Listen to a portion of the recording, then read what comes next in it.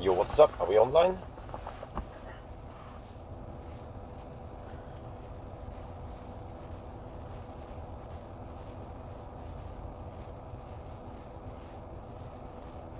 Oh, seems like we are. Wait, chat is working. Oh, the chat is working, okay. Well, Kent. English only. Harmstad Supercharger. Well, if it makes sense, but most likely not, I guess. I think we just have to stop at Helsingborg.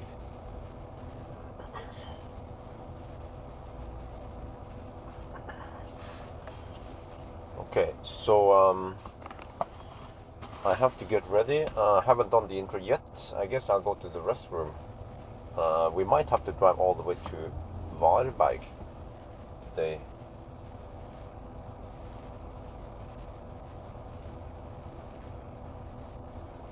We will leave at noon.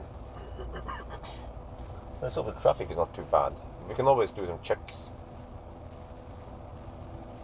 As always. Why is this one not level?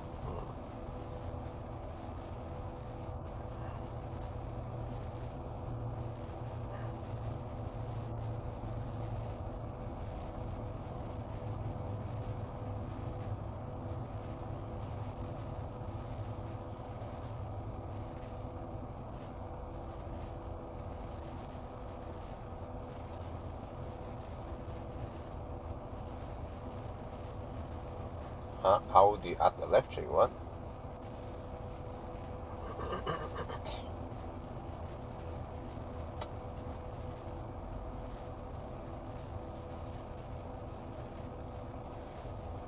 A5 Plus?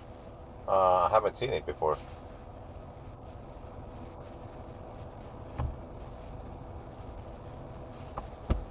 Okay, I guess I'll go to the restroom.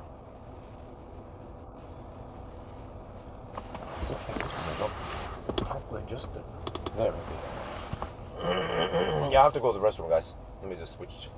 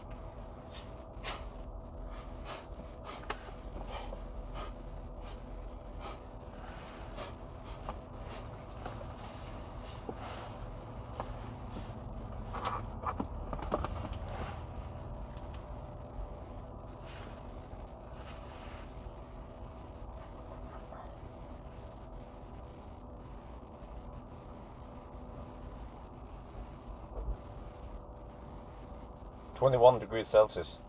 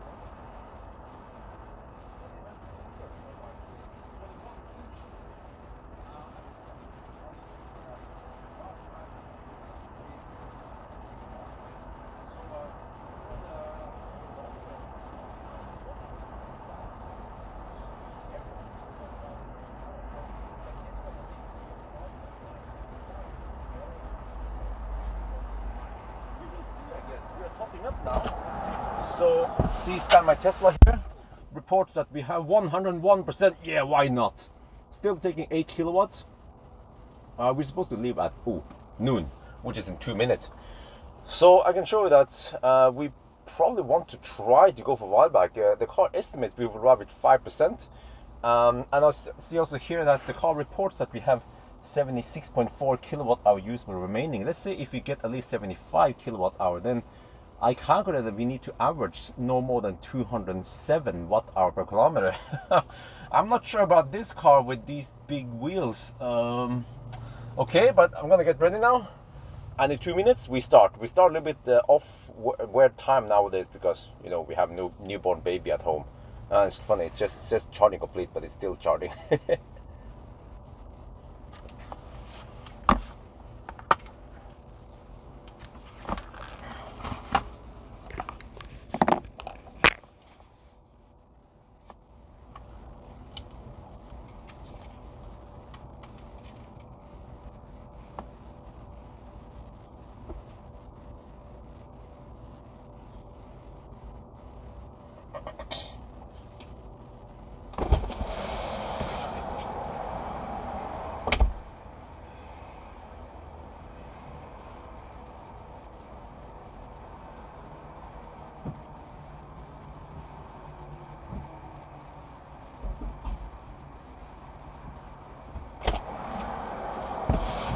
Right. Okay, I have my doubt we can make it to Wildbag. Alright, let me see. Trips. Reset 1000 kilometer challenge. Reset this one. Oh, shit. Get the mic ready.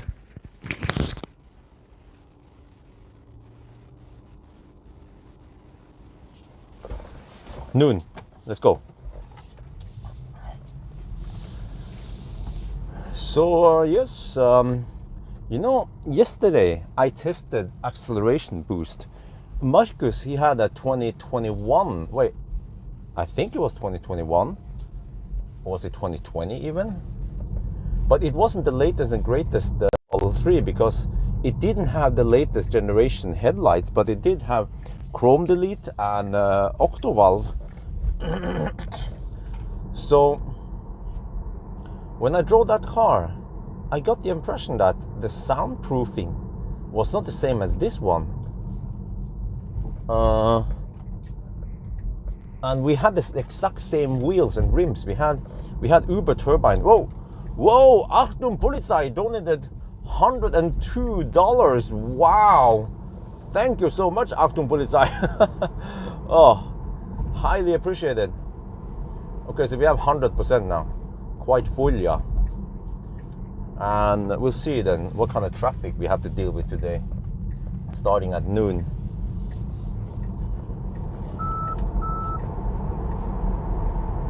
But yeah, like I said, this car feels more quiet than the other car that is just roughly 1 year older, or actually maybe more like 1.5 years older. So I wonder what they did to make it more quiet. Is it every time I drive this car, I'm like, wait, this is pleasant. Did I ever did I measure the noise levels here? I hope I did. Well, or did I? If not, then I have to do it. Not sure which car I measured. No, it was a Model 3 Performance. I did some braking tests, right? And I think I also did some noise test with it. Maybe you guys can help me find out.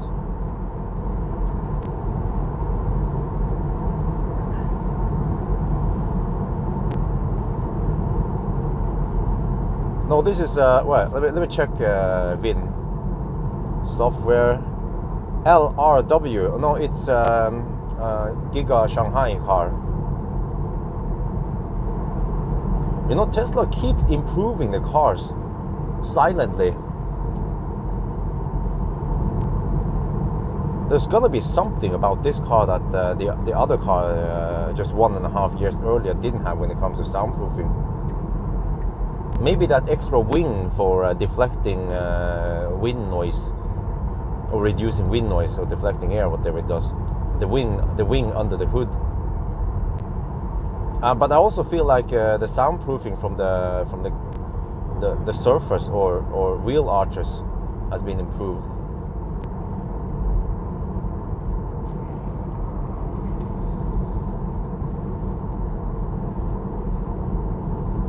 I guess we'll see. The ultimate test is after Varberg, near Falkenberg, the rumble, yeah. Oh damn! See, like, yeah, I can see that Fellesferien has begun, so we have to expect some massive traffic. I guess worst case is we just deduct a couple of minutes. No need to stress too hard. I don't want to be too barely legal. Yeah, but you see, despite having 21-inch wheels, no wait, 20. Sorry, this is 20. Despite having 20-inch wheels, I feel like this car is more quiet than even MC Hammer ever was.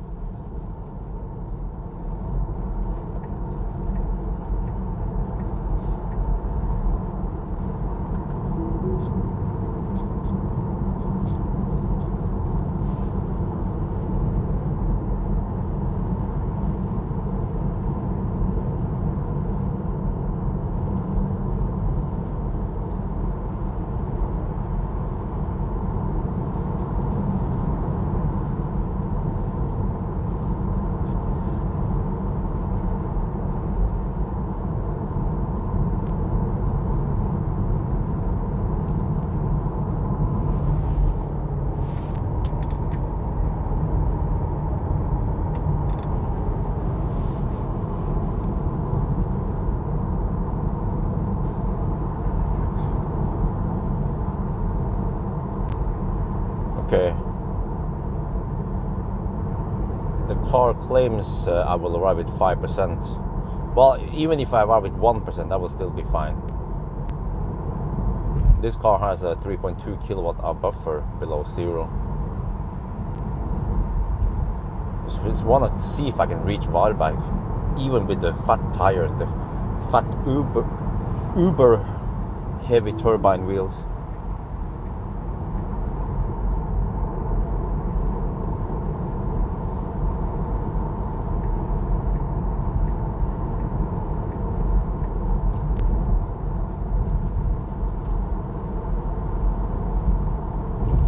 Oh shit, freaking bus. Okay. Oh, it turns.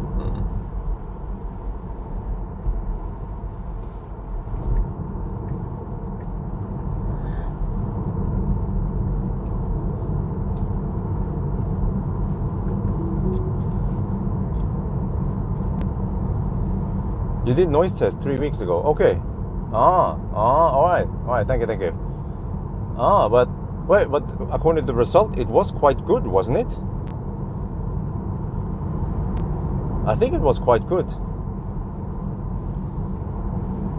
And I was assuming that it's because I've started running on the smooth asphalt on the left lane.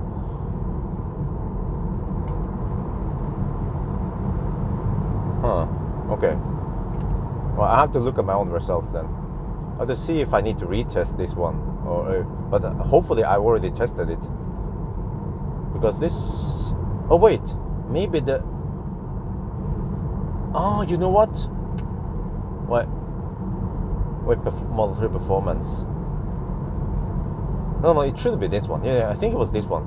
It was this one I tested for acceleration and noise and braking. 87%, but yeah, I think that was pretty good, wasn't it? I wonder if it was close to Taycan with fat tires or something like that. It was on par with the MEB cars even. Because I didn't realize how quiet this car was until I tried that other car 1.5 years older.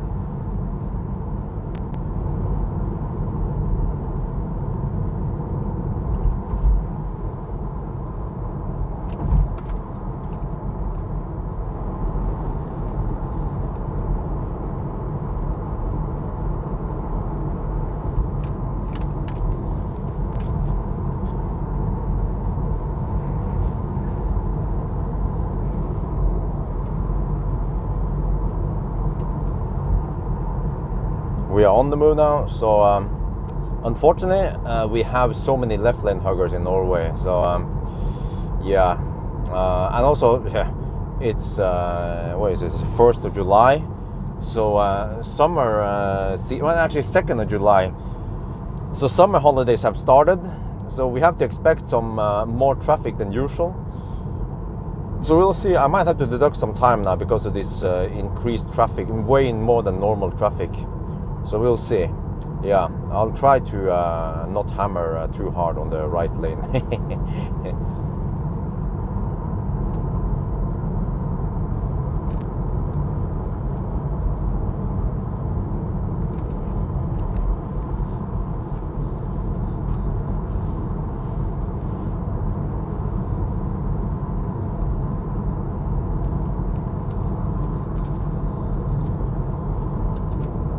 Well, just above Taycan. Wait, above meaning better than Taycan, or the loudness was slightly above Taycan.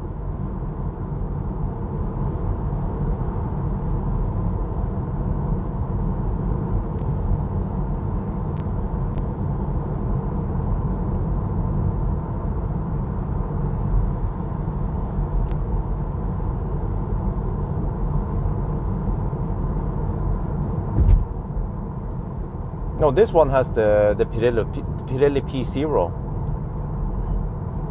Yeah, i4 next week, yes. But this one has the 20-inch Pirelli P0. Can you guys see if I tested the Pirelli P0 noise test? A 20-inch Pirelli P0.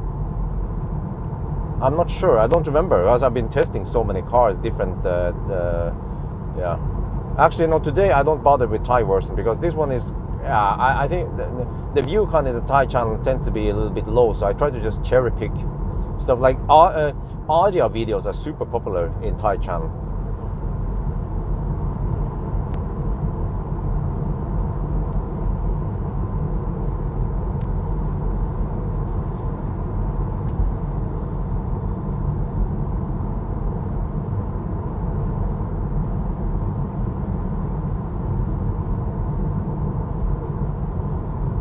But you guys could probably also hear it, that it's not that loud. Wow, but the traffic though. We probably have to deduct some here. This is madness. It's just summer season has started.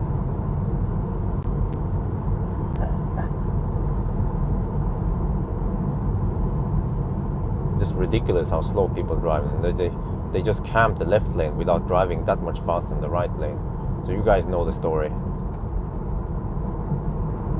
I don't know what package it has, the i4. I will pick it up on Monday.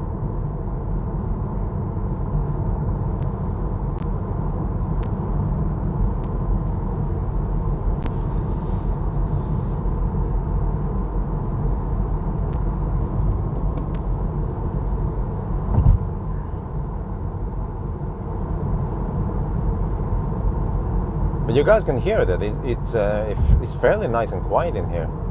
Even now in the 90 zone, then we go 90 plus VAT. Pirelli P0. Okay. So I tested those. All right. But when you said above, did you mean above as in better noise than Taycan, or above as in higher noise level than Taycan?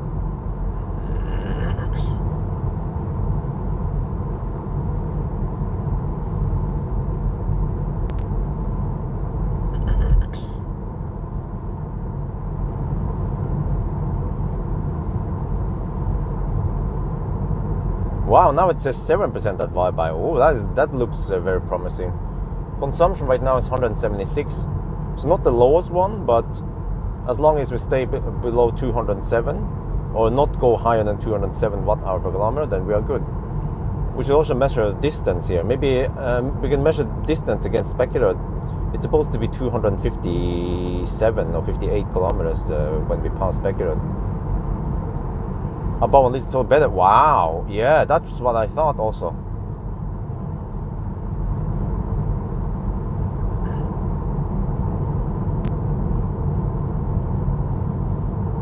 But I just wonder, I have one main suspect, which is the tire.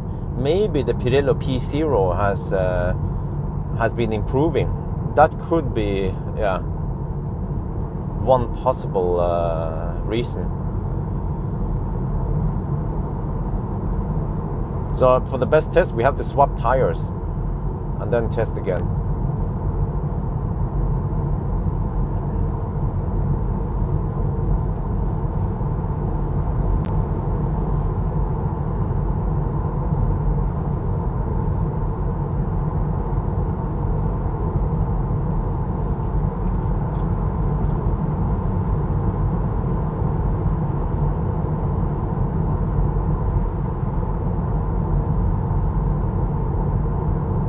But you know, I can kind of hear that these tires, they have acoustic foam, but maybe the other P0 in the other car does not have acoustic foam, because tires with acoustic foam, they have this distinct sound profile. Actually, in general, the acoustic foam seems to reduce rumble noise by several decibels.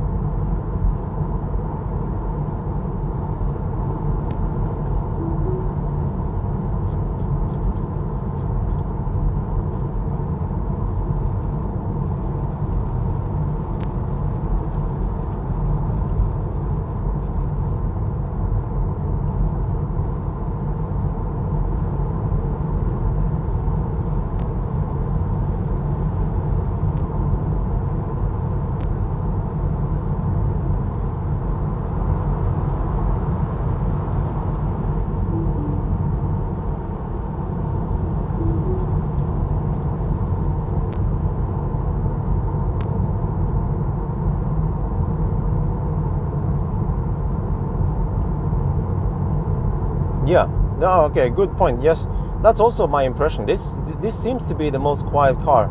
I wonder if the latest and greatest Model 3 long range is better or not. But they don't have the P0. I think they have Pilot Sport.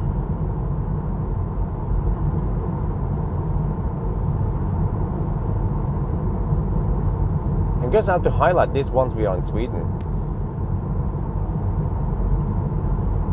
Oh, summer traffic, lovely.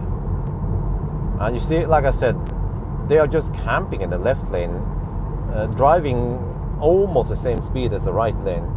I mean, what is the point? Did they not understand how traffic flow works?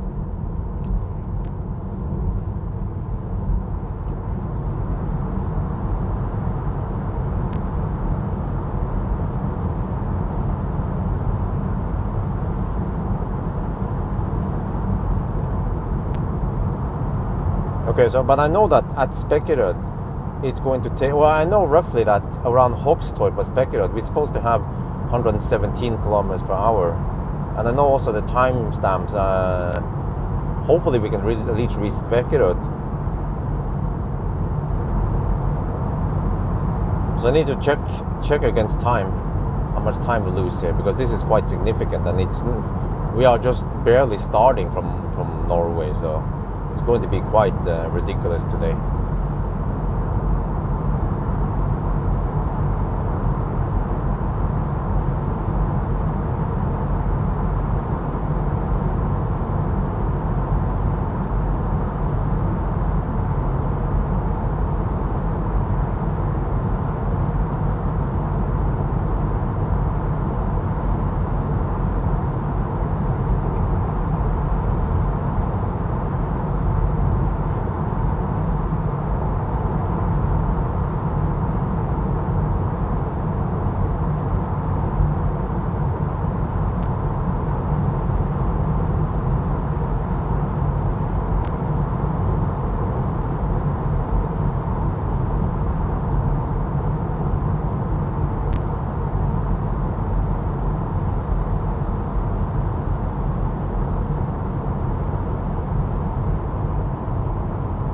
EV wannabe donated $25. You are freaking awesome. Thank you very much. So the purpose of this video is that we need to update the 1,000 kilometer time for Model 3 performance, because the old one I tested, I believe, was MC Hammer, and he wasn't the most efficient one. The consumption was kind of high.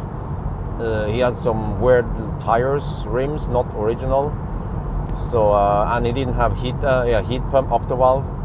So the new one here should be better in many ways. And I should also focus on the soundproofing, because that has been always been a problem with Model 3, but seems like not much anymore. Oh shit, was that Polizei?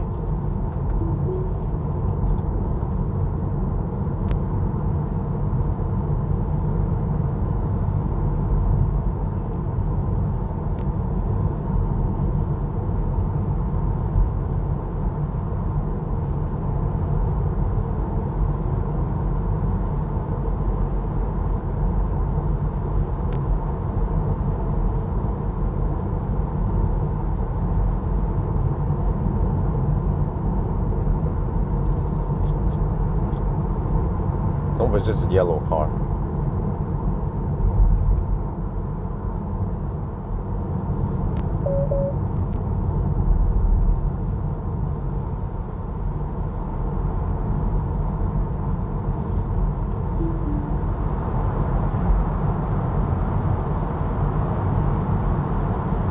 %12% at Vibeback, damn. Consumption is 154. In the true spirit of Tesla, even the performance model is very efficient.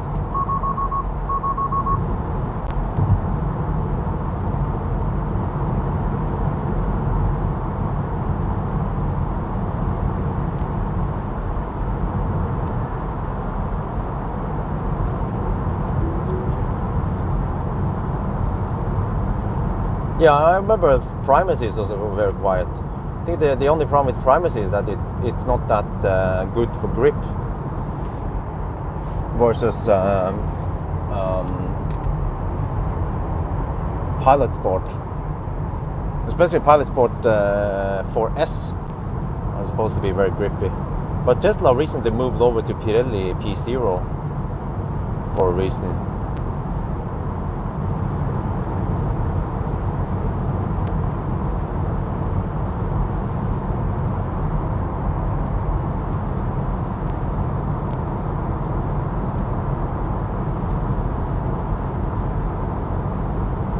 No, this one has radar.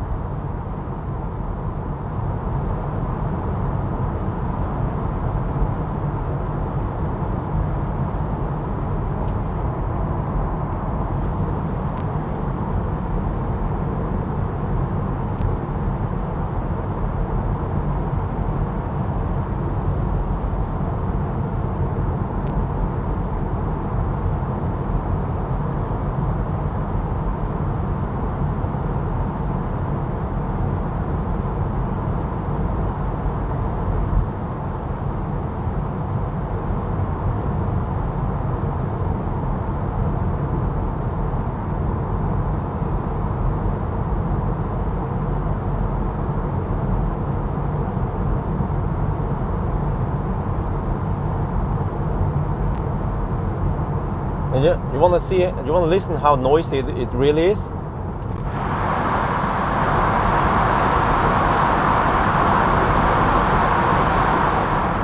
Wait, let me see. Do I have rear? No, that one is still regular. Okay. It's only the Model Y you get the acoustic glass in the rear.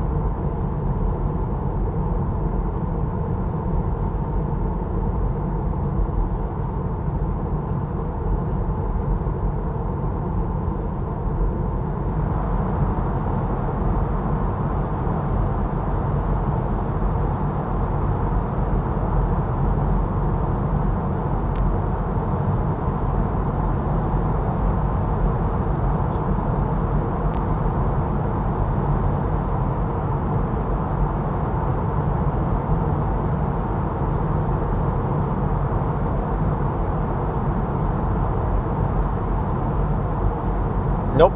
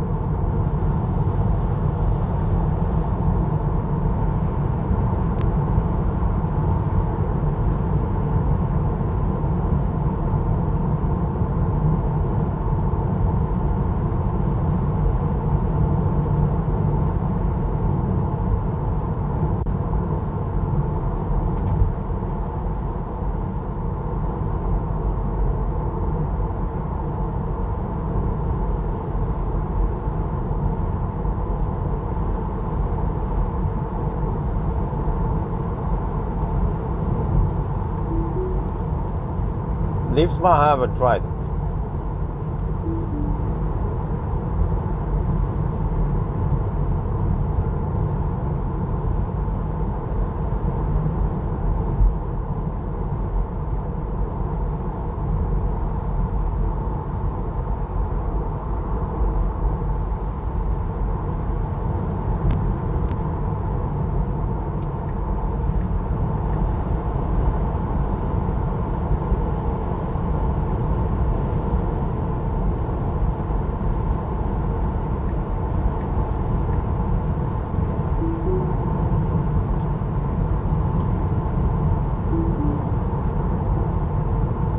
Should I start flashing at people?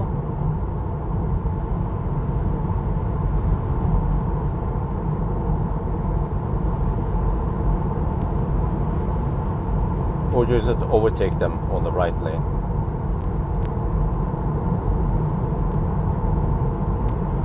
Right, 15% at Varberg now, damn. Consumption 164.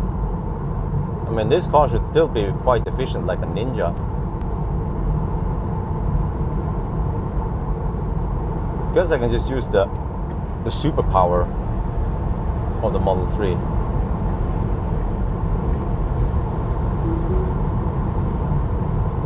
Of the performance, I mean.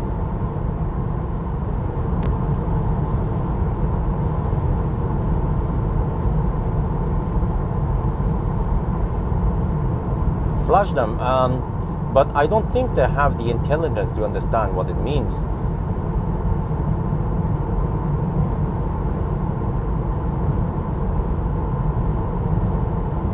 Or they might act in an uncivilized way, even if I flash at them at the distance.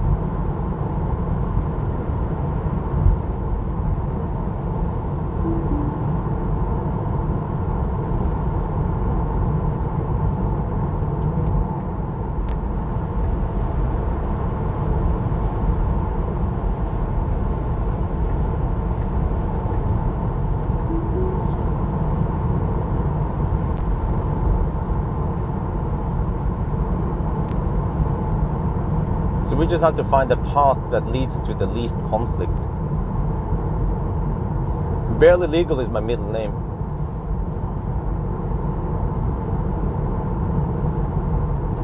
Now 15% would be kind of bad, because then I won't be able to hit 230 kilowatts. Or 250. I don't know if this car hits 250 or not. But I'll be happy if I can ride on 230 kilowatts for a little while.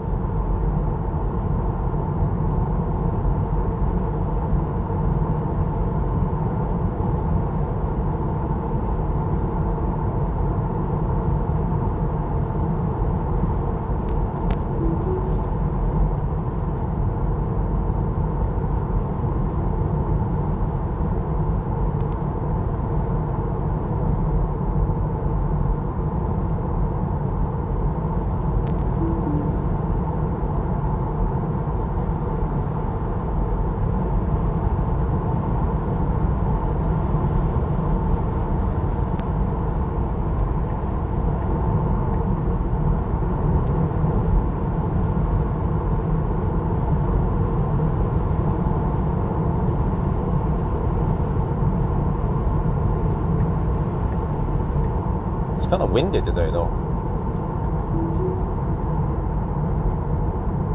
Consumption 169. Nope, least conflict means undertaking them. Talk about this many times before.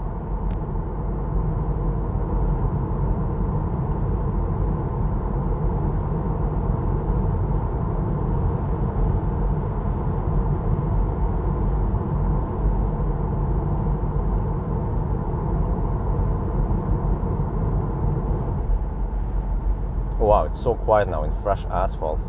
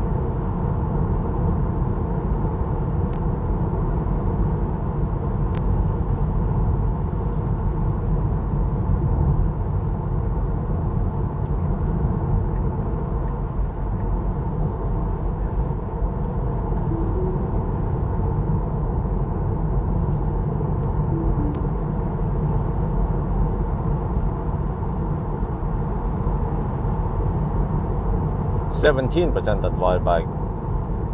Just keeps going up and up now. Consumption 169, 170.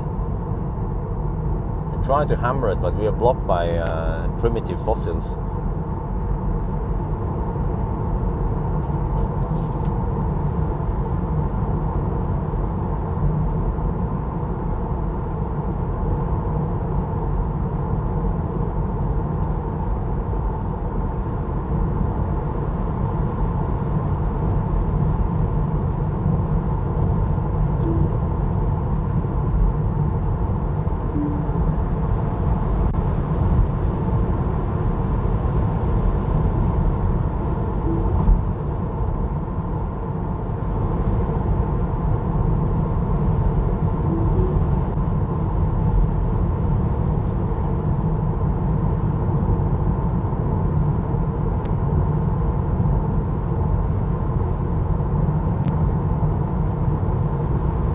Okay, 14% environment now, so it keeps adjusting.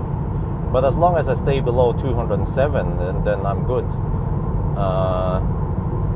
And I guess, yeah, the consumption will be really low past Gothenburg. Nope, I'm not mad. Why do you think I'm mad? Just because I explain how Norwegians are, then I'm mad. That's not really the case. You must be new here, Mr. A.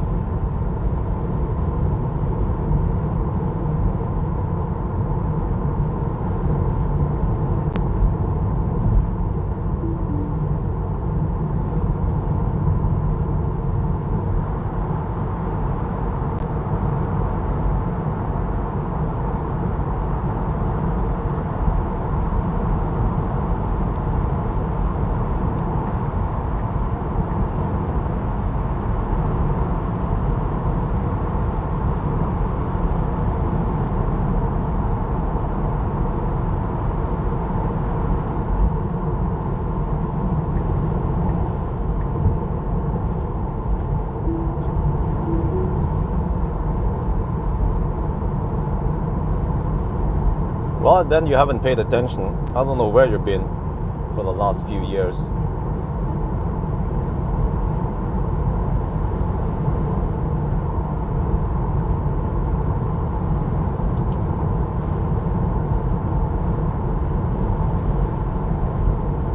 Yeah, oh, I forgot we have headwind on the way south now.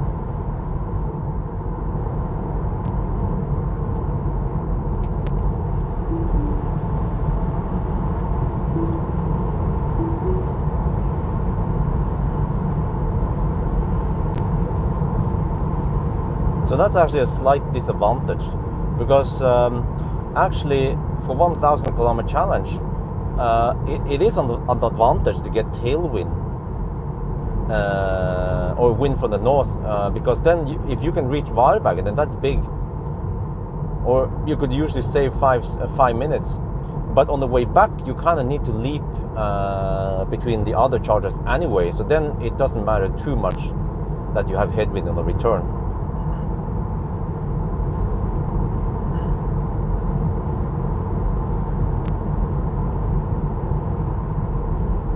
Yeah, but hey, you're really new here, because if you haven't seen me drive like this, then you haven't paid attention, or you're just new here. You might be new in the main channel, but you're new. I mean, you might not be new in the main channel, but in the live channel, then this is not new. Trust me. End of discussion. We're at 14% at arrival now. 173 consumption.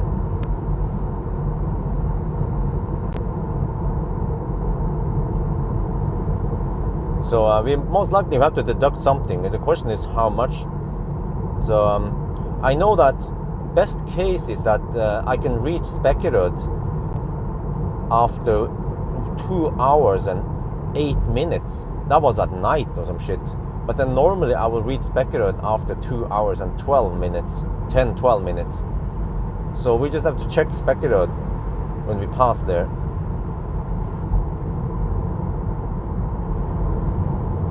But yeah, strong headwind. But fortunately, we have one of the most efficient EVs out there.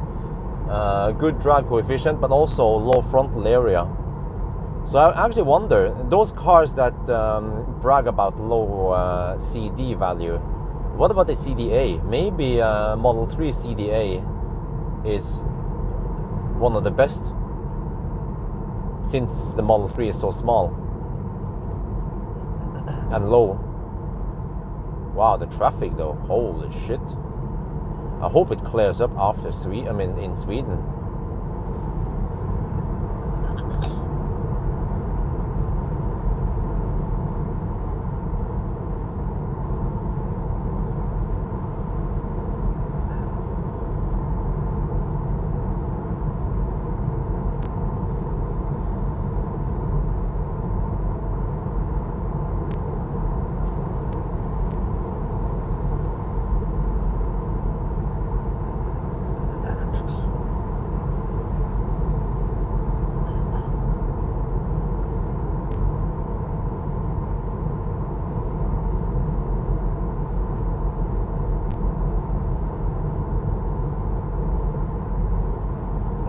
You can't see it, but we have roughly 100. We have 99 left lane huggers in front of us. The whole left lane is just clogged. The crazy thing is the left lane is more clogged than the right lane. That's how it is over here, unfortunately. And like I said, the left lane is driving more or less the same speed as the right lane, which is pointless. If people don't want to drive fast, they should go in the right lane. So all the fast people go in the left lane, and then we improve traffic flow and we improve the efficiency of this motorway. But the way we utilize it now is quite bad, silly. But these primitive human beings, they don't understand how traffic flow works. Same goes for roundabouts, unfortunately.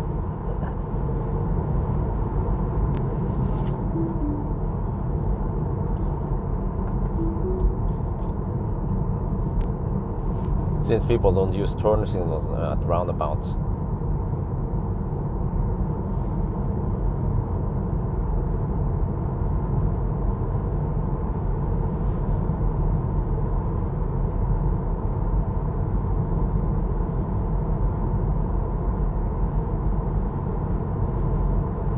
No, it's not really like that, Aaron Stark. Let me explain how stuff works in Norway. Norwegians, they just like to hug the left lane without even wanting to overtake. They just hug. You guys have seen it over and over. They just float in the left lane, the same speed as the right lane. Even if the right lane is available, they just hug in the left lane. That's what's happening right now. Many of these left lane huggers, they just camp there for no reason. It doesn't work like in Germany, for example. But like I said in the video, we have way more traffic now because summer holidays just started. So, but no stress.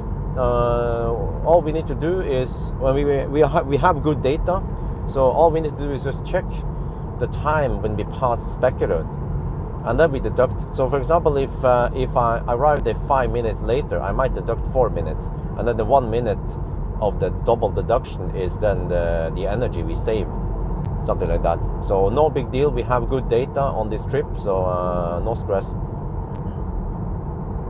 Okay, I can tell you that it's 100 zone and we are doing 85 kilometers per hour.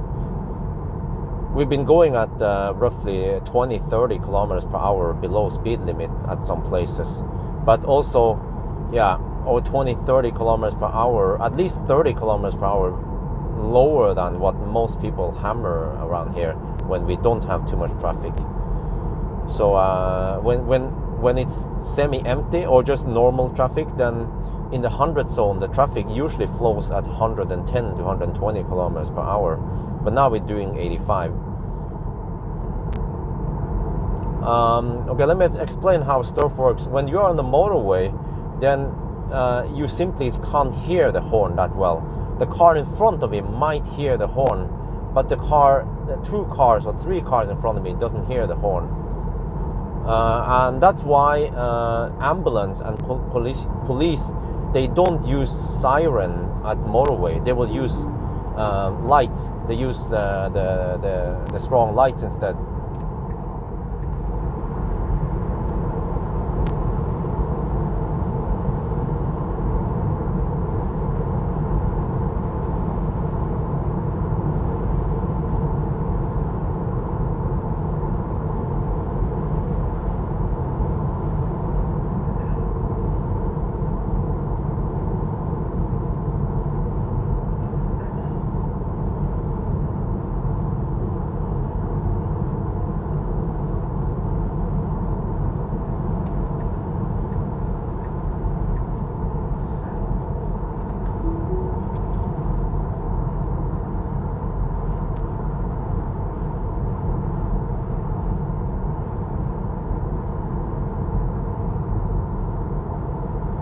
And now we're doing 90 kilometers per hour in the 110 zone. But whatever, like I said, no problem. We just deduct once we pass by Spekkerud. Or actually, we have to check. But I will do 1 checkpoint at Spekkerud and then maybe another checkpoint at Varberg, because I know roughly that we need 2 hours from Spekkerud to Varberg. Maybe 2 hours and 5 minutes, I don't remember exactly. So we should be at Varberg after roughly 3 hours and 15 minutes. So if we are much later at Varberg, then we just correct for it. Just like we correct for everything else, traffic. This is, you can consider it like a very long baustelle in Norway.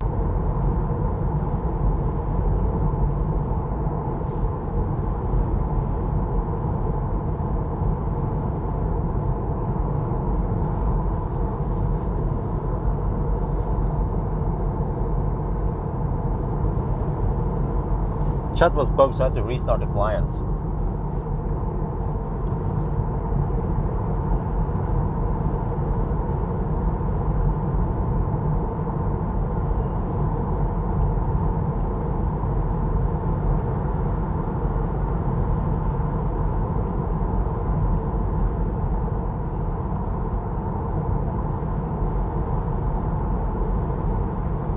Consumption 171. 17% at Varberg. Wow.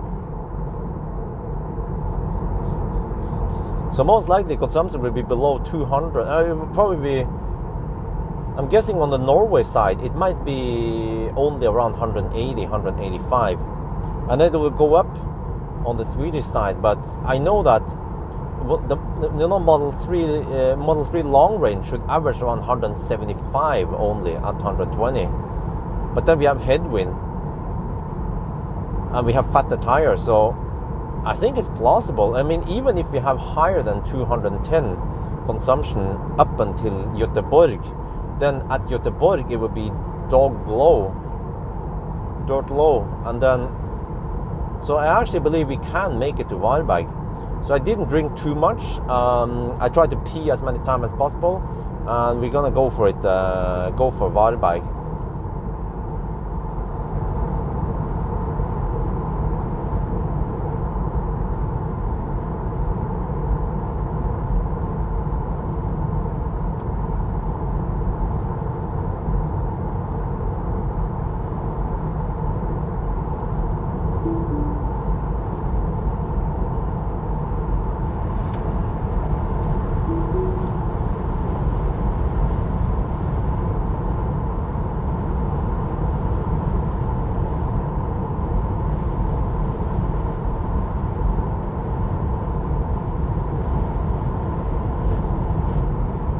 Well, I can feel the wind.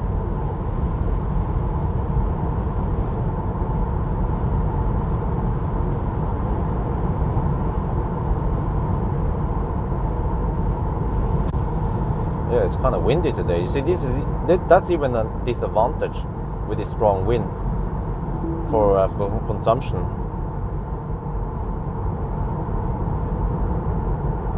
But it's hot though, 23 degrees Celsius outside.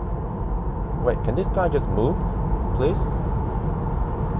Okay, I mean, normally I wouldn't flash, but maybe I should in some cases. Like here.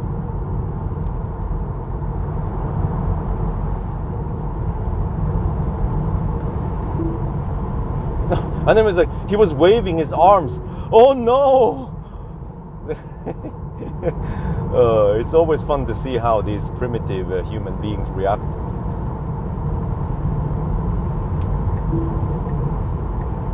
Like, come on, dude. If you read the traffic here, you will understand what's going on.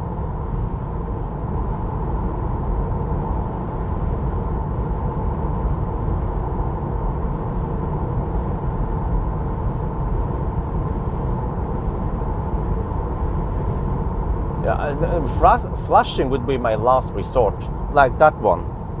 But normally I would try to undertake, because then you don't upset people. It's kind of funny, because if you undertake someone, then they don't care. But if you flash at them, then they wave their arms at you. And there was also one time I flashed at someone,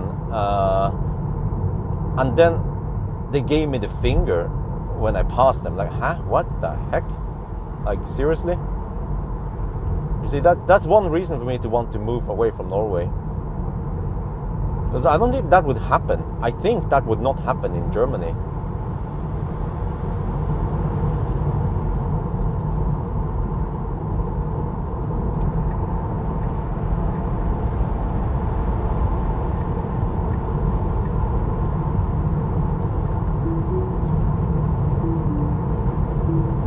I should try to limit my undertaking, because if I drive slalom around here, then someone's gonna call the police.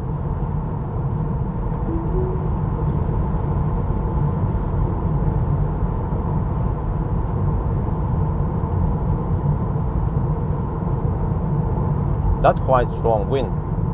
And actually on the you know what? On the way back, the wind will actually calm down. That's usually what happens in the evening. So you see, I get the disadvantage on the way south, but then I don't get it back on the way north. And it's either way, it's a disadvantage since it's quite strong wind.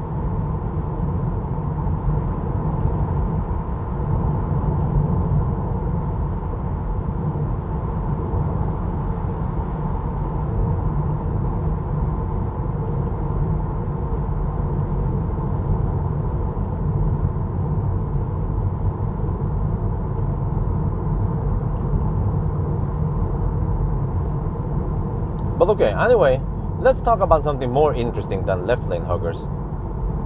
So we have this årsregnskap, or whatever you call it, annual. Oh, I see what the problem is. Yeah, the reason why it goes so slow is because we have those freaking RVs. When the RVs overtake trucks, you know, the RVs drive at 100 kilometers per hour, and the trucks drive at 90. So then it takes freaking forever for an RV to overtake a truck, and then we have 50 sedan passenger cars stuck behind the RV. But yeah, so nowadays I'm working on reporting everything for the 2021 year.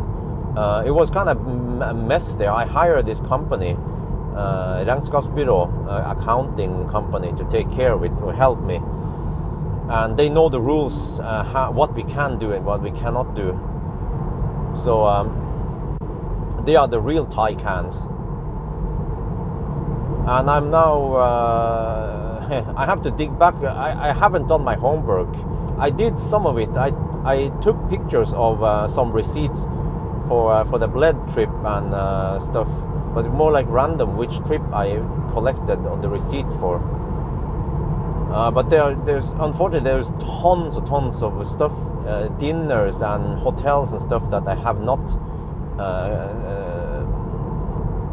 kept the receipt, and that's why I don't have proof and I cannot write it off as expenses. But at least the bled trip, I kept all of it, so that's good.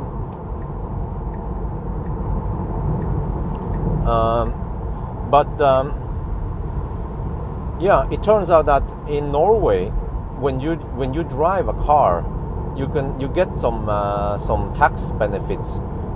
They call it kjøregodtgjørelse, and this is according to the law, according to the accountant people. I can actually write off 3.5 NOK per kilometer.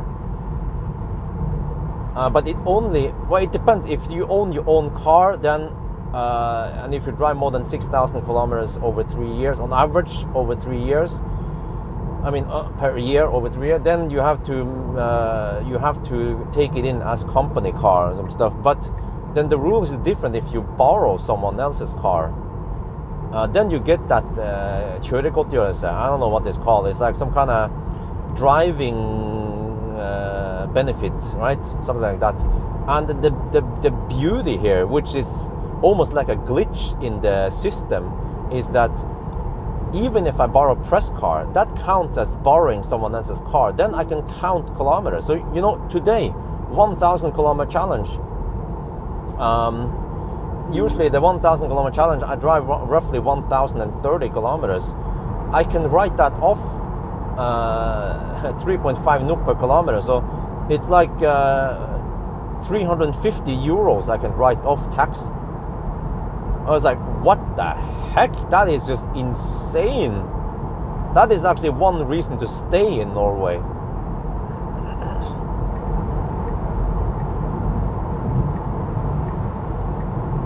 And for 2021, I drove over 100,000 kilometers.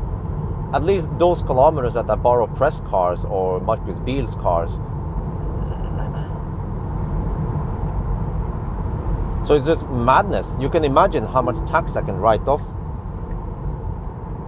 And then I'm looking at the expenses. I tried to recover. I've been working hard trying to gather all this stuff. I should have, of course, done it last year, but then I wasn't sure about everything.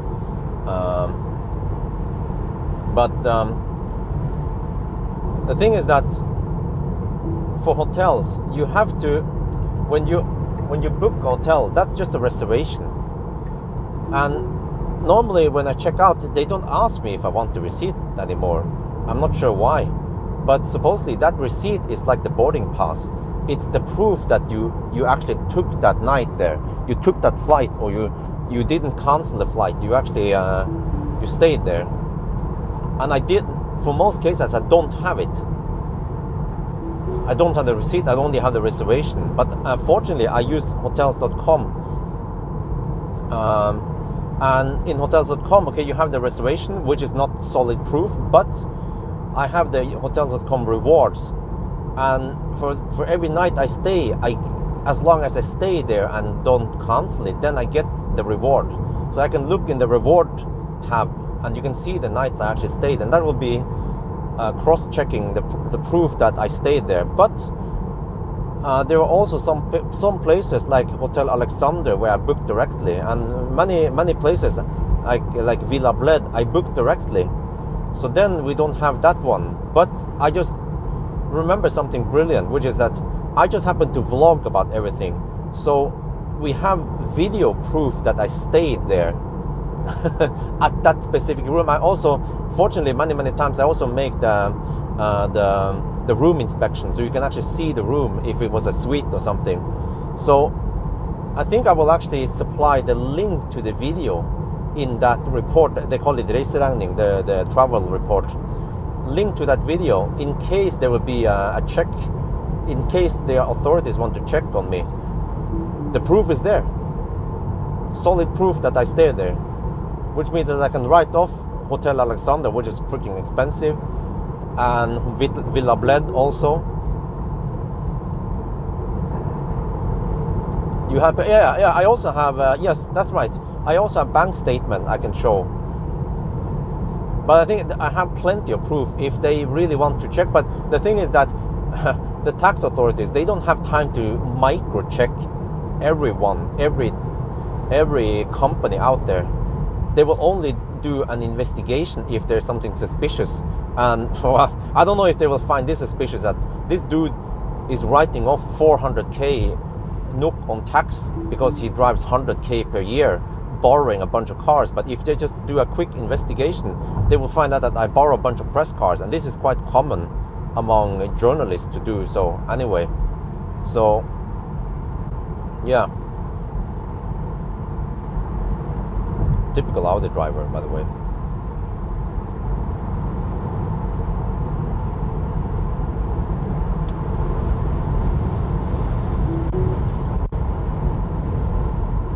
So it's interesting. I've been doing some stuff. Yes, yeah, but like I said, Jos, if you haven't paid attention, lately they don't ask me for receipt anymore. So I thought, okay, maybe we don't need receipt. Well, supposedly we need it. So from now on, I will take a receipt and I will just take a photo of it. But I find it kind of silly that you book online, right? I'm not a fan of printing everything on paper nowadays. There should be PDF receipts instead. But for some reason, hotels.com, they don't provide you that. But there should be some kind of PDF receipt.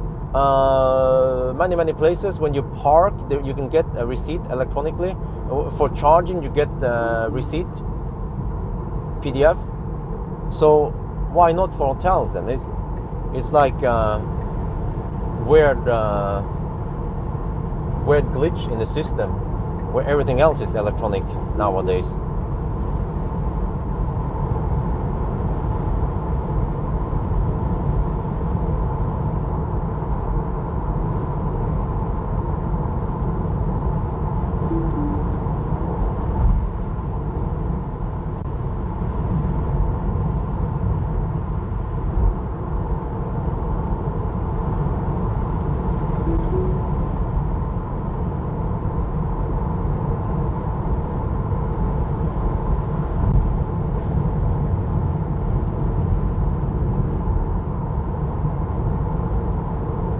And you know, I also talked to some of the, I just went to that ARIA event at Stockholm. I talked to some of the other journalists, and they say, hey, they also do that if some of them, they have a company, they also write off all the expenses. Of course they do that. That's by law, you can do that. You are allowed to write off expenses as much as you can.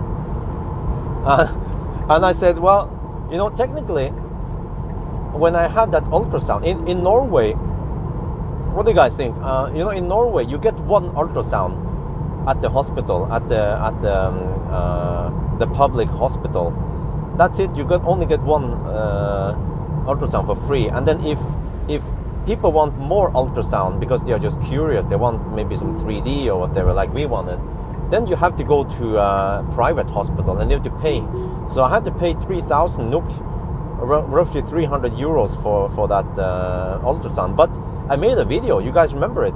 I made a video, I showed the baby, I was like, oh, I was so excited, oh, look at that. And then, so according to some of my friends, that is 100% legal, 100% legit, that because I made a video about it, then I can write off the ultrasound as expense for making that video. I was like, what? Do you guys think it sounds fair?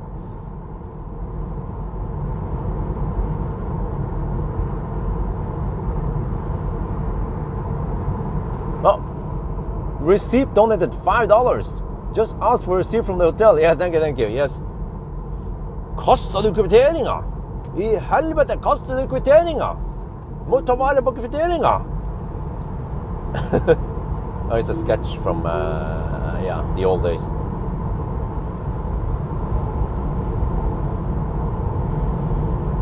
Okay, 11% at Varberg. Consumption 183. Yeah, this headwind is really hard on the consumption. That's not fair. Well, okay, well, but if you think about this, if you understand how the rules are, then yeah, and also think about this also. I actually wanted to make a video. Okay, you have to know more subtly, because when we went to that hospital, the public hospital that we could get ultrasound for free, they don't claiming the ultrasound wrong, but okay. But listen, guys, all right, listen. I have something very important to say. Invoice paperwork. Well, that's the thing. I don't have the receipt. I didn't keep it, so I'm not going to claim it as expense. But I'm just saying that technically it should be okay. Because listen, I have a very good point. When I went to that public hospital where you get it for free, when I asked them if I can film it, they said no. I was like, huh? We can't film our own baby? No, you can't film it. I was like, well, okay. But when we went to Aleris, then they were like, no problems. You can film it. So that's actually one very good argument to pay to get that video, because otherwise I would not be able to get that video, and I wanted to show my audience that video.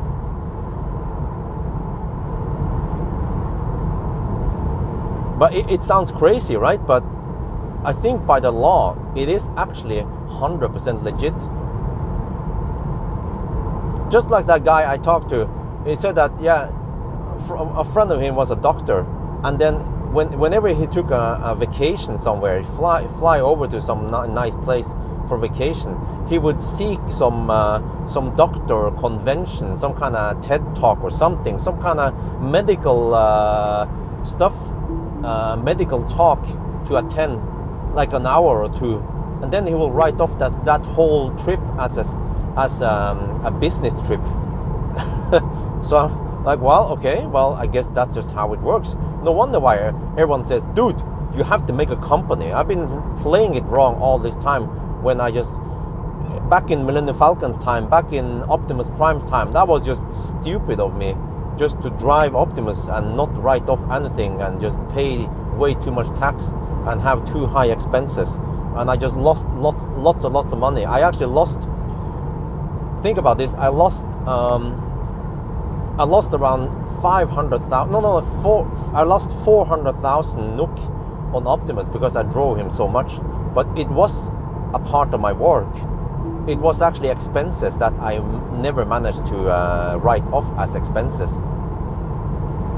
So that's actually unfair, because I had to pay the tax for everything I made with Optimus, but I could never write it off. But we are in the progress of back-writing expenses, because the law in Norway also says that when you create a company, you can get up to 5 years before you created the company as startup time, like establishment time, and then you can also get all the expenses written off. So that means that I created the company in 2021. So I can count back to 2016, and that's roughly when I had Millennium Falcon Optimus Prime. But then I don't have any good proof. Well, I have a Google timeline, and I have the distance and where I have traveled, and I know roughly. Well, back then I used my own car, so we can figure out something. But with the help of that company, they know the laws. They can help me figure out. But that was a bit disappointment, because when I asked the government, I emailed Skatteetaten and asked them about this. They gave me just a weird, vague reply, as if they didn't want to help me. As like the message from them was roughly that no, this is not possible or some shit. I was like, huh? But it says there in the law, 5 years. So then I just stopped bugging about it. But now I realize I should pursue it and get what I claim, what I have the right to claim. So I find all this stuff interesting to understand more about how the tax works, and also how to run my company, that I've been doing it wrong for the last 5 years.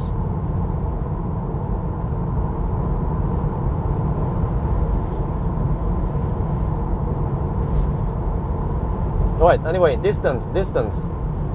Oh, it says 113 kilometers.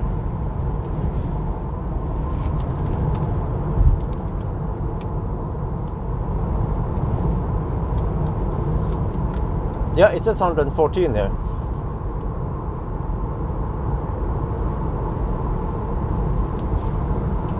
Which means that this car counts distance correctly. Might even underreport a bit, because it was 114. So it could be 113.5. Let me wait until it's 115. Yeah, they're 115. Okay, well, we can do another checkpoint. For example, at Varberg, it should be 361 something at Varberg.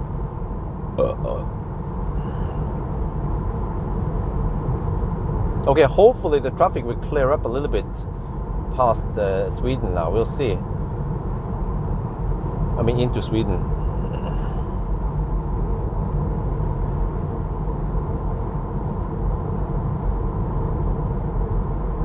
Well, I don't know about the whole Germany, but oh, what is this? Ah, okay. It's this one again. I think I need to be on the right lane then, because they're going to.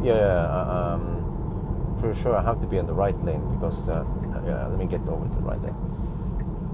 I'm going to take the right lane. The left people will avoid left lane because there's somewhat confusing signage. No, but like some people claim that, oh, but you already decided to move to Germany. No, I wanted to move to Germany. It sounded very promising, but by the end of the day, I had to find out. Like I said, I will try that 1 month, 2 months, see if it works or not. But we could also do another approach, which is to oh, is that going? Which is to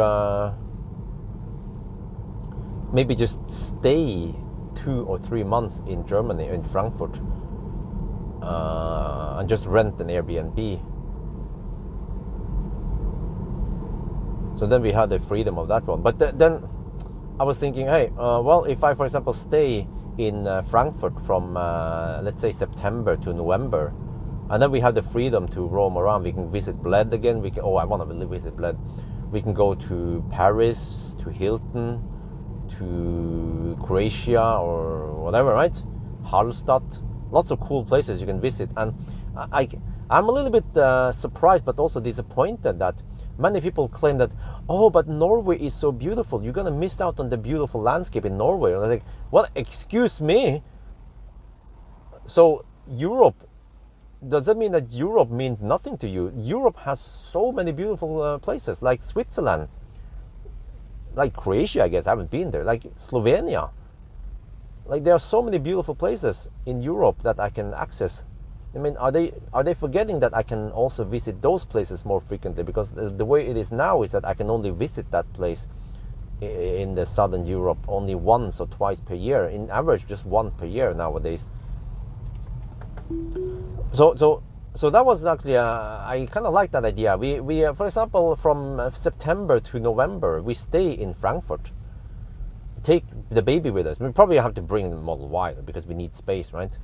And then actually from November we can just travel straight to Thailand, and then we can stay in Thailand or from the 1st of November or something like that. And then we stay in Thailand for a couple of months, and then we move back to Frankfurt, right?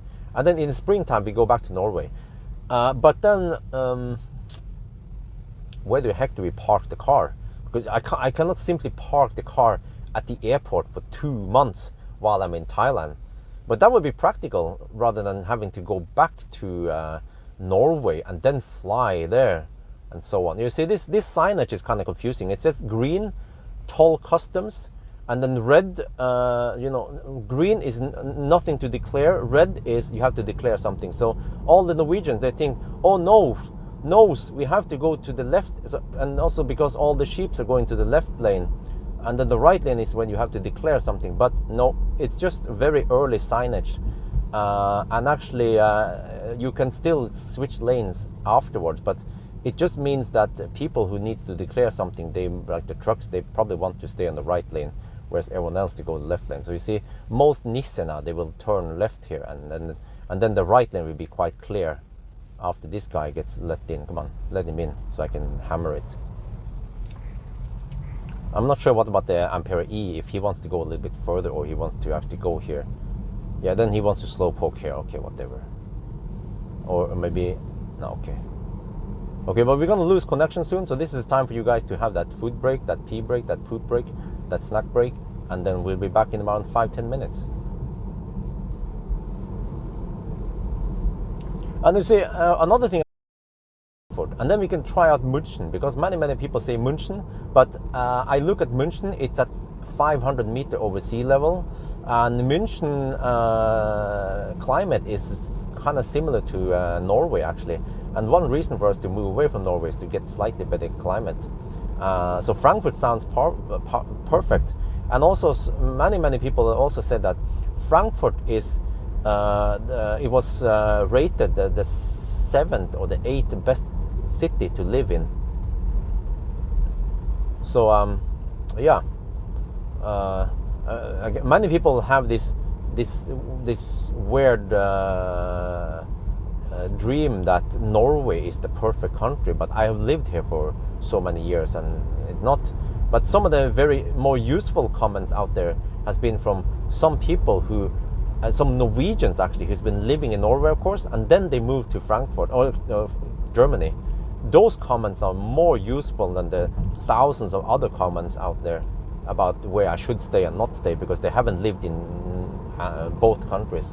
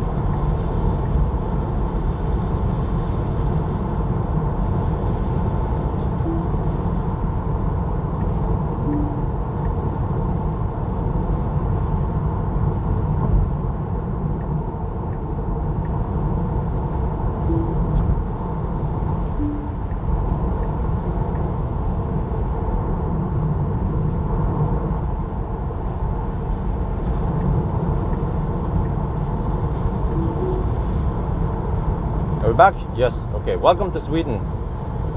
Still kind of heavy traffic now, as expected. But I also expect that the traffic will ease off after Strömstad, because I think many people, they have cabins around here, Grebbestad and so on. So yeah, we'll see, I guess.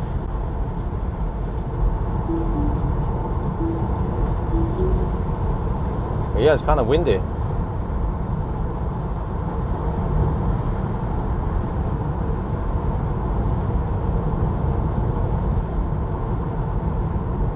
Consumption 194, 5% at Varberg now.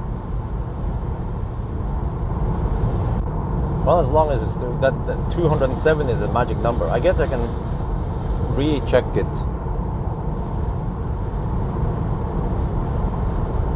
once we get closer.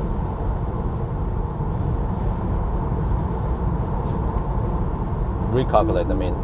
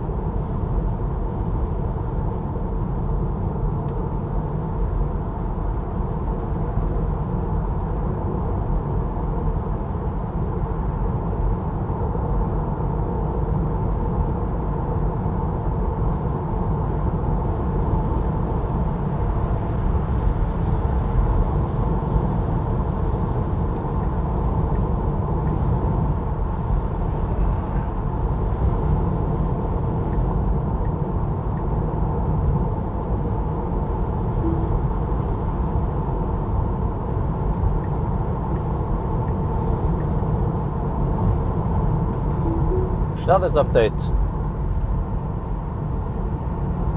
134 kilometers done, 196 consumption, 65% left. 5% at Varberg. That was the worst part, getting out of Norway. But then I guess traffic will slightly pick up closer to Göteborg. But we just have to deduct.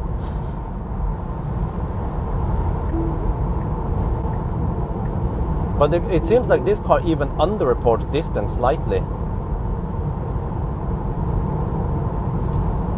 Well, I should have it, right? In my notes somewhere. Here, I have it here. Yeah, actually, I counted it as 100% accurate.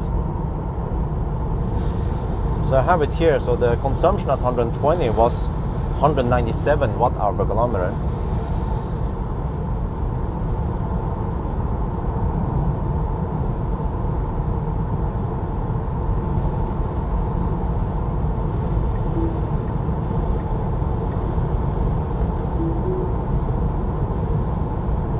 Didn't cost me nothing because I borrowed it from Marcus Bil.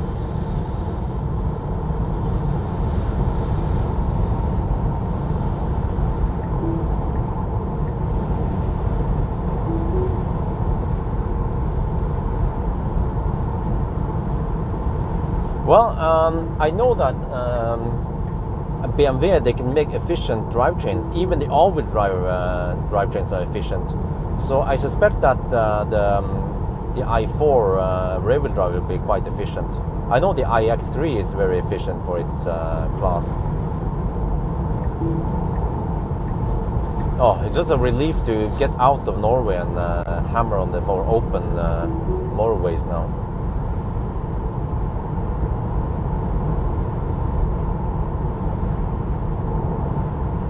Consumption 198, 4% at Varberg. I guess I could bail out at Kungsbacka. If I decide to go to Kungsbacka, then I can go for Helsinki. No, it's called again.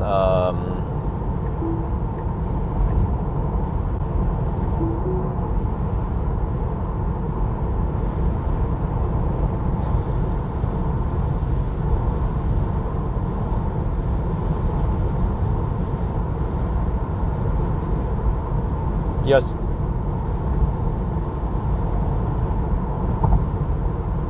Halmstad, yeah. Then I could go for Halmstad. That could kind of make sense. But then after Halmstad, then I'm not sure what I should do. But I want to ride on V3 and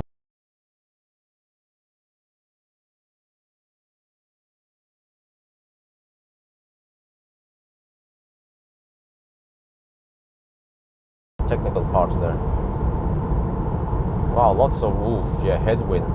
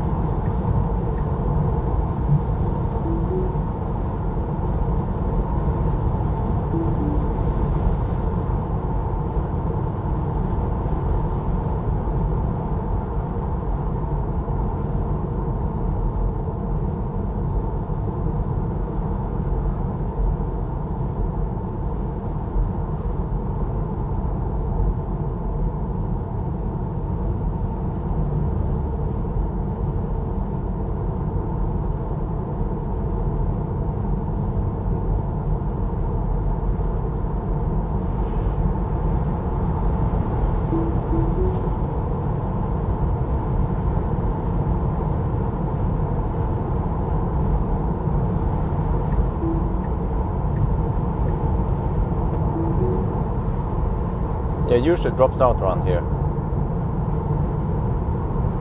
So I still have no idea how fast this car will be. So I went the Norway route, I believe, with MC Hammer when I set the 9:55 time. That was... Wait, did I do it with a performance? I don't remember. Maybe you guys can check for me, please. Someone who is... No, it's actually not that noisy. The problem is that we have quite strong wind here. If you look at the wind turbines, or you look at the weather map, you'll see that we have quite strong wind. But like I measured in the noise test, this car is actually on par with Taycan. Think about this, the Porsche Taycan.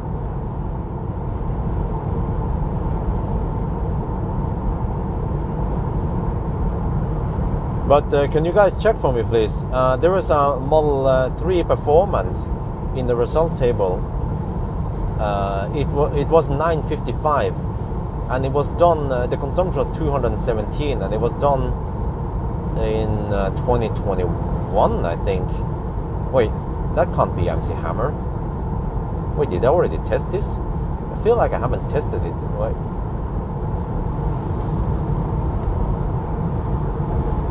Maybe I don't remember it correctly.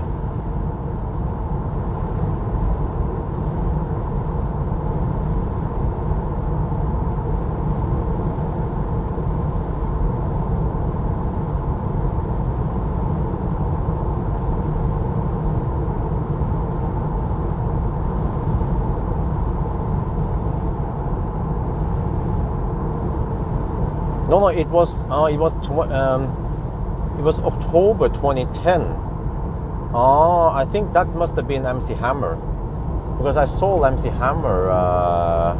No, wait, when did I sell him again?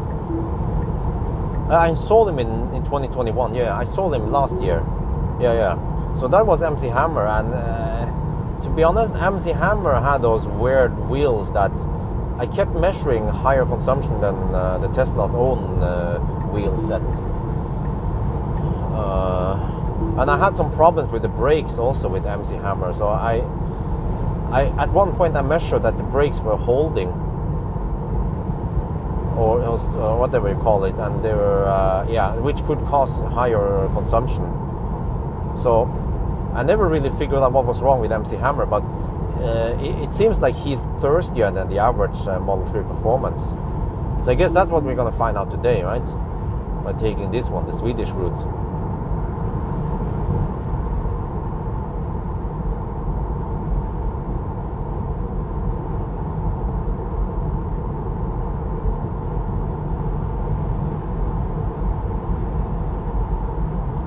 Opel Zafira diesel. Nine. That's the kind of car that tends to burn.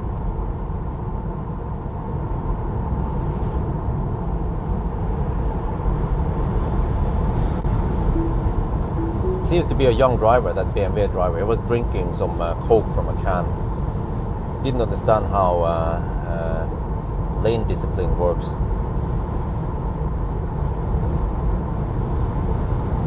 Yes, exactly. Like, I experienced the problem with brakes, so I understand the purpose of drum brakes.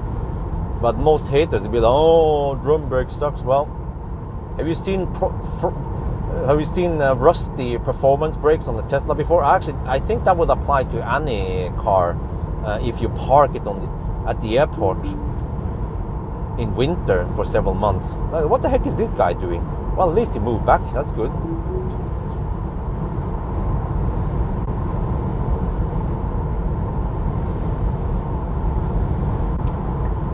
Upcoming iX6. Well, I don't know too much about it. Volkswagen Aero, I have a video about it. You should watch it.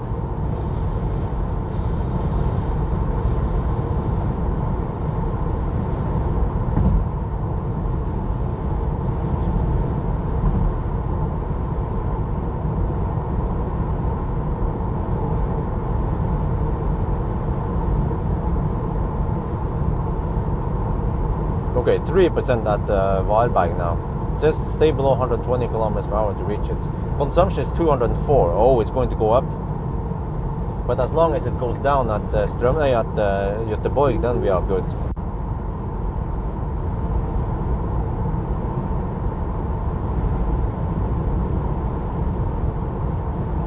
I guess I could bail out at Ionity Spekkere, but we have to expect some Laderstad there.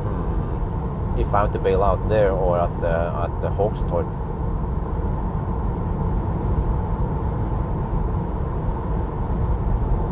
But yeah, I think the Koreans, they do a better job of making efficient cars. So the Ioniq 6 would probably be a freaking ninja. But I still feel like they haven't mastered heat scavenging as good as Tesla. So in winter though, I still think the latest and greatest Model 3 and Model Y will be king. We should try again. Yeah, we should try again with the eGMP platform versus the latest Model 3 or Y.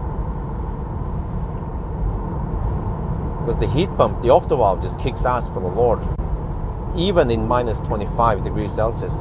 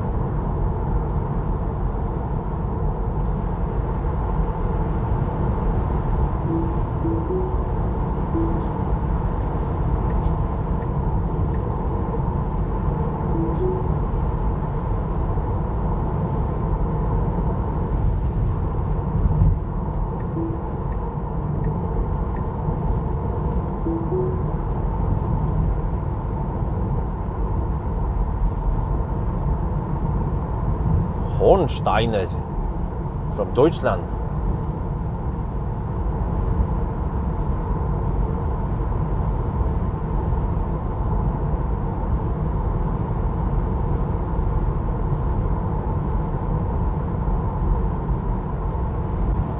How we rate the noise? Well, I have a video about it. It's called Noise Acceleration Braking Test on Model 3 Performance. But like I said, this one is on par with Porsche, actually. Very impressive. And I didn't notice how quiet it was until I tried the 2020 Model 3 Performance. Oh no, Model 3 Long Range.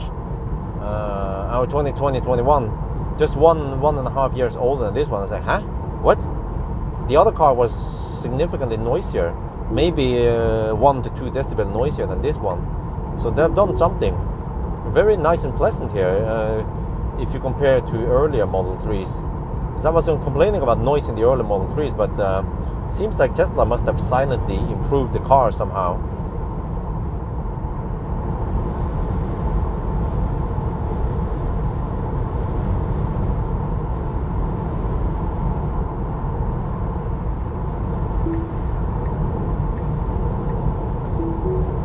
Well, consumption 206, but it doesn't seem to go much higher than that. It doesn't skyrocket.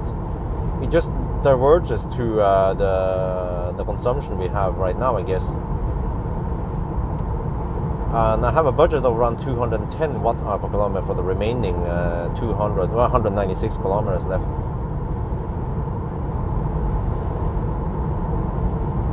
So I guess we can do a checkpoint at Spekkeret. Wait, I have to decide now. Do I go for it? I think I can go for it. My gut feeling says I can go for it.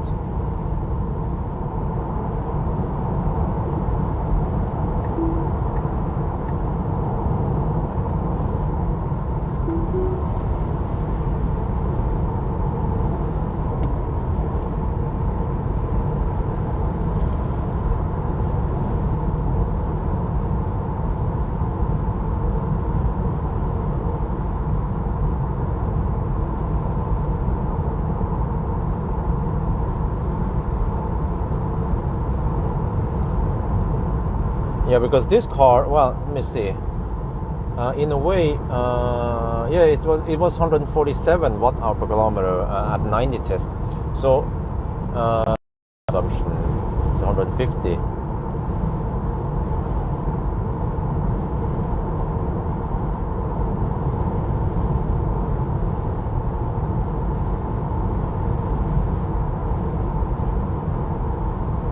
Comfort here is very good, and also actually I like the comfort in the 3 better, in the seating comfort, because it's more laid back, whereas the Model Y is more upright. And I have to say the suspension and everything here also feels nice. I think I need to make an ASMR driving impression of this car, because I've done it for the SR Plus, but I haven't talked much this one. And I have to highlight that Tesla has been improving the cars. This one is very different from MC Hammer, and it's just 2 years difference. We have better soundproofing. We have that wing. Maybe I should show it. Also, there's a wing under the hood to improve noise. Probably better soundproofing or something. Yeah, Octovalve, of course. And it seems like even with 20-inch wheels, it doesn't kill my spine when I go over bumps.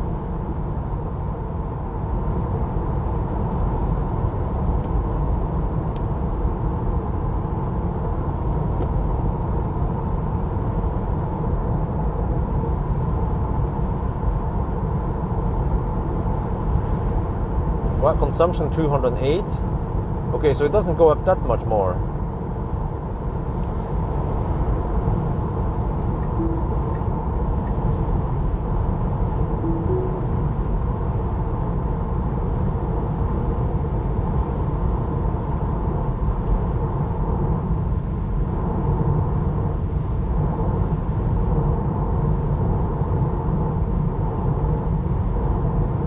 I estimate that the consumption will be 200 at Varberg, which means that we should arrive there with roughly 5% maybe, or well, let me see, let me calculate it. 200 times.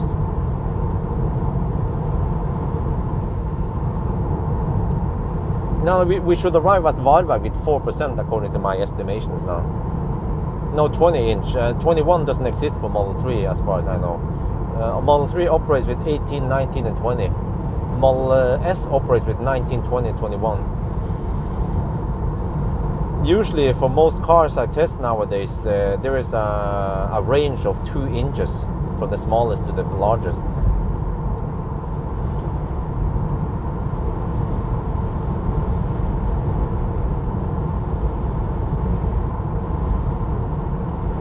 Det er mugga i. En som undfall. Kaputt Auto. Yeah, that's more like it. Kaputt Auto. Oh, some tires just fell off.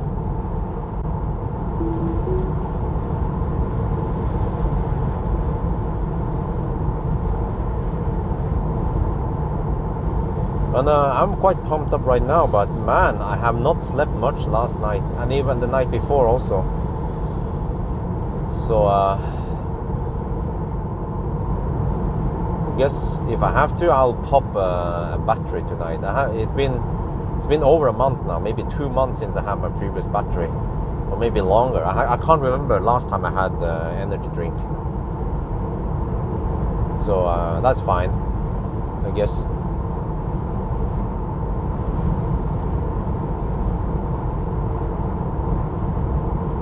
And I also brought some bread and some fruits with me, because I don't expect to have too much time at Varberg for eating. Yes, the suspension seems to be slightly softer here, so maybe for tracking it's slightly worse, but for comfort, perfectly fine. And it seems to be better. Because I was complaining, even with 19-inch wheels on MC Hammer, I was complaining with harsh suspension. But here with 20-inch, it's still quite acceptable. The best deal would be to actually put on 20-inch on MC Hammer and then drive him a little bit, and then drive this one to feel how it is with ride and noise and everything.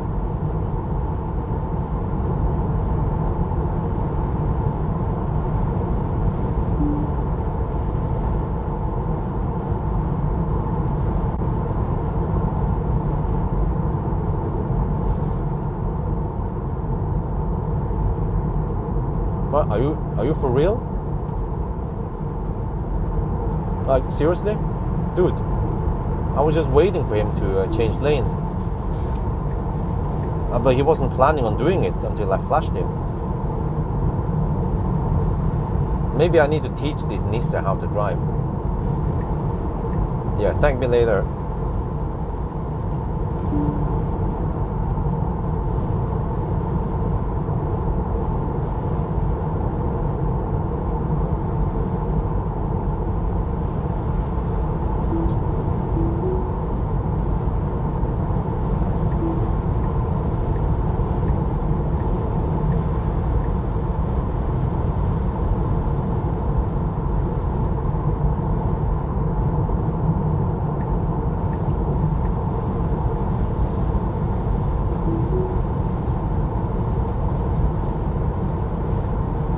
Yeah, this is way more traffic than normal. Just wonder how bad it will be around Gothenburg.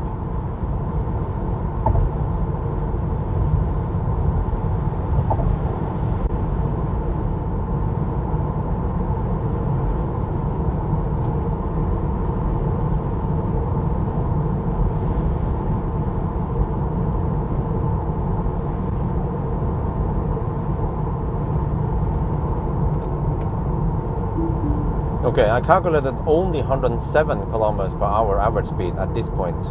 That's quite low. It should be more than 110, closer to 115 by now.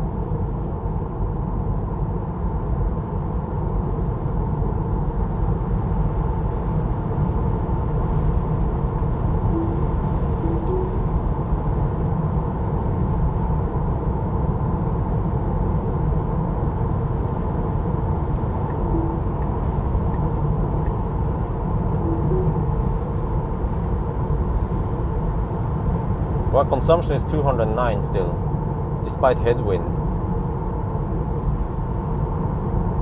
Yeah, I suspect that consumption here should be better than MC Hammer. MC Hammer had ended up with 217, and that was even on the Norway route, I believe. It was 2020, and 2020 was the year where I had lots of Norway routes because of COVID.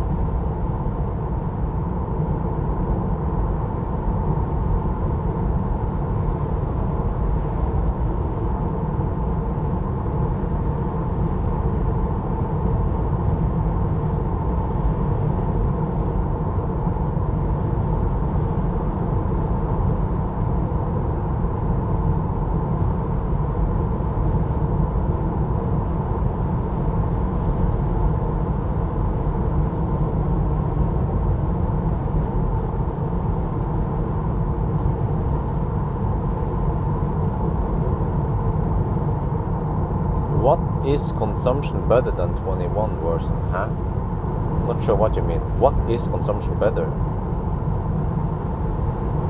Did you mean what?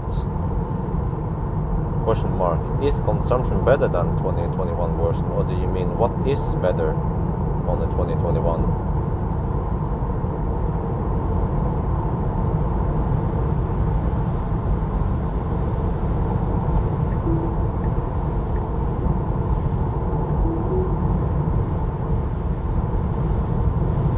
Man, it's such a pleasure to drive around with autopilot and Tesla. Oh, no Laderstad, well, except for Helsingborg, maybe. We'll see. Maybe I'll visit Halmstad. It's supposed to be fairly close to the highway and everything. But then when I look at the distance, it doesn't make sense to go Varberg Halmstad. That's too close. And then Varberg, Helsingborg, Halmstad will be too far again. So Helsingborg is actually perfect distance.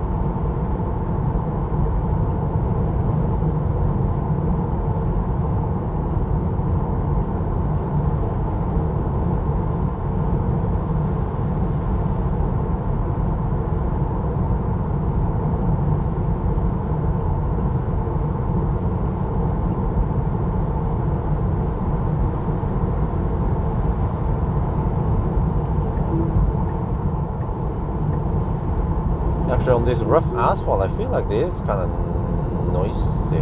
Well, it could have been worse, I guess, but yeah, but it's not as quiet as, for example, ID5. That one was very impressive. I like the car, except for maybe that it's Volkswagen. Well, it's one of the better cars. It's one of the cars I would consider buying if I need something like that. Yes, radar.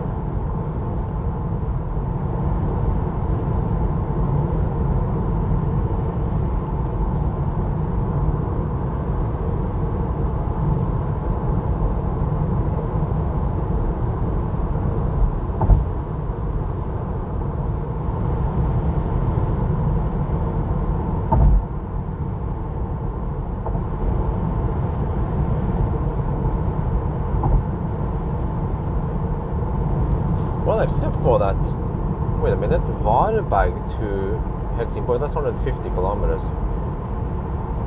So if I average, let's say 220,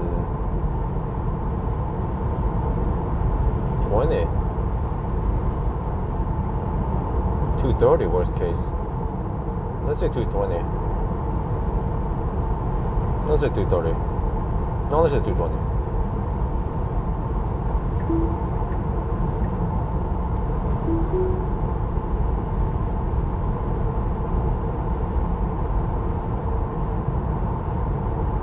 Then I need only 44%. I need 50%. Even 49 would be plenty.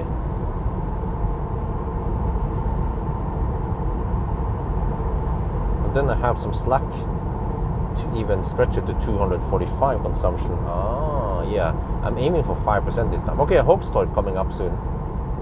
So it's supposed to be 199 kilometers here, right? It's 195. Wait. What? Where are you guys? 196 now.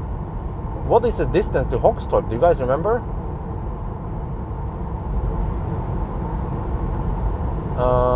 We're at 196 now. I think at the Hogstorp spot it might be 197. So it could seem like this car is slightly underreporting.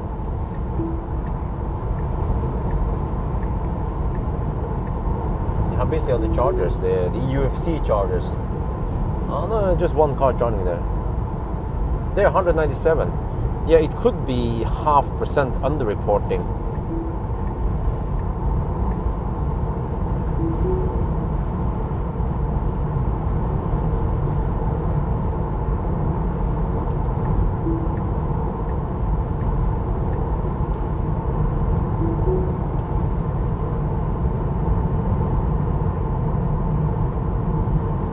Okay, average speed 110 now. It's slightly better. Still have to check it against Spectre.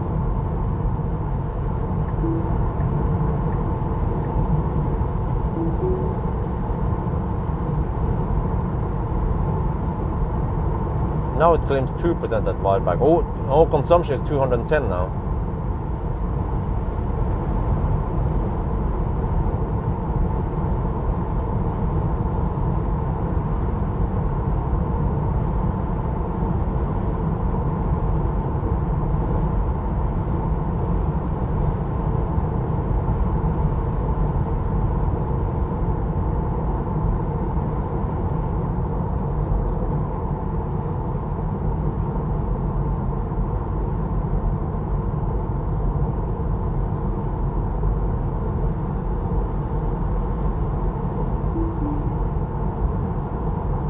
Wait, are you going to camp there?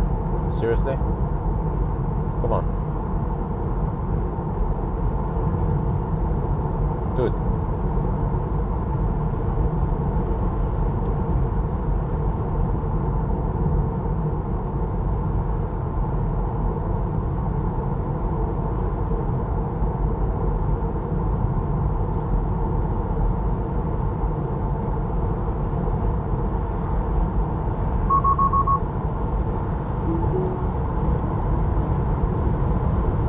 The regular Circle K. Okay, I'm down to 43%. Car tells me to stay below 150 kilometers per hour to reach the endpoint. 2% now at the Wildbag. But we have to drive slow through Gothenburg anyway.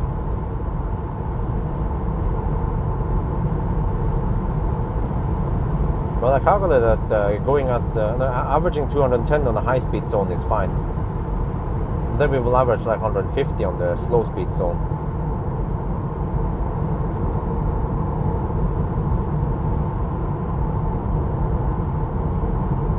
This is the Moose Bridge. Well, on the opposite direction.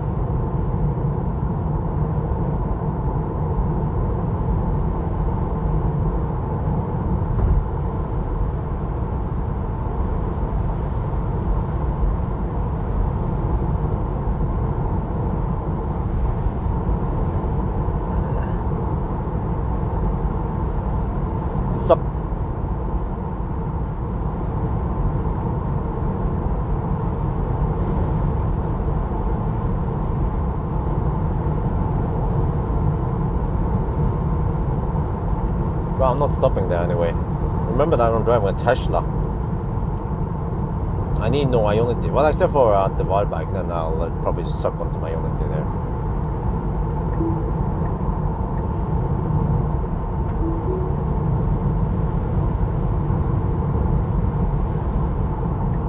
Well, unless I go for Halmstad. But then... I think that's too far away.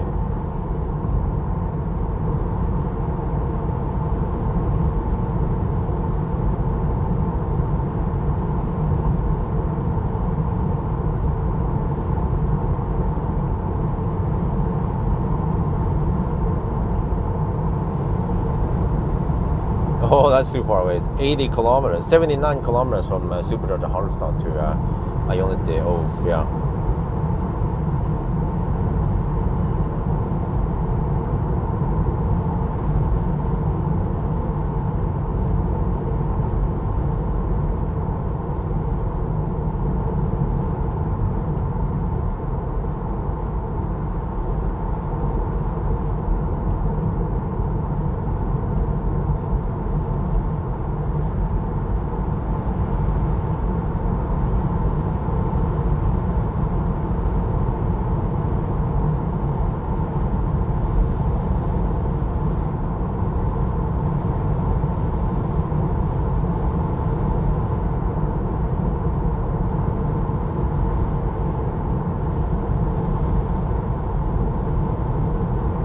Well, you have to understand that lots and lots of people are waiting for Giga Berlin Model Ys, that's why. And also another thing, G-Man, is that Tesla decides which cars are going to be delivered. So the reason why not many Model 3s were delivered was because Tesla didn't deliver them, you know? You can't just go to the store and buy a Model 3. You have to order it online, then you have to sit and wait, and then Tesla decides when they want to ship those boatloads. So people, many people don't understand the difference between ordering a car and getting it delivered.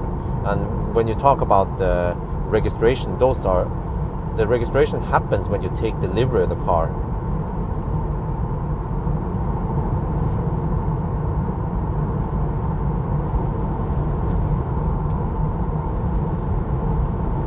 Okay, this is Hogstorp, I mean.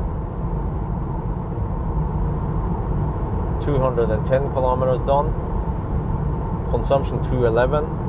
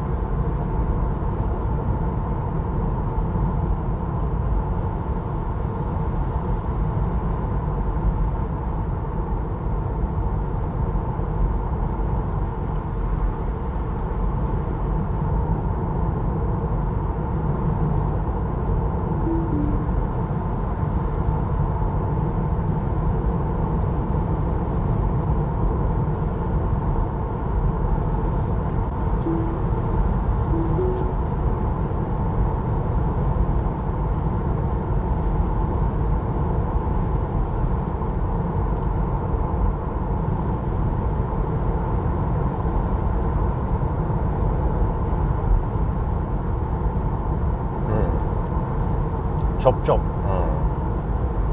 Well, no chop chop for you.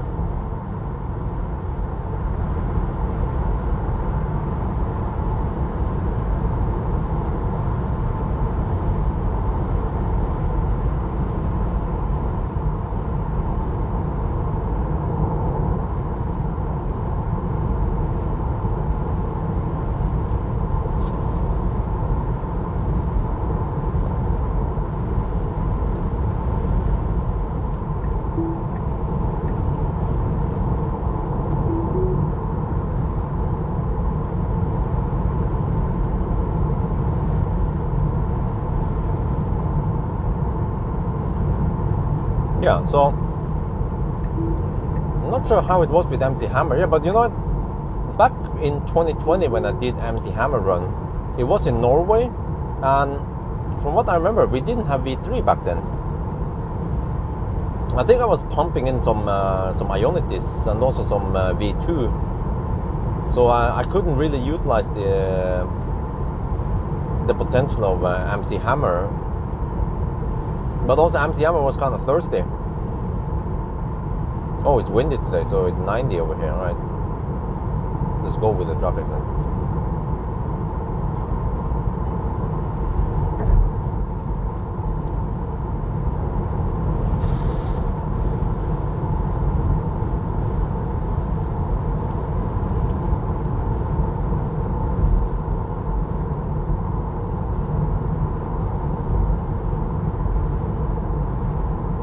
Dacia? Nope.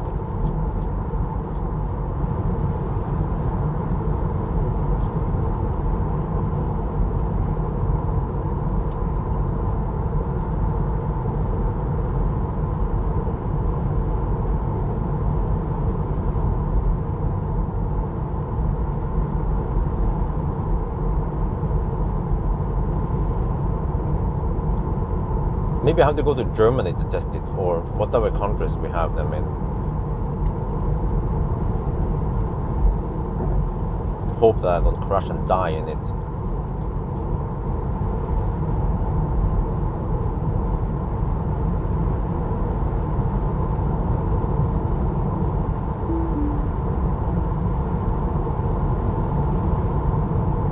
Well, it just had to be a Norwegian who were just moving over to the left lane for no reason and then hug it.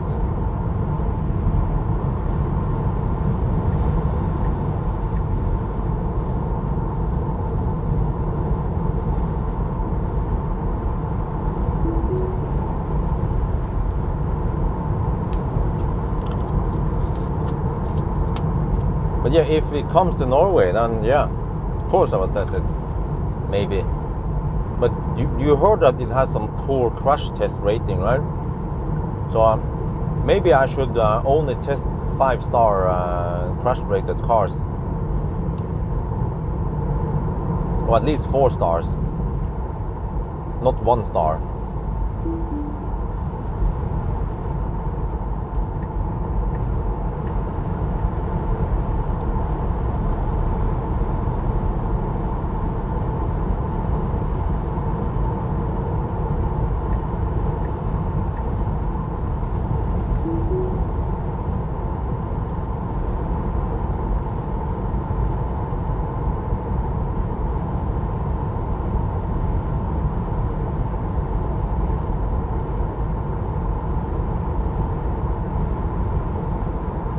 Okay, side win. Alright, thank you for the update. But not too strong over here, okay? That's better.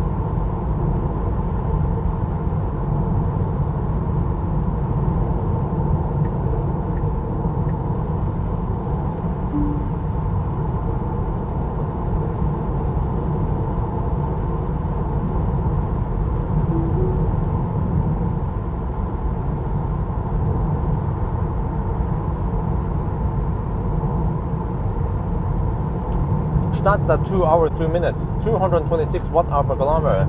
No, sorry, 210 watt-hour per kilometer, 227 kilometers done.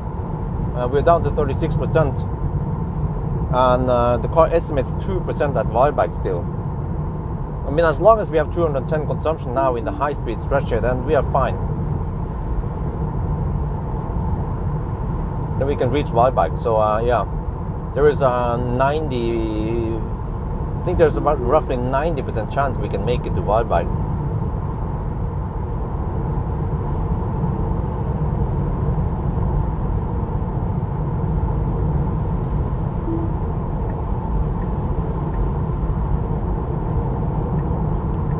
Yes, I have YouTube Shorts. Have you watched it yet? I have a very cool one in my channel. Just check it out. It's a door slamming mix.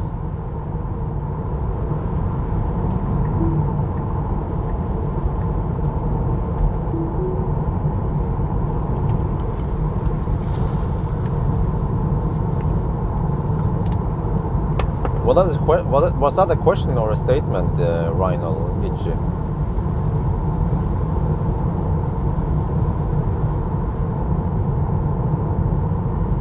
But just think about it, just like I said, back then we didn't have too many V3s and it was Norway route. Can you guys imagine? The Norway route, how was it again? We had a V3, the only V3 was at Liertoppen, which we didn't visit.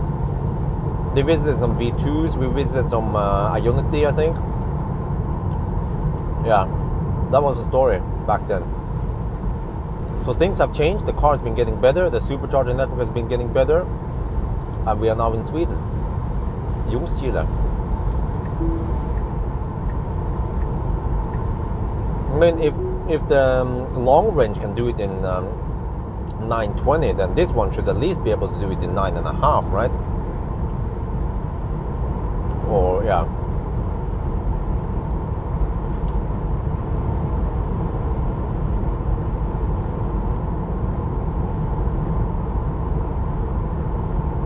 Well, the way you wrote it, it was not a statement. You wrote it as if it was a question. Then you have to write this Model 3 performance can beat the other one. That's why I thought it was a bit confusing what you typed there.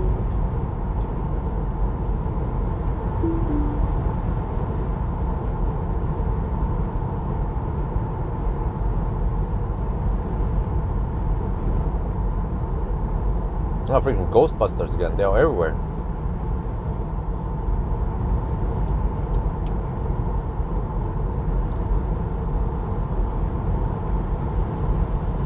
Okay, now we get slightly more traffic towards Göteborg.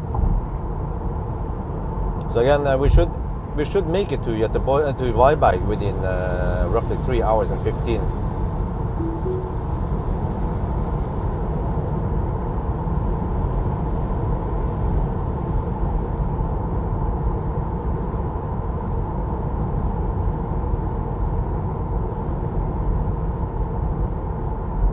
Wow, it's already 2 hours and 6 minutes. But we're getting close to Spekerød, but now we have more traffic suddenly. And many of these are Norwegians. Not respecting lane discipline.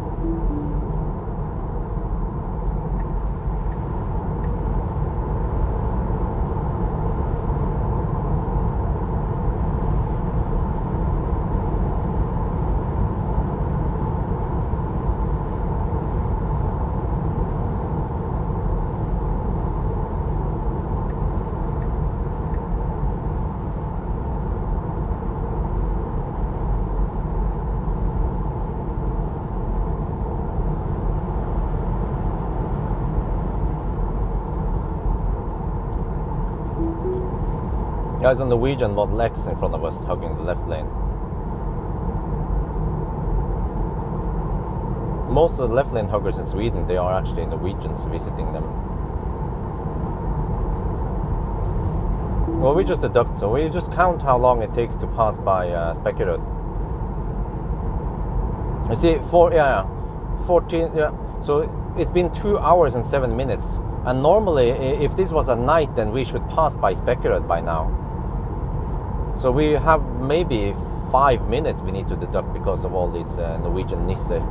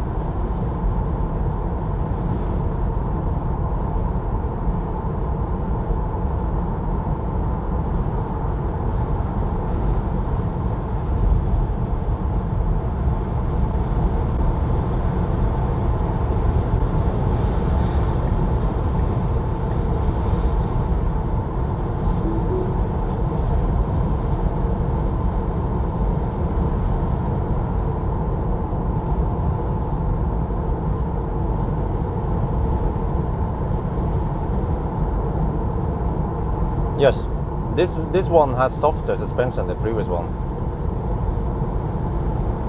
Correct.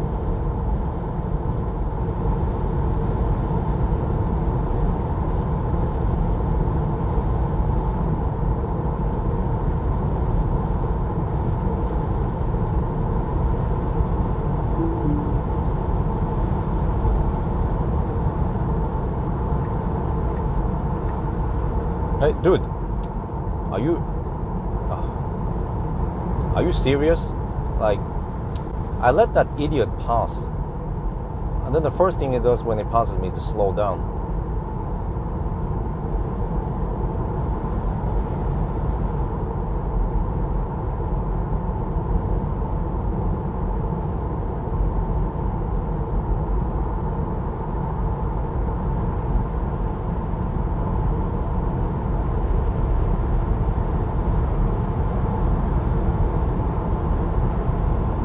Oh, it's a woman.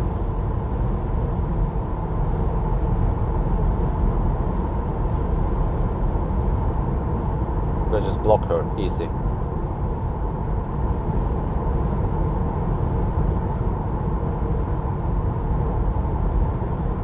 Yes, it's more silent. It's from Shanghai, this one.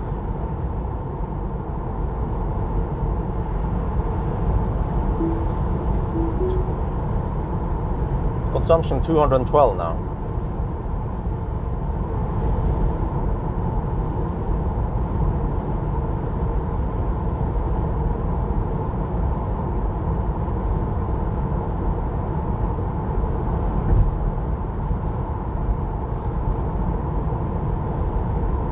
Okay, crosswinds at this point.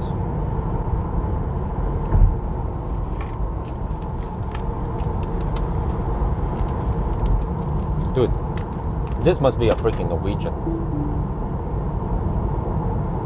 Because first of all, he has blocked his license plate with a freaking bicycle. Yeah, he's a Norwegian. Jeez, man. You know that's barely legal. I have an annoying Golf behind me, so I'll just hug the left lane, since there is no one else behind that Golf.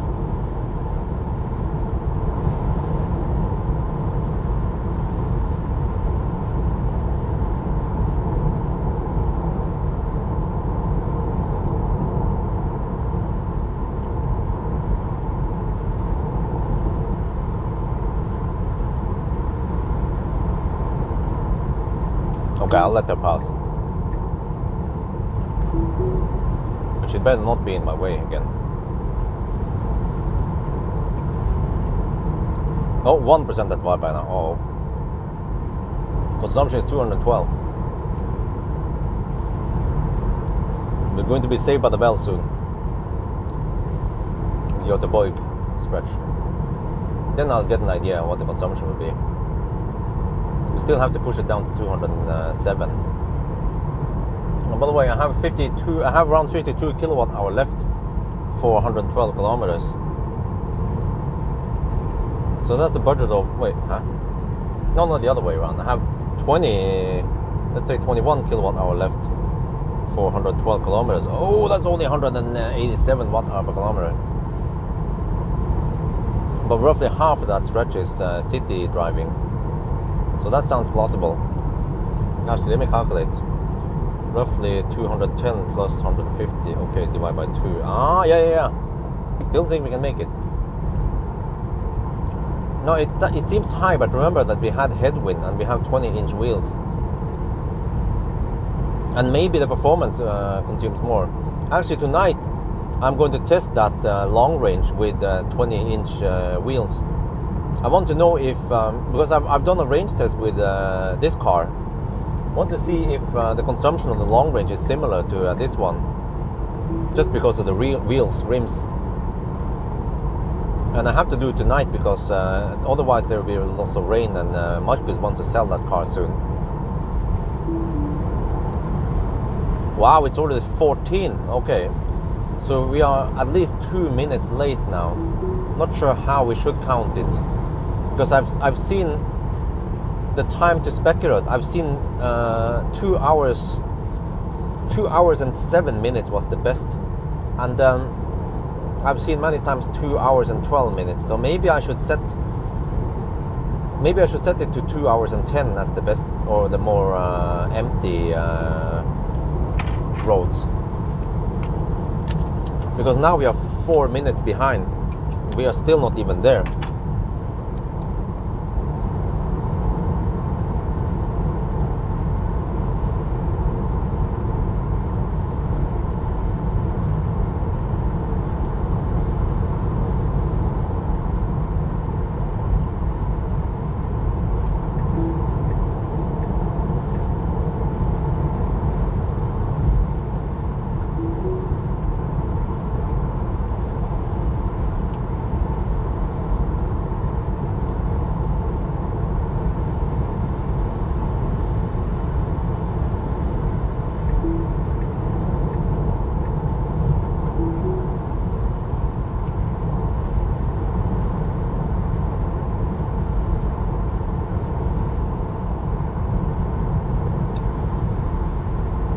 Okay, here we are.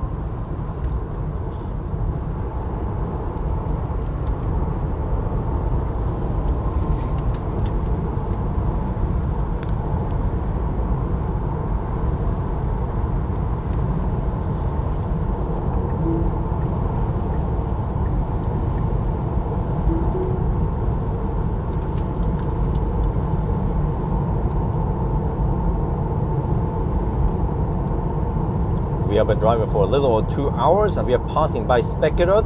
This is going to be a checkpoint. So you see Spekkerød, the distance, oh shit, it's hard to read that one. But look at the time, 16.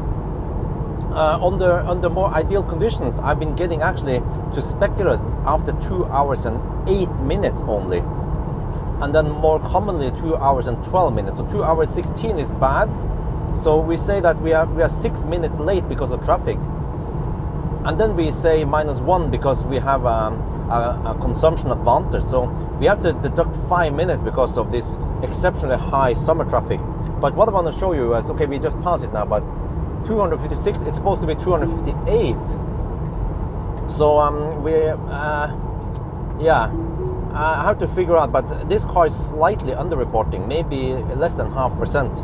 So we might not care about it, and we just count on the 9 anyway. So it's just 1 minute difference anyway. So, but right now the car estimate we will arrive Varberg with 1%. Yeah, I did my calculation, and I think we should be able to make it to Varberg, maybe with as much as 3 or 4%. We'll see. But we have actually a slight disadvantage today for us, which is that we have headwind and now crosswinds. But fortunately for Model 3 is that it has very good aerodynamics. So this car is very little affected by the wind.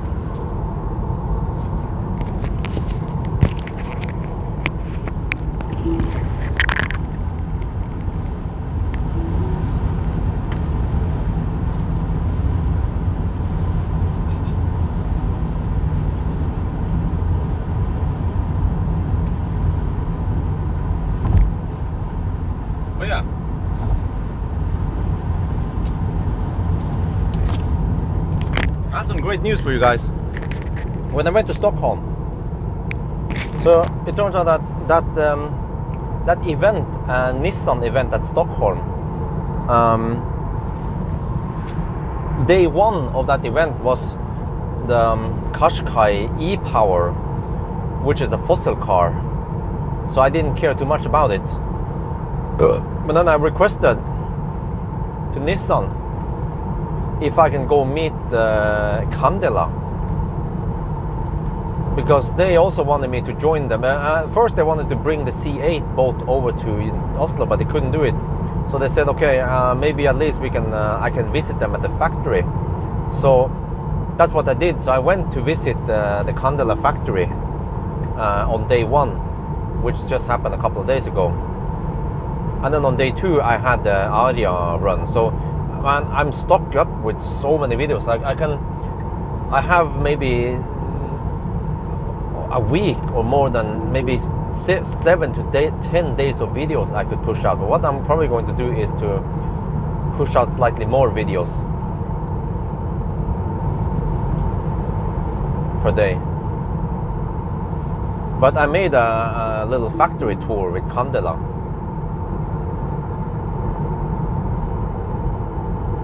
Right, is that a Norwegian? Oh, it's a Swede. Okay, but that woman behind me, oh, you ain't passing.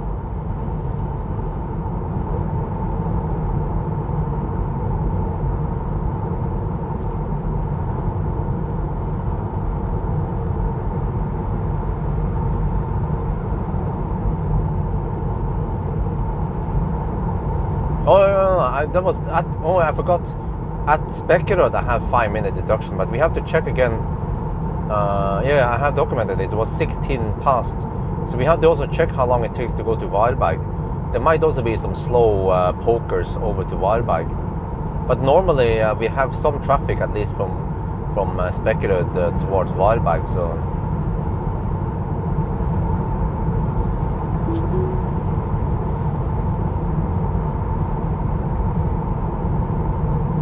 what's the deal with Ali? I don't know. I haven't checked it.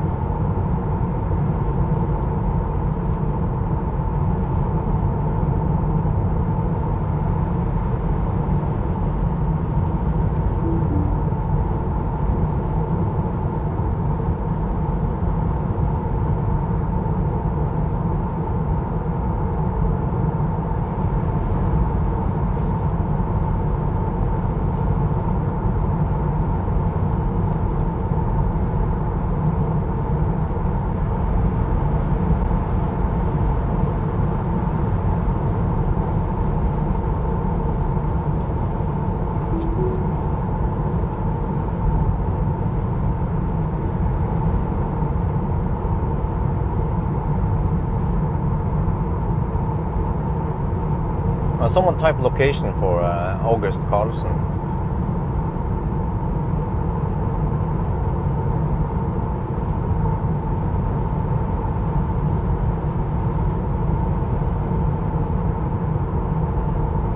Okay, car still claims 1% at arrival, okay? No, it's easier to just type location.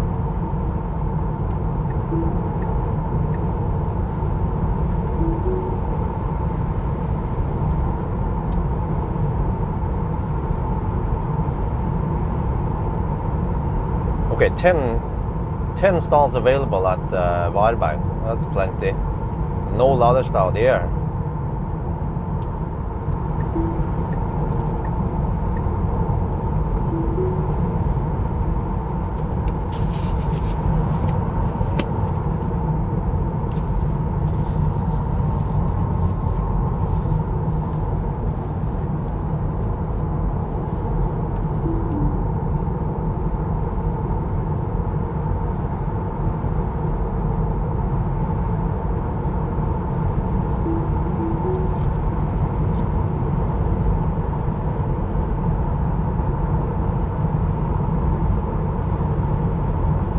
Getting close to Kungar.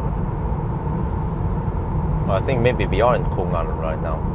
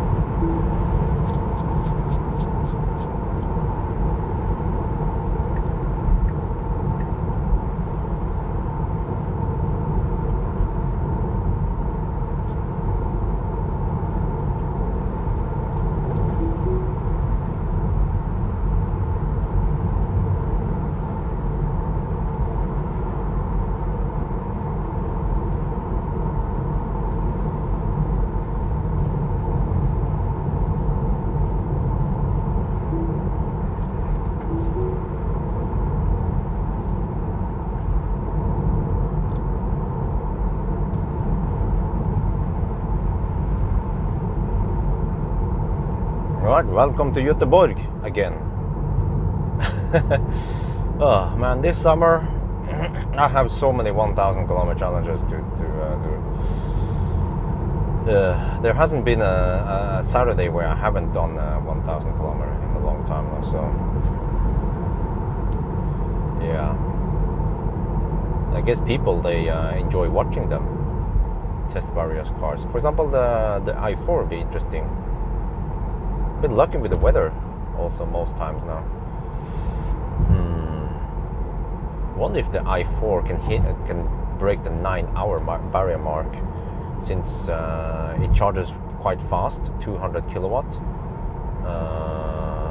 and should also be very efficient.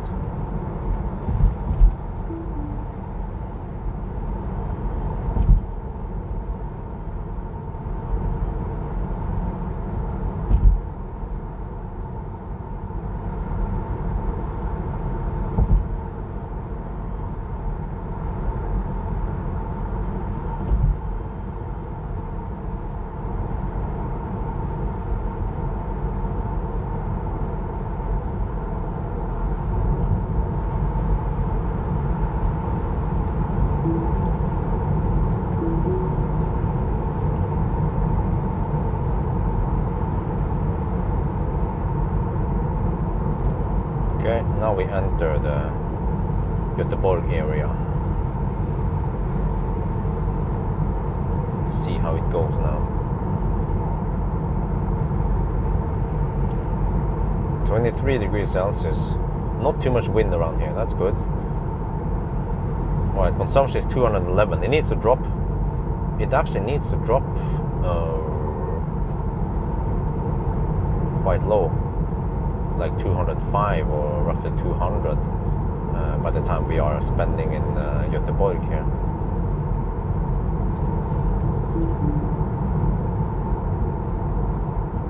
Wait, is it just this Volvo? Oh shit.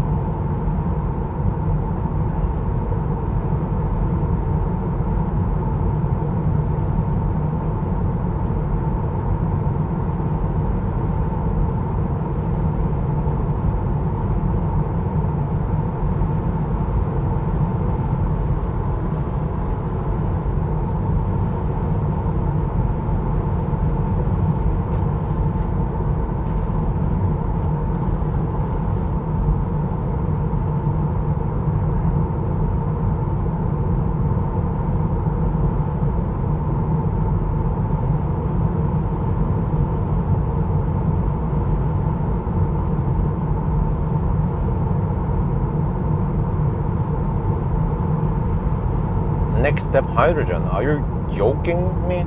That's the step backwards.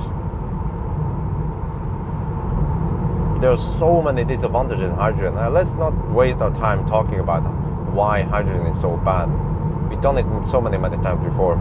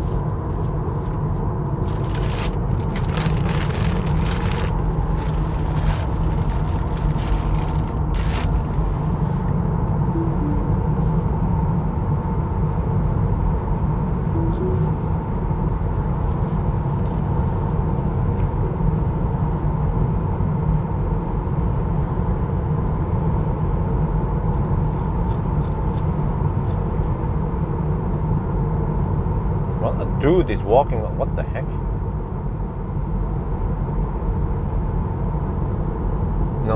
Next step, fat cells.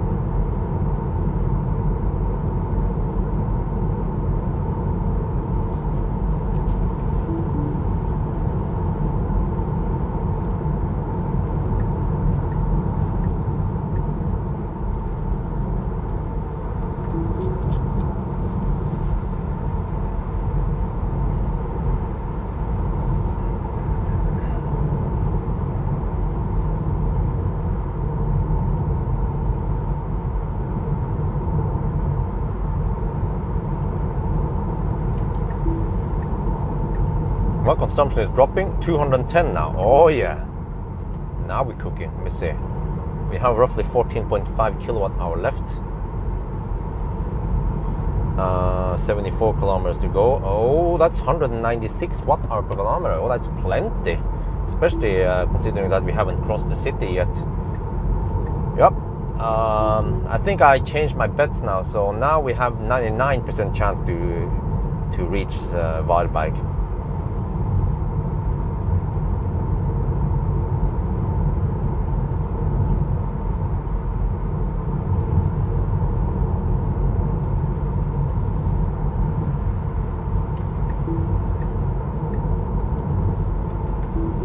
We have to drive even slower soon.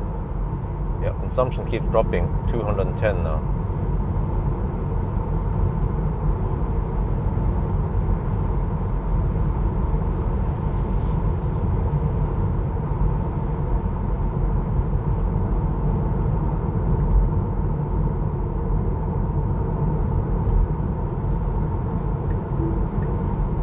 Oh man, I didn't bring shorts today, because I wasn't expecting it to be that hot.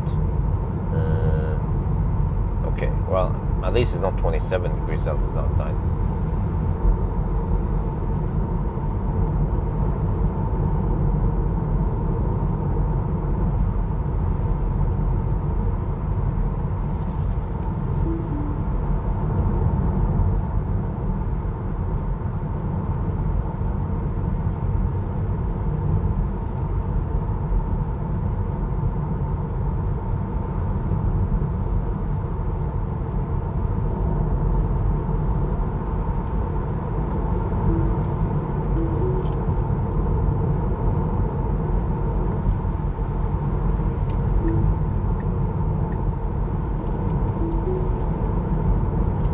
Oh, the Stig Center.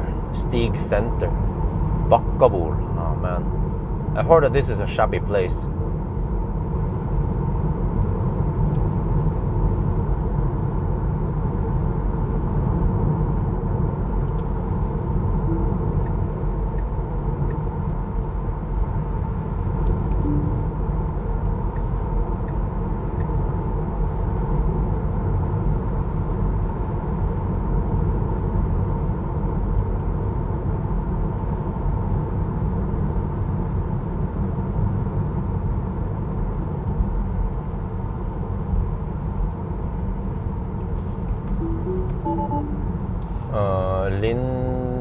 Lundbyveien Øst, hinder på veien. There's an obstacle on the road. Lundbyleden East, but I don't know where that one is. Maybe not this road or... Oh, fat donation. Oh, I missed it. Sorry. Left lane hugger donated $25. Sorry for blocking the left lane earlier. Well, thank you. Which car was it? Because there were so many cars, so I had no idea who that could be. There's thousands of Norwegians. So just to put it that way, you're not the only one, unfortunately.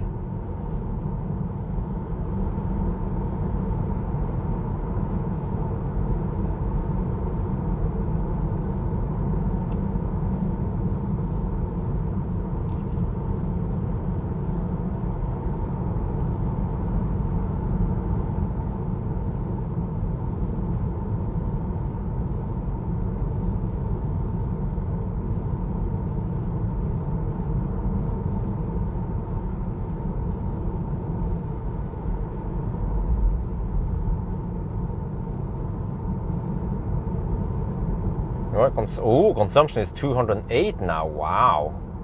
It drops so fast now in the slow stretch here, which means that the consumption right now must be really low. I can check the energy graph. I almost forgot we have that one.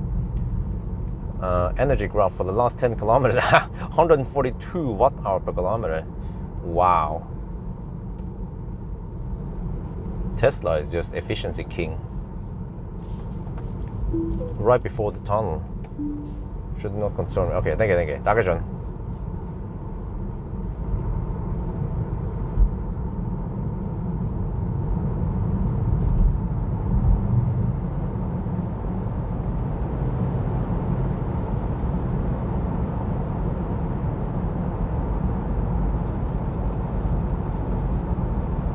No, and as always, we have Stau on the opposite side.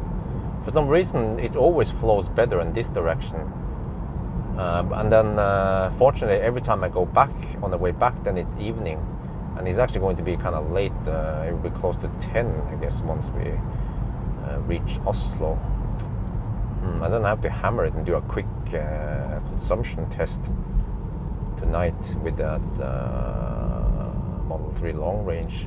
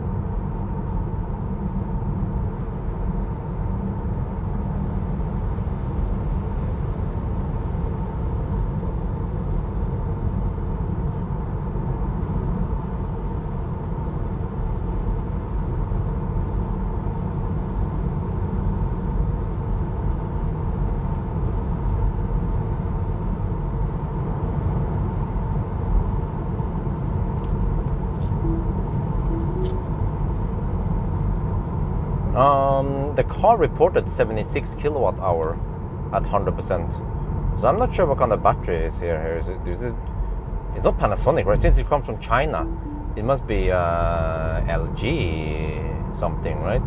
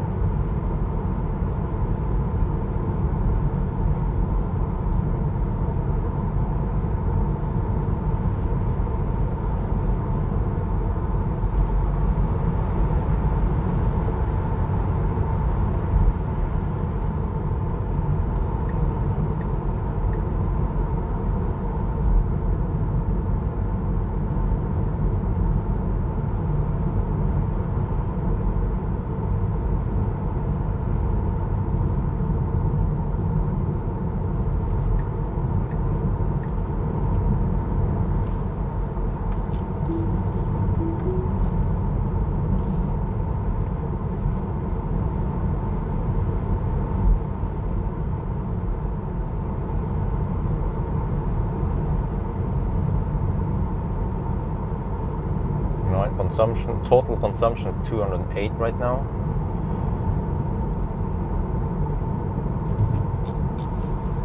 Here we come to the 80 zone. See some Germans over there.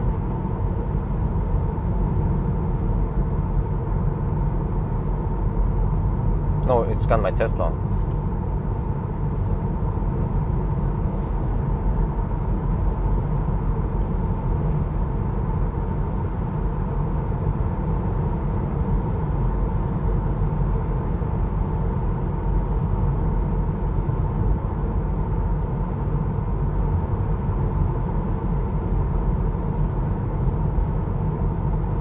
Well, fortunately for me, since I start late today, then I'll be kind of late back, so we have less traffic on the way back.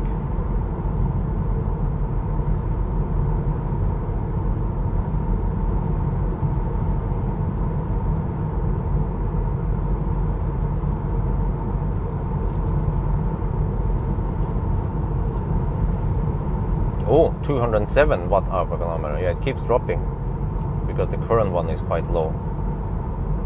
But you see, for thirsty cars, then it won't drop that fast, because even in city driving it's kind of thirsty, but not this one. This one is just like a ninja.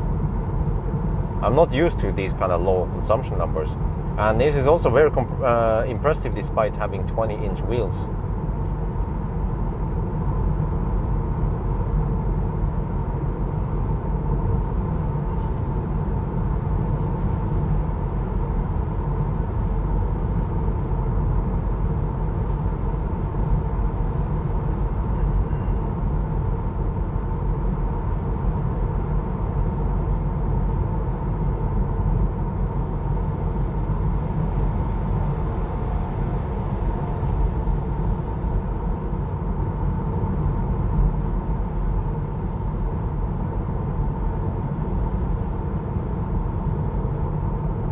So yeah, not many cars can reach wildback directly, but this one can. Even despite having headwind, it can reach wildback. Wow.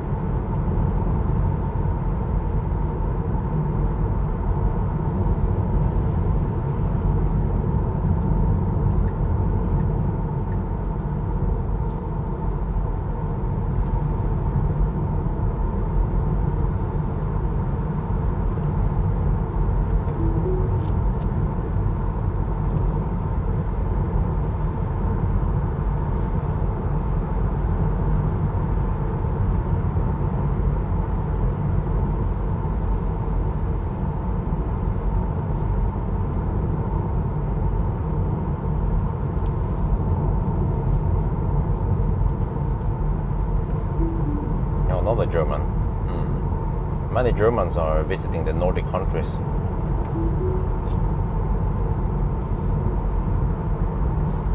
Right, I have 16% left. It feels crazy. I have 16% left and you have to drive 57 kilometers. A Leaf would be like, oh, I need to charge before that one, right? Well, not today, son. Not with the Model 3.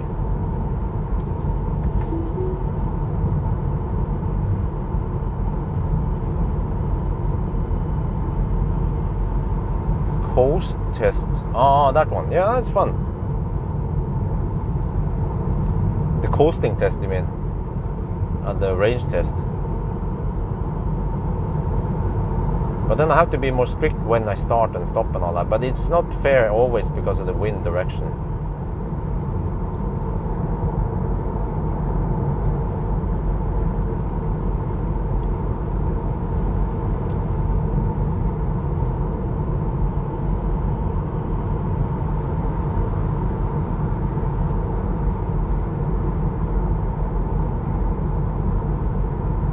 Well, yes, that was the plan, to do a range test, or just a consumption test of that Model 3. It's a special configuration. It's a Model 3 long range with 20-inch wheels, the same one you have in Performance. So and Marcus wants to sell it soon, so I just have to do it tonight. Yeah, and then I'll slack tomorrow. Tomorrow I have no plans to record anything. I'll just slack at home. And actually tomorrow I'm also done with this one, so I can check out 2 cars. I mean, check out as in, you know, like check out from a hotel. I can be done with this one. I can bring back Millionaire Falcon, because I have Falcon tires on Millionaire Falcon. Wonder how good they are.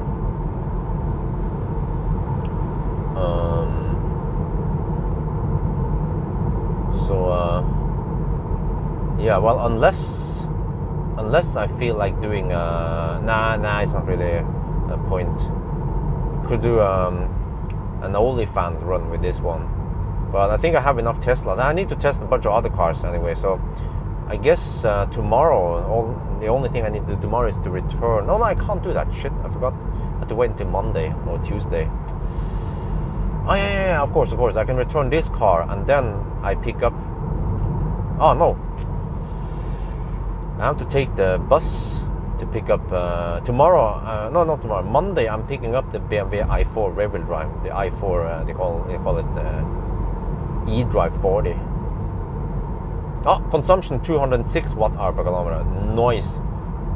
Yeah, we will arrive at 1% at Varberg. Well, that's good enough. We are just 52 kilometers away now. Then we should get some nice, massive charging speed at Varberg.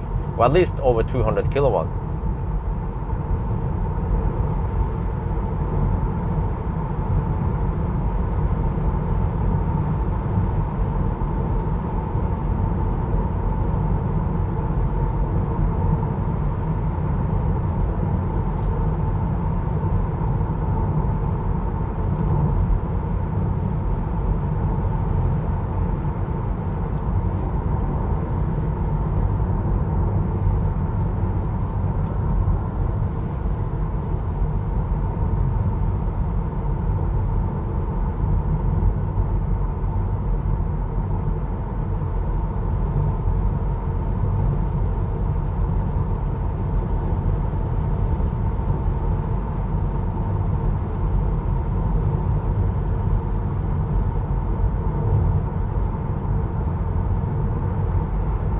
Yes, this one is way better than MC Hammer.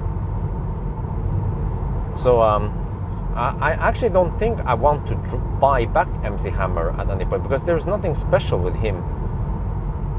Millionaire Falcon is special. It's the very first Tesla and the very first EV, and he's old school. And also Optimus Prime is a present. I mean, it's a price. I mean, it's a price. Optimus Prime and Millionaire Falcon, they are special. MC Hammer it's just one, just like I guess MacGyver, but at least wifey seems to like MacGyver a lot, because I talked to her about selling MacGyver because the price on Teslas has gone up a little bit, and also there are strong rumors that Tesla will establish in Thailand. So I'm afraid that if I keep MacGyver too long, then suddenly I will take a big hit in the depreciation. But it might take some years though. But it's very expensive to keep MacGyver. So what I might do is to downgrade MacGyver to an SR Plus instead. So at least I will cut the losses lower. Plus that I then get to review SR Plus, because SR Plus makes more sense in Thailand, since the SR Plus is more heat resistant.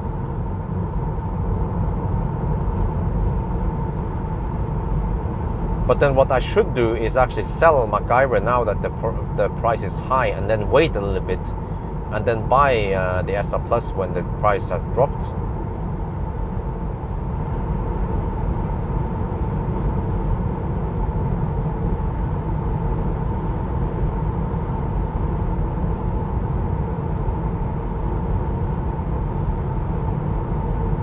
Wow, the consumption for some reason, the consumption keeps dropping still.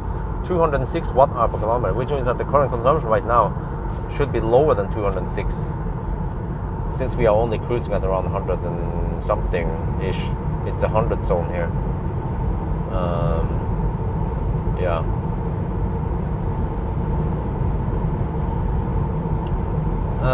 Well, rent, yes, but it's all about owning it.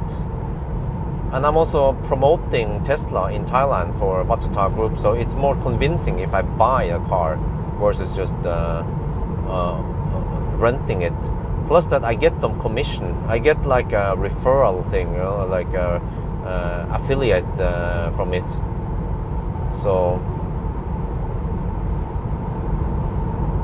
and also when you buy it, you can then do more stuff like we did. We put on PPF and ceramic coating.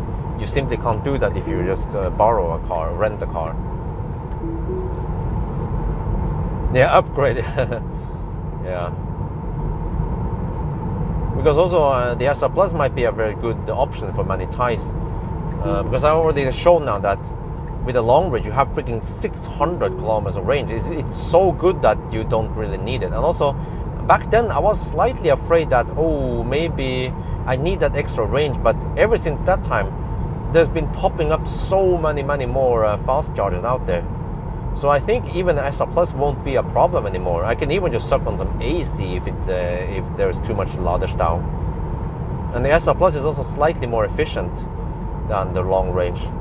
Maybe if I have time I should do a hypermiling with the SR Plus. That could be fun. See how far we can actually go. Of course, it's not going to be the longest distance set by a hypermiling car, but it might be the most efficient car ever out there.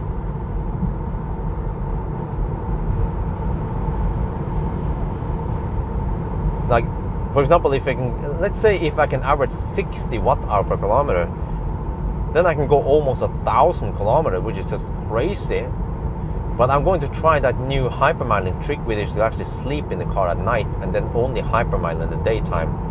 But then I have to have some solar panel driven fans and shit.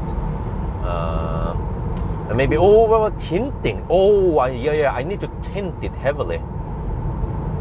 All the dirty ninja tricks, because tinting is allowed. So you just need the thickest tint. From lamina, film lamina. EV is growing big in Thailand. Also, charging network is growing big. It's crazy how fast they develop now. Just they went from zero to hero in Thailand.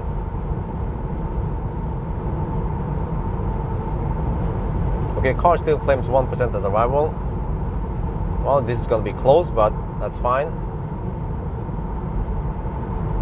It's nice and hot outside. Wow, cell temp 41 degrees Celsius. So even if I go to 0% or even minus 1%, it's still quite safe since we have a relatively new car plus the buffer plus hot battery.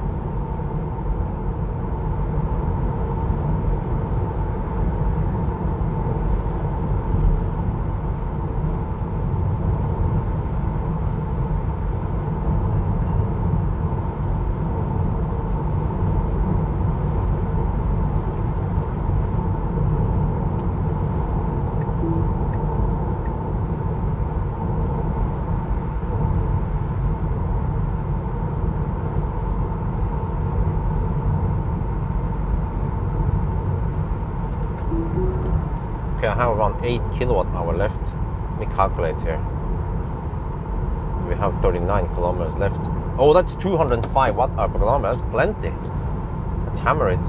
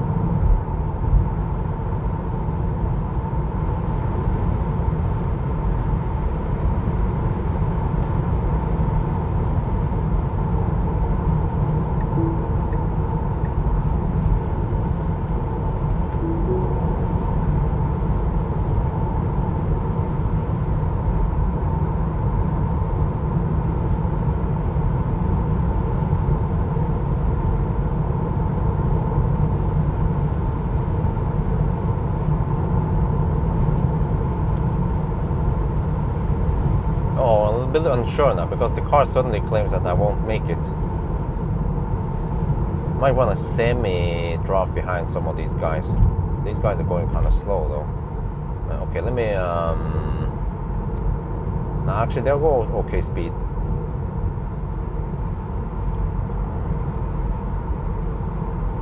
Yeah, but the weather wasn't that great, and back then I guess I wasn't that. Yeah, I didn't plan things well, so the consumption on the Kona was kind of high, around 85 something watt-hour per kilometer, or something. I don't remember exactly, but I believe even for Kona, around 60, 70 watt-hour per kilometer should be possible.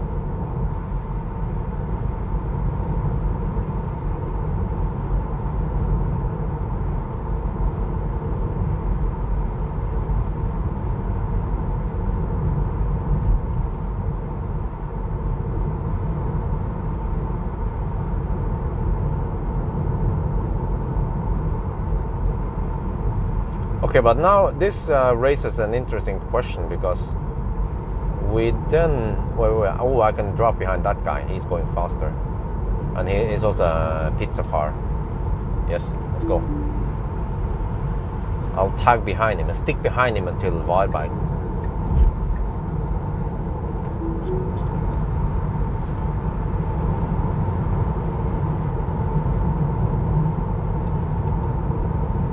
Oh shit.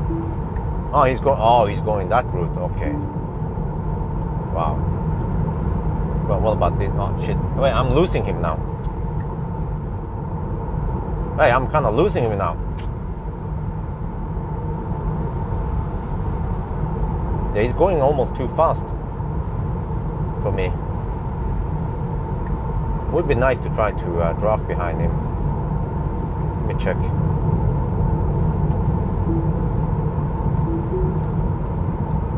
Oh wait, he might be exiting here. I can smell it. Yes, okay, whatever.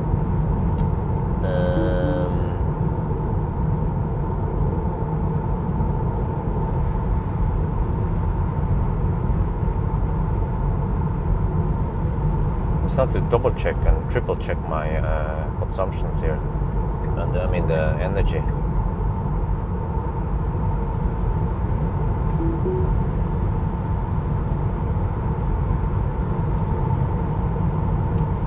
Just need something fat and fast to draft behind for a little bit.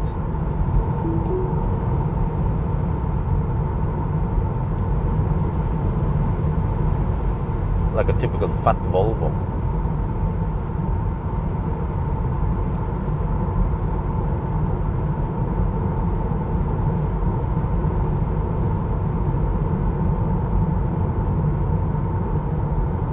Where is this? E-Nero?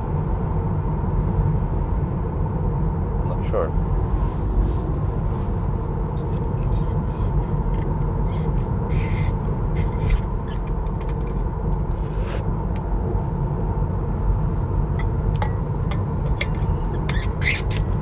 Okay, let's follow him.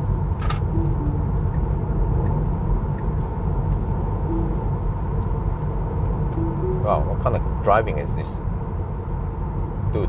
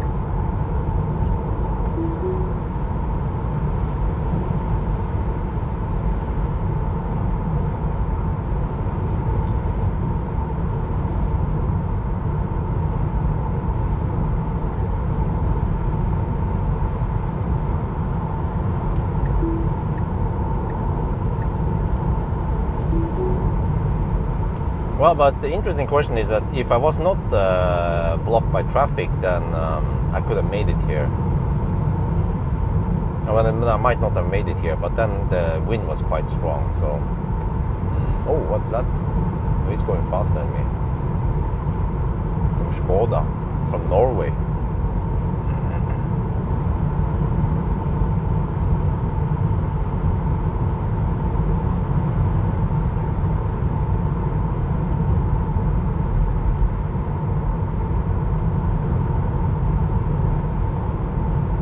Okay, there seems to be some fat cars I can draft behind. I see a fat XC90 or XC60 I can draft behind.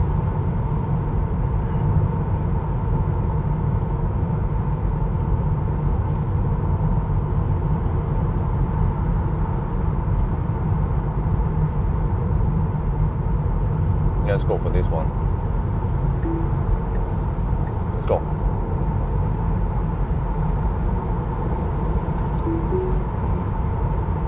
Well, except for that he's going too fast.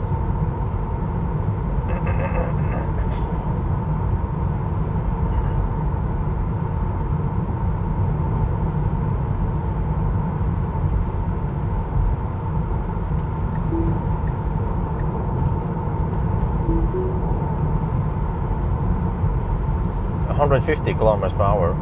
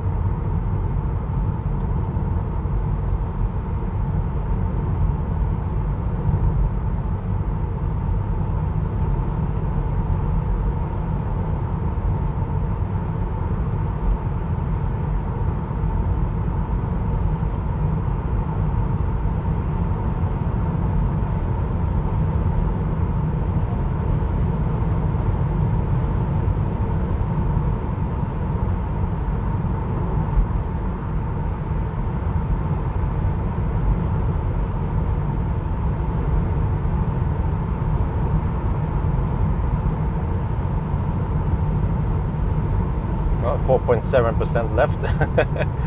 Yeah. 10 stalls available. Let's see what kind of speed I'll get over there.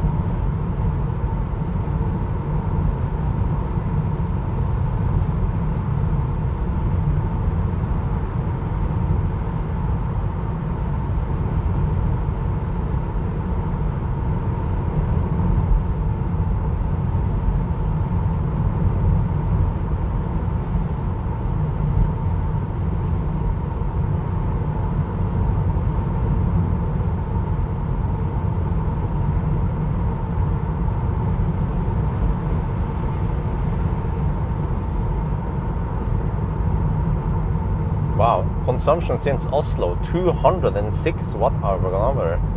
Huh? Like a ninja. Car says we arrive with 0% though. I have 4% left. Nah, I think it should more be like 1%, right?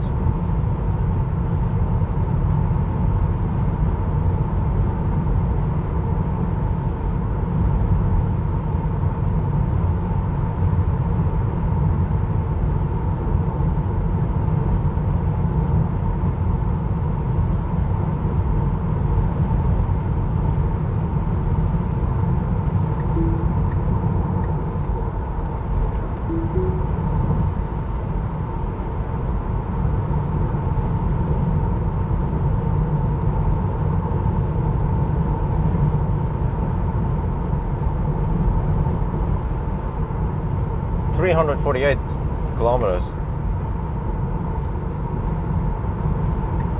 So it's supposed to be 360, 61 something. You can see that it might be spot on, or maybe underreporting by just 1 kilometer. So strictly said we have to count to 999, not 1000, or we counted 9996. Yeah.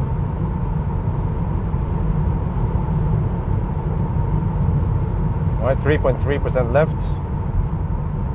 Still have 10 kilometers left. Consumption is what? Consumption is 205 watt-hour per kilometer. It's actually dropping. This is crazy. It means that it was higher. Before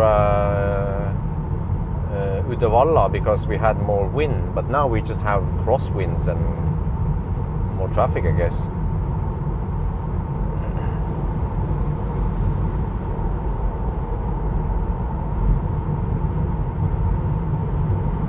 But yeah, I managed to pull, at least the car records 72 kilowatt hour, and then we have 2.3 kilowatt hour left. So you see, we don't get 76, we actually get only 74. Right, so I guess from now on I have to count 74 kilowatt hour, which actually corresponds to what I measured, wasn't it?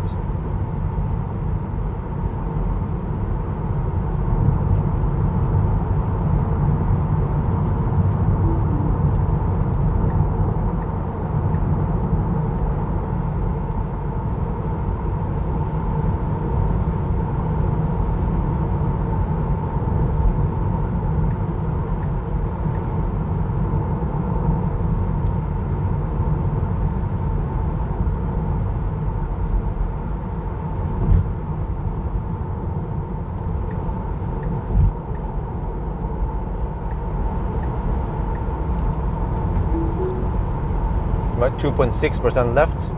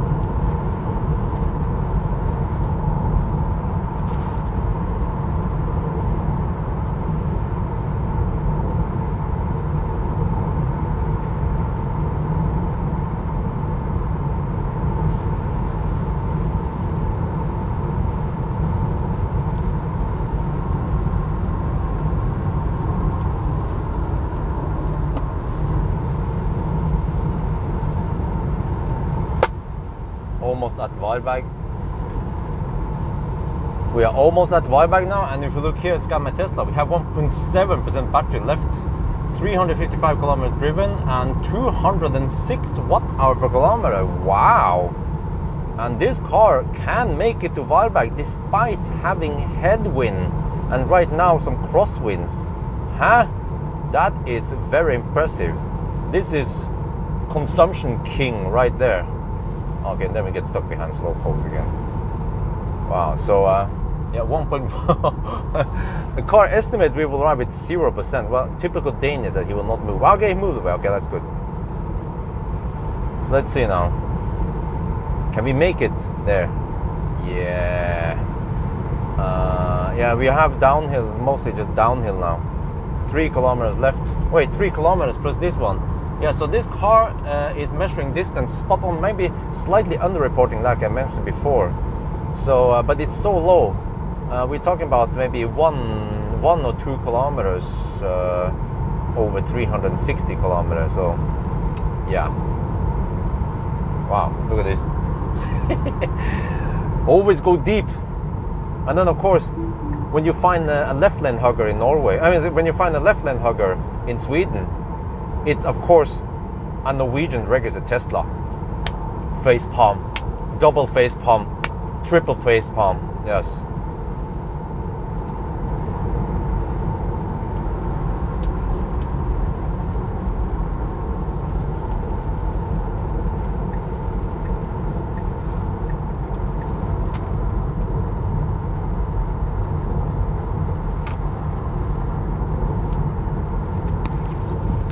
Okay, 0.66% left.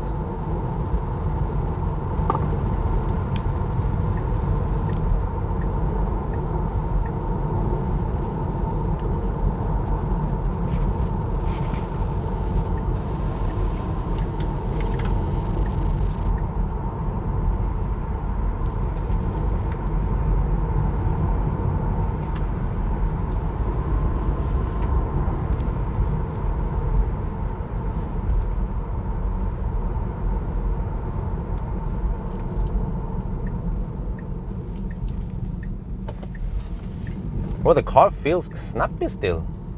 I have 185 kilowatt, 180 kilowatt power. That's plenty. Okay, mic off. Come on, go. It's clear. Go. Supercharger V3. 5-second handshake, and then boom, right?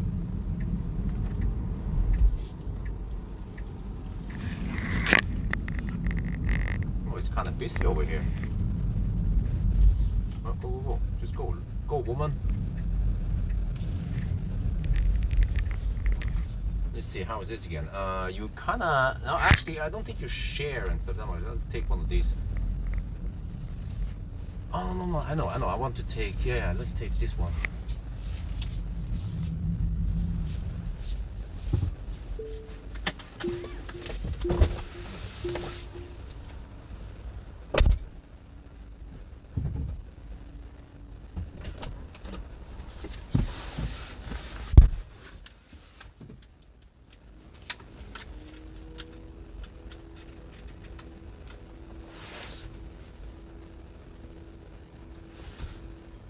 Alright, let's see. Oh wait, are we sharing? It's supposed to be 250 kilowatt, right? Only 160 kilowatt. Uh-oh. This is not good. Well, hopefully it goes up.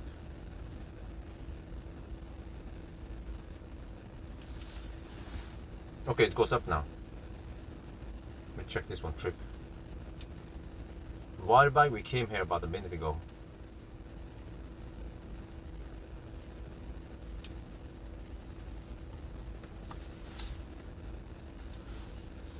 Now we're cooking. It just needed to ramp up. Oh yeah. Oh. Come on, 250. 250, bitte schön. Oh yeah, Helga. Oh, 250 kilowatt hour per hour. Tesla is just king. King in consumption, king in charging.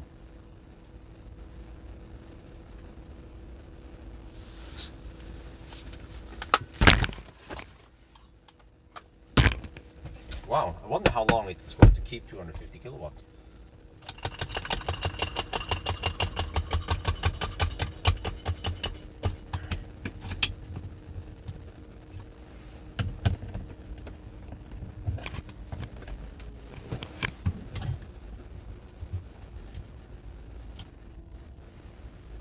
I actually have to hurry. This is crazy. I can hang out here for a little bit.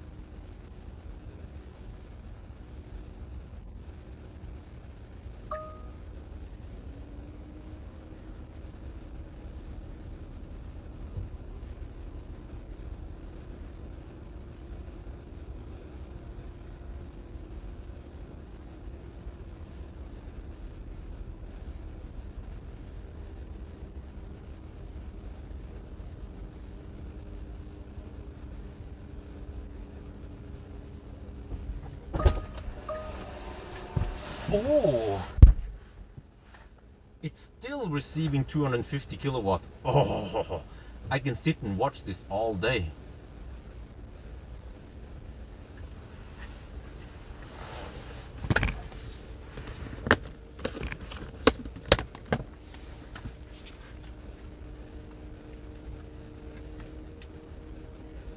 And lunch for today, I brought the storm bag container with some grapes and bread with ham. Oh yeah, healthy food.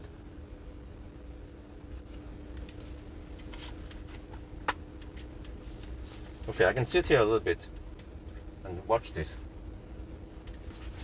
Wow. Wait, did it receive a charging curve update? No, there. Wow, wait a minute.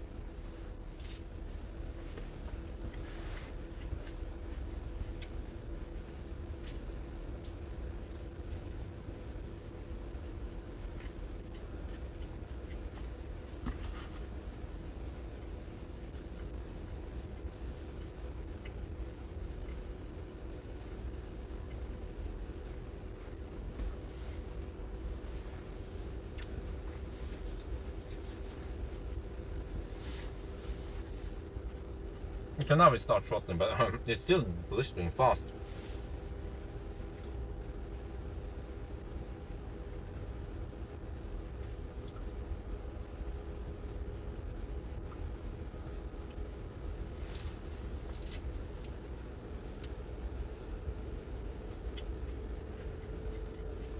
No problem. I have nice and cool in here. And we're charging at 233 kilowatt.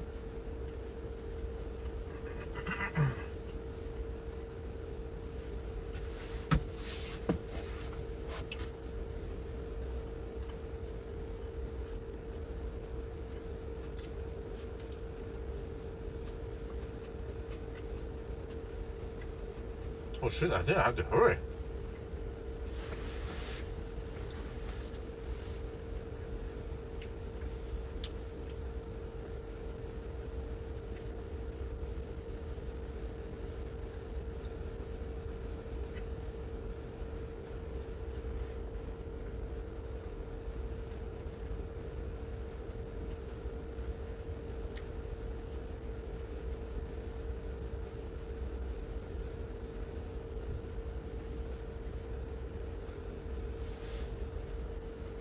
Yeah, I need 50%.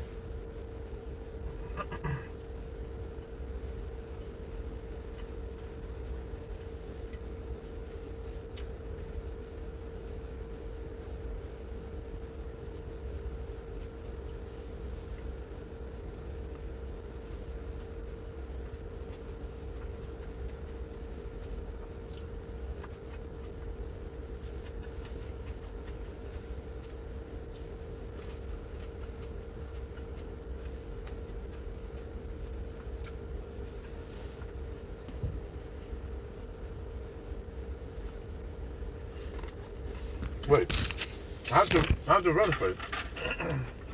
I have to pee and get ready. I'll be back.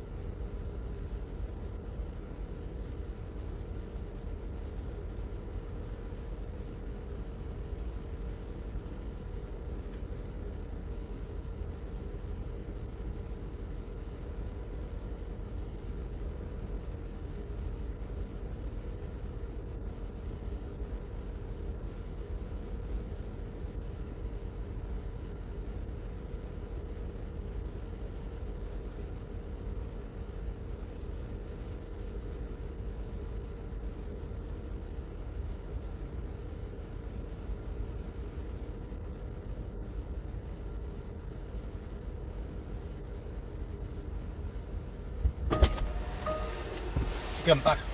Whoa, 40% already. Wow.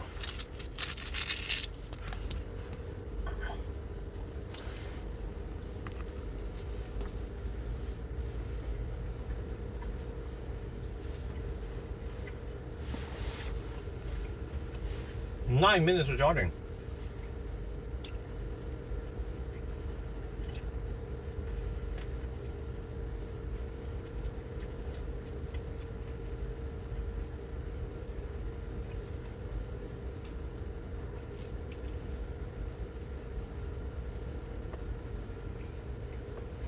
Wait, this seems faster than before.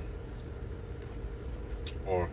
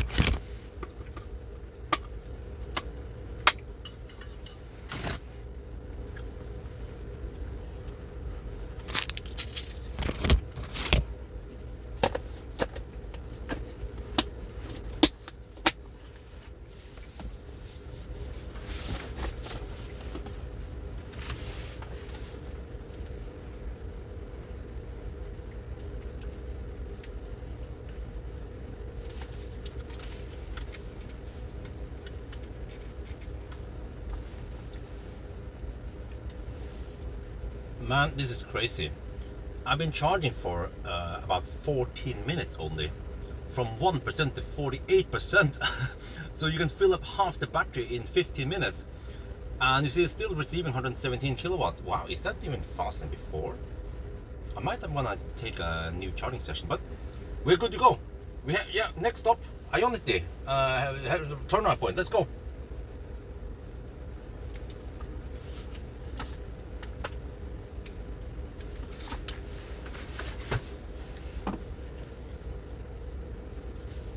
Right, this is crazy. 15-minute charging stop, from 1% to 15%, 50% in 15 minutes. There, 50%. Still taking 116 kilowatts.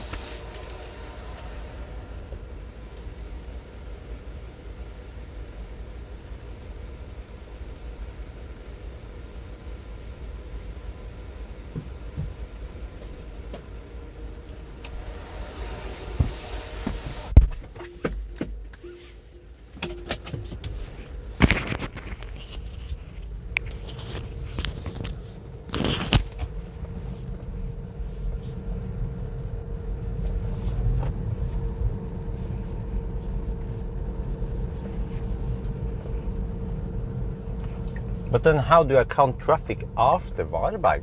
Because normally the traffic will kind of die out after Varberg, but today it might even still be very busy to Varberg. But then I guess after Varberg, then it starts to die out. Wow, that was crazy. 15-minute charging stop to not to Varberg, Helsingborg, but normally the Helsingborg session tends to take some time. You see, for example,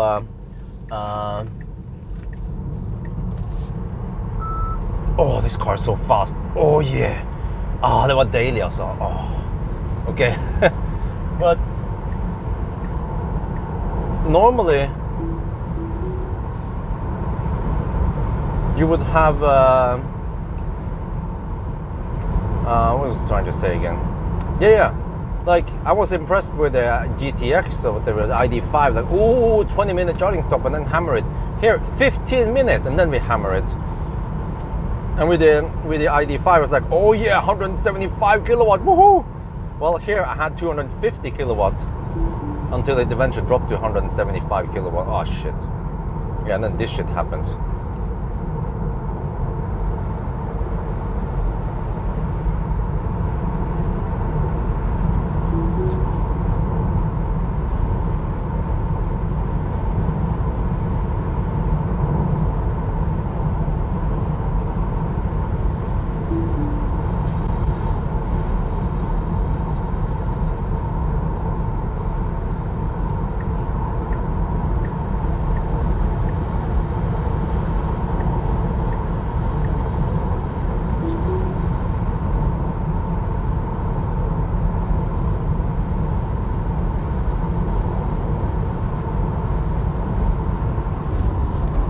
I brought 3 slices of bread, and I only had time to eat 2 of those. So I have one more I can eat at Helsingborg. But Helsingborg will be a semi-slow session. We'll start at 180 kilowatt and then slowly go up to 190, and then it kinda, yeah.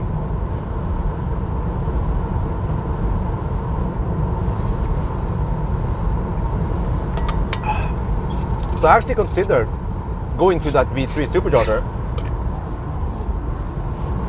whatever it's called, but I think that the sprint to 50% is quite good. So we'll see about this one. I go back to Varberg, and then I'm not sure which one is the next one after that one.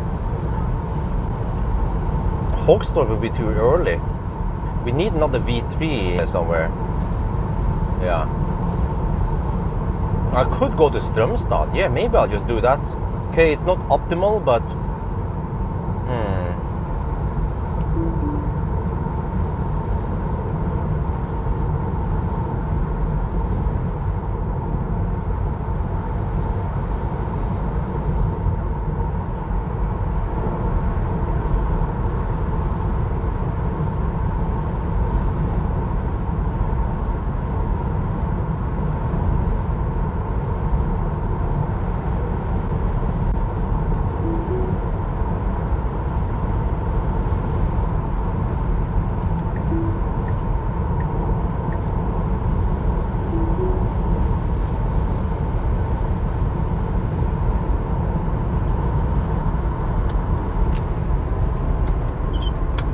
oh yeah, maybe I should have an in-car shot.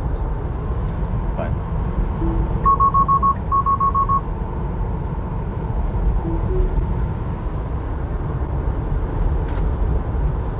Oh shit, what the heck? Okay.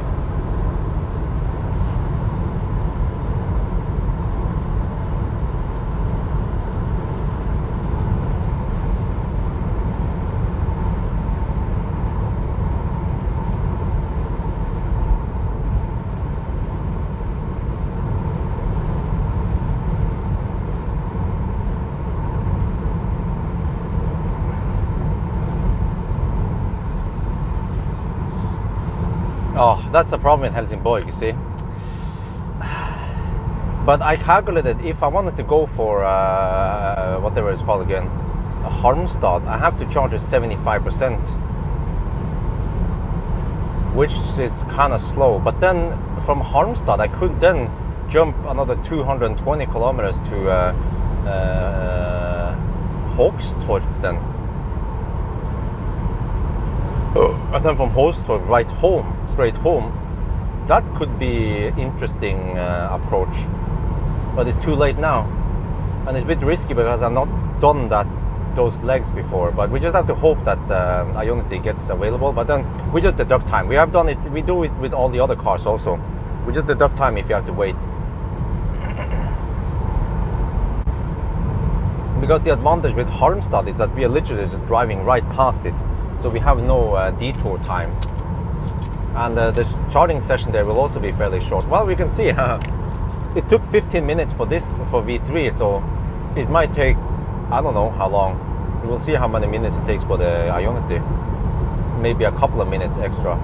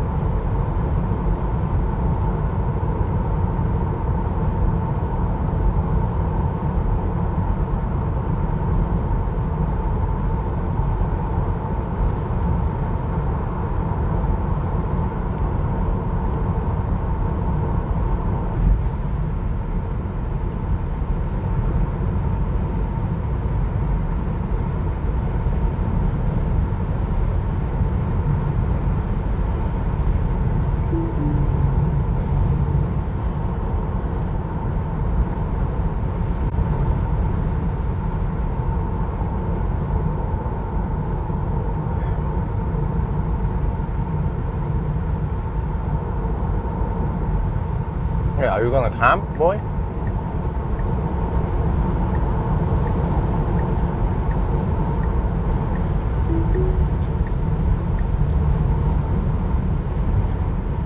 I guess he was. He's Norwegian. He's born to camp.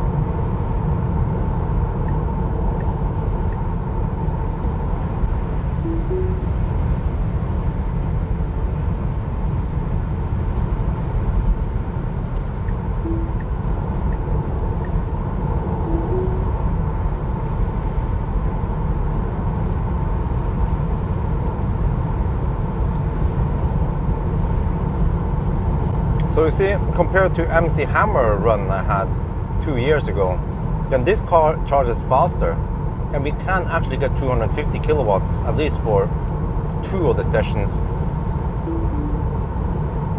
Not sure about the other. Oh shit! Not sure about the other sessions.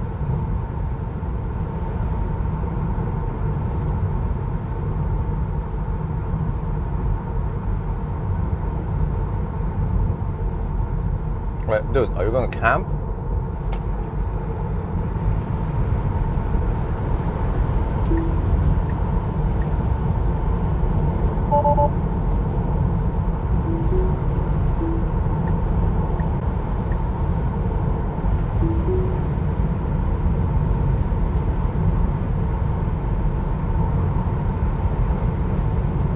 But the Halmstad is a bit tricky. But I guess if you go, yeah, if for some cars, for some Teslas, if you have to stop at Hogstorp, then maybe Halmstad is better deal.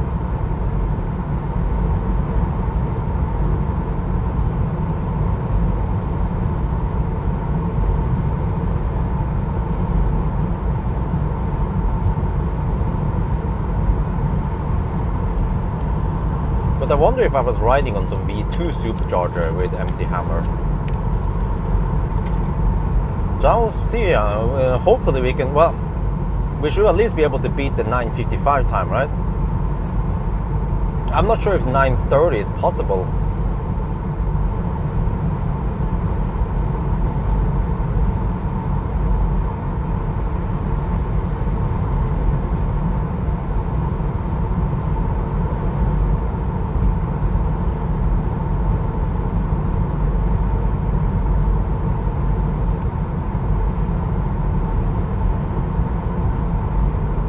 This is not too bad.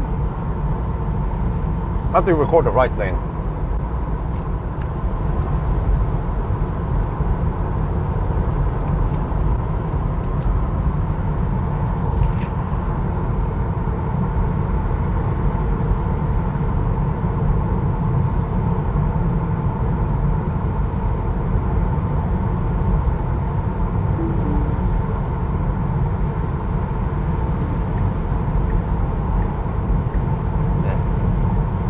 Clumsy Swede. We are now on the noisy concrete surface near Falkenberg, and I don't know if you guys can hear it, but it's actually not that bad. Okay, just consider that we have 20-inch wheels, low profile tires, and that we also have some crosswinds. So of course it's not that great compared to the German cars, but compared to earlier Model 3, then I get the impression that they have done something. You know, recently I tested acceleration boost in a Model 3 that is roughly 1.5 years older than this one, and it has the same tires, but I could hear it. That car was significantly noisier, maybe 1-2 decibel more noise than this one. Same tires, but just different car. And by the way, that car that I tried, the long range, the older the long range, didn't have the latest generation headlights.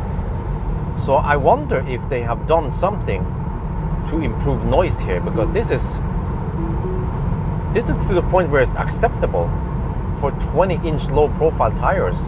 Okay, the right lane is noisier because there's where the trucks are banging on it, but yeah, you see, you have more rumbling here. But this is not bad. You can compare this to, for example, Polestar, that was quite noisy, and I guess some other Teslas, but I don't remember if I did record Model 3 back in the days. Yeah, I did some Norway run because of COVID, I remember, in 2020. Lots of them, lots of Norway runs.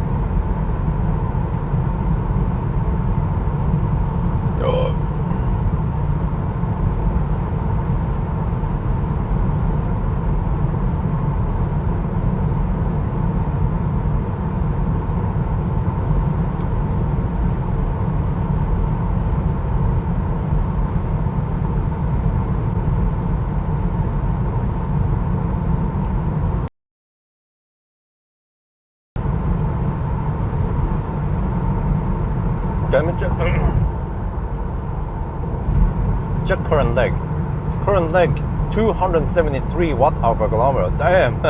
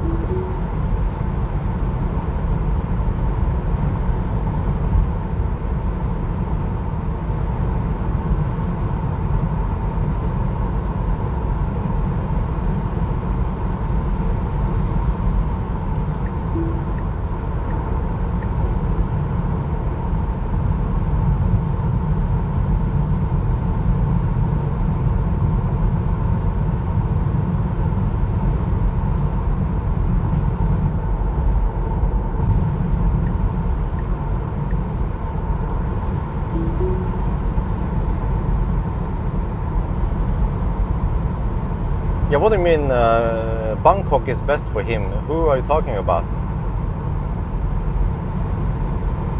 Andre.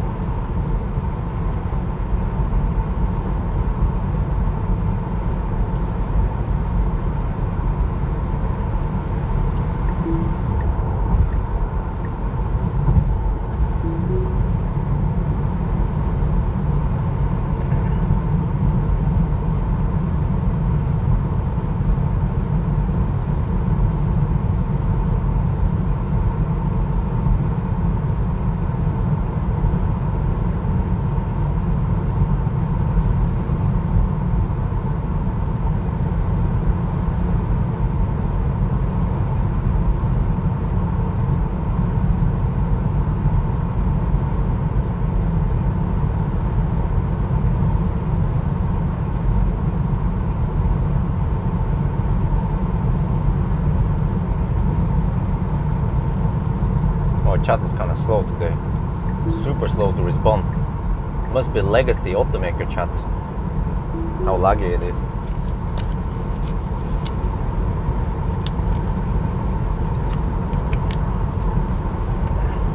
Started so far 404 kilometers, 211 consumption.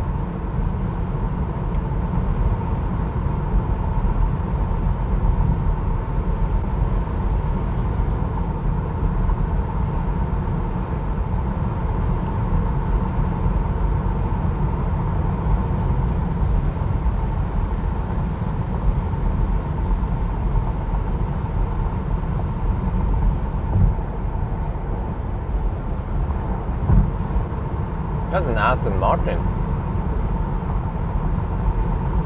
But I bet this Model 3 Performance can keep up with him at least until 200 kilometers per hour.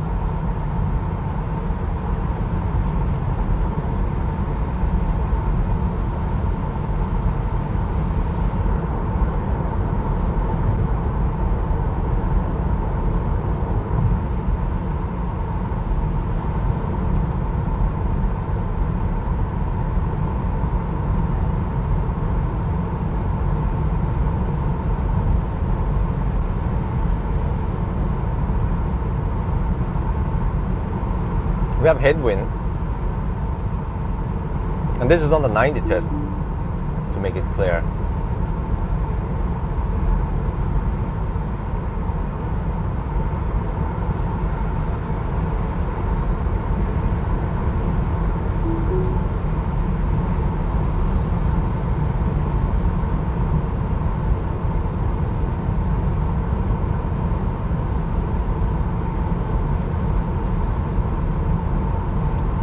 Now the car's navigation tells me to stay below 140 kilometers per hour to reach destination.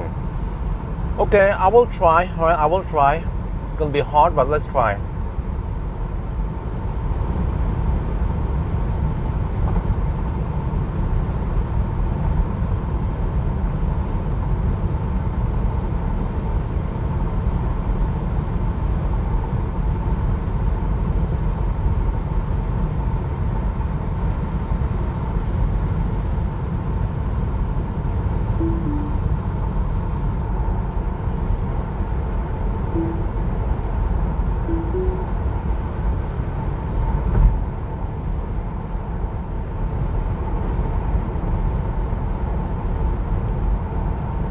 No, it's so quiet on fresh asphalt, even in the 120 zone. But even here also, on the left lane of the concrete, then it's also not too noisy.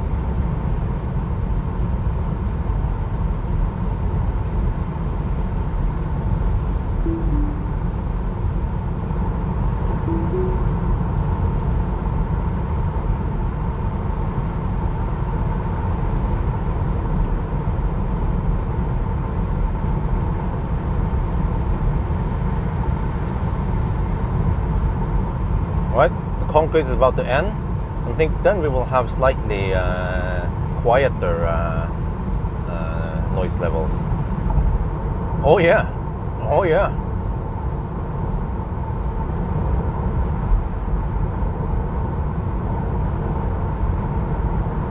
You know, but that was a long range, and it was through Norway, and you have lower speed limits in Norway.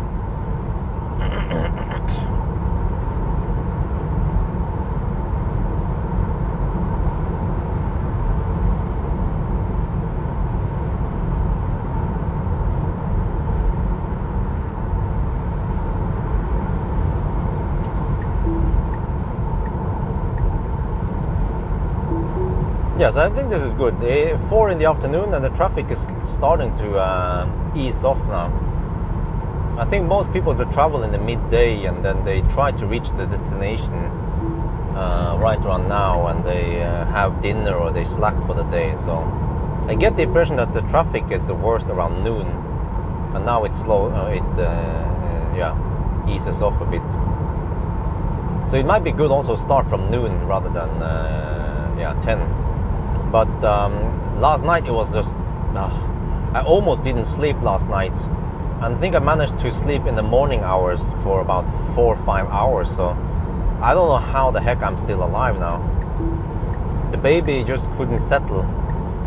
And I had to hold her for long times, and she changed position, tried everything, and then she finally started to sleep, and then up again, and then changed diaper also in the morning hours. So I was like, oh, yeah, that's just how life is for now until the baby is bigger. I guess it would be easier once the baby is around 1 or 2 years old. So you have to hold on now.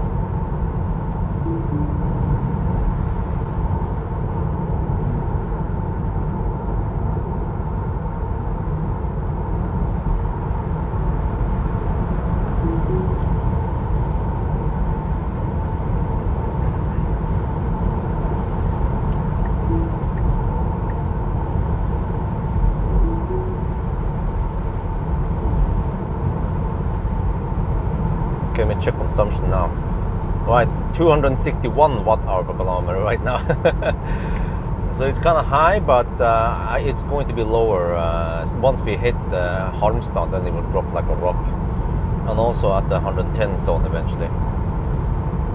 So I just follow the car's estimation and also my own estimation. So my guess was 225 125 watt hour per kilometer with 5% at arrival. But I can even miss it, and even if we consume 245 watt hour per kilometer, then we will arrive with 1%. And that is unlikely for this car. But we have some wind today, which could affect it. Well, we'll see then.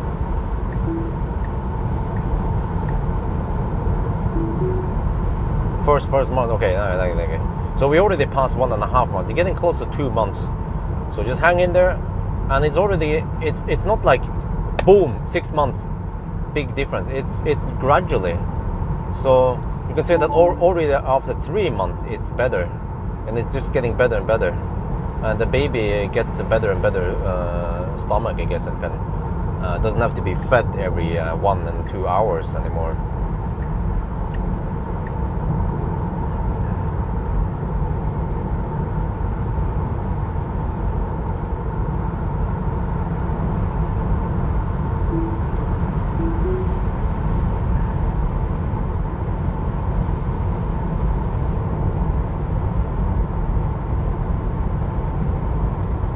Hi, no Viking language.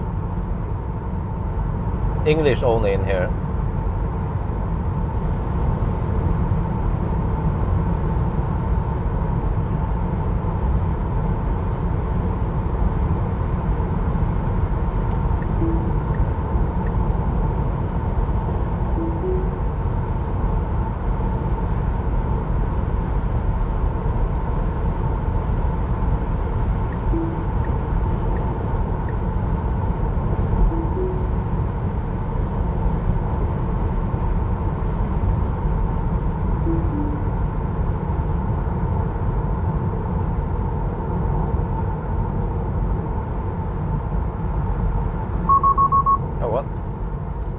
Thought it would move out of the way, but no, let's camp instead.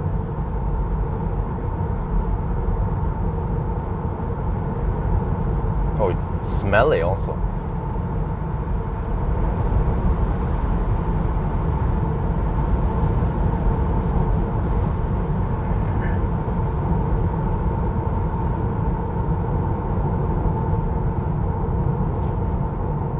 Hey, Andre. English only. No Viking language.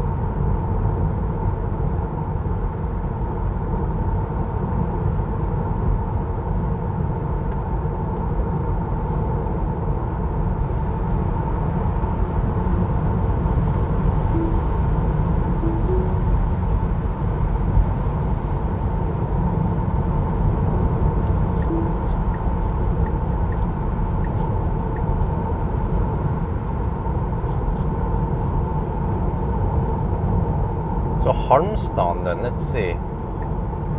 From Varberg, that's only around 50 kilometers.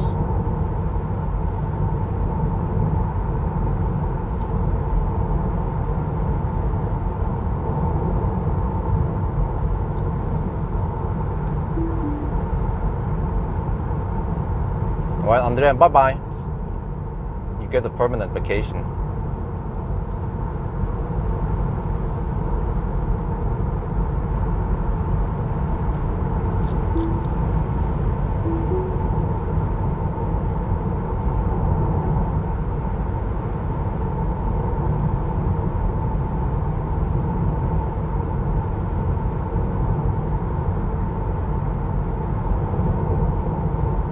So it's supposed to be around here, right? The supercharger. Let me check on the map. In case I want to visit it. Wait, it says inaccessible. Temporary closure. Oh, that would be kind of bad if I wanted to go for it. But I have to look at the map how you get there. It's supposed to be easy or fast to get there. Wait, did I pass it already? No, I'm about to pass it. Okay, so it's supposed to be on the left side here. Let me see. It's next to max. Oh, it's close to max. Let me hug the left lane so I can see better. Oh yeah, I see the superchargers. Okay, they are operational. They appear to not be operational. Oh, they are operational for sure. That's true. Plenty. Okay, that's a nice location, close to McDonald's and stuff. I have to look at the map again how to get there, whether it's fast or not. But the problem is the location, distance, and so on. Because I tend to end up at Valberg, like today. So then, how am I supposed to do this then? I guess, yeah. So if charging to 75% would be fairly fast, then it kind of makes sense.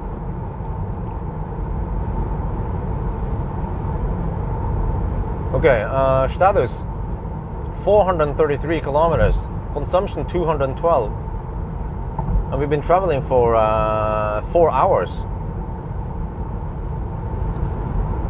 Wow.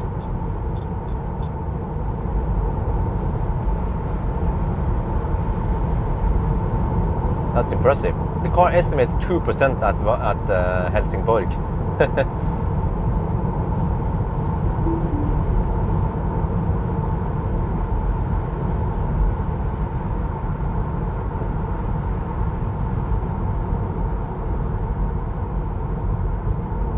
What the heck is this guy doing?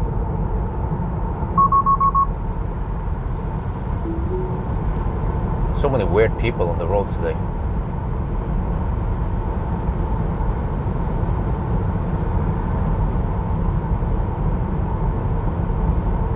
Yeah, that's the downside of me not owning a car. I have to, do all this. If it was possible to rent, then I would consider it for cars I borrow for a while. And Marcus should just pay off and pay for enhanced autopilot. Let's say if it cost 100 NOK per month.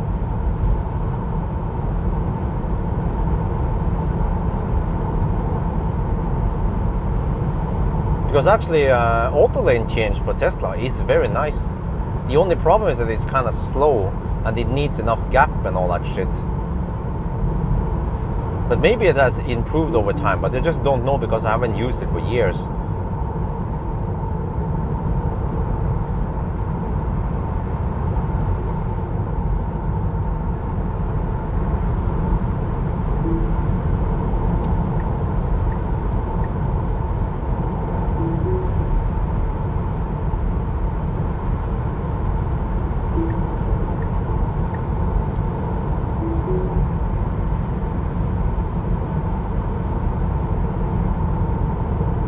No, the Model S is still in order.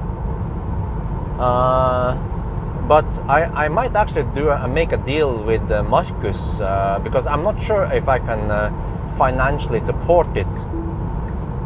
But then Marcus, he wants to buy and sell shit. So maybe we can make a deal that he buys it, I can drive it.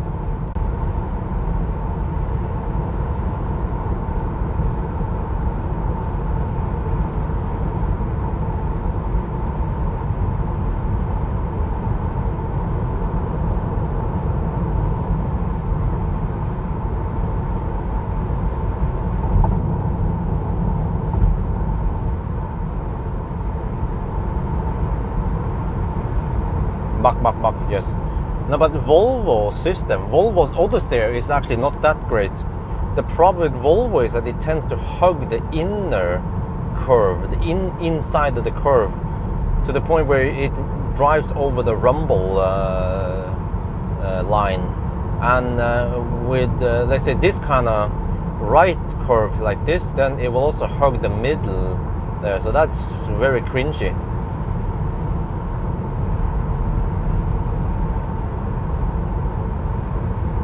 And another deal is, a great deal is that actually I should limit it to 6,000 kilometers maybe, and then swap it, because then actually swap to another long range or something, we'll see. Because then I can also write off those kilometers, since I borrow a car and don't own one. So it also benefits me greatly. And of course Marcus, because then he can have his Marcus Bil sticker all over the place. And every time I post video about that one, which will get lots of views, then he gets the exposure he wants. But I wonder if he ordered plaid also. He should order more plaid, so I can borrow one, because that one is going to be big for PR.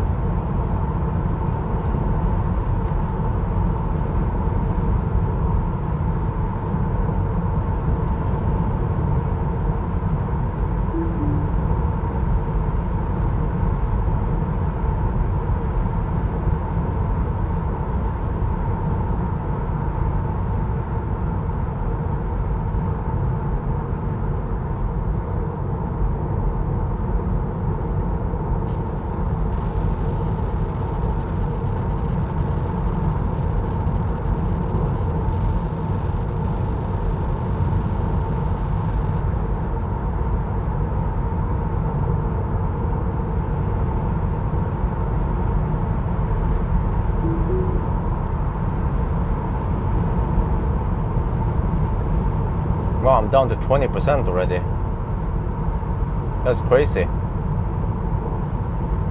We spent 30% on the high-speed stretch. So the high-speed stretch is about to end now. We'll arrive at 2% according to the car.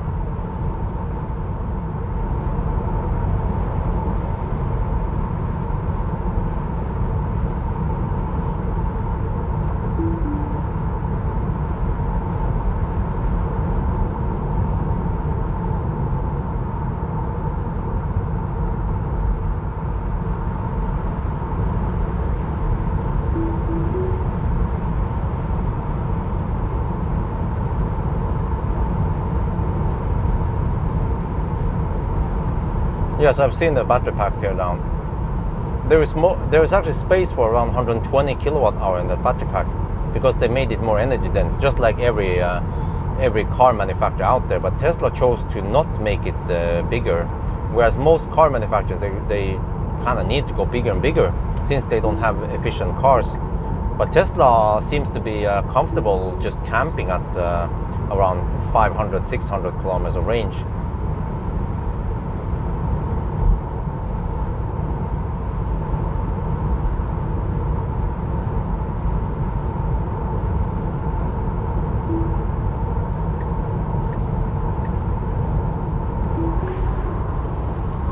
Well, I have autopilot, I forgot, so and it's daytime, so it's relatively safe to just eat the bread while I'm driving.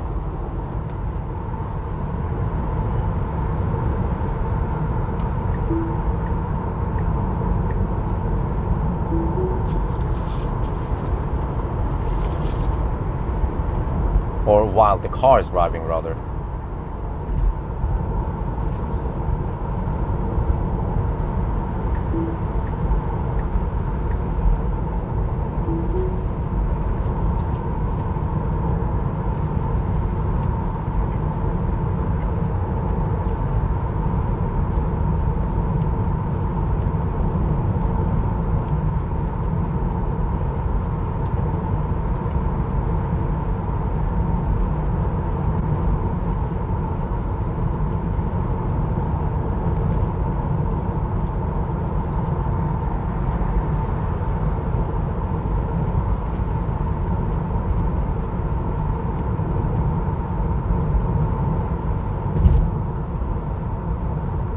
See, battery price is a significant component of the car's total price.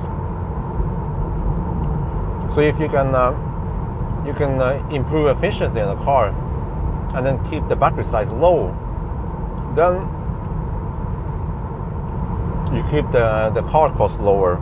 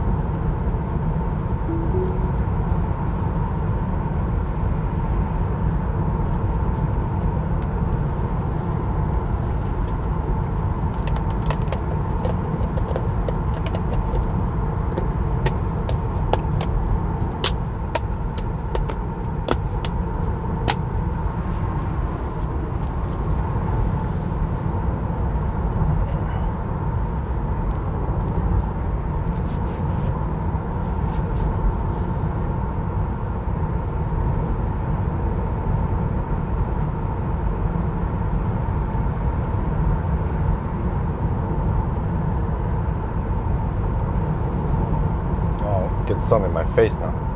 But I don't know if you guys noticed, I have not complained about phone overheating for the longest time now. Ever since I put that white, well, it's just labeling, the white labeling on, or just, you could basically say ever since I painted the phone white from black to white, then no overheating.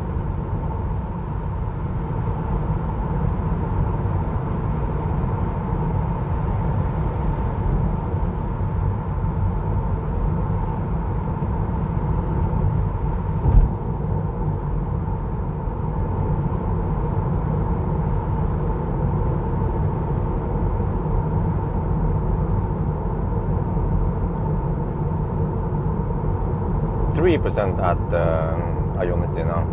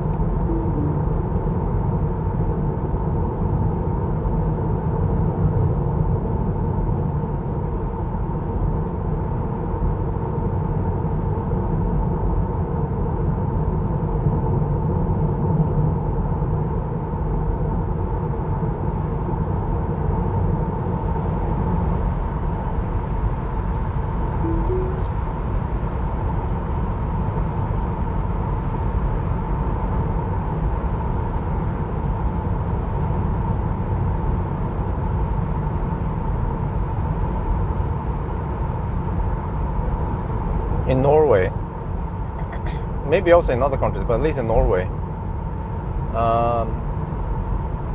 there were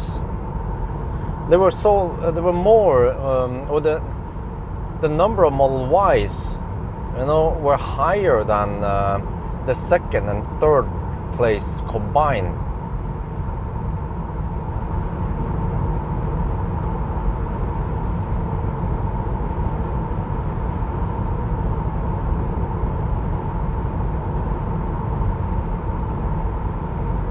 Oh, I have 14% left. Okay, 35 kilometers. Yeah, that sounds about right. Okay, what is the consumption on this leg now then? 241. Okay. As expected, I guess. Well, I expected 225, but it's going to drop. Now that we have to drive slower, and because of these monkeys also.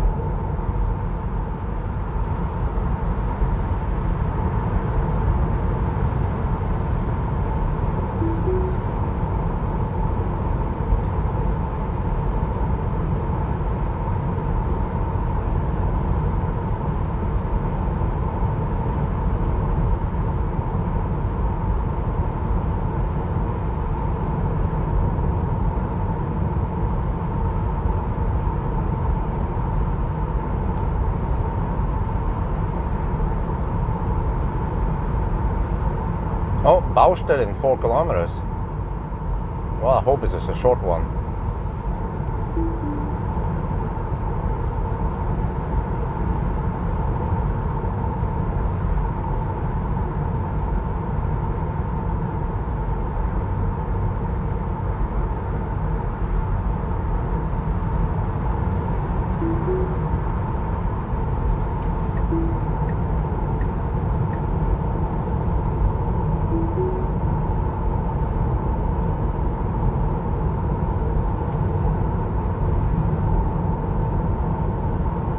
$478 kilometers done, 213 consumption.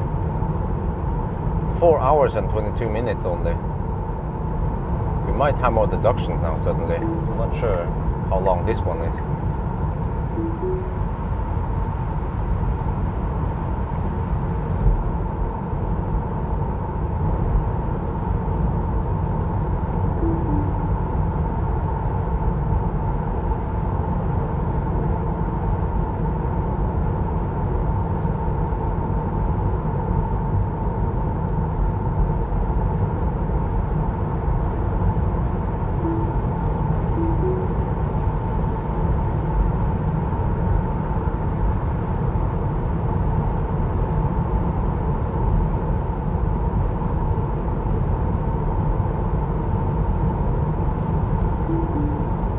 Oh, just a short one.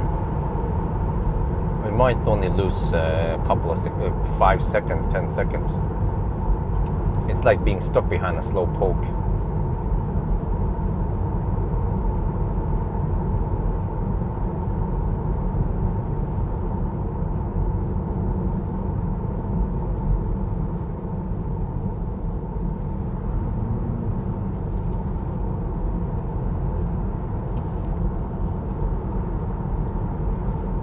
Oh, this is quite narrow. Damn, it's tight.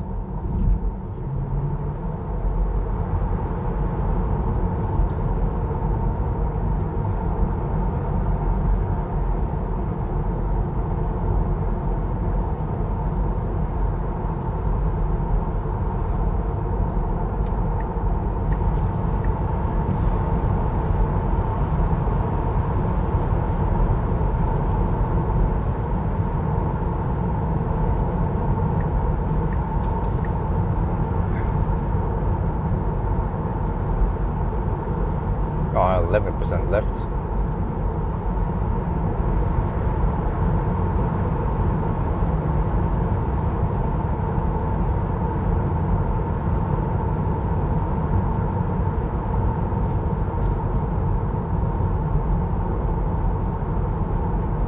Only 315 kilowatt left, really?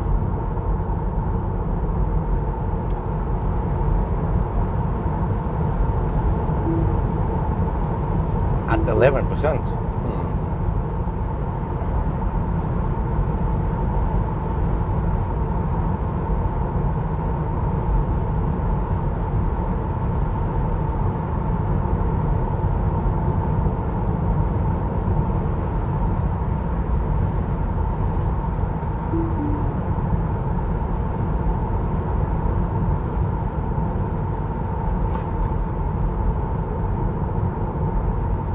Okay, how is Ionity status now? Is it busy still? Laderstau?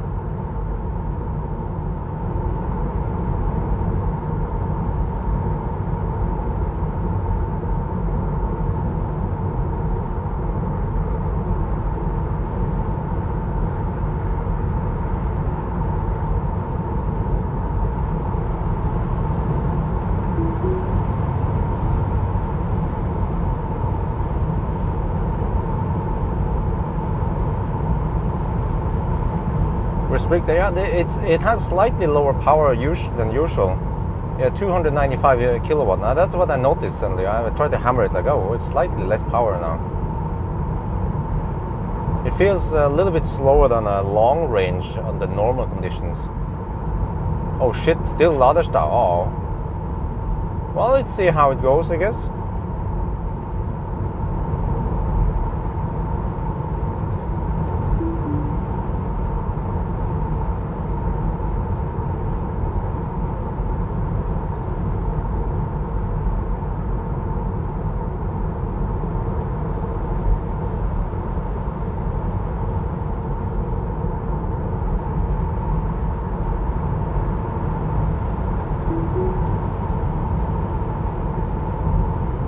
Bill. Ah, okay. I just need one slot, and I just need one working slot.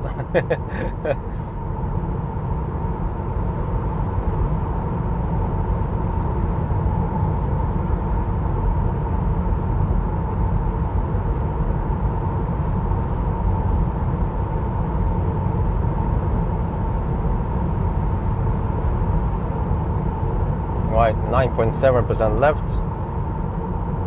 Okay, I will supposedly arrive with 3%.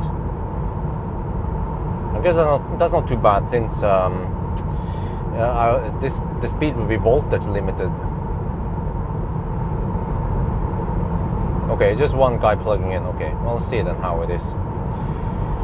This is the name of the game. We have vacation times.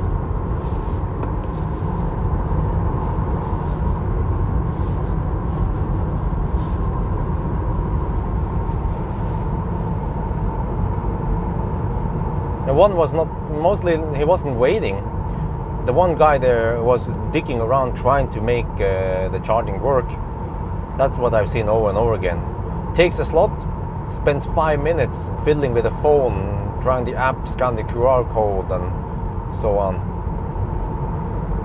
In 5 minutes I'll be at 25%. Okay, maybe 20%.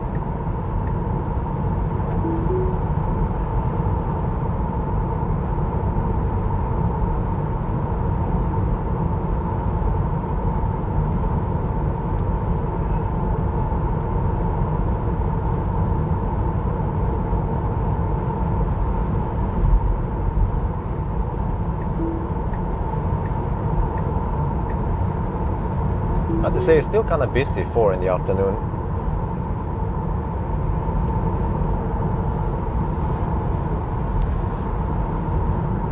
Oh, that's a leaf.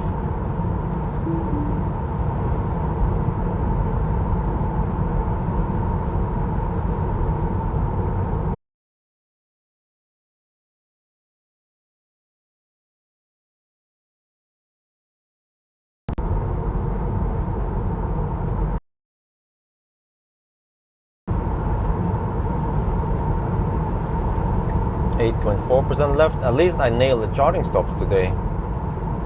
Except for that, it's vacation time, and then it's not the V3. I wonder if it would pay off for me to go to 75%. Wouldn't take that many extra minutes, and then I can go to a V3 instead, and then I can actually skip one charging stop. I thought about that, like,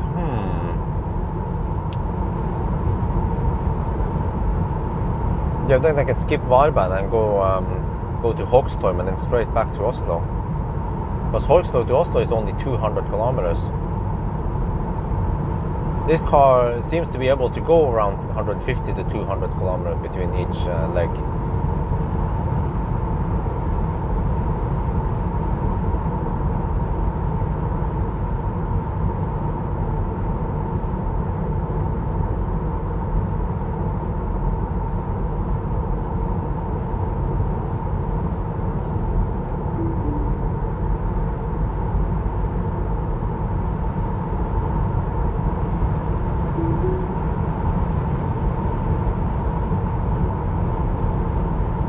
On the west, okay, so I will get mostly side wind on the way back also.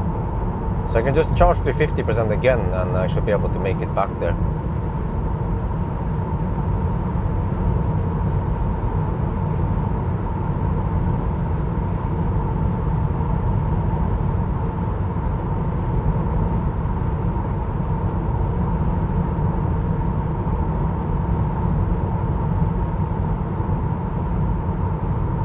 Well, I could just go.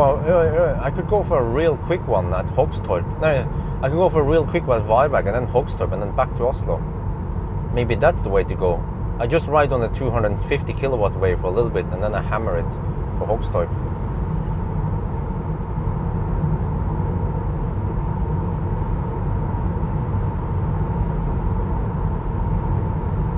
I guess this year Roskilde is happening, right?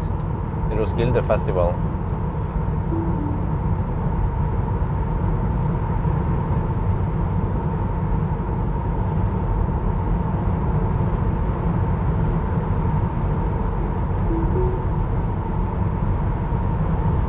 Right, 6.7% left. All right, we go deep.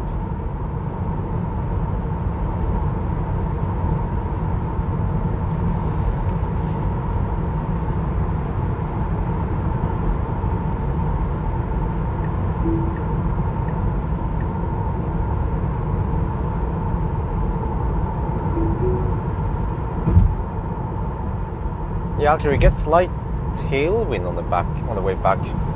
Yeah, so 50% will be plenty, even 49 maybe, or 48, not sure. Could be possible.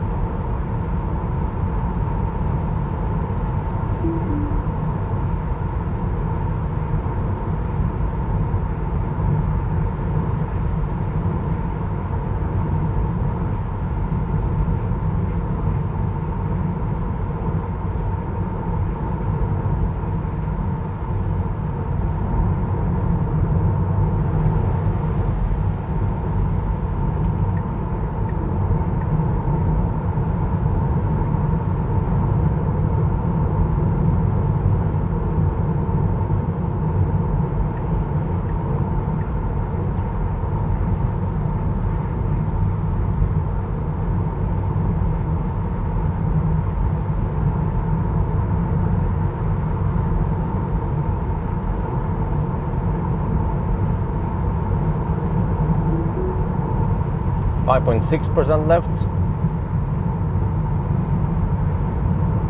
No, we already deducted 5 minutes. The worst part was in Norway. From here, this one is not that bad, so I don't care too much about it. Even though they do slow me down. Could be several minutes also. But we have to expect a little bit of traffic, but the part in Norway was just ridiculous.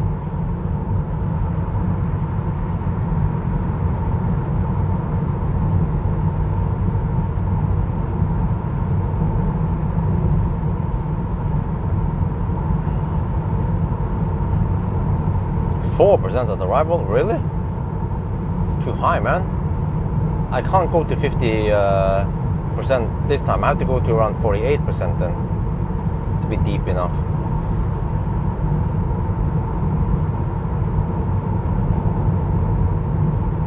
I can't charge at Circle K chargers. I don't have app that works with it or RFID that works with it, and they don't. I can't even install the app because it's only for Swedes. So my Norwegian app store can't find it. I will only find the Norwegian Circle K app. So that's why we don't go there. Both 95%. Oh, could be some e-tron or some shit. Okay, that means that by the time I get there, both of them will go, and then depends how many other people are queuing up. I guess we just have to just document how it is. But if I wasn't stressing too hard, I would probably go to the new one, Harstad. Just charge to 75% and it should be safe. You can now have only 200 kilowatt power.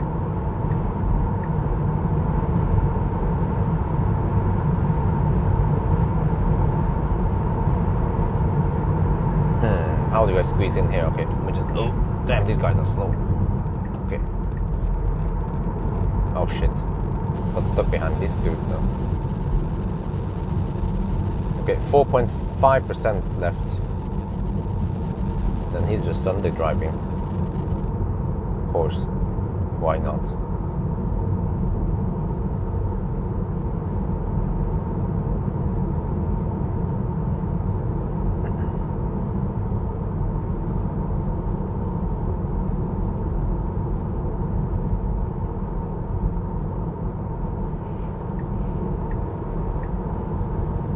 He has no blinker.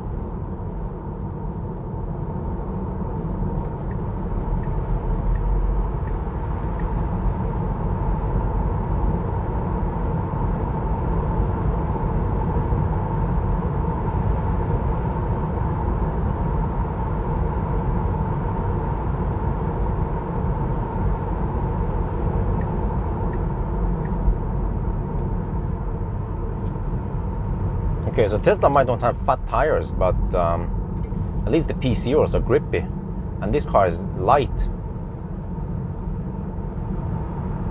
It goes like a ninja here. Feels like it's even better than a Porsche, because it's all about the weight. Less than 2,000 kilograms here on a performance car. Go, go, go, it's clear. Go, go, go, woman, it's clear. Oh, wow. Okay, mic off.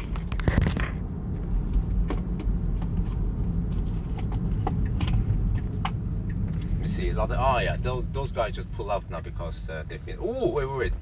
Oh, that guy is going in, and then we have to identify who's queuing up here, who's not queuing up. I wonder if the Taycan is queuing up. I have to ask him. Oh yeah, okay, 1638.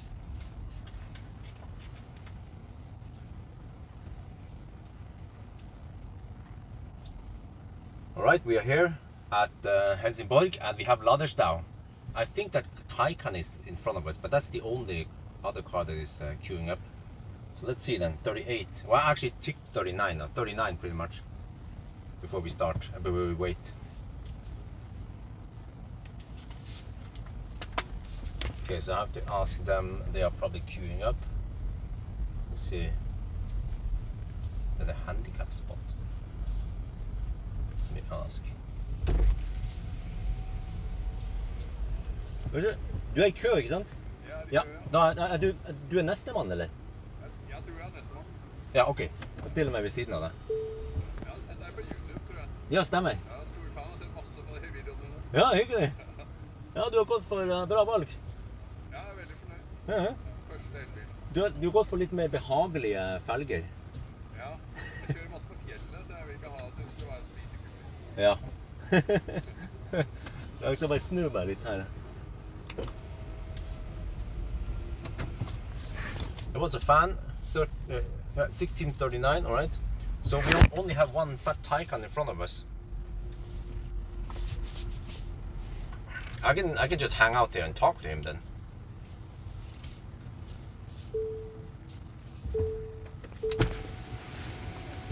Ja, da kan vi henge her og prate litt da. Ja. Spiller du noe nå? Jeg holder på å lage video og sånn, selvfølgelig. Ja. Ja. På lang tur. Ja. Du tester den her. Ja, vi kjørte ned til Italia og opp igjen. Åja, du er på vei tilbake, ja. Ja. Så du tok en sånn tidlig ferie da? Gjorde det. Ja, har du bare vært på Ionity stort sett da? Vi lada kanskje sånn 80% på Ionity eller noe sånt. Ja. Så brukte vi der plug-surfing-kortene, og det funket veldig bra da. Ja. Så jeg synes det var Allego og sånn noe EVB, eller hva det heter for noe, i Tyskland og sånn, var jo kult da. Ja. Det var en sånn kjempe-landstasjon nede i Tyskland, med sånn solcelletak og alt mulig da. Var det sånn Audi-greie, eller? Litt sånn EVB, Ok. I Kammen eller noe sånt. Ja, kult. Det er sånn kjempemasse 300 kilowattsladere og solcelletak. Det skulle vi hatt her, egentlig. Ja? Det skulle vi hatt her. Ja, her må man ha det. Det hadde gjort seg. Ja. Det er varmt. Ja.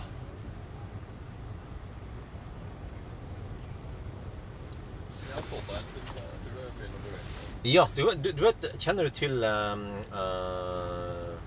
plug... nei, charge finder. Ja, For der kan du nemlig se hvor mange prosent de er på. da kan du det, ja. Ja. Så jeg skal sjekke opp noe nå. Ok. Der, så vi ser. Her er den ene ødelagt, eller? Det står at den ene er ødelagt. Men... Du kan si det. 6.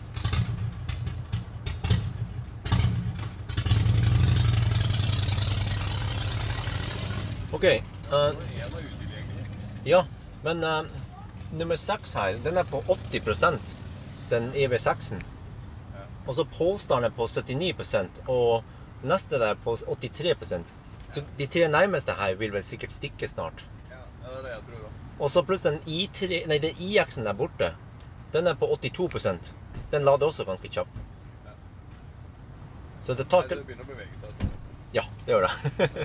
Ja, hyggelig og gøy å møte deg. Ja, hyggelig.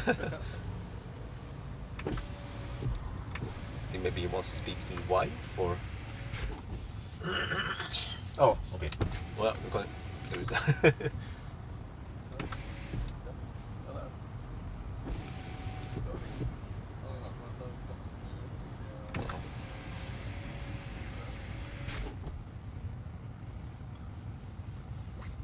So,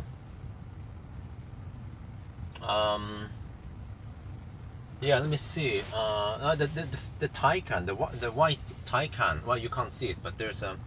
Oh, now it's running. Okay, but we have many cars at 80%. Wait, there's there's one at 97%. What the heck? What? Wait. It's a freaking Enyaq. Why the heck are you? Is this offline? Okay. Okay, they are actually struggling to make it work, I think. Well, I'm not sure. Wait, and then one is not working.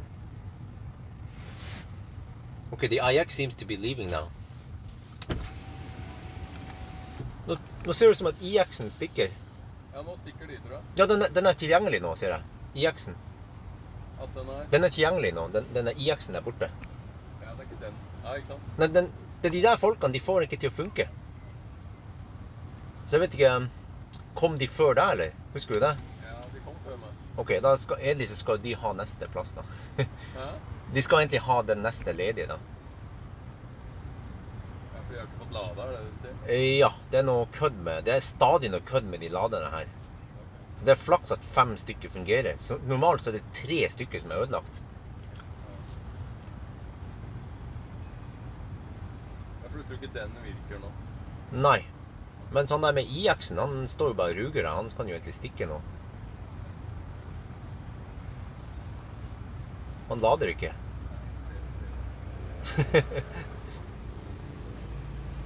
Han lader ikke. Nei, han lader i stad, men så plugget han ut, eller så... Nei, eller så var det... Nei, det var kanskje en annen... Den er ledig nå, den der. Skal jeg prøve? Du kan prøve.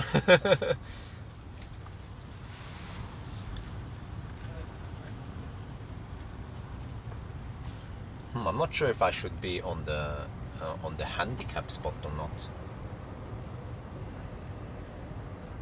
Actually, maybe I will just camp on the handicap, and in case someone needs it, I will move, of course. Number 2. Oh, he took. No, what the heck? I'm not sure what's up here.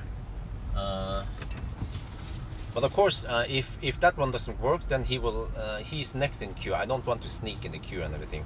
We want to stay civilized. Let me go outside and guide him.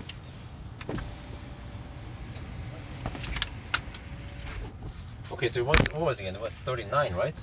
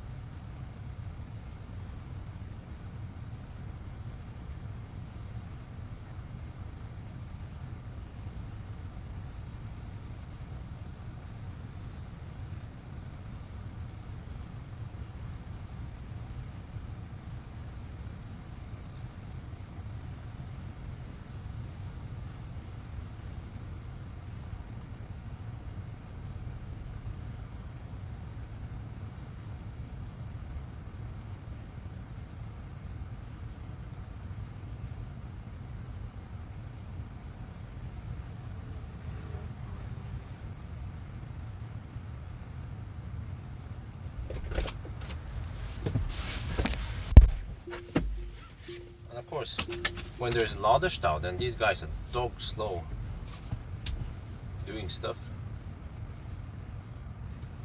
Okay, well, it's just that I can't open the door. It's understandable. But we kind of need to speed things up here since we have so much stuff going on. But I have to place myself better here. I forgot the charge port is on the left side, it's the right side. Not the right side, it's the wrong side.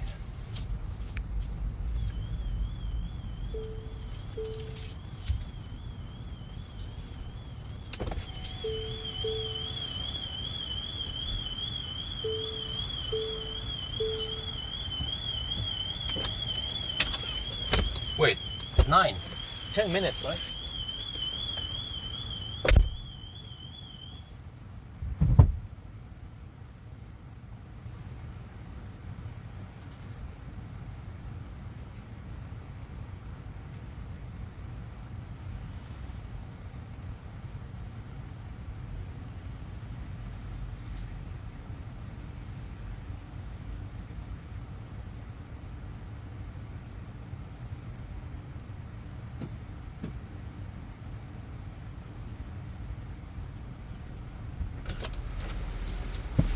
Oh yeah, we're charging. So this time I think I need to go to only 48%. Like, I'm thinking maybe even 46 would be enough, but let's just go 48 because the temperature might change slightly, or I'm not sure. Maybe we have smoother traffic on the way back, so let's go 48. But this time around we don't get 250 kilowatts.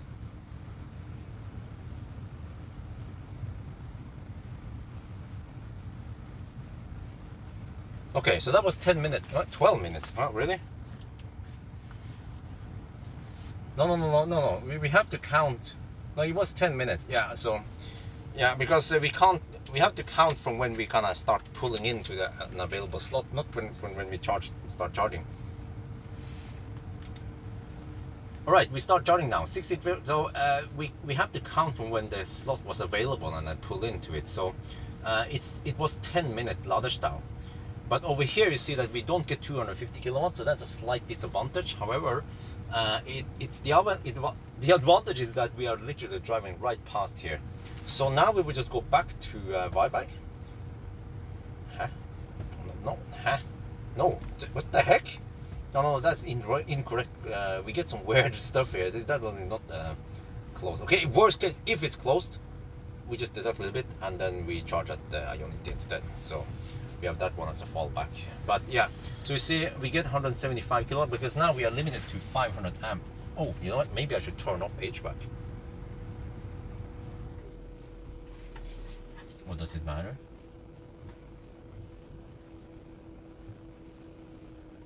Almost doesn't matter. Yeah. Okay, pit stop again.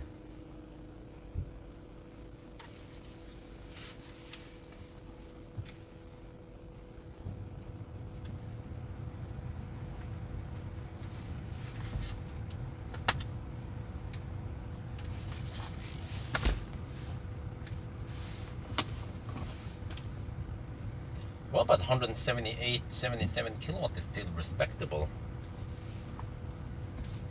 Oh shit, I have to wait until 20% before I can turn on HVAC. Okay, but I'll be back.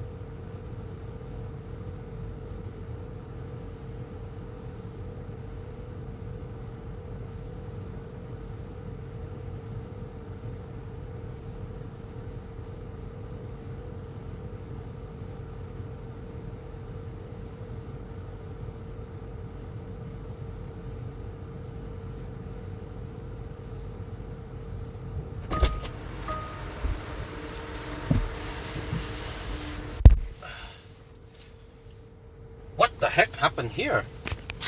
What? This is not good. When did it, what happened here suddenly? Huh?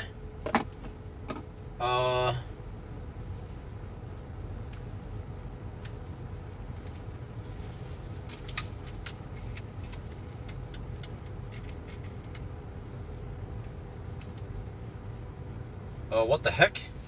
I went to the gas station and came back and we are charging at 5 kilowatt. There must be something wrong with the charger. This is not the car specific problem.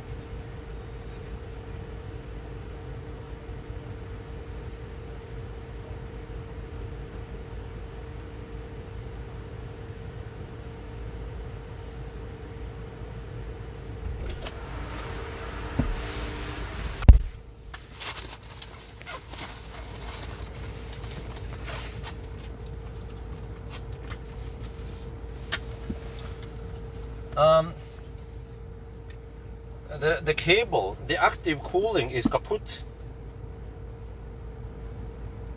I haven't used this one in forever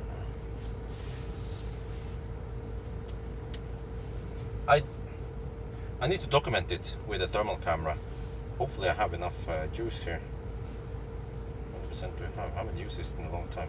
17% battery. Okay, that's not good.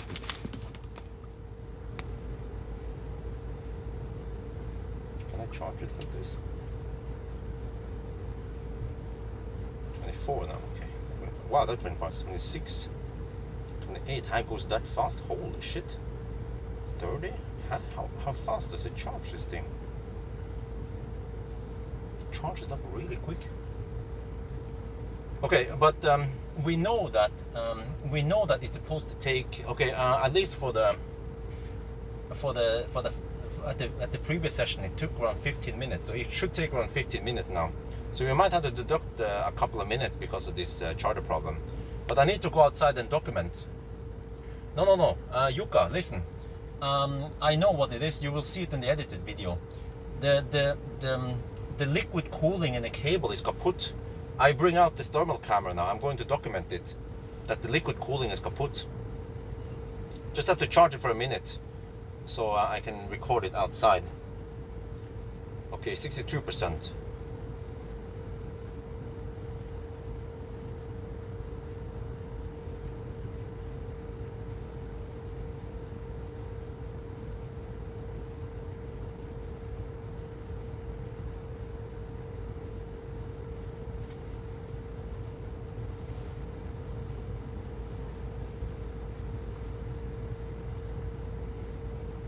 No, we don't know yet. I will watch. I will check. Oh shit, I have to leave soon.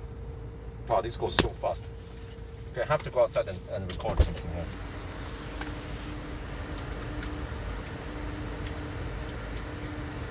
We're supposed to leave soon. I have to get this one ready also. We have to get ready to leave soon.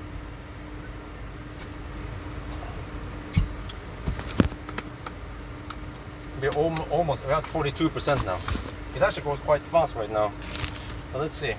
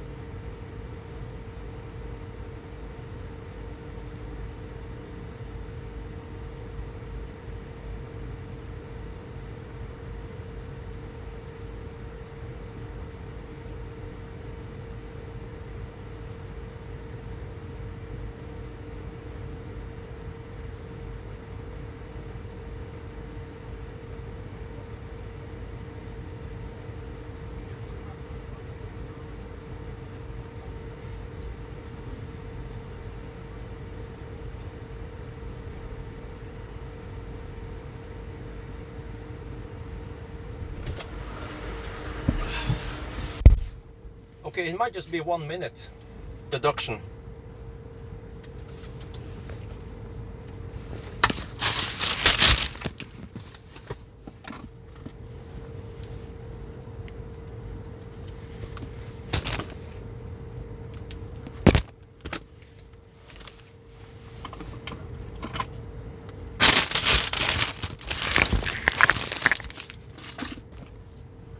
Okay, so I'm going for 48%.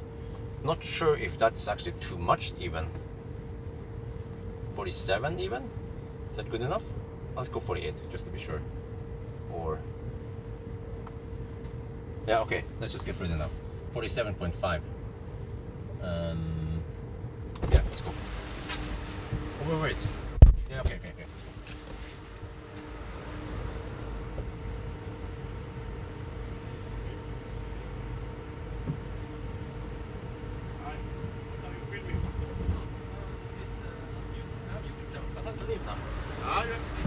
Sorry. A YouTube channel. Tesla Bjørn Nyland. You know, people need to ask me right in the time when I have to leave. They can ask me anytime, really. Okay, and there's people who needs a plug. 50-minute stop. So this one was only to 48%. And also it was from 4% to 48%. So it should be one. So we have to deduct 1 more minute here. And you see we had, I think 1 minute is fair. It did this weird kick down, but I documented on the thermal camera that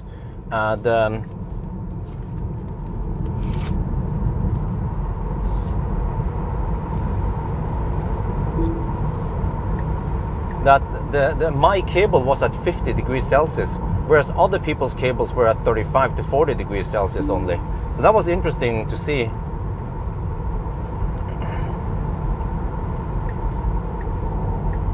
But the strange thing is that the tritium charger did not say anything, and I don't know if the charger knows that there's something wrong. It should know it, which it's kind of bad that it's kaput and you're charging slower without even knowing it.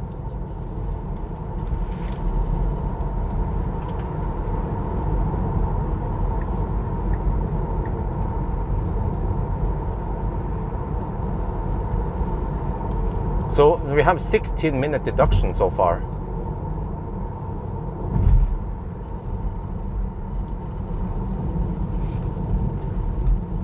You see, you don't need fat tires because you have a light car and good tires. P0.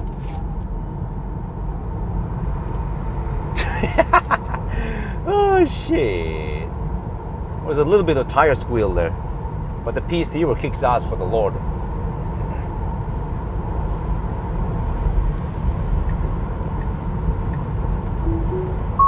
Hey, what the heck?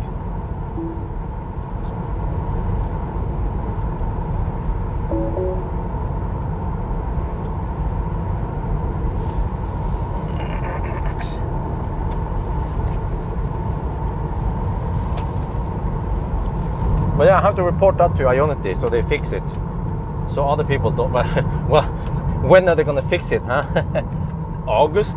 September?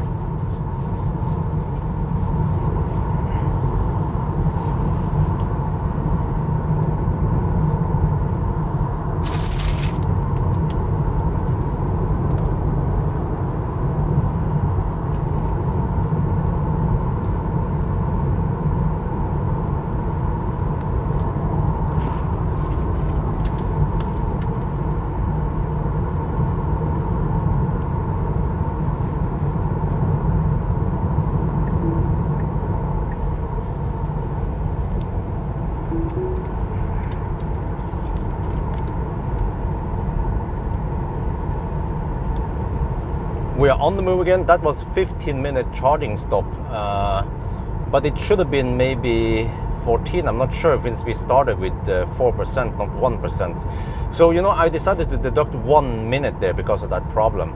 So I think that's fair. We're trying to be as fair as possible. So that means total 16-minute deduction so far. 5 minutes of the slow traffic in Norway, 1 minute of that one, and then 10 minutes of Ladderstau. So yes, now I'm hugging the left lane because just want to show you guys how quiet it is in here. We are in the 110 zone and we're going a little bit above it, and we have fresh asphalt. So I charge with 48%. The car estimates I will arrive with 4% at the Varberg, and the car still thinks it's out of service. Huh? No, it can't be right, because also earlier when I was traveling here, I saw that the car was out of service. So it's just some weird stuff going on with the servers today, maybe. We just enjoy the ride back, but this has been what's the time? Huh? Wait, so if we deduct 16 minutes, it means that we are on the way back, and we have not passed the 5-hour mark yet. Wow. This car is charging like a boss, and also very efficient. If I'll show you here, look at the consumption so far, 214 watt-hour per kilometer. This one is high now because we have kinetic energy in the car. So, and we just started driving.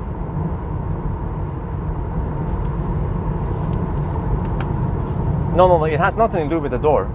You guys have some weird door theory, but like I said, I felt the cable, and the cable was hot.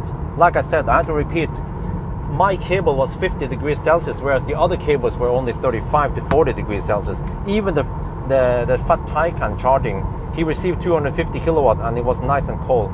So there was obviously a cable problem, had nothing to do with the door. Charging speed dropping when you open doors, that only happens with Volkswagen, not with Tesla. LOL.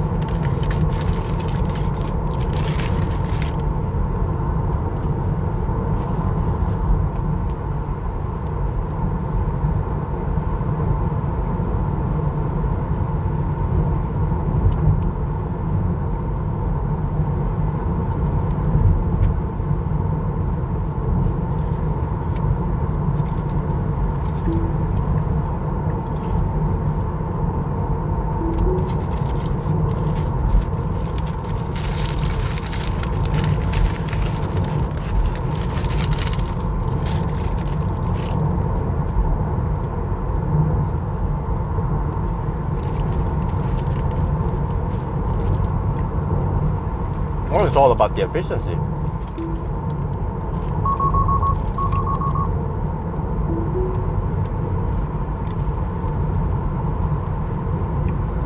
We had the two charging stops so far were only 15 minutes each. Next stop will be even shorter because we have to charge only enough to go to Hogstorp. And Hogstorp will be the last stop.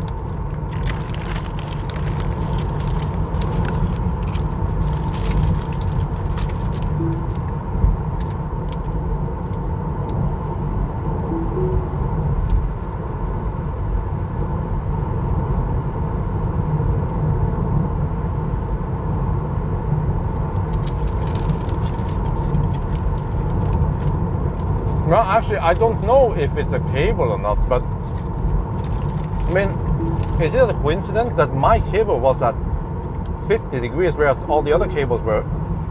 And also another thing, yeah, I felt it. Yeah, one other thing I forgot to mention. I felt the cable. It was not vibrating. Normally it will vibrate. You know, I've charged many Ionity cables in the past. So I immediately felt that something was wrong. It was dead, DED. Whereas the other cables were vibrating and nice and cold.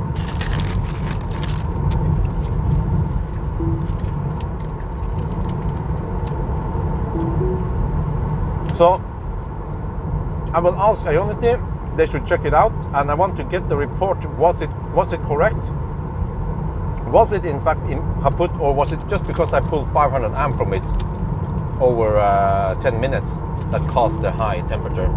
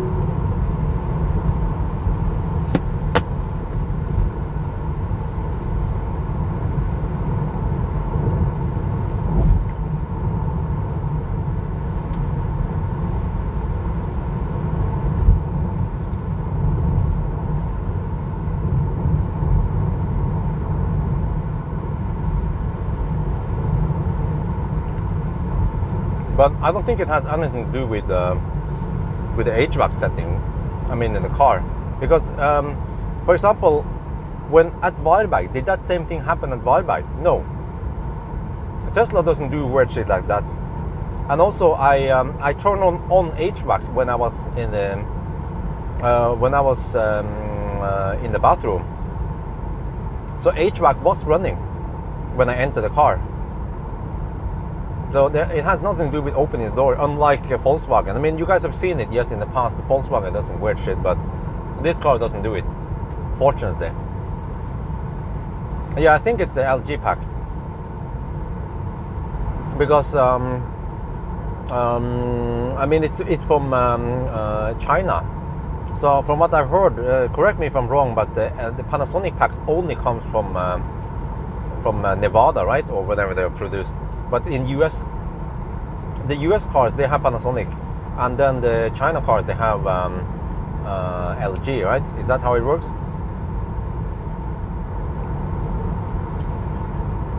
Yes, that could be a coincidence, of course, but like I said, it was not vibrating. The cable was not vibrating. And if you guys ever touch that tritium cable, it's supposed to vibrate. Even during handshake, it starts vibrates until you stop charging. And think about this, it was 50 degrees Celsius. The other cables were 35 to 40 degrees Celsius. There was something was not correct with that cable I was using. And also, in the past, there's been so many bugs and shit going on with those Ionity chargers, or I mean rather those tritium chargers, that it doesn't surprise me if something is wrong there.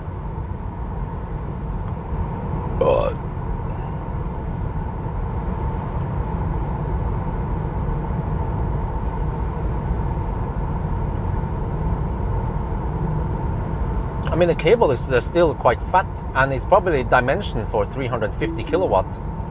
So we were only pulling 170 kilowatt, right, which is at peanuts. So you could still handle it, kind of.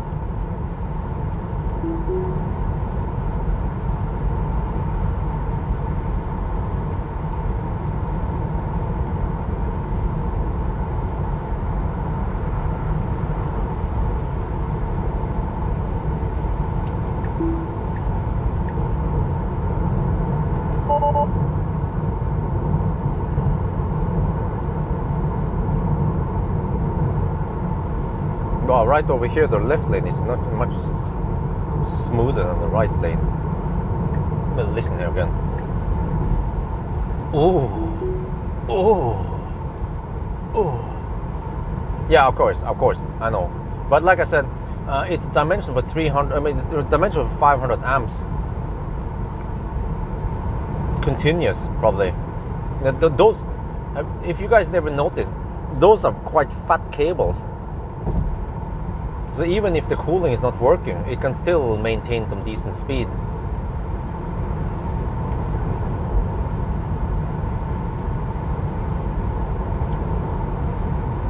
Taycan had no problem. No. Listen, Max, it wasn't. I mean, the car charging at the Taycan had full power. I mean, it was vibrating. But yeah, in the case where the cooling wouldn't work, then of course it would be better to have 800 volt. Yes, I agree. I mean, 800 volt is better, regardless. It's just that right nowadays the limitation is in the battery, in the cell, or in the battery pack, or in the price of the battery, and all the physics.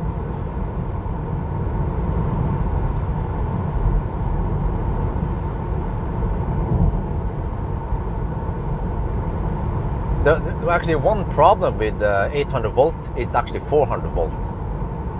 Yeah, if you know what I mean. Because the problem with it is that we have so many 400 volt chargers, and even some chargers like Delta, they even supply a 400 volt version that supposedly Mer bought lots of. So then you have to make the cars backward compatible. Like in Taycan's case, you have to add extra weight, which is kind of clumsy. But at least for the EV6, I don't know yet what kind of speed it can take. But hopefully EV6 doesn't have that limitation, 150 kilowatt limitation.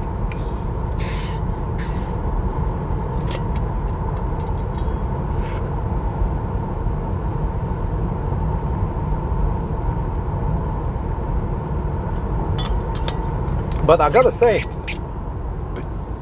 the charging curve was nice and flat at Helsingborg. Did you guys notice? So it didn't really affect us that much. I kind of want to make a charging session somewhere, but it has to be on the V3. Oh shit, which is Crufton. Well, unless we actually charge to 100% at Håkstøy, maybe we deduct time. Yeah, we could do that, actually. Because I'm going to calculate, of course, and claim that roughly 75% or something is enough, and then I just charge to 100%, and I can record that charging session. Wow, that was massive. Okay, so actually, it seems like it allows a flatter charging curve, like I've seen with MC Hammer.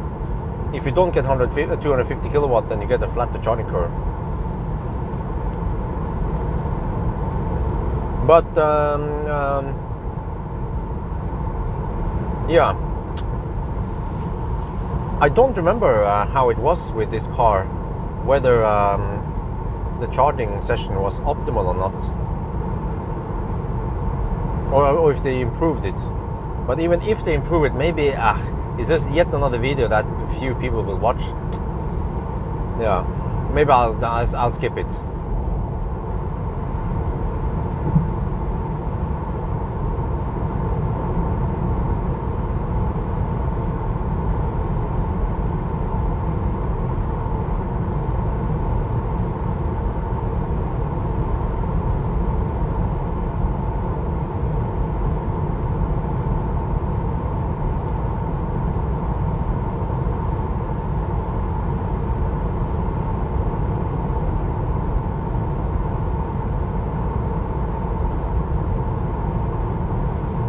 Wait a minute, but we did. We started from 1%.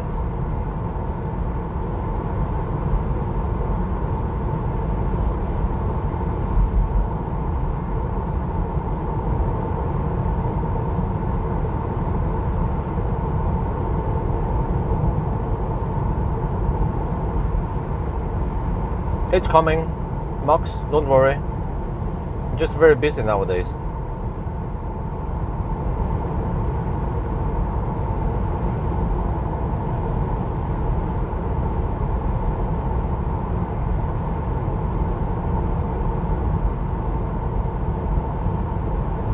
Well, you know what? I think it's quite close. The charging session we had today is probably quite close to optimal.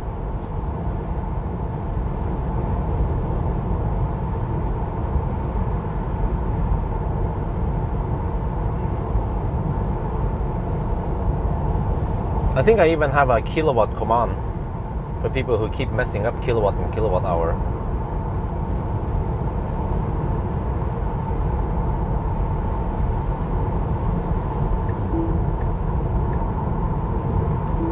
Wow, but so we have 16-minute deduction now.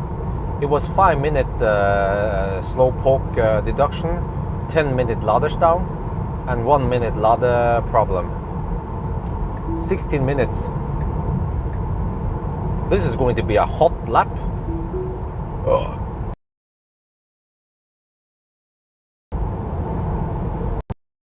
Two cooling loops with a pink and a blue loop or some shit. Although I wonder why they don't design them the same way, since they are from the same mother company.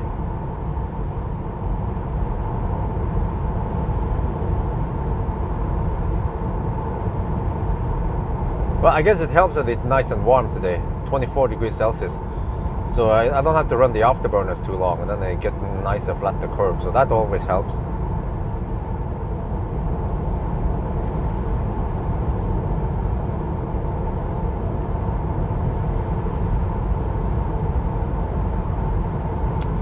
But actually, when I think about it, it doesn't cost me that much to charge to 90% at Hogstorp. I can just record a charging session there and keep it and see. Yeah, let's do that. Because I might want to charge around 70% anyway, so I need to charge just 15 minutes extra. Yeah.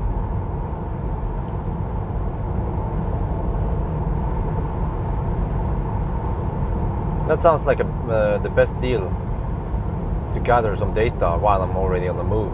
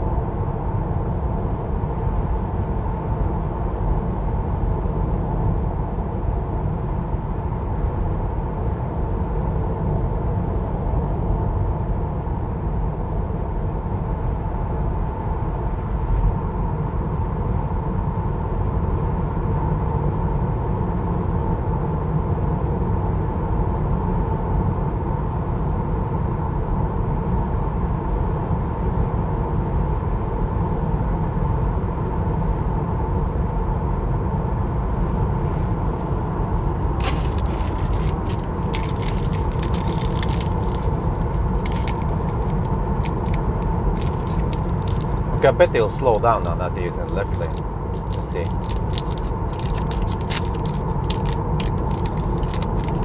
Actually, they did not. Okay, I'm surprised.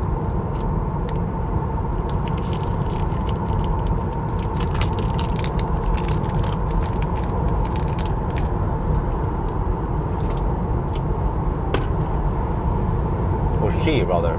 It's a woman. Norwegian woman.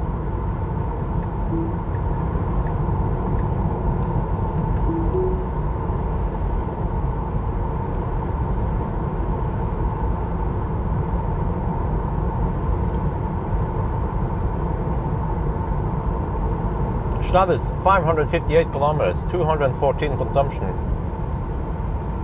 We are at 5 hours and 13 minutes only. Wow, that is massive. Massive indeed. Are we even gonna beat the 920? No, that can't be.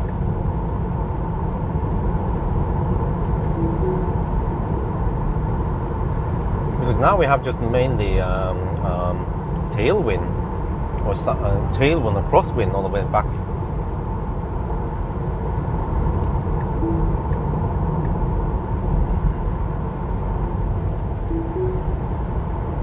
Yes, autopilot kicks ass for the Lord Elon Musk.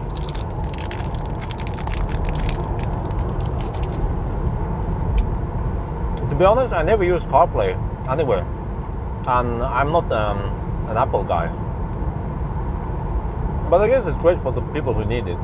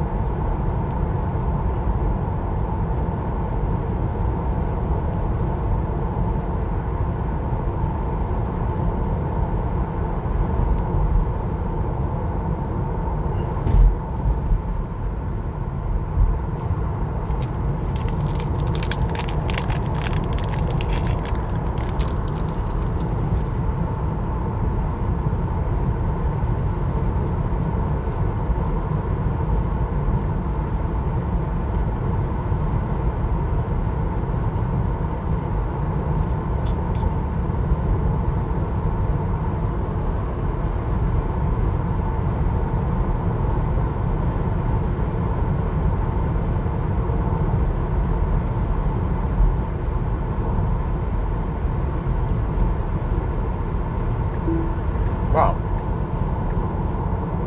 this is highly acceptable. Hope we can get to some smoother asphalt in the 120 zone. Get an idea of how quiet it is here compared to the earlier model Teslas. And also I get the impression that maybe the Model 3 is better than Model Y at higher speed because we have lower window surface.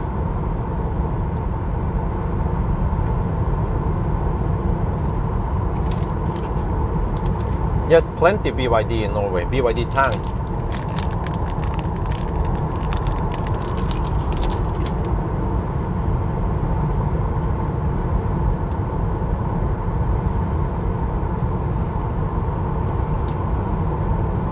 Toyota, nope.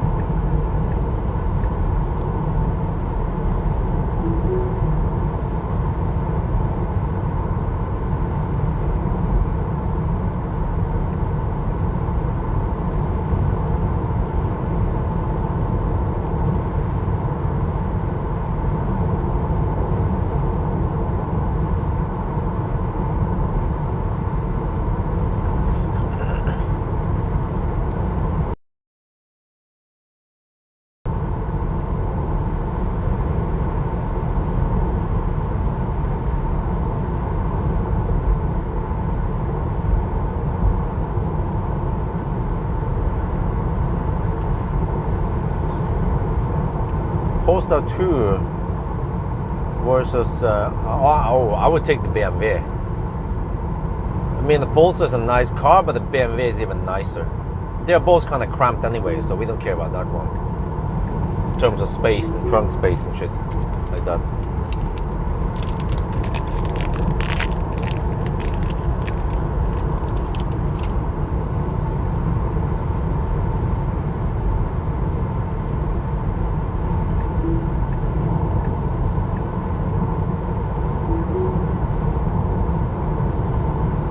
And also the BMW i4 has better soundproofing than Polestar. Polestar is actually quite noisy. And you see, Tesla's been improving the soundproofing ever since the Polestar came out, but Polestar hasn't done anything for soundproofing. It's still kind of noisy, especially the Polestar PP with the big brakes where you have to have fat rims.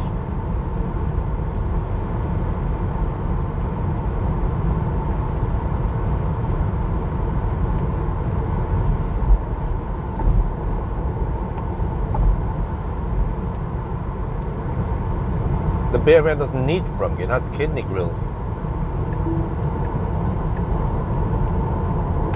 But like I said, both those cars are kind of cramped anyway.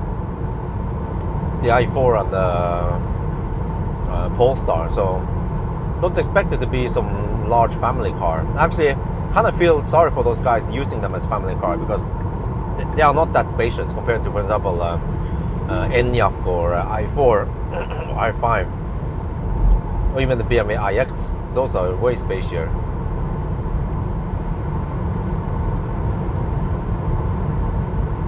It's BMW. The BMW is above Polestar in the food chain. You just have to understand that. Polestar is just some Swedish tank. Whereas the BMW is the ultimate driving machine.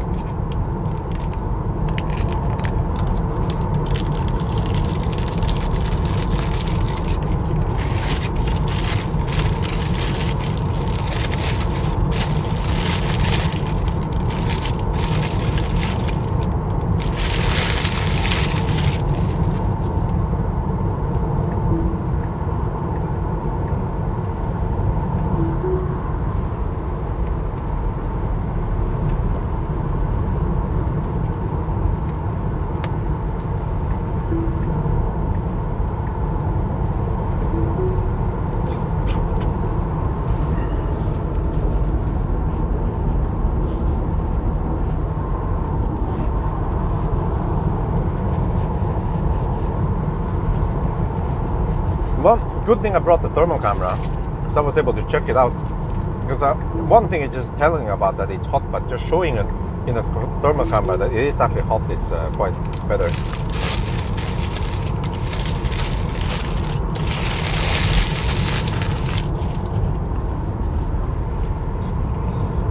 Oh, sorry, car estimates I will arrive with 3% at Varberg. And the car claims that Varberg is close. I was like, huh?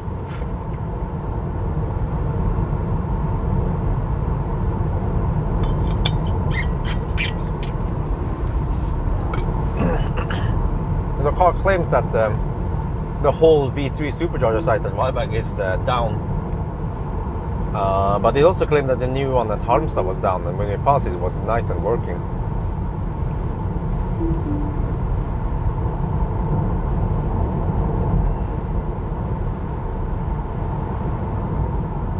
Oh, what the heck? Dude, what? Huh? What? Woman? I mean, I know you drive a fossil car and all that, but come on. It's a 120 zone here.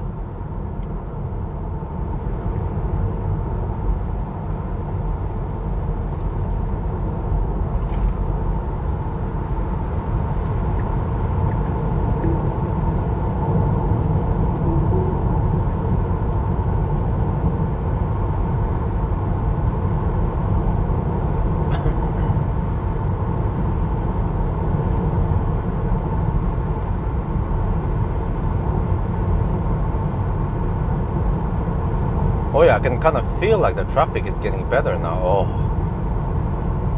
5:30 in the afternoon. So, you know, as much as wife and I would like the idea of moving to Germany, I think what we might end up doing is to stay in Norway. Like, we are registered in Norway and all that. We still pay tax to Norway. But we might, I mean, in the future, if I work hard, of course, like I always do, we might even just buy a house or maybe an apartment or something. But it needs to be some kind of townhouse or something in Germany, like even Frankfurt. And then we can stay there. That one could be like a second base. And then randomly, if I get invited to some press events, and they say, "Oh, yeah, Bjørn, do you want to go to Frankfurt or München for some press event?" I say, "Well, okay, I'm already living there." But it depends, of course. I'm not living there. I'm be like, I have like a holiday, or like people have cabins, right? And they have a boat and shit. I don't have that.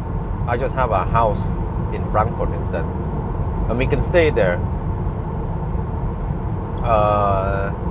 That would be quite awesome. Let me think. Norway now is perfect. It's wonderful. Norway and the Nordics in summer, but then eventually, from roughly September, then it starts sucking. So let's see, September, October, November. So 3 months maybe. I can go in. Wife and I and the baby, we go to Frankfurt. And we stay there for 3 months, and then we can actually travel directly to Thailand from Frankfurt.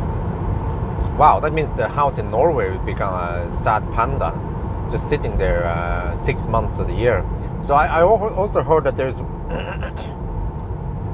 if you have solar, you can have this this kind of electricity deal where you sell electricity to this company that you have an agreement with, and it becomes like the cloud. So you sell electricity, and then you can retrieve it, kind of use it.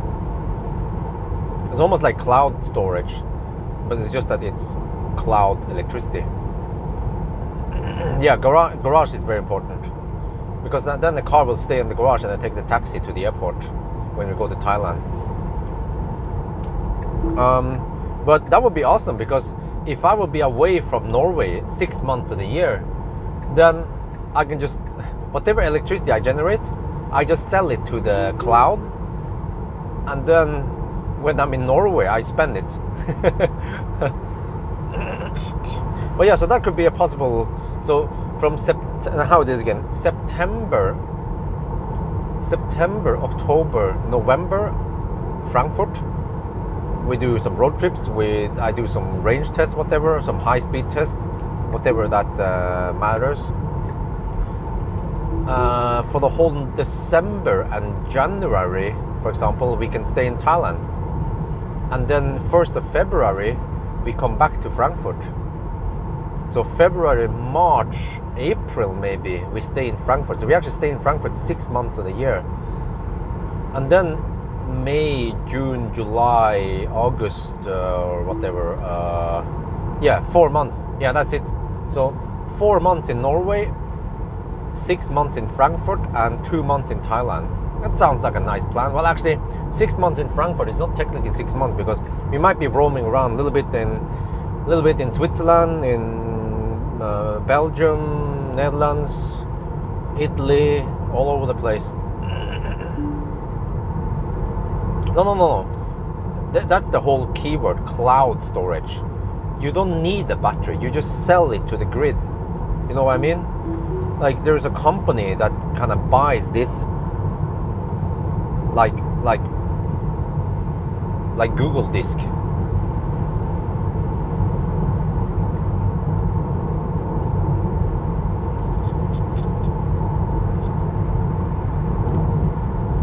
So I mean, I could probably save up several megawatt hours while I'm not there, and then I can spend it while I'm there.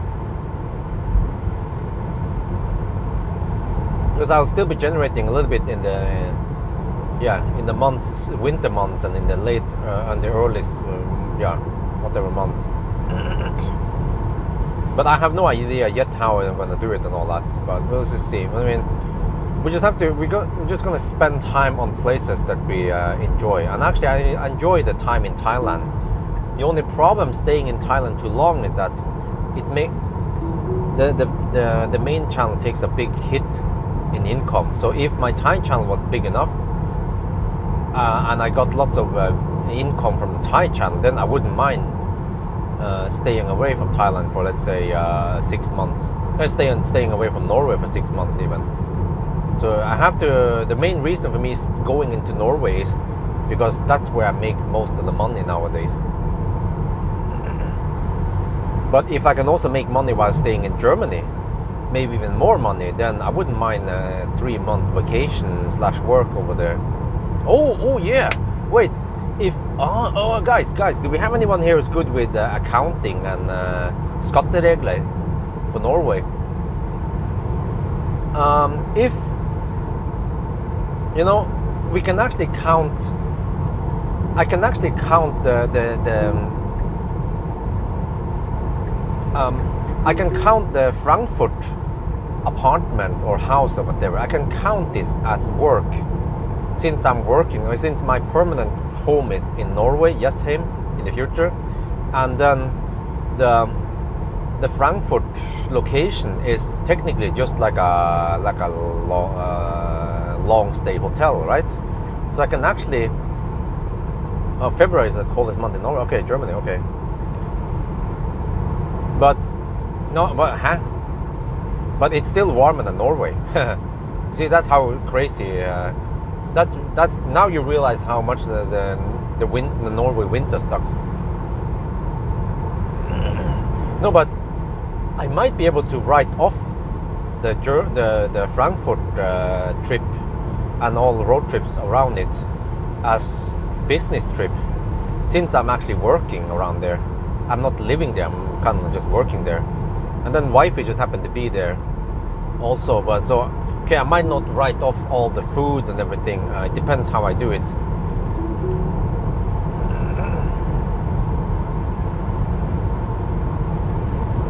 So okay, it might sound expensive, but because it is a part of my business running cost, then we might be able to pull it off. I think I will talk to wifey about this idea. Yeah, September. So, because Norway, September starts kind of suck, but in the south, like we can even go to Italy, we can go to Nice, or we can go to Croatia, and I think even September over there in the south is still nice. We can still enjoy some nice summers, and I can make some videos. And I mean, people will say, oh, but Norway is so beautiful. Well, let me show you Norway during winter or during November before it's white. It's just gray and boring. Like, I could shoot the video in grayscale or in full colors and you guys wouldn't be able to see the difference. So people just have this weird idea that Norway is so beautiful. Yes, but it is only beautiful roughly 4 months of the year. For the rest of the 8 months, it kind of sucks. Sorry to burst the bubble. No, like I said, no, don't buy yet. First, we will just rent something Airbnb or something short term. And then if we like it, then we might go for something bigger and better. And then I also need to get more knowledge about which areas I like to stay in and so on. And what about Stau? Is that going to be a problem? You know? And actually, for the most part, that location in Frankfurt doesn't have to be top notch. It doesn't have to be a mansion, because we might not stay there that long. We might just roam around, and let's say we go to Frankfurt, we stay there for 1 week, and then when the weather is nice, we're like, okay, let's go to Paris. And then we go to Paris for 1 week, and then we go back to Frankfurt, and then we stay in Frankfurt a week, and then I do some work, and then we go to Bled for 1 week, you know. So actually, yeah, in that regard, it could almost be better to just rent a hotel or something, or rent an apartment for those weeks when we are there, and then we just check out from it when we go somewhere else. I think that would actually might be better, but I have to rely on something with charging. Like, I don't know, it's got to be something with home charging that is dedicated for me, so I can always count on it. Oh, Uwe Hopner donated $25. Dear Bjørn, a little pocket money for the next break for the real Bjørn. Dankeschön, Uwe. By the way, Uwe Hopner, where do you live in Germany? And do you like Germany? Because it seems like Germans, they have mixed feeling about their own country. Some Germans, they love the country. Some Germans, they don't love the country. Just like Norwegians, I guess. No. Listen, like I said, there are great things with Norway. For example, like that electric excavator. You know, they are still, and then Norway still has some nice things going on with electric mobility. So why don't you? We can have a little bit of both. That's what I'm saying. We can just be stationary in Norway, but also go to and also have benefits in, for example, Germany.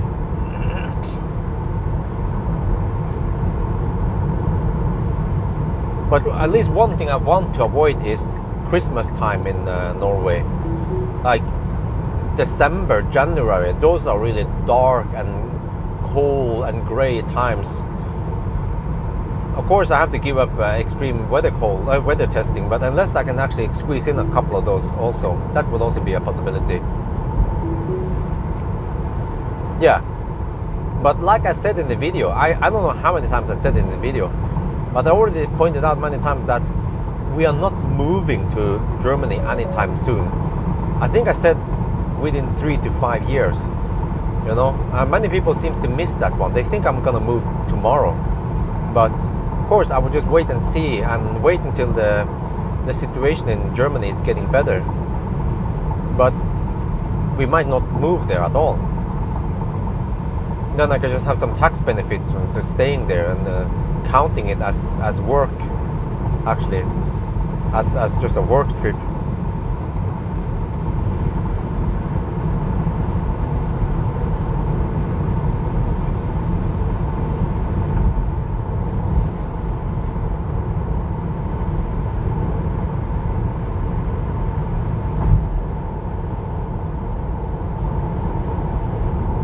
But I guess I have to see how it works.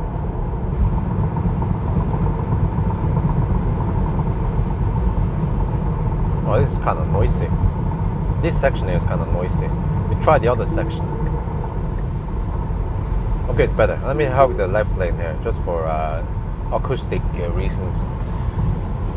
So, I guess actually, what are you planning to do when your daughter starts school? Yes, that's the problem. Once she starts school, we have to stay put.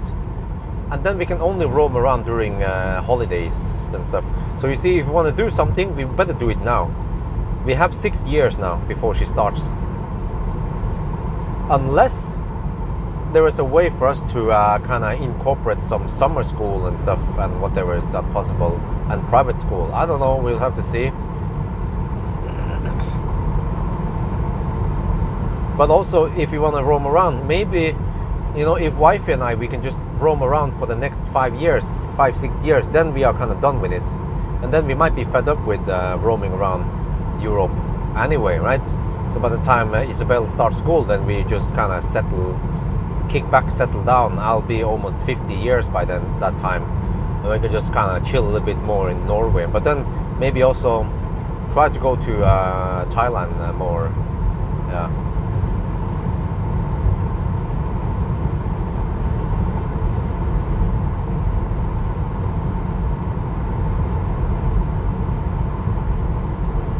You like to live in Germany. When you live in Germany, you must know authorities can cause nerves. Yeah, you see.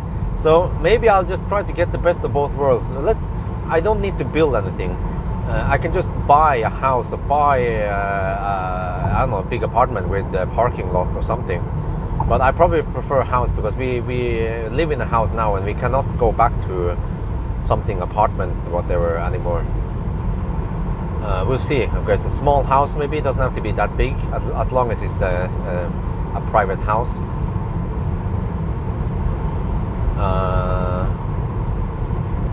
Well, yeah. Not sure how. Do we have anyone here who knows tax rules in Norway? If not, then I can always ask the regnskapsbyrå, the accountant guys for advice. I think it's called Unicum. Maybe I should mention them.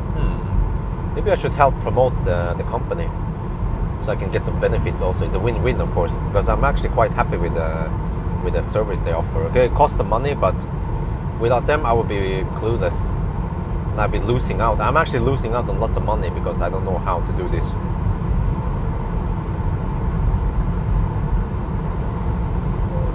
500k euros. That's not too expensive. Yeah, 100 square meters is plenty, especially since we are not living there permanently. Yeah, but I was thinking something like that.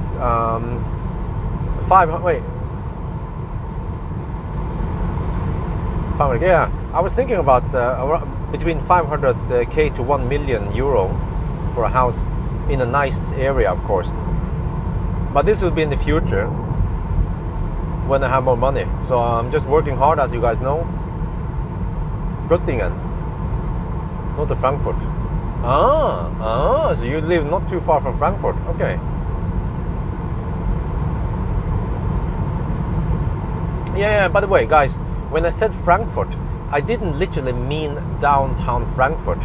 Maybe some people took me literally, but it means a small town slightly outside of Frankfurt.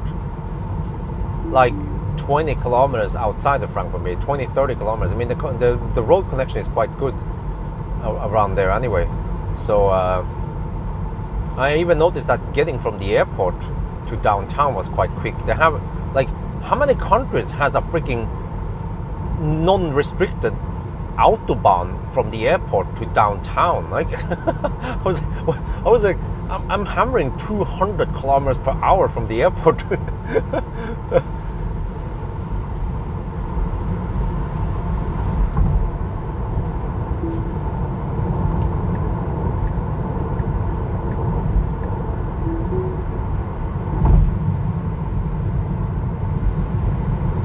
Wiesbaden. I heard about that. Many people mentioned Wiesbaden.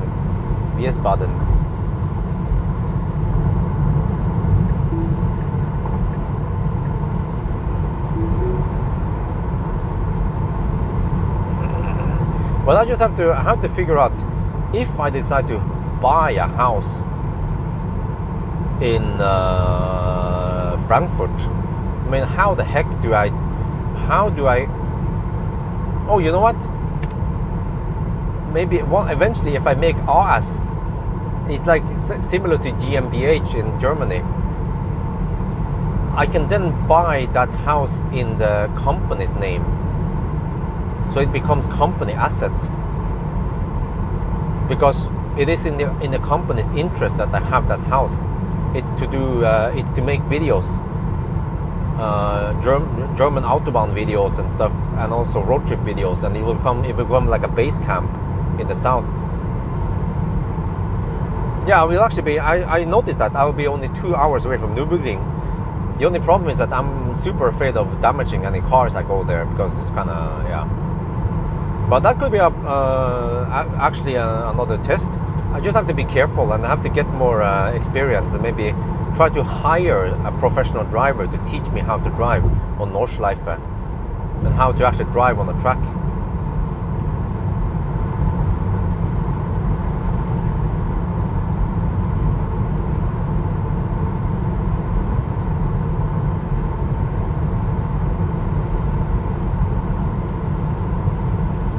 Actually, the whole Finnmark is unrestricted, as long as you don't get caught. I've seen how they drive up there in Finnmark. It's freaking crazy.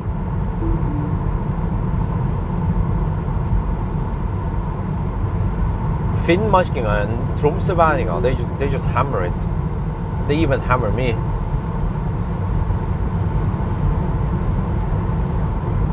Visa? What do you mean?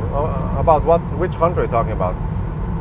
Remember that Germany is in Schengen, so wifey can stay in Schengen as long as she wants. She can go to Germany and stay there as long as she wants.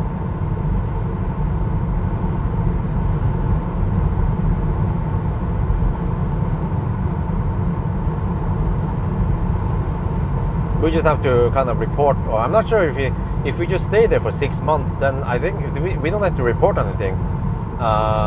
We are not paying tax or anything. We are actually staying there just as a tourist, very long staying tourist. But of course, we support the country by buying services there, food and everything.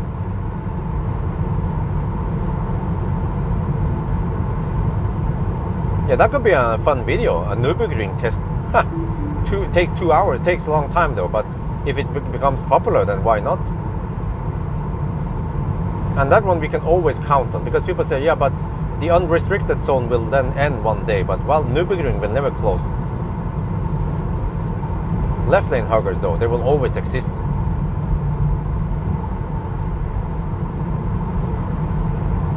Kind of just have to poke like this and like, hey yo, you know I want to overtake you. Kind of hint him like this. Does he get the hint? No. 9. Yeah, he got it. Okay, good. I'm just gonna block him and then slow down.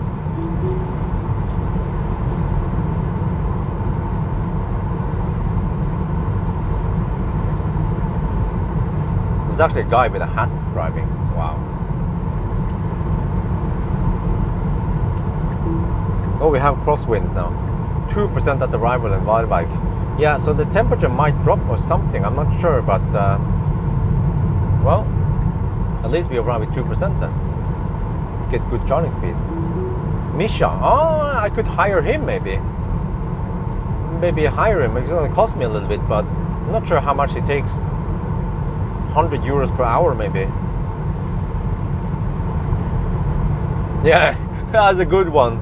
Wish you guys had left lane huggers in UK. Yeah. Oh, it's funny. Mishan, he knows Nürburgring.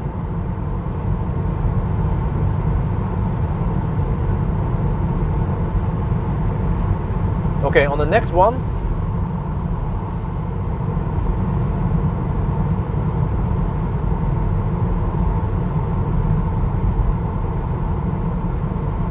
That's 153 kilometers to Hogstorp. Hogstorp is the next one. Then I have to expect consumption to be kind of low-ish. Maybe 200 only.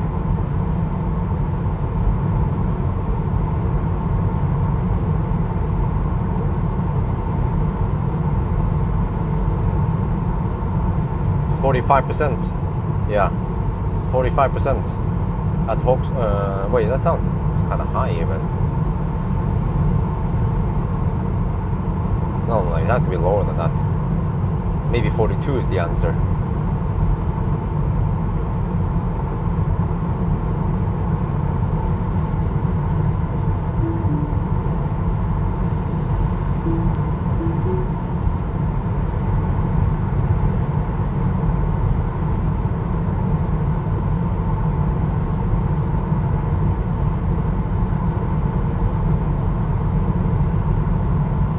He's been doing some nice collabs with Polestar, so he seems to have good connection with Polestar. I watched some of the videos, they are nice. Seems to be a nice guy.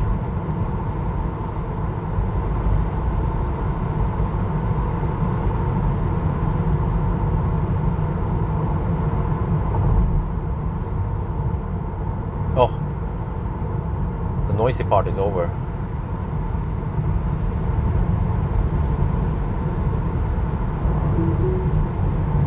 Okay, 9.7% left. I have 295 kilowatt power and 43 degrees. The battery is nice and hot today. That's good. Ah, he's a Polestar guy. Ah, Polestar Volvo maybe. I mean, Polestar people are usually Volvo people also.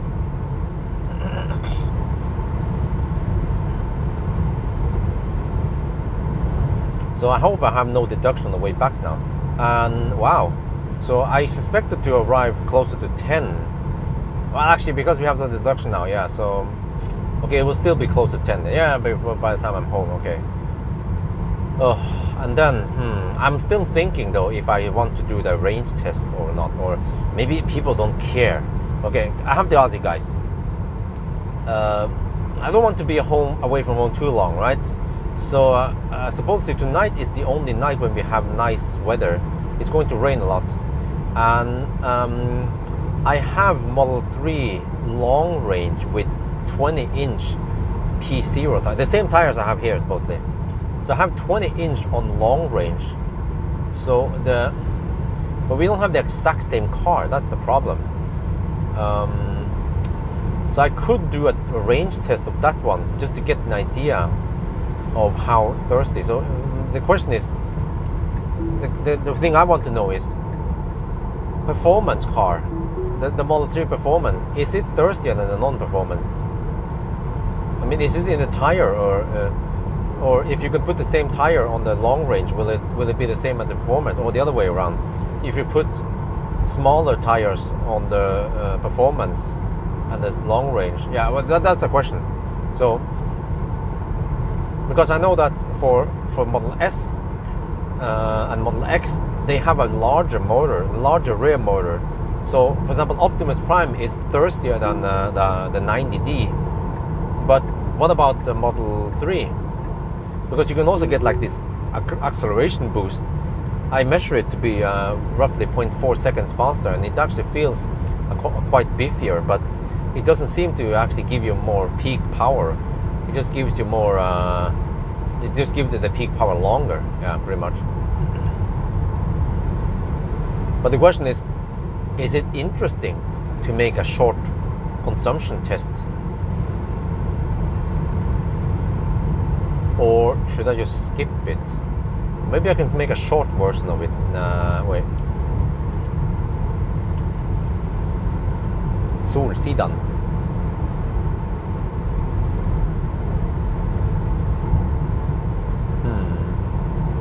I have slight tailwind here, okay. 3% at arrival now. 16 kilometers left. Coming in hot.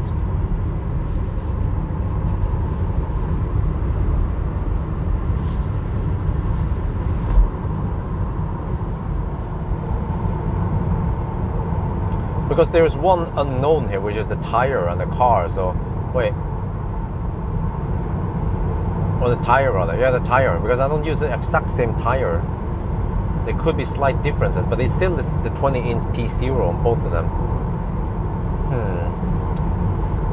Oh yeah, but also the temperature is slightly different tonight versus the day I tested. So that's why I'm thinking, should I just skip it? As I could be home by 10 tonight, or I could be home by midnight. And if I'm home by midnight, the wife is like, because I feel like I'm not helping taking care of the baby nowadays. So I just want to consider what stuff I should do and what stuff I need to just ditch.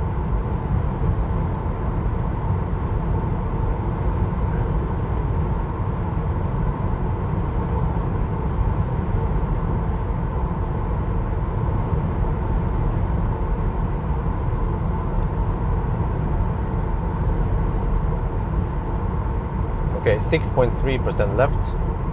Okay, this time I was supposed to arrive with 3%.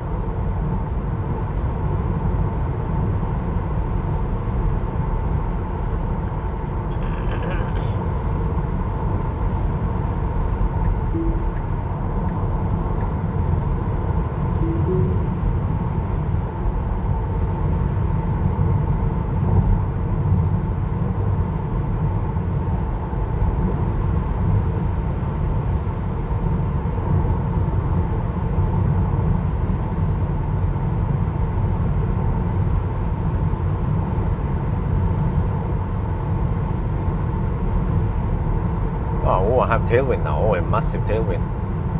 Total consumption, stats so far, 647 kilometers, 217 watt-hour per kilometer. And we are not even at the 6-hour mark. We have 8 more minutes before the 6-hour mark, which means that, well, okay, when we arrive, roughly, that's at the 6-hour mark.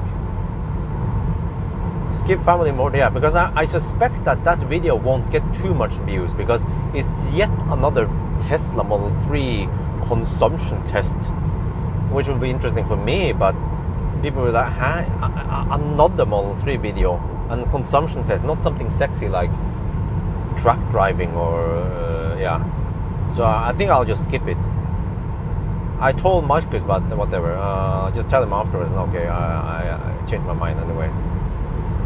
Okay, you want it, yeah, good test, but when I think about it, it might only get 10k views. Maybe even less. Because I have to name it something like consumption test for Model 3 versus whatever performance or, yeah.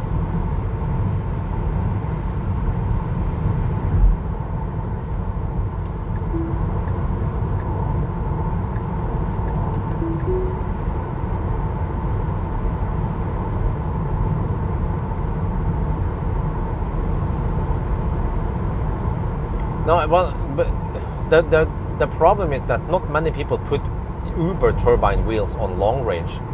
All the long range you see, they have the 18-inch with the wheel caps. So this is a quite unique opportunity because we did Marcus took the effort to putting on the Uber turbines on long range, so we can test it head to head.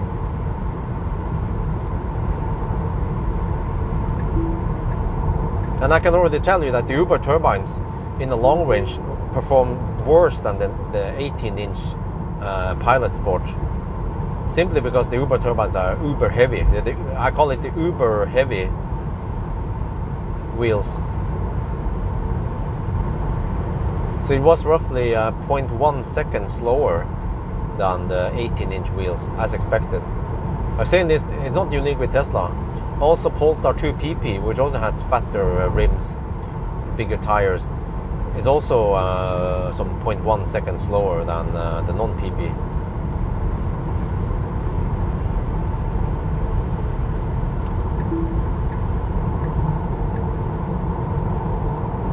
Okay, I have 3.8% left. Supposedly we will arrive Weimar with 2%. Okay, that's fine. Wow, 24 degrees Celsius now. That is nice and hot.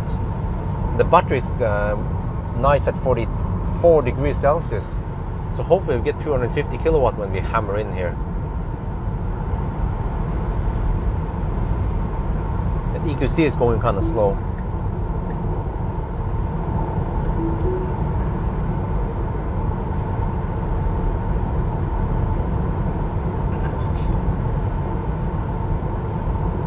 Well, a Model 2 would sell like hotcakes.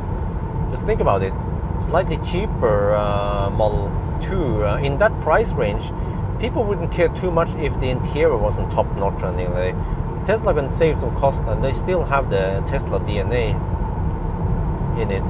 They could even use the same Model 3 screen, but just make the battery a little bit smaller and so on. They could reuse a lot of Model 3 components since they're already sharing it with Model Y. Just save it on battery, and I don't know where they can save it on. Okay, 3% now, 2.9%. Okay, mic off.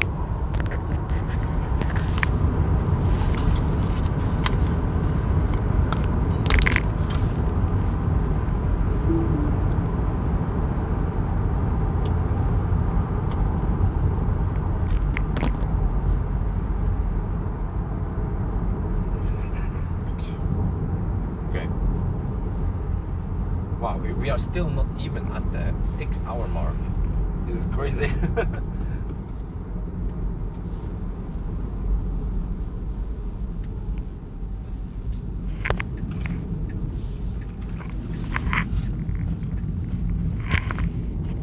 Because I have 220 kilowatt power limit at 3%. Huh? Isn't that kind of high?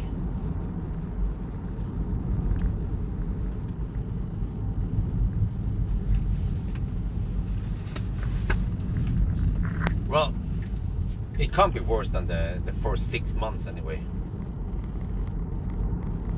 At least once the kid grows bigger, then she will sleep at night.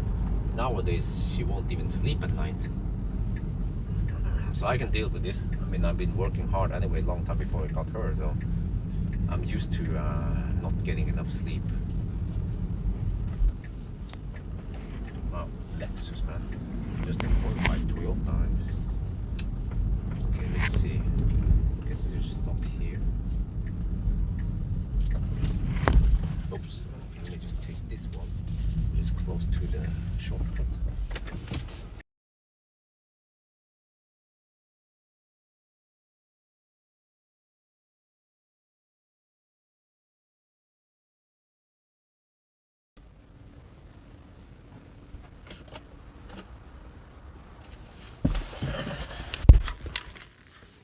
Matti again donated $5. Keep up the great work. Thank you very much, Matti.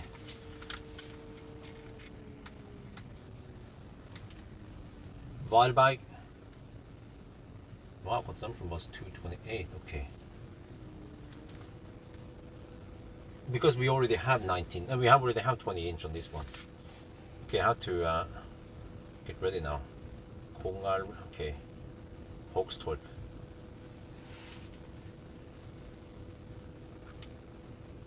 We are now at Varberg. Wait, okay, let me see, look at that. Oh yeah, oh yeah.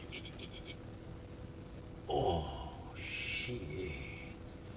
I don't know about you, but I just like sitting here watching the Charlie screen pop at 250 kilowatts, while other EVs are peaking at 200 or 170 kilowatts, and this one at least can peak at 250 for a little bit. And it is this initial jolt you get here for just a couple of minutes that boost up things.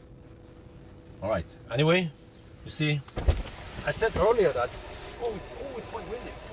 We have hit.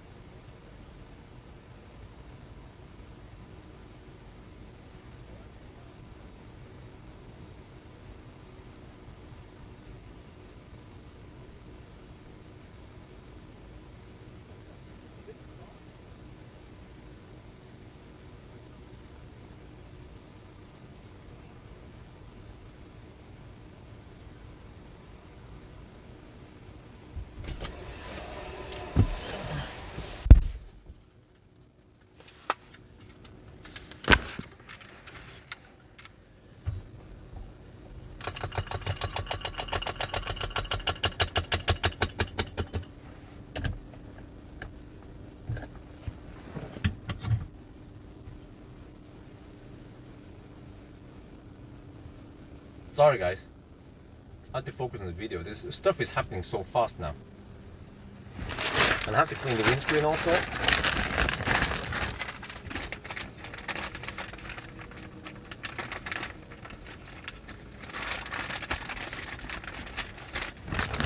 But I have to hurry because I think we need only 45%, maybe even less.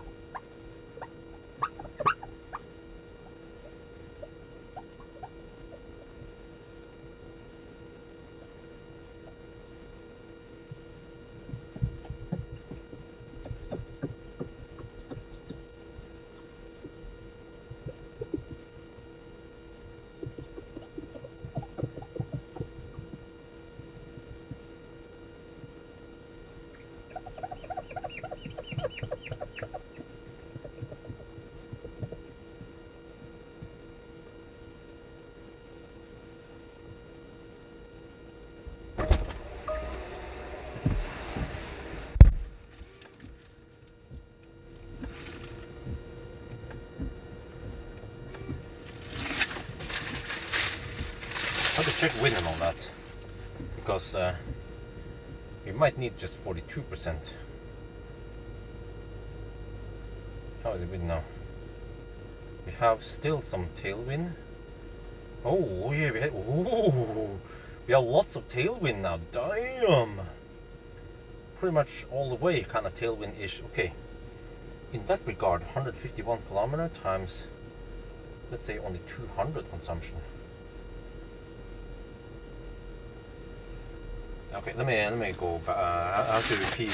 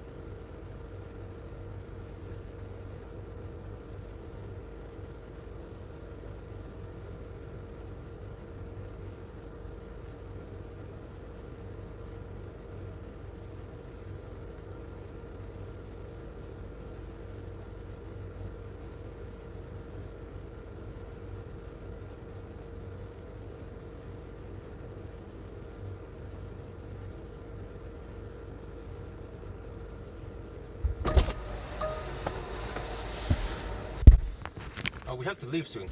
Get this ready.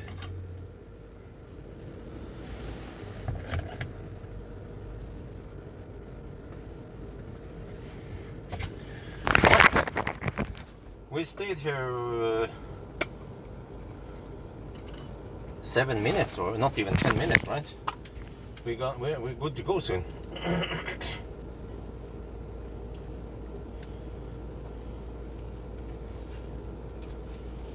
So I might go like 45%. Might be a little bit too much, but at least I might start with 5% on that session.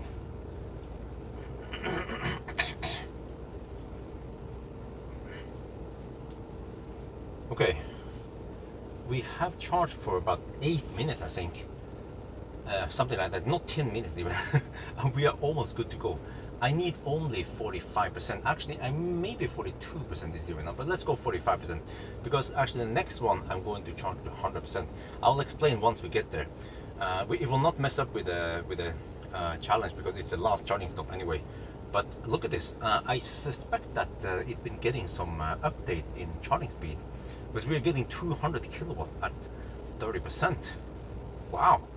Okay. Stay a little bit longer. This one is going to be a 10-minute charging stop. All the charging stops today. Let me see. The first one, which was here, was 15 minutes. The next one at Helsingborg was 15 minutes. And then this one, 10 minutes. Wow. Huh? Tesla for the win. This one. Yeah. Performance. Even with the fat tires. Wait, what is the consumption so far? 260. Wow, okay. And this one, yes, it is underreporting a bit. It's supposed to be 660-ish.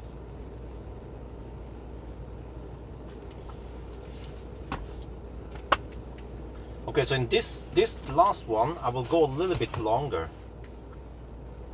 And maybe that's actually better, because then it can maintain higher speed at higher state of charge. I will also go for 75%, and then I'll count how long it takes to reach 75%. Well, we can see it in the counter. I forgot. Yeah, we are almost good to go. We are 130 kilowatt, and we have to unplug now. 10-minute charging stop. What? Oh, 45%.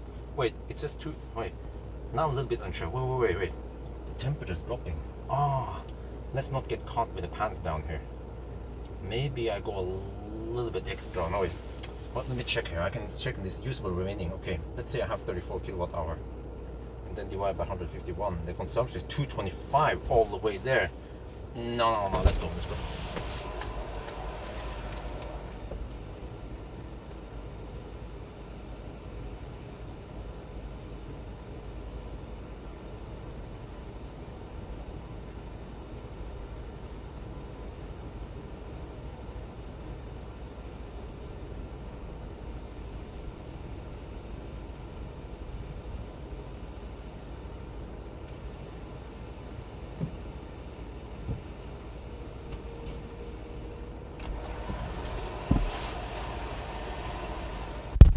I went 47% just to be 100% sure, but yeah, we should have plenty now since we are passing by, and we also have the tailwind. I think maybe the car doesn't know about the tailwind, but I know about the tailwind, so the consumption should also be low. But however, I just remember something.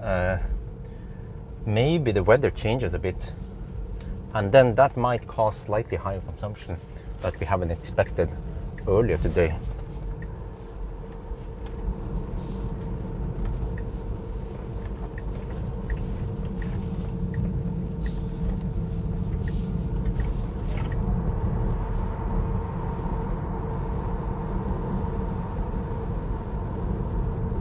I'm not sure which battery it is, but it seems like we can get for around 74 or something kilowatt hour. Not sure 74 or 75.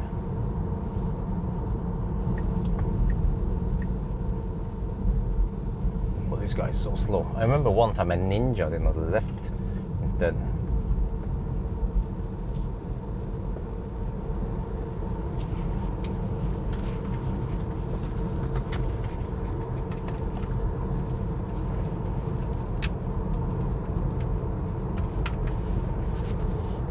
So when we unplugged, we still had 120 kilowatt at 47%.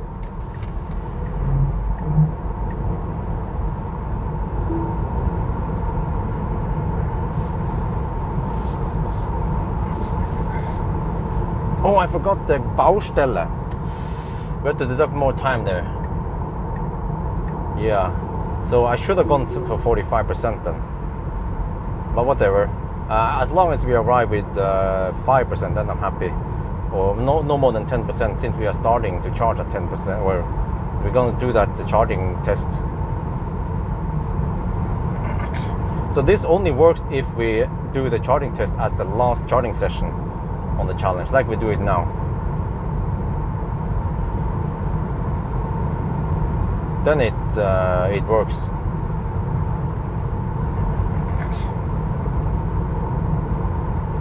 But and also, of course, the charging session can't be too long. So because we still have to count to the percent we're supposed to charge to, right? Or whatever we need for to get back home. So I just have to recalculate again. But I'm pretty sure that if we charge at 75%, then we can go back home. And the car will also confirm. Well, we'll also confirm that once we 99 and see how many percent we have left. Just to see that we haven't cheated or anything like that.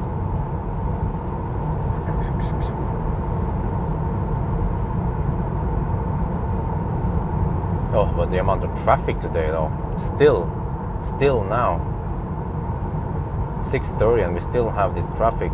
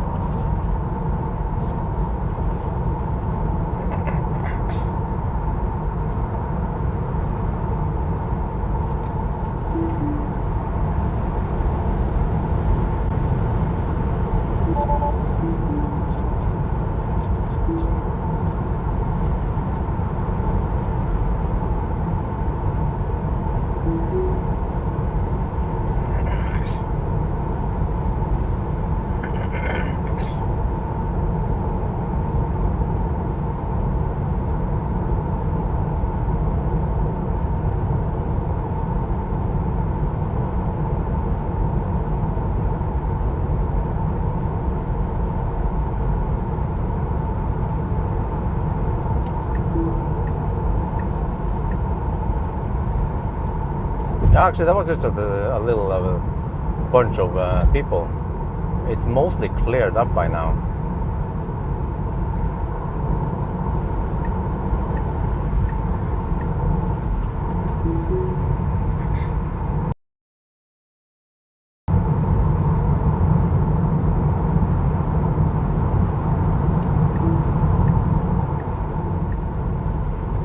Which is good.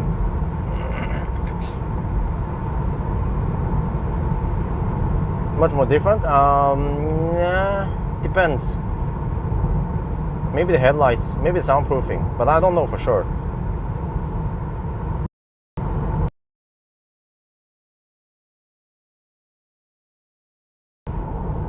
Right, status 606. Well, actually, we are underreporting a little bit here.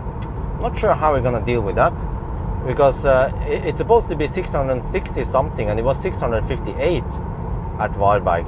So we should count to 997 or 995 or 996 or something to be 100% fair.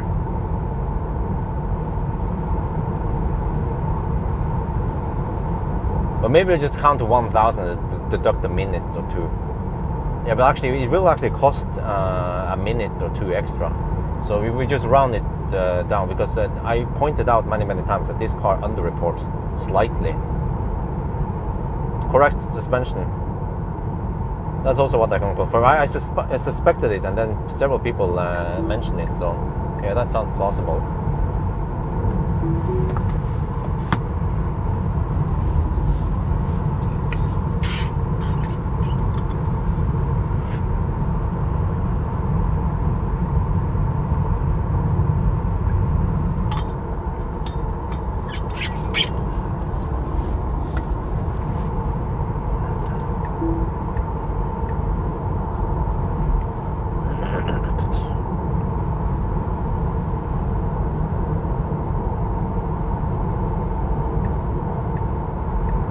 Oh shit. Freaking caravan overtaking another caravan. We better go. Yeah, I think it's kind of quick.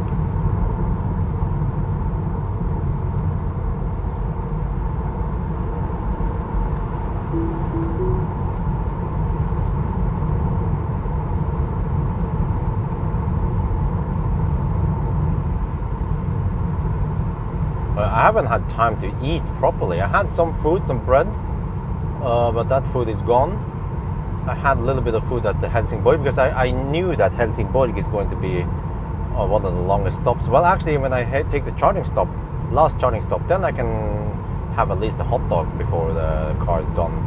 Because I'm going for 90% only. 100% will take too long. Or actually, nah, it wouldn't, but I'm not sure if I should count it 100%.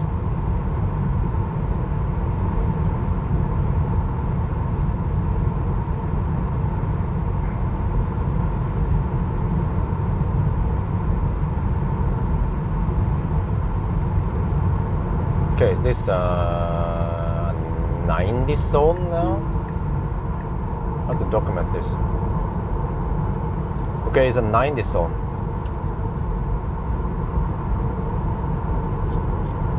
Okay, but for how long? 35 now is the time. Okay, we check time then. That's easier than measuring distance. Well, you can also measure distance. 675 kilometers, 35 minutes. They're 36 now, so right. Oh, they actually paved both lanes. Oh.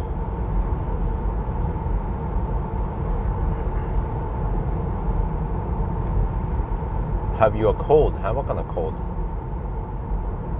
What are you talking about?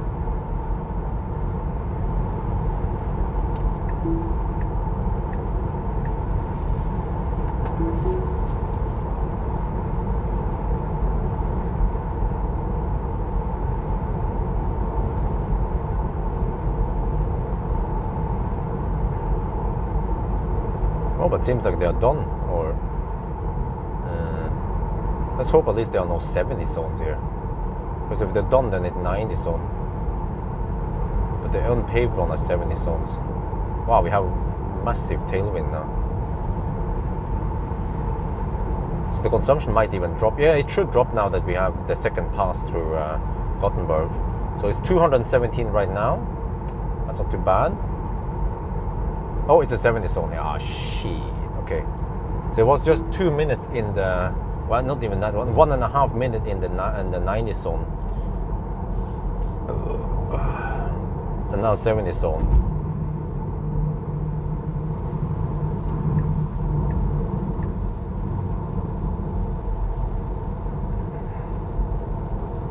Ah, battery pack code. Okay. I had no idea what the heck he was talking about. ABC, always be consistent, always be clear.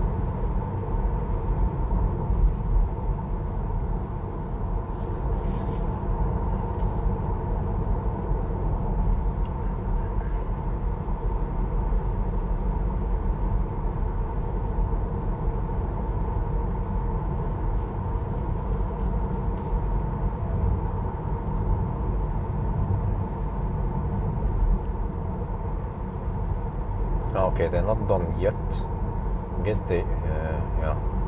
Next time they will also slap down new asphalt on the left lane. Taking the whole section this summer. Then we get quite nice and smooth asphalt. Whereas this one is rough ass still.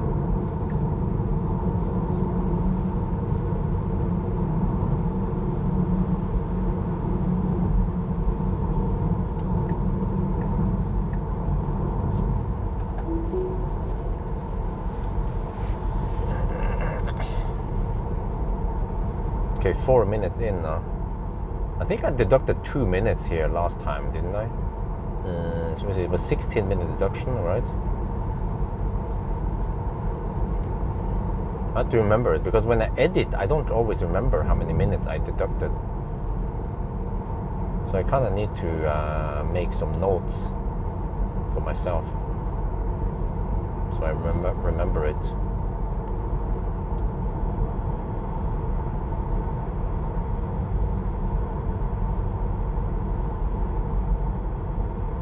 In Europe, I'm not sure.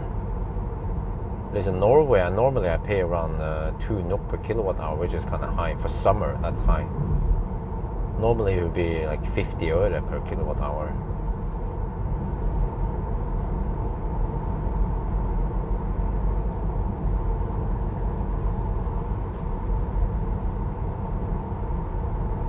Oh, 7% at Hogstorp now. Oh. Well, if we arrive with 10%, then I guess that would barely work. And it kind of ruins my test if I arrive in more than 10%.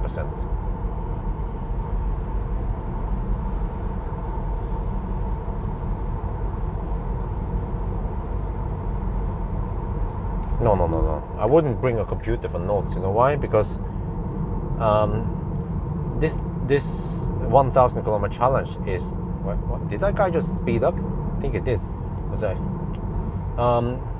Because this video has been bundled together in the videos. All the videos are bundled together. So it would be easier for me to just say it in the video. Because then I have the timestamp and everything where I said it, and I know exactly where it was. If I write it down in a notepad, I have to also add additional data of where that was applied to, and so on.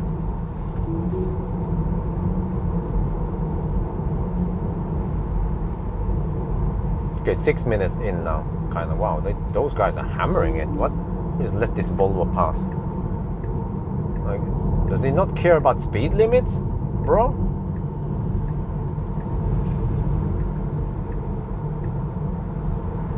There's a 70 zone here. Because he has a Volvo, he doesn't care.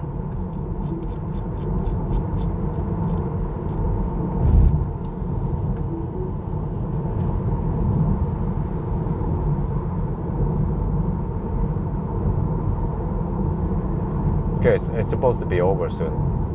Wait, or 8% at Hogstorp now. Oh. Don't tell me that I charged too much. I charged 47%. Maybe I should have gone for 42 as I first thought.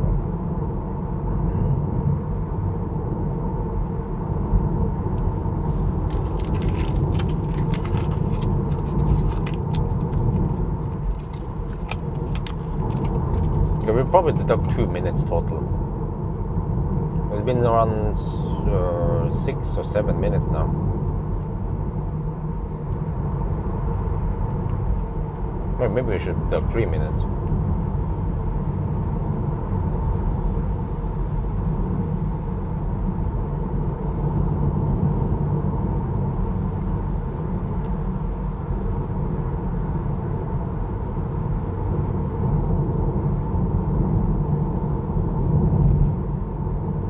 Oh, then it turns in 90. Okay, let's go faster.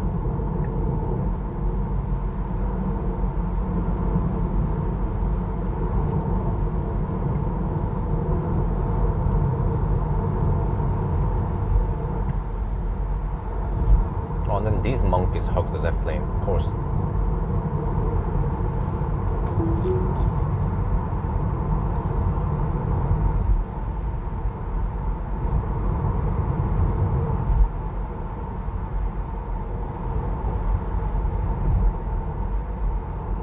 Now this is almost 10 minutes then of slowness.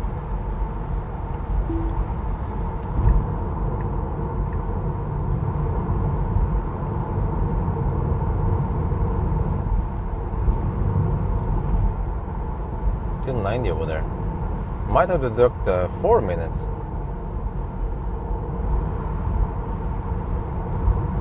Then it'll be a nice round 20-minute total.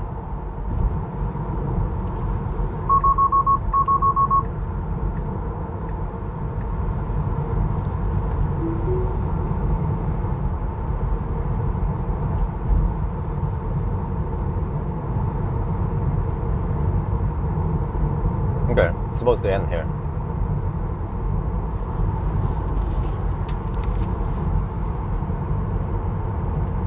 Wait, still 90. What?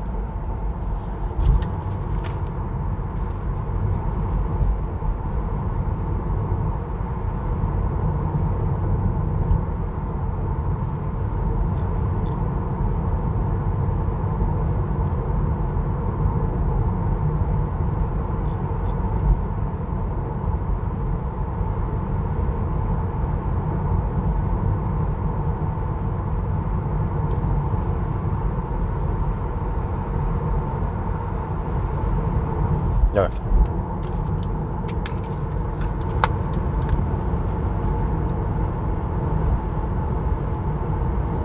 Right, 10-minute, or yeah, 9 or 10-minute slowness, 90 and 70 stones. So we can deduct 4 more minutes. So we have a total of 20-minute deduction now.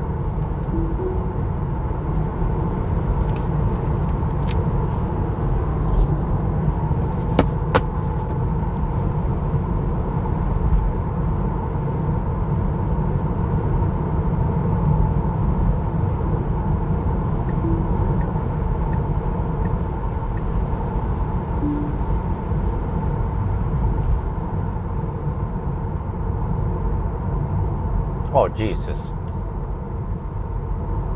He decided to go uphill, overtake uphill, and he's struggling to overtake the other car because he's now going faster.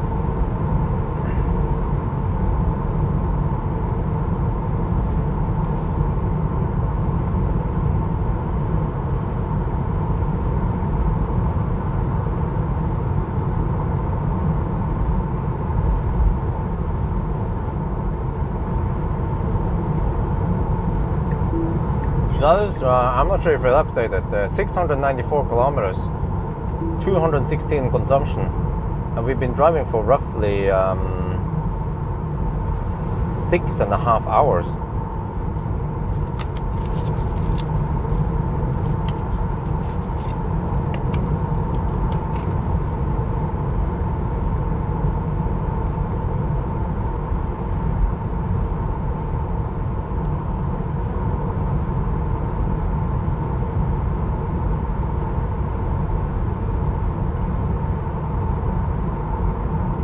He was going kind of slow, and then I hammered past him, and then they decided he wanted to go faster. That Volvo.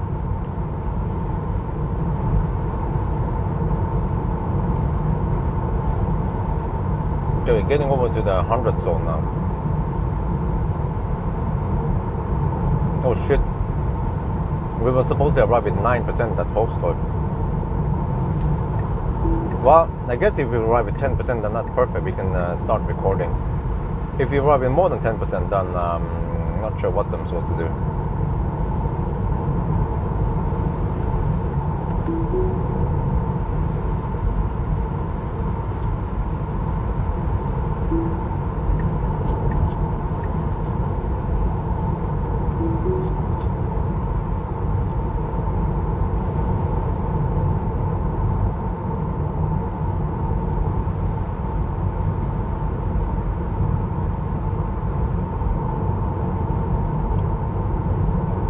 It was in 2020. If you look in the result table, you will see that it was, I don't remember, in October, September 2020. So that's actually a while ago, almost 2 years ago. Lots have changed since that time. And from what I remember, I didn't get to ride on V3 that many times.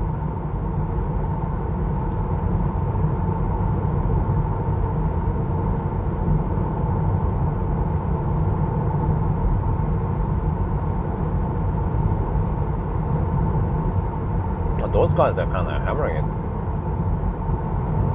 I thought I would catch up with them, but actually I don't, or it takes a while.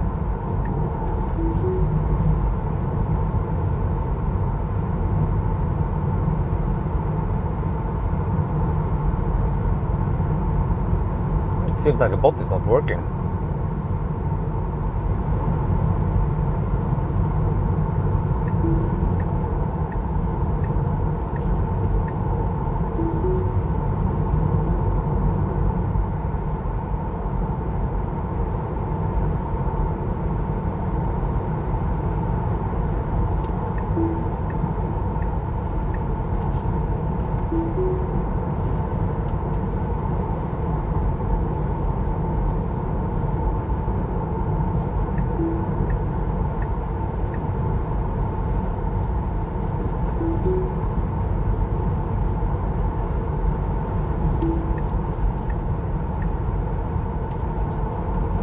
Okay, so I think that's it. I will probably just charge it 90%, which will take a little bit extra time, maybe just 5-10 minutes. That gives me some time to maybe grab a hot dog at least at Hogstorp, if it's open still. Yeah, it should be, right? Well, probably not a dinner over there, but yeah, just something quick.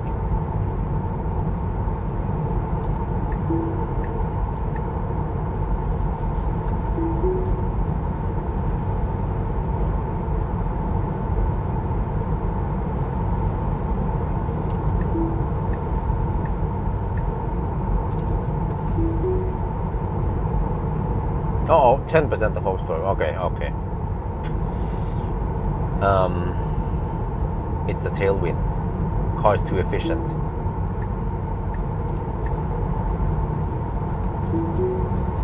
$26.9 kilowatt hour. Wait, let me see. So.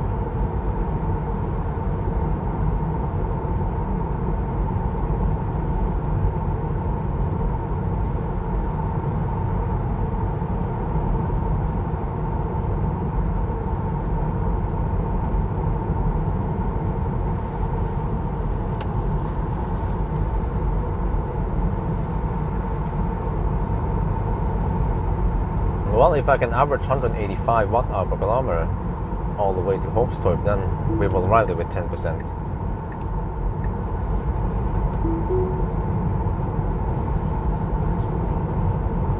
Well, Polestar, Apple CarPlay, what about it? But I don't use Apple products. Wait, huh? This question was already answered, right?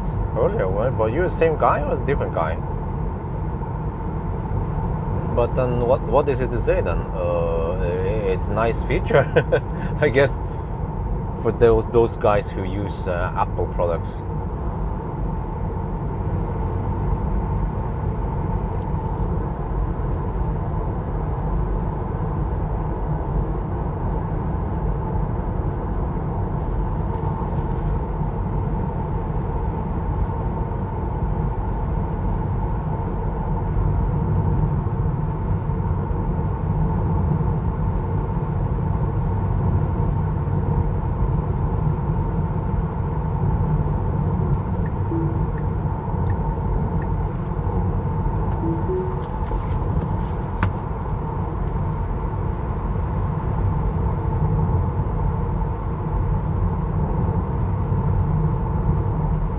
So tomorrow it's Sunday and I don't have any long trips planned or anything like that. So tomorrow is just editing, video editing time. And what else? Yeah, still have another audio video to post, and maybe some EQE videos coming out also.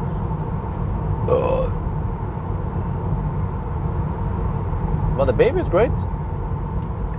It's just that she tends to be a bit grumpy at night, so we don't get too much sleep at night. But the baby is doing fine, doing all the regular baby stuff: poop, eat, and cry, sleep.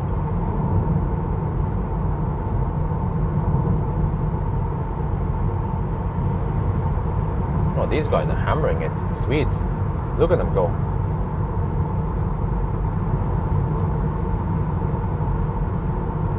And then the Norwegians are having the slow poke. Okay, of course. I'll let these guys pass first. Seems like they want to go faster than me.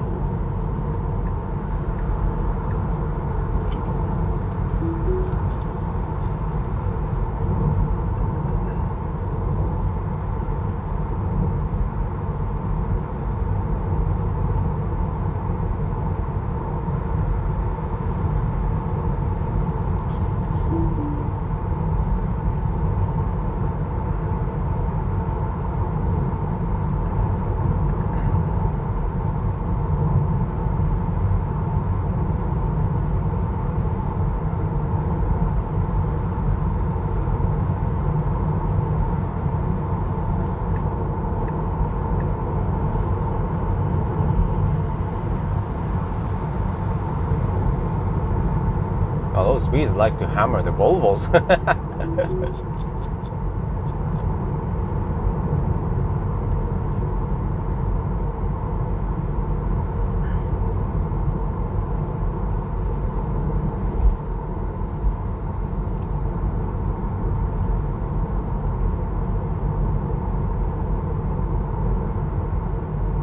Wow, total consumption for the trip so far is 215. So it's going to drop again now that we have the second pass through Gothenburg. 10% at arrival now. This car is too efficient. I charged too much. First I was unsure because the car said, oh, you will not make it or barely make it. I was like, okay, let me charge extra. So I went 47%. And that was a mistake because we have tailwind. Well, unless we can get some consumption going on after Kongalv, after Göteborg. So we still have to hammer it past Uddevalla and all that.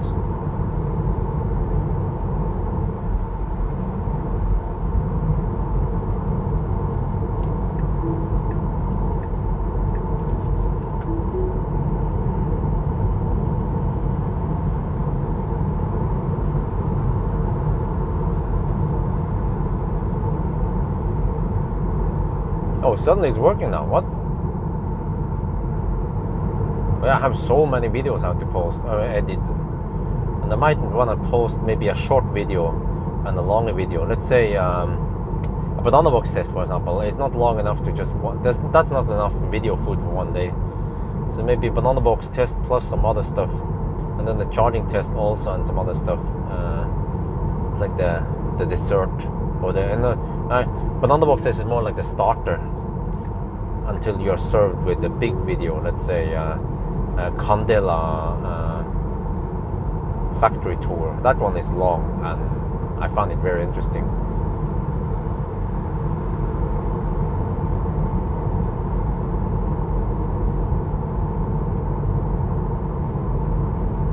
Oh, hand washing. Oh yeah.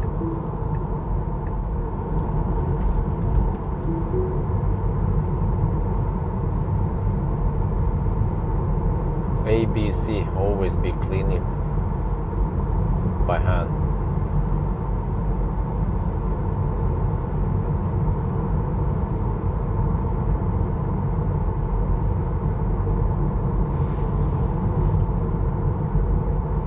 Oh, I have to visit that Neo, no, in the X-Bang house in Bjørvika.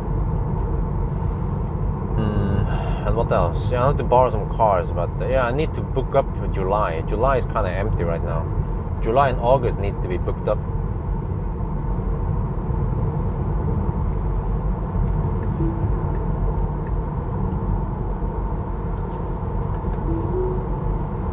What are going to release an what?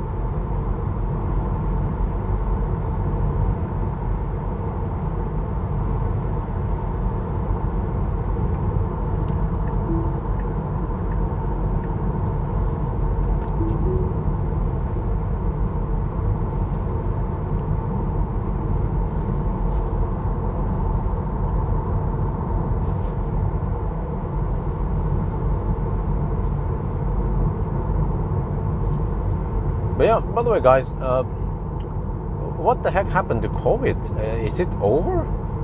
was when I traveled to Stockholm the other day, I saw a bunch of people just grouped together, and there was no mask, none at the airport or on the airplane anymore. No COVID passport. So when I traveled last time, it felt like everything was normal. It felt like COVID is gone, but of course it's not gone. So how is it for you guys? Do you still feel the COVID problem, or are people still getting COVID? Or, well, at least I know my cousin got COVID not long ago, maybe a couple of weeks ago. Still getting cases, but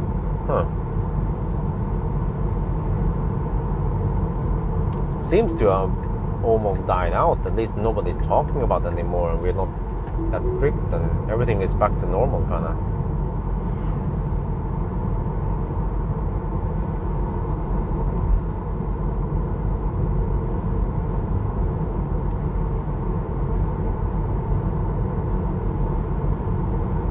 I wonder if COVID will just be one of those things you need to get your baby vaccinated for.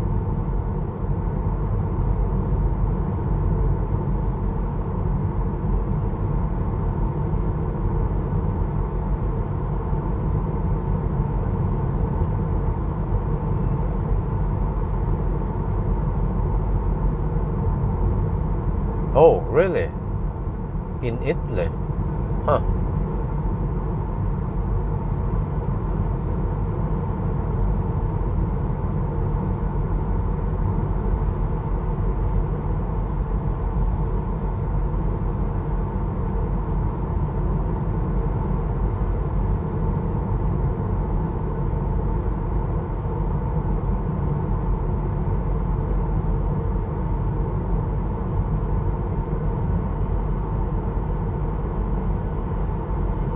Is that an I-4?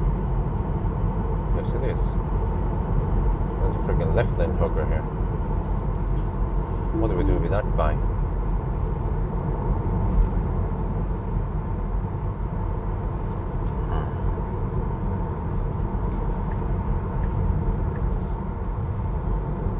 Can we ninja past him?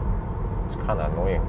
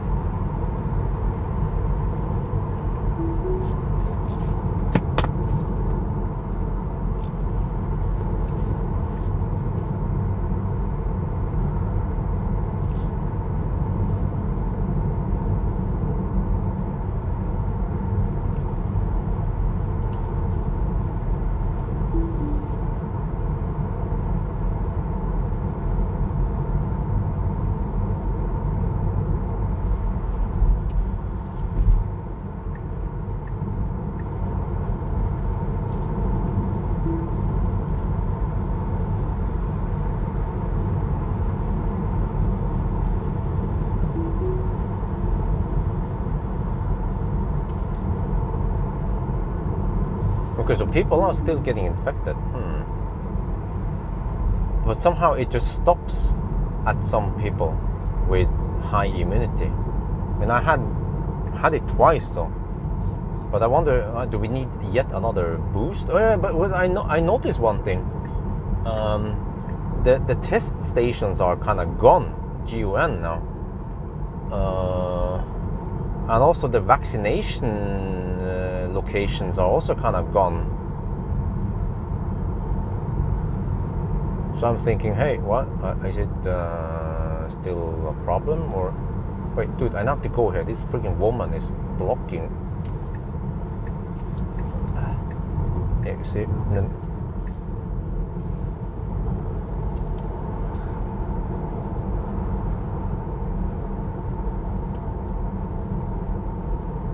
It's like a flu now. Yeah, so the whole, I mean, they set up everything for COVID, and now it's just remains of it. Like I see some of the stuff at that mobile test station at the fire station at Brynseng. And also the airport, they still have those walls for when you had to take COVID test and you had to sit in that area and wait for the result. So it's still there in the airport, taking up some space. Maybe they just have it there in case there is a new wave coming. So yeah, maybe too early to celebrate yet, so they have everything standby in case.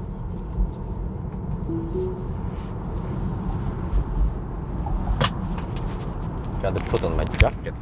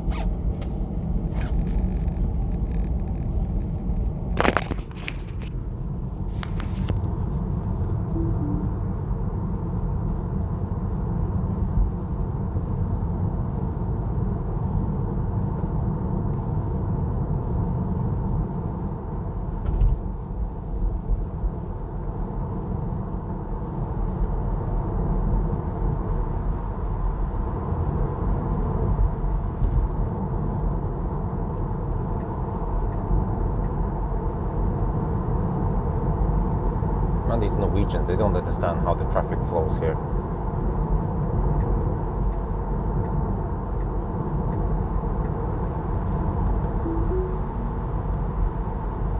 But that nice guy I met at Helsingborg, he drove a Taycan. He said that he was on his way home. So he's been in taking a Europe road trip, and he was on his way home with a fat Taycan.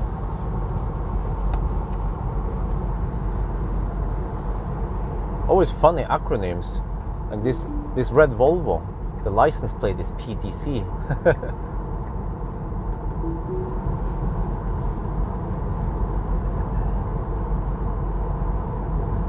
Whoa, in Sweden it increases? Okay, it's not over yet then. But I haven't had any flu or any cold or anything for the longest time. Ever since that Barcelona trip. And then wifey never caught COVID. We've been among people, we've been outside eating, went to the street food place and so on, went to the grocery store and all that, but she never caught Omicron. So maybe she has increased resistance because of, oh shit, we're supposed to arrive with 12% now at Hogstorp. That's not good. Need to get the consumption higher somehow. Maybe I can yo-yo. Okay, maybe not.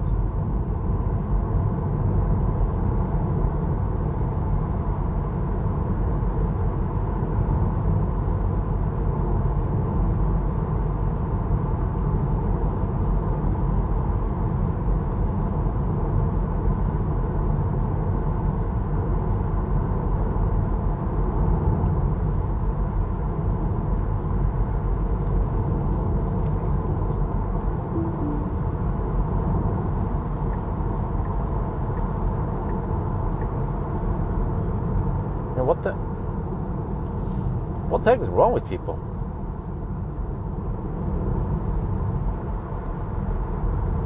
Like, huh? That was so weird. Why do they drive like that?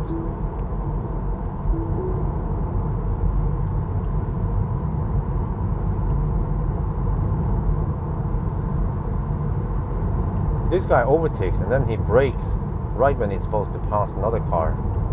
It's really weird behavior. As if they saw an animal or some, a bird or some shit.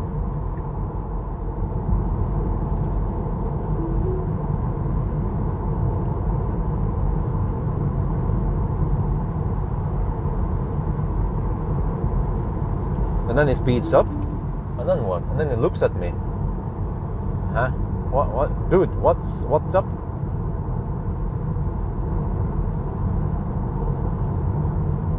that is very suspicious. How to say, that is very suspicious indeed. Is that unmarked police? Do they drive Volvos? Maybe they do. And why would he be interested in my car anyway?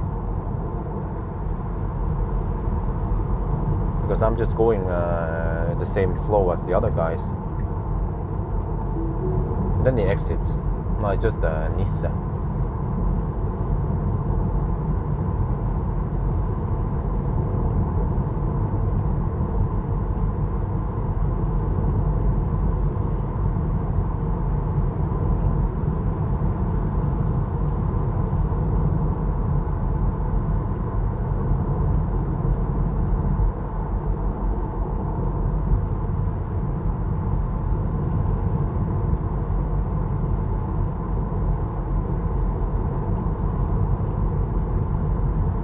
12% at arrival. Oh shit. What? So if I charged to 47%, I could have charged to 37%. What? Really? What? The total consumption for this trip has dropped to 212 now. Police undercover? Nah, really? Yeah, I was thinking about that. That's typically, you know, a relatively new car. Tends to be black or dark with some tinted rear windows, maybe. And I was like, oh, it seems like a police undercover.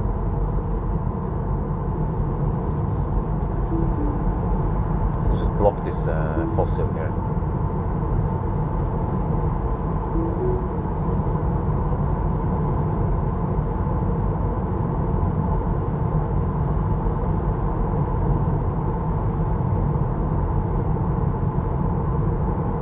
Manned drivers.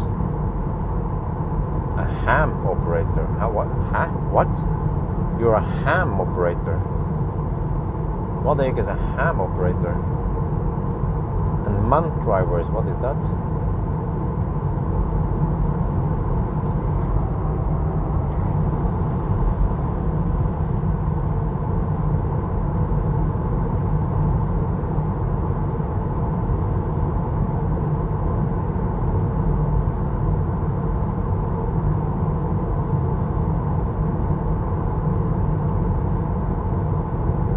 Yeah, big antennas is usually, police cars, they usually have big antennas.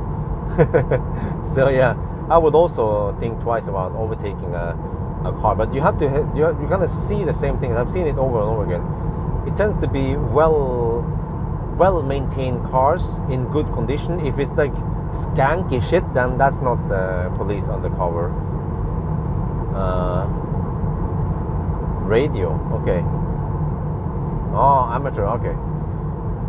And then for some reason they tend to be dark cars, like I've seen. Not many white cars or yellow cars. It's mostly just dark cars. And I think without exception, they don't have tow hitch. I never seen a police car with tow hitch before. Maybe he's a ham and cheese operator.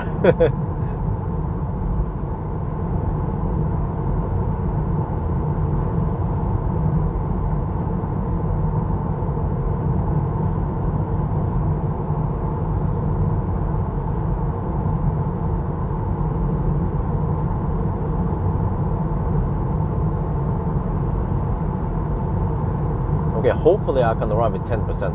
Oh, so I can make my recording.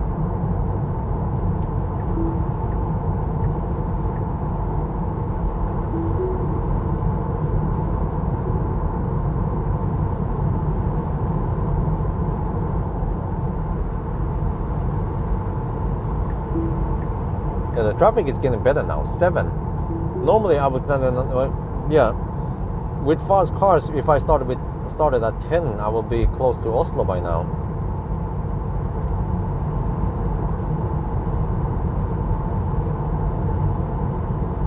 But I see lots of Norwegians. Oh, that guy went Norwegian who went to Ullared.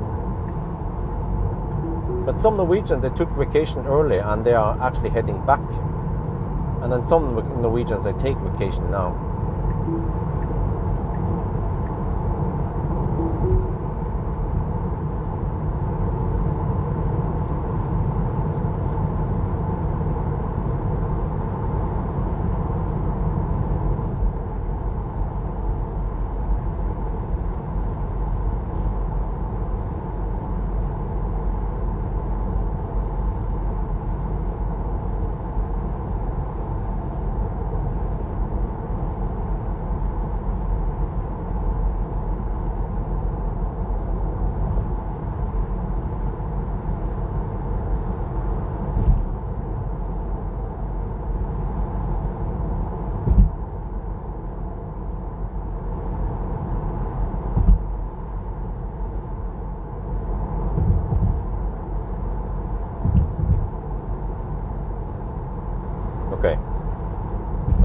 since it's getting late now, then I don't want any freaking left lane huggers blocking my path. Well, as I say it, then it happens, of course.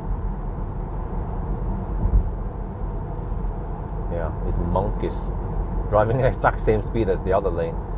Come on.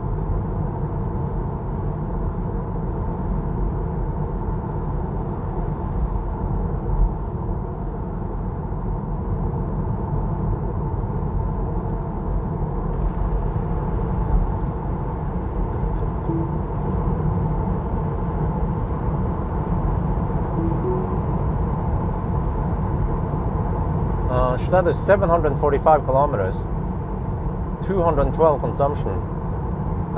We are almost at the 7-hour mark now.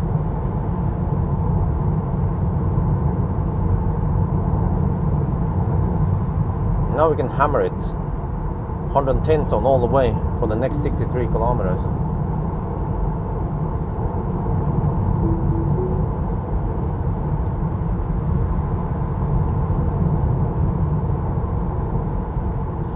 S? What? 73 seconds?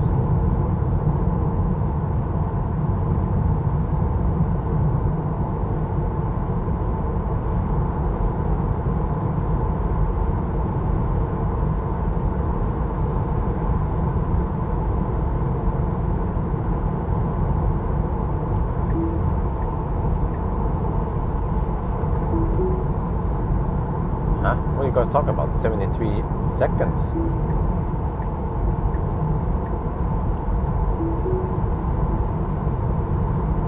Okay, whatever. Much of what you guys say doesn't make any sense.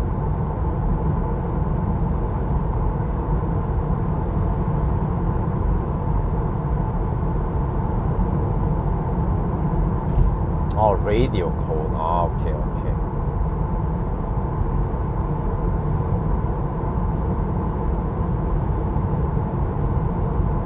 Oh, it's been raining here. Oh, okay, we have a little bit of wet roads. Well, I guess that's a good thing. I need to get consumption up. 11% at torque torque now. Okay, that's better. I think the car was just being tricked at the slow speed around. Oh, we have some wet roads here. Okay, well, that's the name of the game.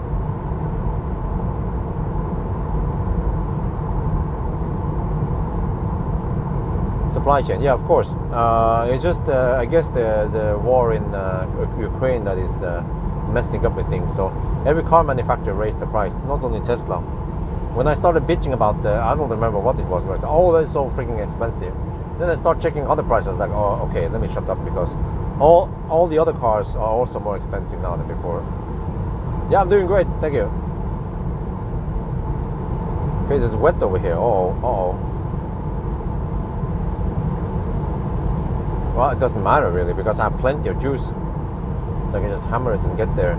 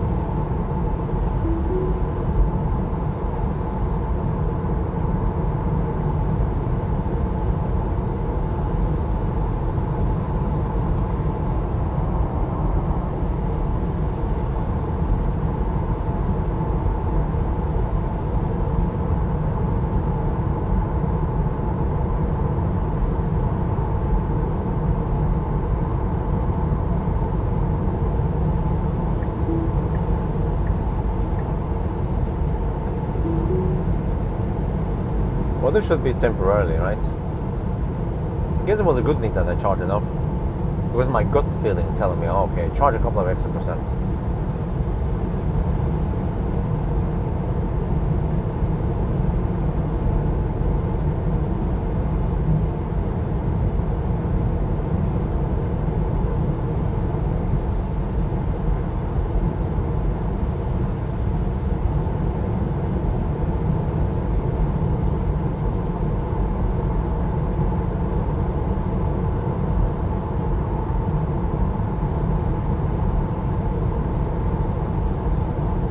paid attention to the Ukraine war, by the way. How is it going there? Has Putin taken over Kiev yet? Oh, it's even raining now. Oh, well, I guess that's my free windscreen cleaning.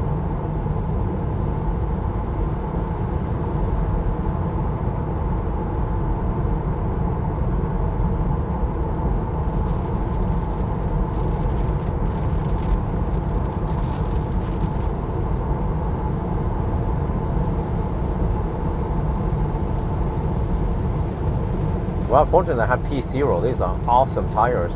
Even in the wet, they have excellent braking performance. Not sure about the other performances on the wet though. Oh, it's kind of... Bam! Autopilot is working, but I'll disengage it.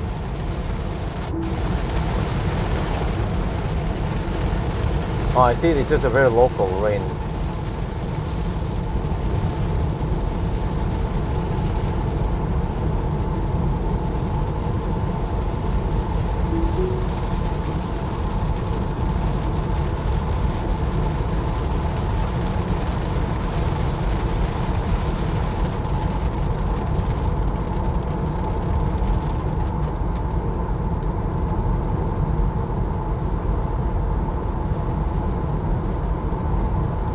Right, 10% top stone, that's better.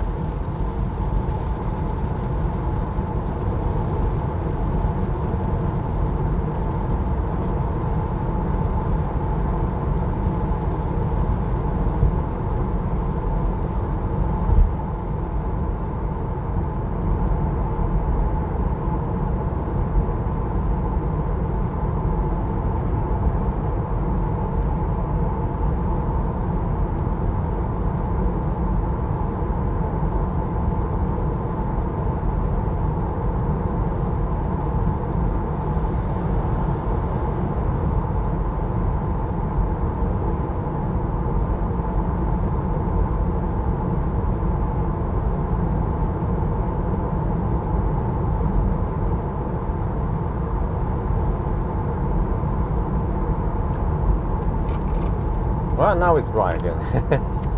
Okay, 49 kilometers left.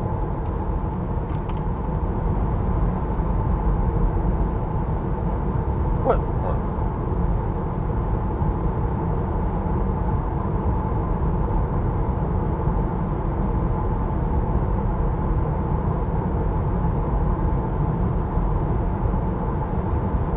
Yeah, we're getting closer and closer to no man's land. There is a stretch. Yeah, pretty much this stretch here between Göteborg and Schweinsund is kind of empty for traffic, especially now in the evening on a Saturday.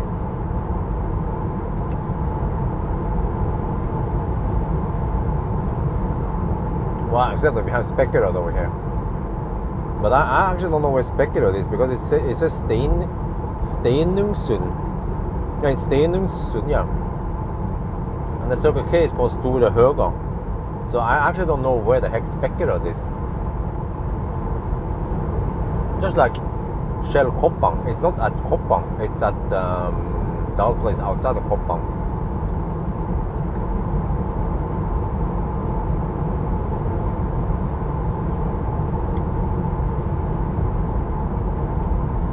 Yeah.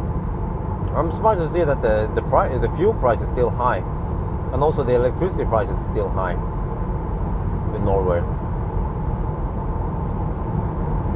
So this, I'm sure that I want solar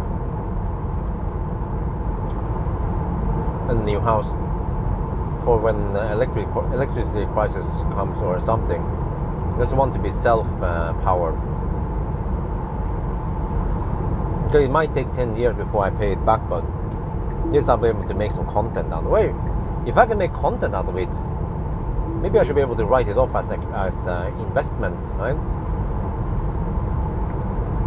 I mean, that's actually one of the main reasons for me to get it. If I didn't want to make video about it, then I wouldn't get it, or less possible that I will get solar roof.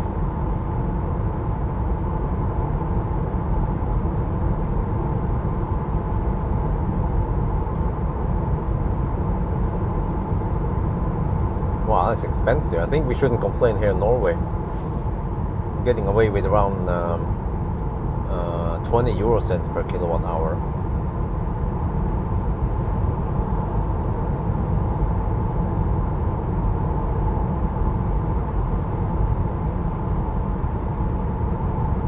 Yeah, nowadays I see roughly 25 to 27 NOK per liter fuel price. I was like, wow, still expensive.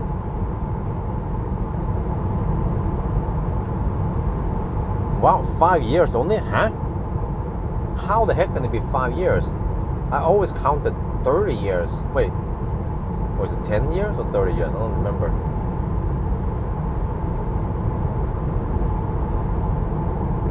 Well, it was pretty much the year when it pays off. That's when the equipment kind of starts breaking and you have to buy new. Yeah, but the Tesla stuff, you can't buy them in Europe. Like we can't get Tesla roof. We can barely get any power walls, but I haven't seen it. In US they're having fun with power walls, but in Norway, Europe, nope.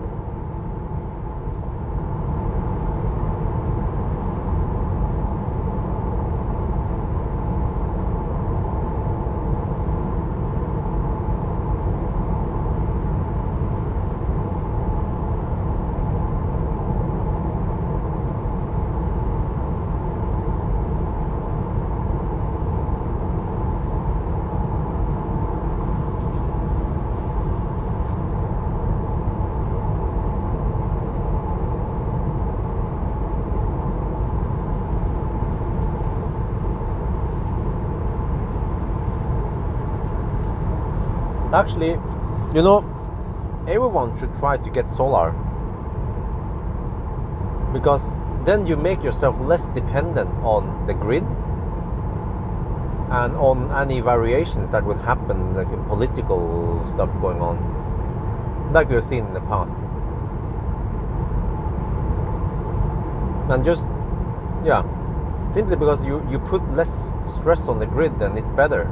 And you also, it benefits you also have to pay less if you can shave off the peaks.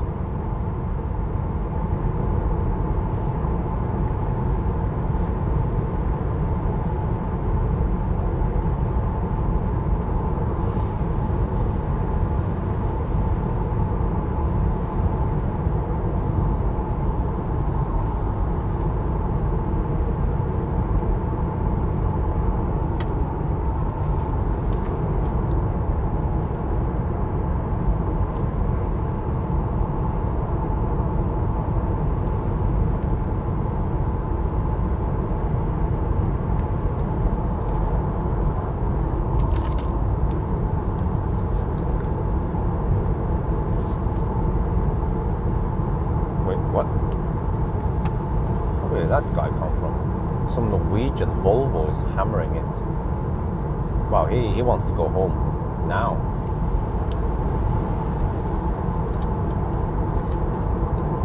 That must be a very thirsty Volvo, because it's an XC90 T8 and he's hammering it.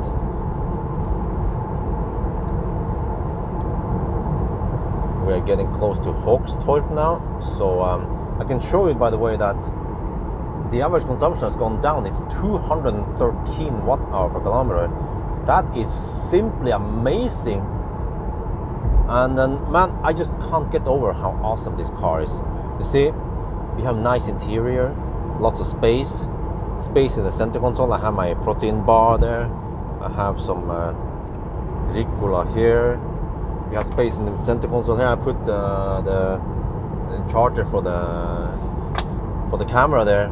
Yeah, and so I noticed that for Tesla, I can do this. You see, many cars, we don't have space under the steering column, but here, I don't know what it's called. Is it called steering column? We have plenty of space here, which makes it. Well, you shouldn't do this maybe for safety reasons, but if the roads are open like this and you always pay attention to the road, then I get. Okay, back.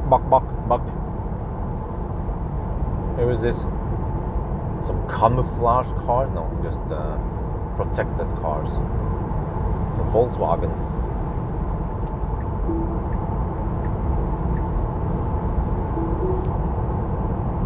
Yeah, the roads over here are so nice and empty. 28 kilometers left. And I have to say, the Swedish highways, they are quite empty. So you see, it was very insightful to post that video that I considered. Remember, I considered moving to Germany, to Frankfurt. Some people are like, oh, go to München. I was like, no, I'm not convinced. But I was getting lots of good insight. And many people mention, okay, I don't care if one person mentions something, but if several people mention the same thing, then that kind of makes sense, right? And many people mention that Stau is a problem. And I realized, yeah, when I do my test, I prefer empty roads. Going to Yale, going here, going range test.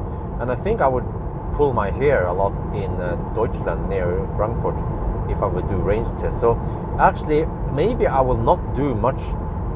I will not take the Tesla Bjørn test with me there. Maybe if I'm there, I will make other type of tests, like Nordschleife tests, some Autobahn night run, on Autobahn 200 kilometers per hour runs or something like that. Also acceleration test to VMAX.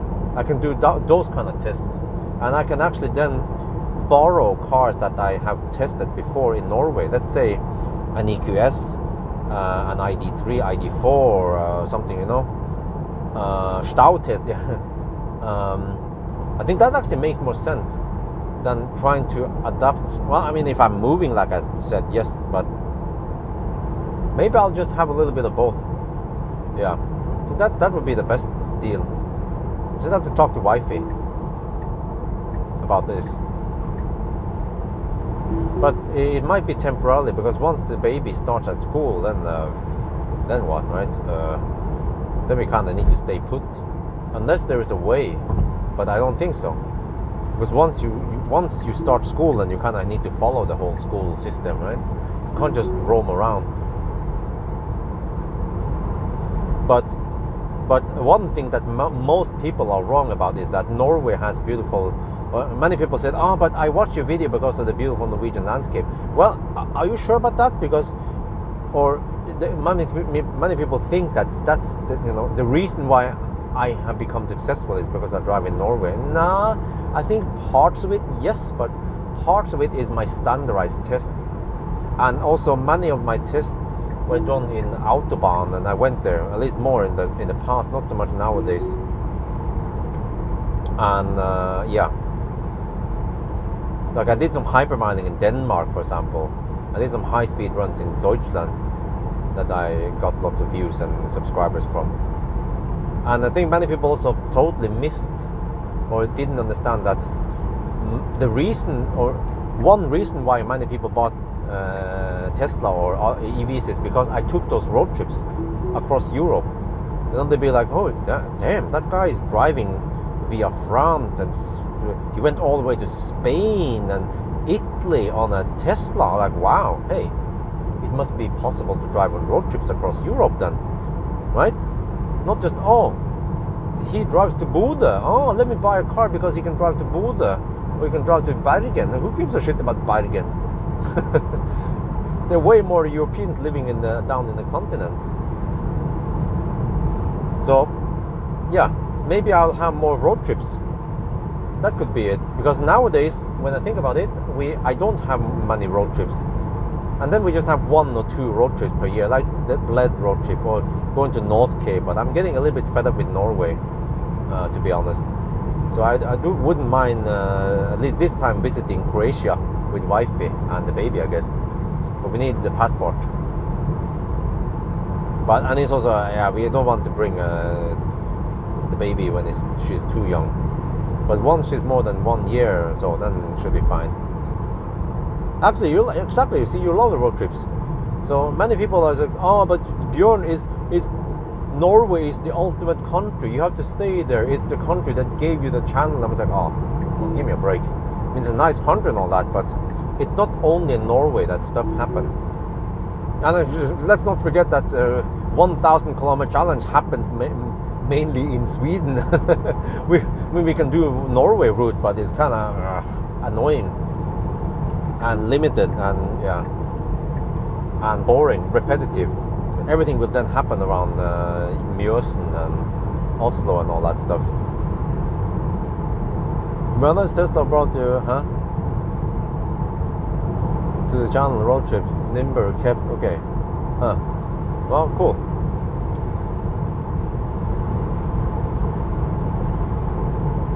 Right, 8% at Hawkstorp, that's great. Yeah, that's fine, that's fine. I can start recording then. And I still need to calculate. But we're gonna get some massive tailwind now back to Oslo, so I can expect maybe, well, I have to look on this leg now. Let me see, how was the consumption on this leg? It's gonna give me wow, 196 watt-hour per kilometer on this leg, yeah. I have to expect something like 200 average on the way back to Oslo. It's just going to be crazy low. So we have roughly, we have roughly 200 more kilometers back to Oslo. So 200 kilometers times 200 watt-hour, that's 40 kilowatt-hour only.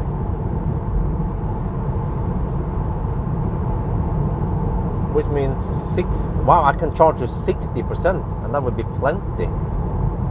Wow. So I guess I will just time it to see when I reach 60% or 57% or whatever, and then we time again and see how long I really spend there.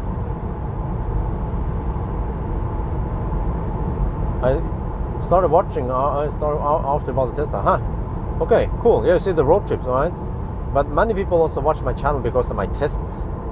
I mean, I had more road trips back in the days because then I didn't have the standardized test. But nowadays, people kind of expect me to take these standardized tests, and they give me a lot.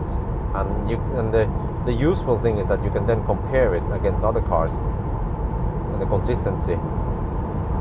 Plus that I can't stay away from home too much nowadays, right? Oh, I'm almost there now. I have to pay attention there. 12 kilometers left.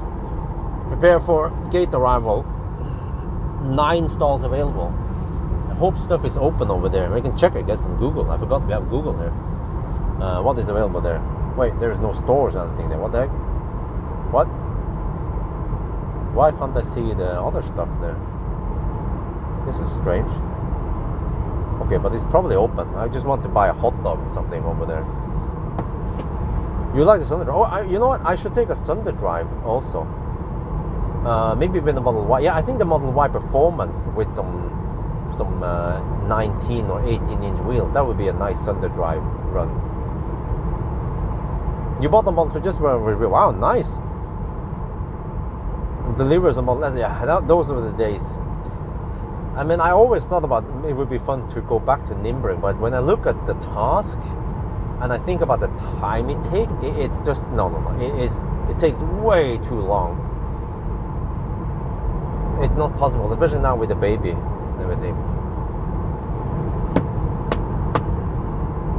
But it was an interesting time back then when I did those Nimber tasks. I got to know Tesla a lot. I got to drive around town, around Oslo, yeah. And also very important, back in the days, we didn't have many EVs, so back then I simply couldn't just make a bunch of range tests. Or 1,000 kilometer challenge wouldn't be possible. Banana boxes would kind of make sense, but again, not too many cars on the market. So back then, it didn't make perfect sense to drive around with the Millennium Falcon and just do Nimber task. But then, roughly when Optimus Prime came, then we started seeing more and more EVs, and I think I started doing some range tests and stuff over there, and I started making more and more tests. So nowadays, it makes more sense to make those tests, standardized tests, since there are so many EVs coming out.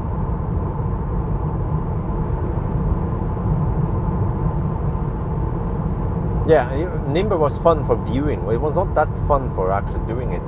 In the beginning was fun, but I realized it was quite, exhausting. And I just hope that I can at least be able to recover some of it, because I have invested so much in the Nimber. It cost me a lot to run, to drive, and it's actually just basically all the driving that I did. I have logs somehow we can track down on Nimber, on the timeline where I've been, so we can get the distance there, and we can connect it against the Nimber logs, because Nimber has a log of all the tasks I have picked up and delivered. So you can cross-check those informations, and we have proof that on that specific trip it was in fact a Nimber trip. And I did some live stream, and I also made videos during many of those trips. Maybe not always, but at least just live streaming also means I'm working for my channel, because live streaming is actually one of my byproducts in the channel. So everything there can be counted as work, and then we can write off the depreciation on Optimus Prime. I don't know how we're gonna do that, but he was worth 1 million NOK when he was new, and then I sold him for around 600k. So I lost 200k per year. I'm not sure how you count, but those accountant people I think it was called Unicum Regnskap, they are expert on this. They know exactly how to do it. That's why I hire them. Yeah, you can see lots of places in Norway, but at one point I kept going to the same places, like Bergen, like Lærdalstunnelen, Aurland, like Gol, Trondheim, Dombås. I went to the same places over and over again, so that became a little bit too repetitive. Okay, we have to get ready now. Oh, 8%. All right, perfect. Almost 40 degrees Celsius in the pack. It seems like this might be an LG pack, because the LG pack, I guess, can do that like this. Or I'm not sure. Maybe I should have gone deeper. Well, we are not there yet. 7.9% now.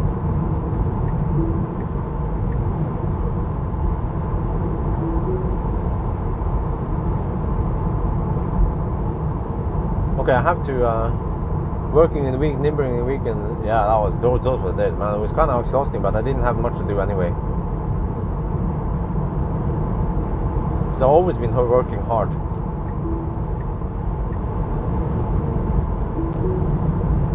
But it wasn't always like this, because back in the days when I was gaming, then I just went to the office, and then I went home and I was gaming, and gaming was very fun for me. But driving is now my passion, and it also pays off because it's my work. So I get paid for doing my passion. All right, we're back. Well, let me just microphone off. This one will be a slightly longer stop. But yeah, let me see. I had to calculate and recalculate and all that stuff. Preconditioning now? What the heck, dude? That's kind of late. Let's hope I get good charging session here. Otherwise, we can just scratch that idea.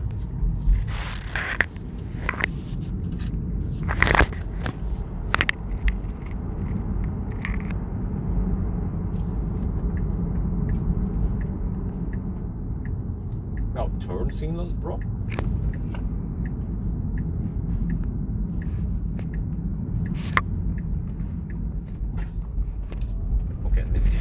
Park away from the sun. I can take that slot. Oh, wait. Don't tell me that these chargers are the one that kind of bugs a bit and they don't give me maximum speed. I don't get 250 kilowatt. I remember that one. It was, maybe there's something weird here. I need to do this. I need to do this to start recording.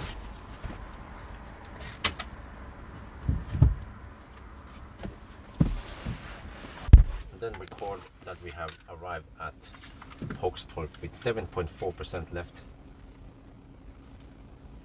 Hogstorp, wait, shit.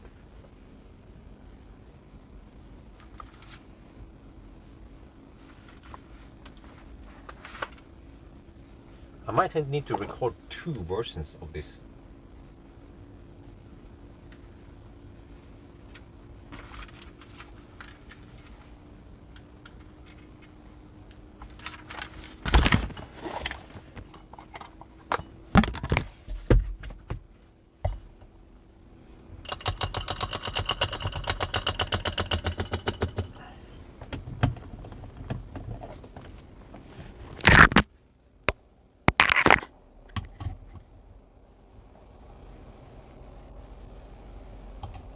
Oh, yeah, we get 250. Okay, maybe it was a temporary bug.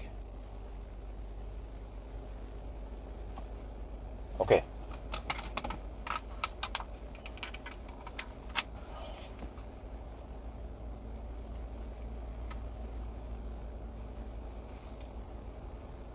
We are now at Hogstorp, and let's see. Ooh, I don't get maximum speed here. Well, or close. It's kinda, no, it's not hot enough. That's the problem. Okay. Yeah, you kinda need to start from 2% to 4%. I arrive at 7%. It's just a little bit not enough, you see? Because that was so nice earlier. I was getting 250 kilowatt for a while until now. Okay, but I might want to. I want to record a charging session here to 90%. But I calculated that I only need to charge to 65. I have the notes here. No, 60%. I calculated we need 60% only to get back to Oslo because we have some massive tailwind. So what I'm going to do is, I just started recording here as we pull in. So you see, we've been recording for 2 minutes. So this is actually how long we've been charging roughly. And then I'll check at 60% the time, and then we check again at 90%, and then we just deduct the extra time. Because I could take the time to take a dedicated charging test, but we can do it here on the 1000 kilometer challenge, since this is the last charging stop and we are not messing up with the charging anyway, because we could charge 60% and then go straight home and then we finish the charging, right? But now I'm actually bundling in a test during this other test. So this is actually a very smart way of utilizing my time rather than having to drive back and forth like a monkey just to get some data collected. So I mean, this is still okay, I guess, but yeah, because actually I tend to start from 10%, and that means that if you start from 10%, then it's not optimal. Yeah, versus starting at 5%. But okay, I'm at least recording this anyway, and we will see. But this means that I have okay, wait, maybe not 50%. Let me just check here. If I go to charging, and I set it to 90%. And the car will tell me that, okay, I have 35 minutes. Oh, luxury to have 35-minute charging stop. Oh, I want to put it to 100%, but oh, let me go outside now. I'm going to show you. This is the box for charging station.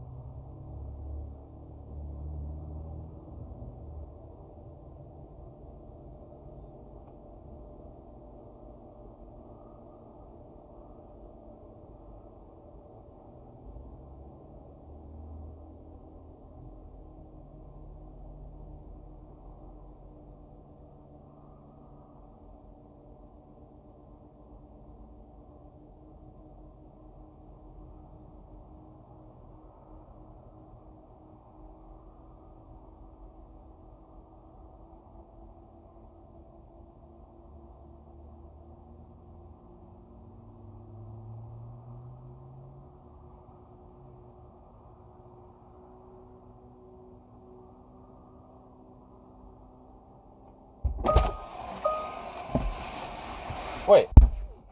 Yeah, ooh, you know what, guys? I think, okay, this charging session might not be 250 kilowatt one, but it still seems to be quite legit. Look at that. 188 kilowatt at 30%. That is legit. Okay, be back. I have to go and get some to eat now. I'll be back.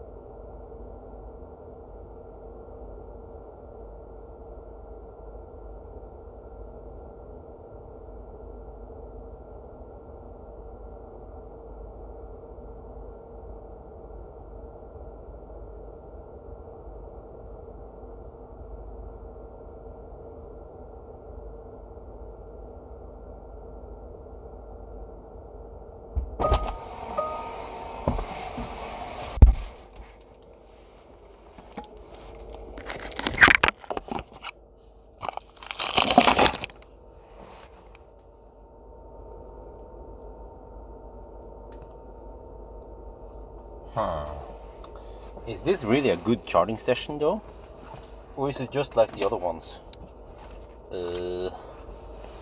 I'm not sure. Maybe I'm just wasting my time. But at least we collect the data. Wait, 50%, 100 kilowatts. Let me check here. Versus some of the other. Are we just wasting our time now?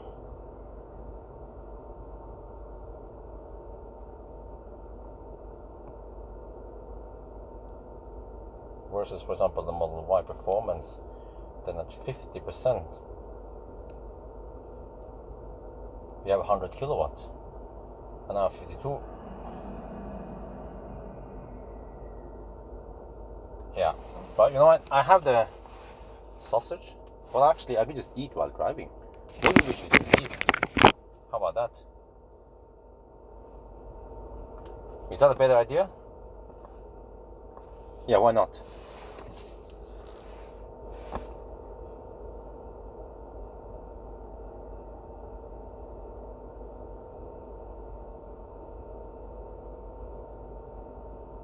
Yeah, you're right. But then we have to go to 60%. Wait, let me just check here. 60%. Yeah. Okay. I have to get ready, guys.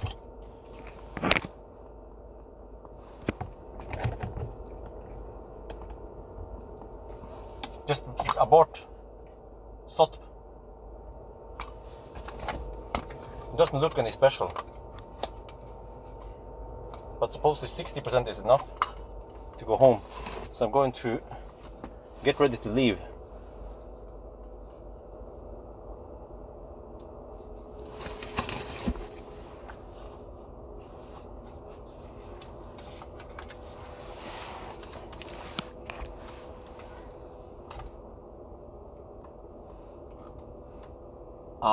I changed my mind.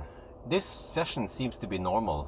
It doesn't go any faster. So alright, I'll go 60%. I'm gonna leave in a little bit. That means yet another 15-minute charging stop. So I'm gonna show you guys. Yes, I'm going to eat this one. You guys have seen before, but Dr. Pepper. So comment if you love Dr. Pepper. Oh yes, but okay, let's go. You see the car estimates 3% of the arrival now. Alright, let's get ready. Oh, this is gonna be an awesome time.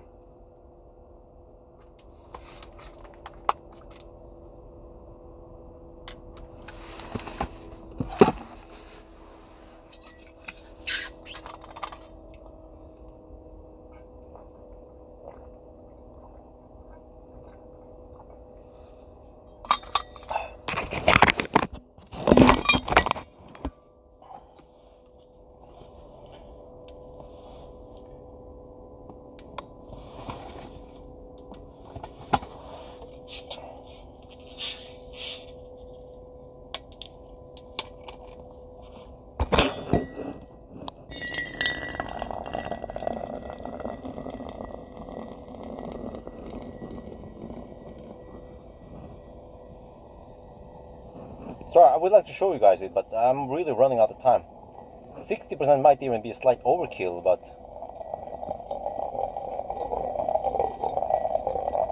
it's 58% now. It's going so fast. But right now we are taking only 82 kilowatt. I have to be careful so I don't overflow the Dr. Pepper. Okay, that's it. Let's get ready.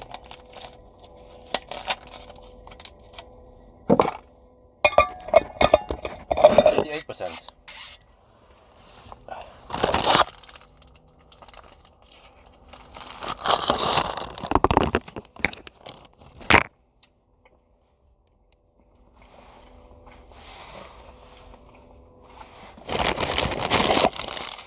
59%.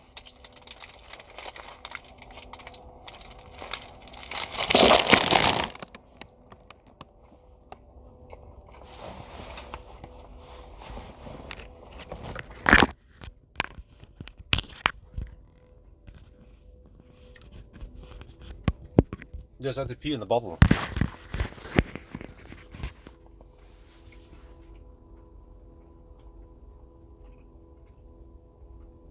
$60, let's go.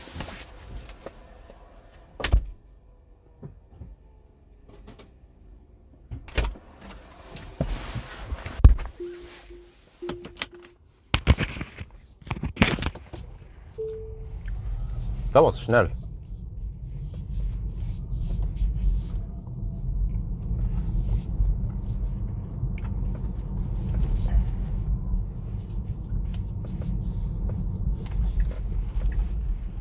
I wasn't sure what to eat, but I went for double sausage penetration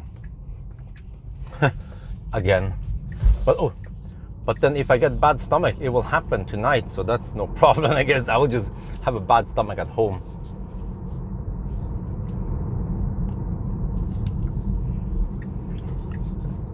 All right, let's go. Final run now. This is crazy. I charge 60% and I can drive 200 kilometers. Huh? Where some legacy automakers, they need 80% to drive 200 kilometers.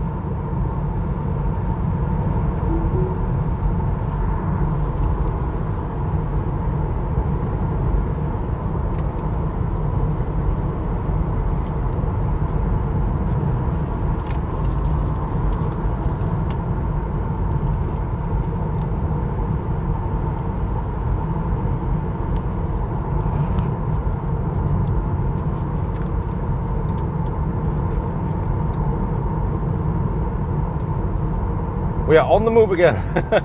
So this is just crazy that we charge 60% and we can drive 200 kilometers. You see, most legacy automakers, they need to charge to 70-80% in order to drive 200 kilometers. But this Model 3 is just so efficient, so it doesn't have to charge that fast or charge that far. Huh? Wait, look at these Norwegians.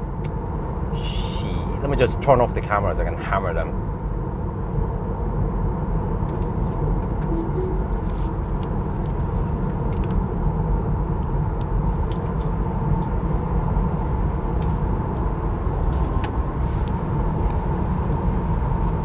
Yeah, it's just crazy. 60%, that's plenty. I documented it today that I charged to mostly 50% even.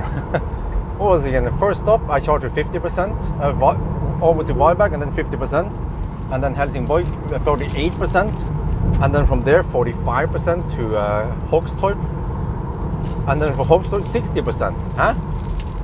So we have 20-minute deduction so far, which means that we have still not passed the 8-hour mark yet.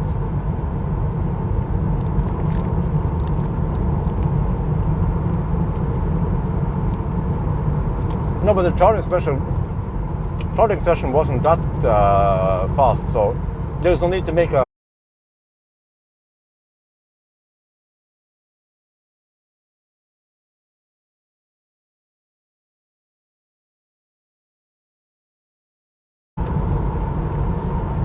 So of course, if you tend to drive at 120, 130, 140 kilometers per hour, then aerodynamics makes sense.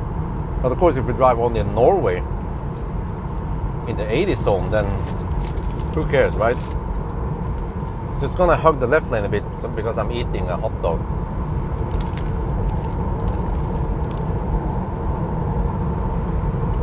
I'm getting double penetrated right now. This is the moose stretch, by the way, the moose spot.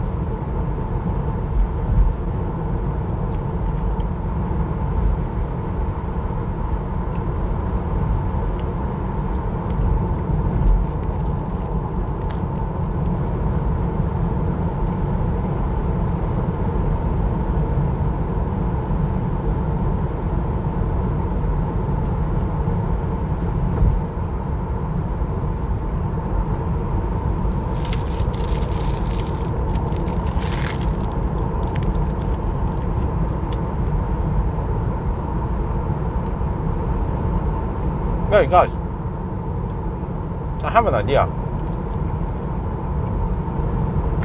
and wife seems to like it. Tomorrow, it'll be more like Sunday is family time, right? And my intention is that there are some people who say, "Oh, Bjørn, you are always on the run. Do you remember what your wife looks like?" I was like, dude, I'm only doing these long trips once or twice per week. Depends, of course. So I'm home quite a lot, just editing videos, I guess. So just want to show people that we have some quality time, you know.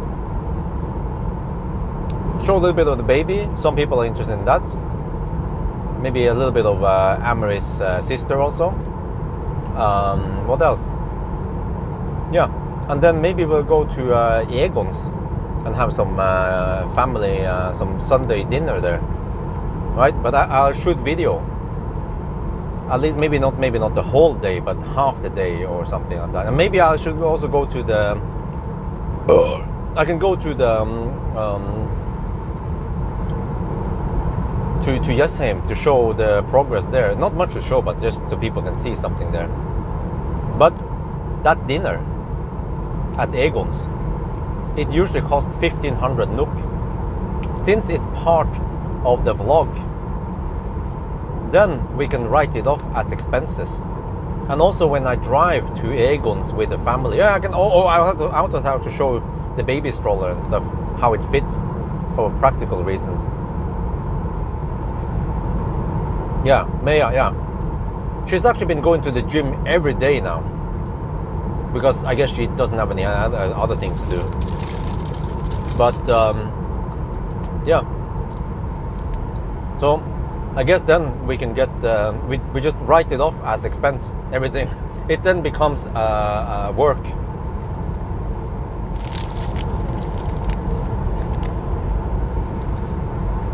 But you see, I wouldn't do that for every Sunday.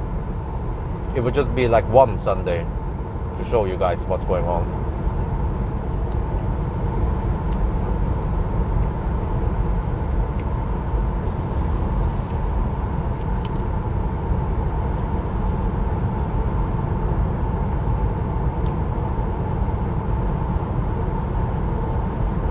Okay, I have a budget of 215 back home. Oh, maybe that's a bit low, but I can always bail out at Mortensrud.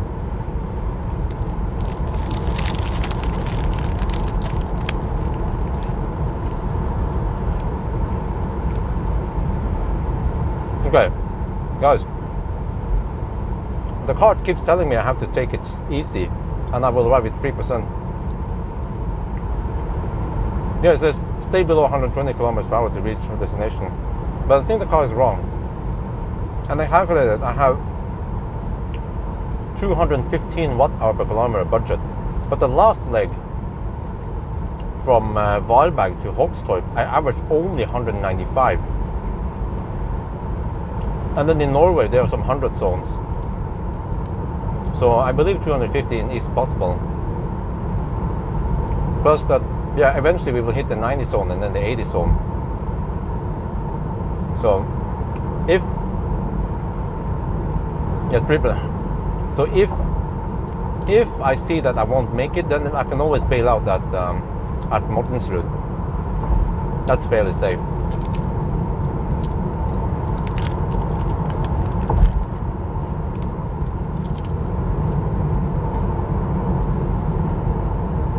Well, I'm just going straight home now. And then actually after today, then I'm done with this car. Yeah, I have plenty. Look at the wind map. I have massive tailwind, and like in Norway, after Moss and stuff, I have some massive tailwind. I'll just be gliding there. I might even regen. No, okay, no, but I can just coast home almost without having to spend too much electricity.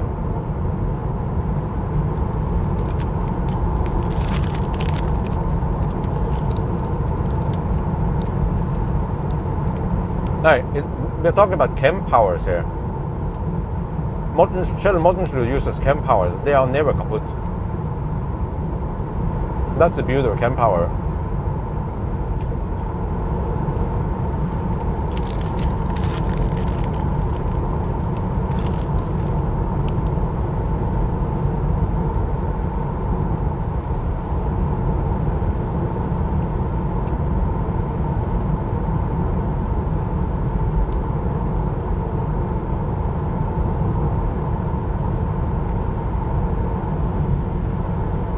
But yeah, I have lots of cars I need to process now. I have so many videos stocked up, like I mentioned. I probably have 1 to 2 weeks of videos that I need to edit and publish.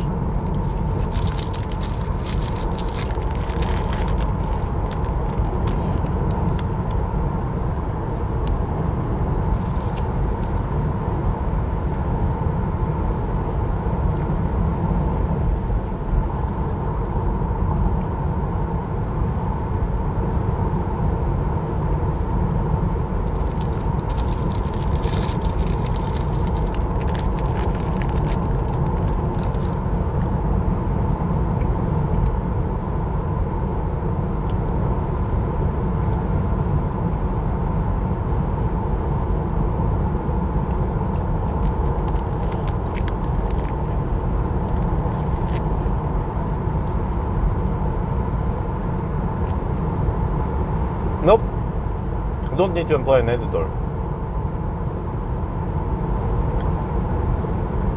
I want to edit them myself.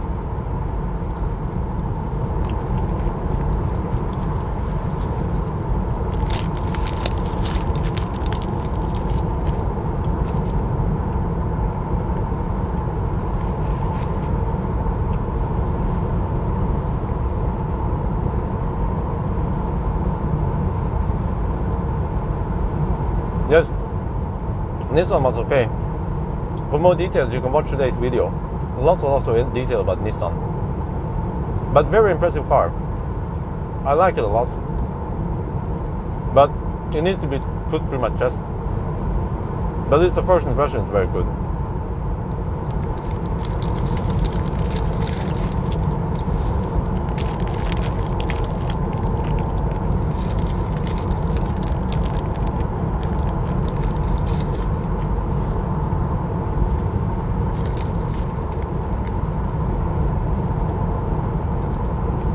No, yeah, of course.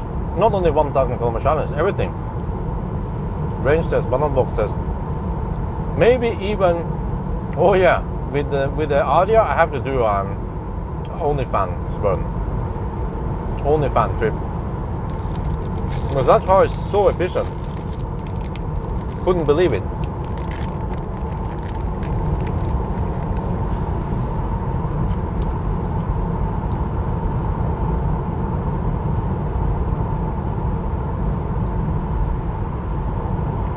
Wow, 16K on the video today now. That's okay.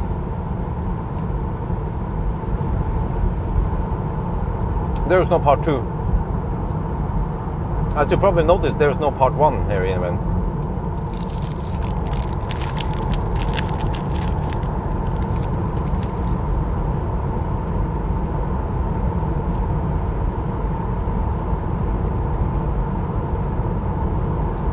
We just finished quickly. And that's it. Within roughly the 10-hour mark. I mean, time-wise for the thing. Premiere Pro CC.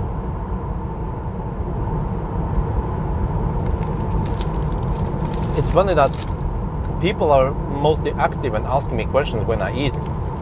And when I don't eat, then they are quite inactive in the chat.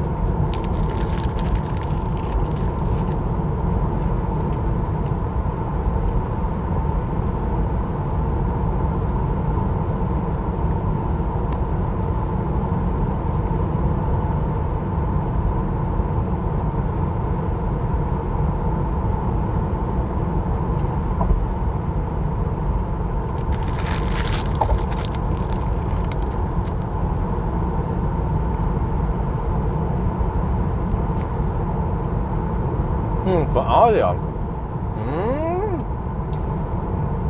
I predict maybe 25, 26 boxes, similar to the MEB cars. It's quite spacious.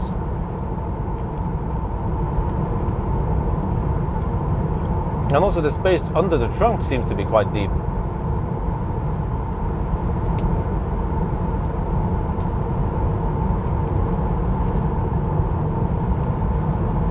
Yeah, I have to hurry back home and help wifey take care of the baby.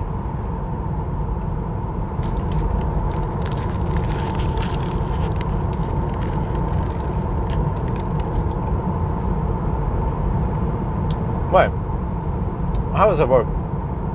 Have you turned on notification, Random Surfer? I never bug people about doing that. But maybe if you turn on notification, it will help.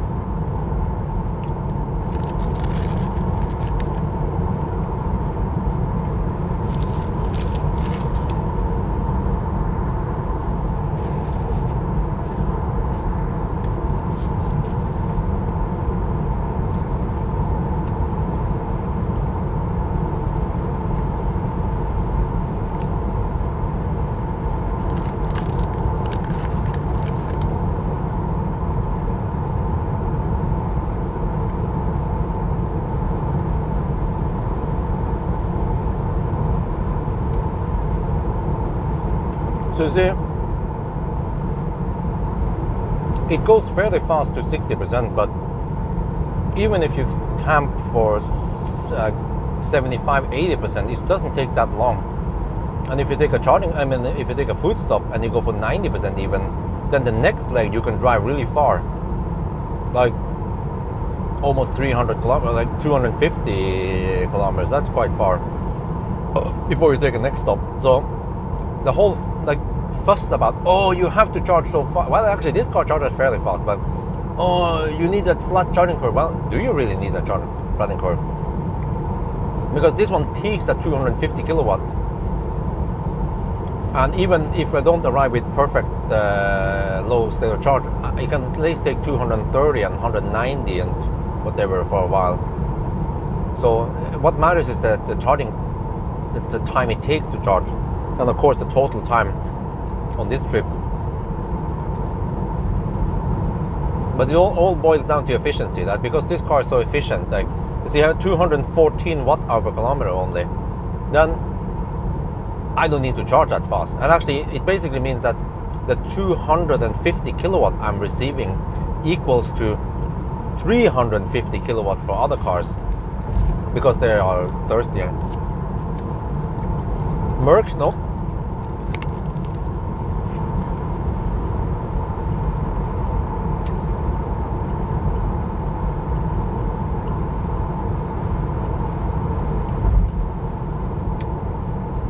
I want a Stormback to sell for me, but they just can't do, or yeah, I don't know. Kind of extra hassle. I just focus on the video instead.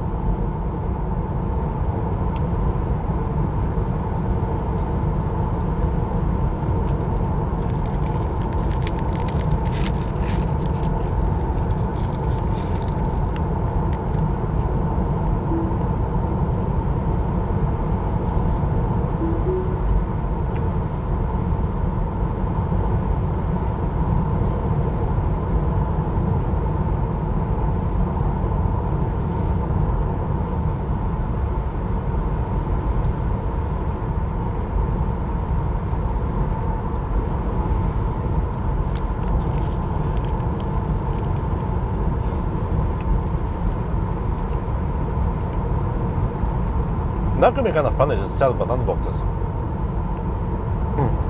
Because you can actually see them in the video, some of them. And I could sign them.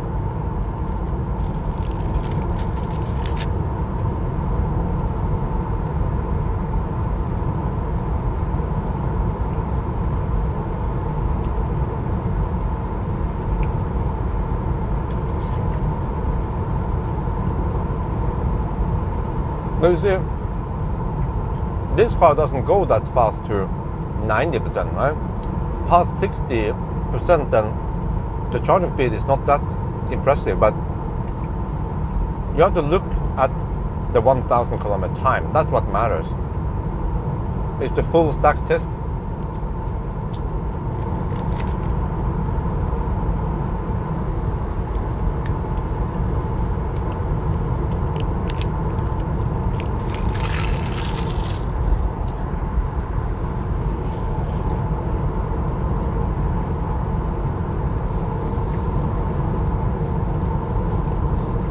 Oh, what is the consumption this leg?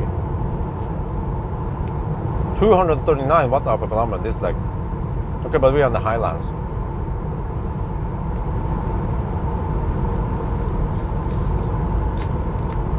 Oh, guys, Dr. Pepper. Oh, I haven't had this in a long time.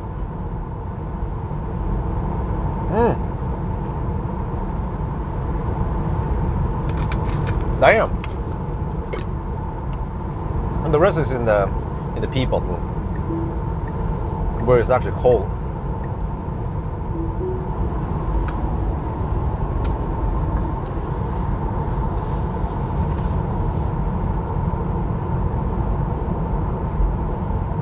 Wow. Okay, status guys, 853 kilometers.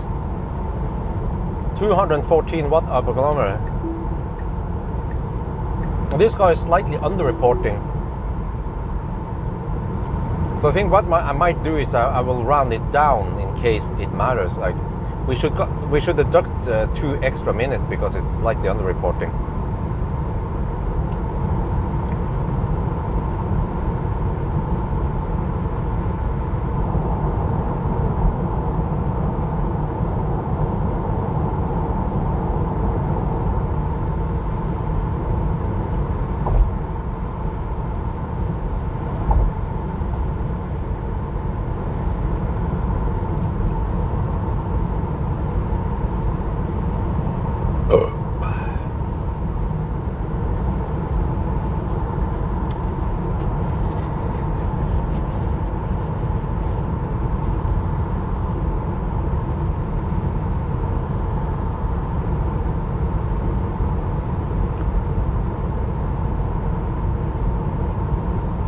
Wait, I wonder if we have nice weather tomorrow. Oh no, it's going to be a little bit rainy tomorrow.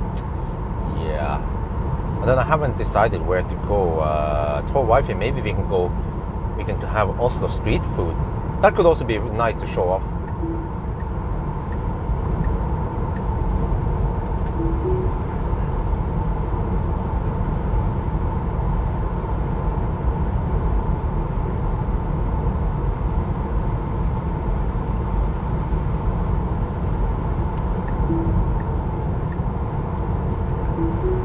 Tottenham. Wait. Okay, guys. We just passed the 8-hour mark. 8-hour mark and 7 minutes, and we had 857 kilometers. Now we just have pure hammering back. We have roughly 140 kilometers left. I think the distance we have to count down to is like 900 and I'm not sure how to do this. Oh, I guess I have to reset. Yeah, okay, we have to do that whole thing again. Reset and then yeah. Reset on scan my Tesla at 900 kilometers. Yeah.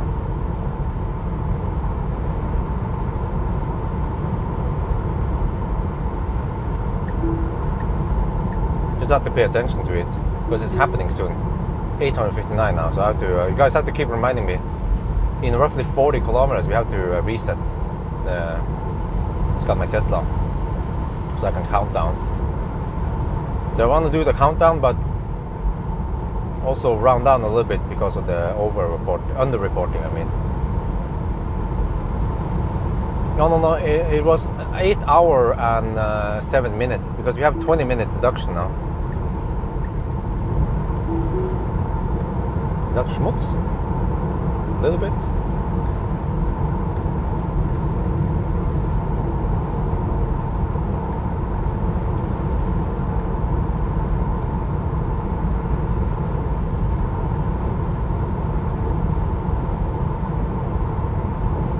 $860 kilometers, 214 consumption. We're getting close to 8 hours and 10 minutes. That is madness. If I can average 120 on the way back now,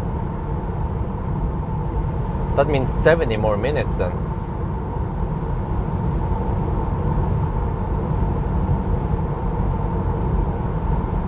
That means 9 hours 20. What?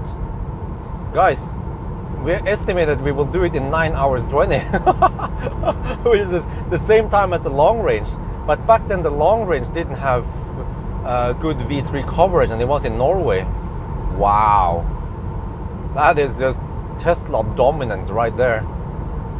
I had to find an intimidating thumbnail.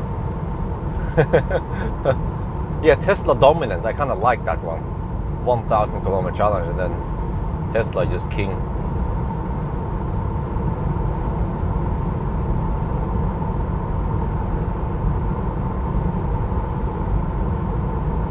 Yes, correct, Lars Henrik.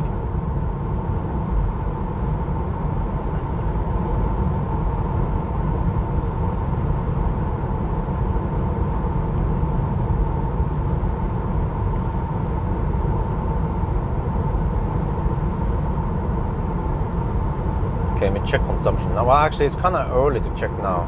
233 is the consumption right now, but we are still in the highlands. I think we have to wait until we are around Halden or close to Schweinsund. Let's also hope that we can make it. We can just pass through Schweinsund. I saw they had the borders open right when we passed this afternoon, and then they open it as we passed it, but they might close it again and check people. So we might lose a minute just going around that loop. Unless they pull me over and ask me questions, we'll see, I guess. But yeah, what the heck? Because I suspected that for fast cars, like efficient cars, then they actually benefit from Sweden route, because Sweden route is faster to drive.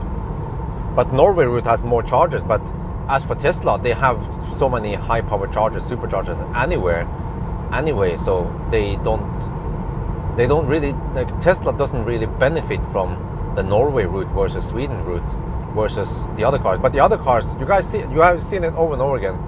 Legacy automakers, they are bound to go to the Ionity chargers, which many times is not optimal, but they kind of need to do it anyway because they can't skip it. But here I was able to get very efficient charging stops, charging to only 40 to 50% roughly, and this one was 60%. So actually the charging sessions I have now, they are similar to the one I have with that Demineland, the 24-hour world record, where we charge to roughly 50% or 45% every time. Halmstad, nope. Because if you look at the map here, you will see that it's kind of hard to incorporate that one. And I managed to go straight to Varberg. So from there, then it's too close to go to Halmstad, or too far to go, depending on how you see it.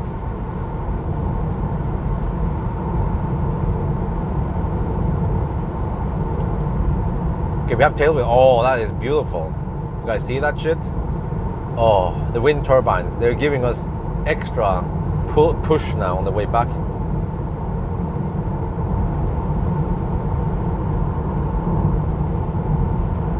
And actually this car benefits from this on the way back, because you see I had to charge at 60% only. If I had headwind, I might have to charge at 70%.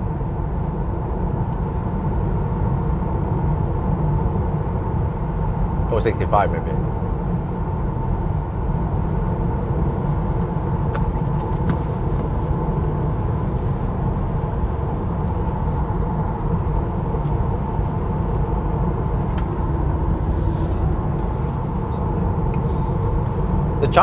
The charging stops, first charging stop, Varberg, 1% to 50% in 15 minutes roughly. Second charging stop, Helsingborg, 4% to 48% in roughly 15 minutes. Well, let's say 14 minutes. It should have been 14 minutes if it went smooth. Third charging stop, Varberg, only around 10-minute charging stop from, I think it was 4 or 5%. Oh yeah, I think it was 4% to 45%.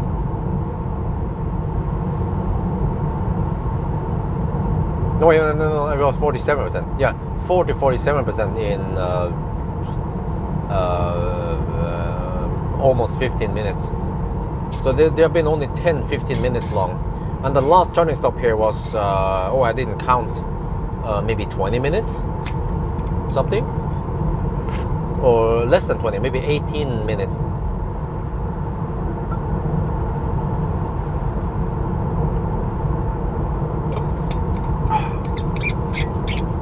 So, 4 charging stops.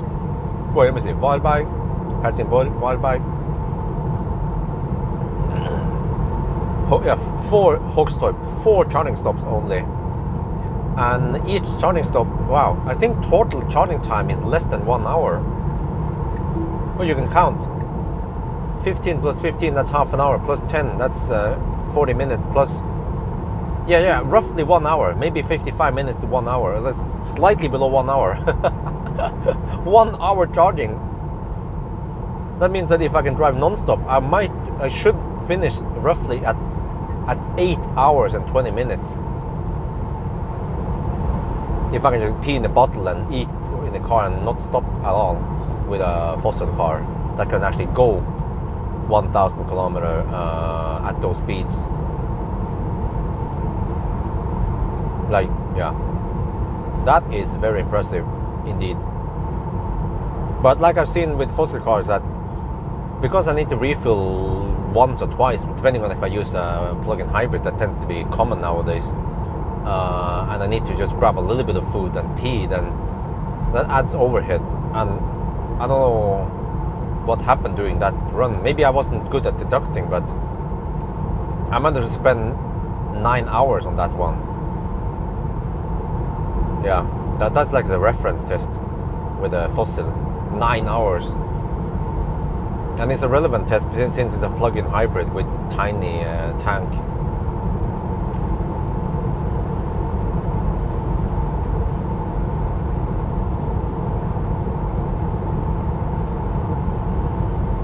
Oh, 877. Okay, 877. I have to pay attention here. I'm getting closer and closer now. 877.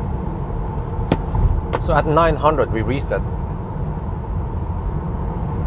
Actually, I had to wait for 900, and then I wait a little bit, because 900 actually means 899.5 or 6.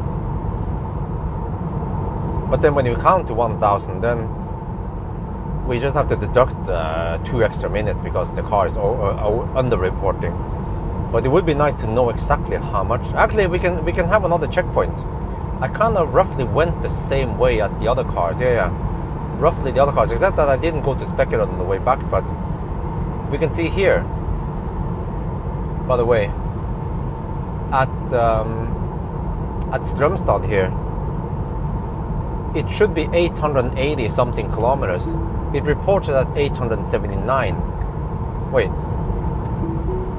No, wait. How much was it supposed to be again? It's supposed to be close to 890, wasn't it? 888 or something, right? So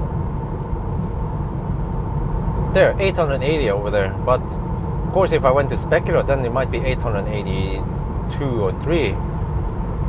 So it could be as much as 0.4% under-reporting here. So maybe 995 is more correct when I think about it. Yeah. Okay. You know what? I will reset at 895 kilometers. That should be the most correct one. So we have roughly 0.5% under-reporting.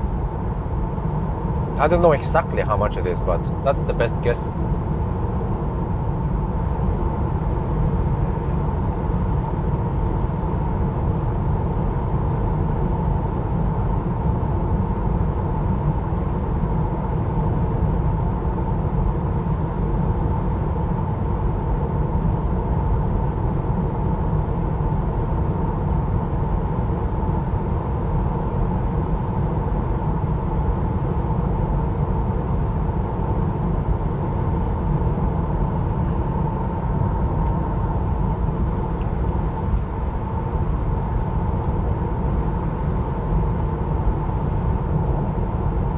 Okay, 882, alright. So at 895, yeah, that's when I reset. I guess I'll shoot a video and overlay and explain how it works.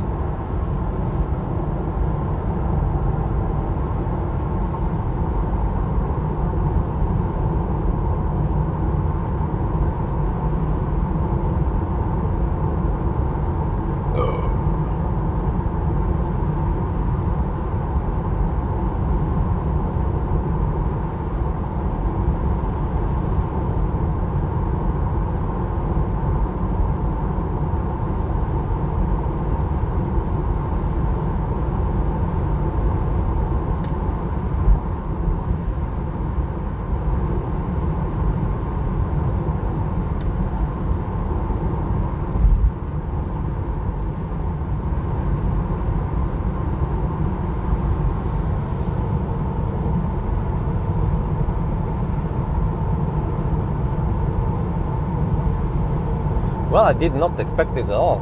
I was thinking, maybe 940 would be great, right?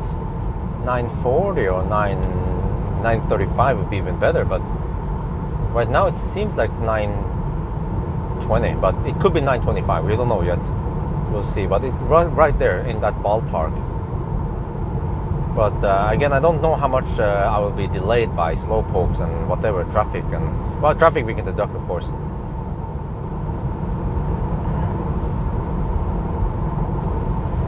It's getting quite empty now. I like it. Saturday evening.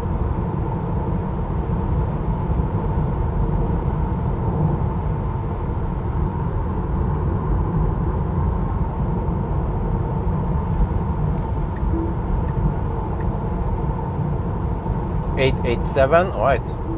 Had to get ready.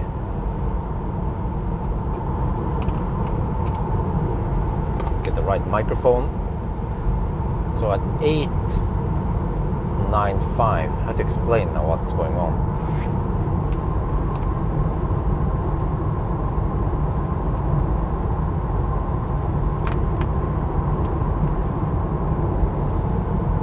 $888.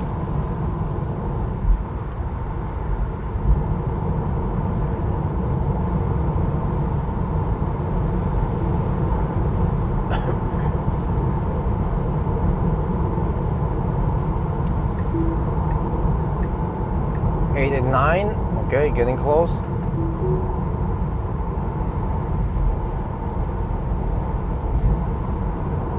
Should others 800? Well, we have it. 889. 214 watt-hour per kilometer.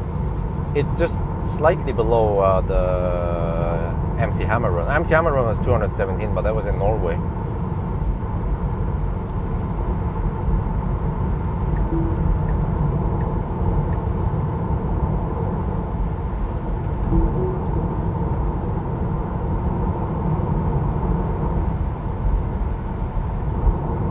Maybe it's not 0.5%. Maybe it's 0.4%. Okay, so I will reset at 996 then. All right, let's do that. No, 896. Okay, 890 now. So at 896 I will reset, and then when we count to 100 there, then that's 1,000 total, and it will show 996 kilometers in the trip meter.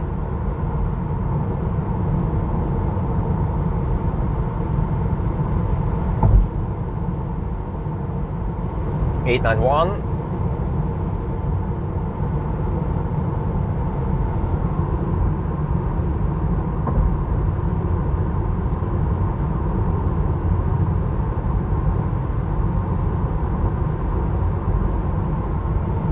$892.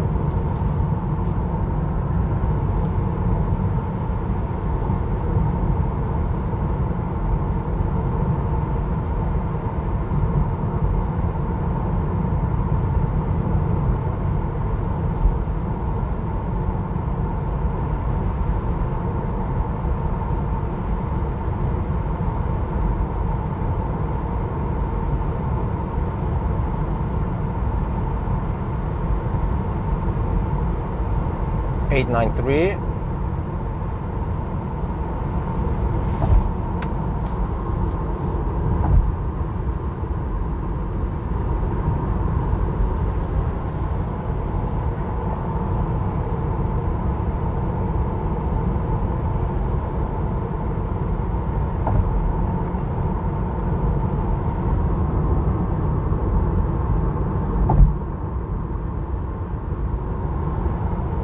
$894.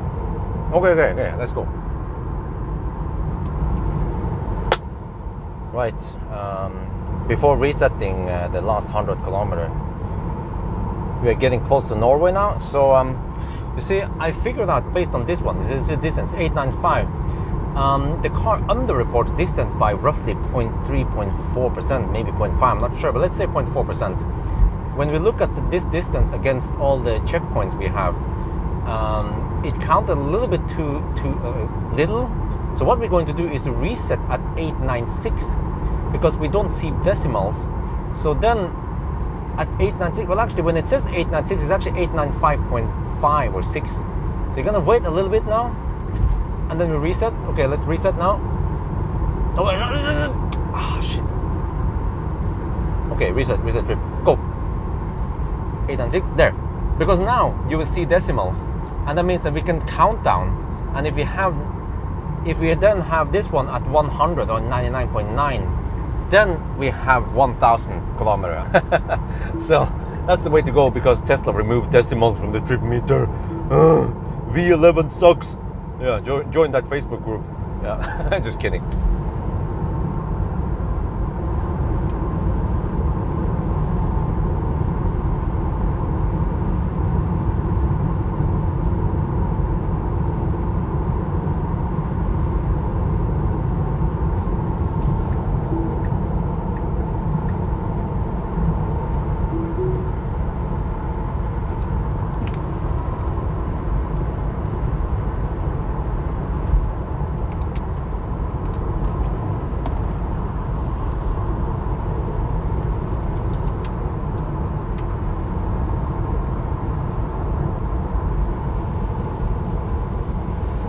No, it depends.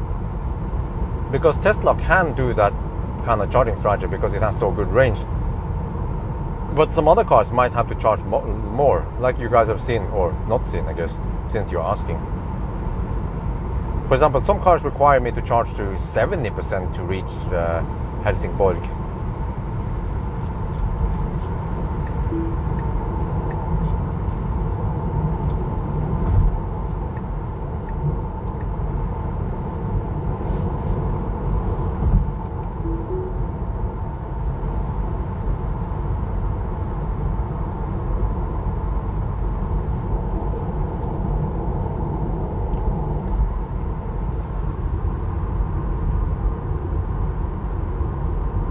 Okay, but this is good.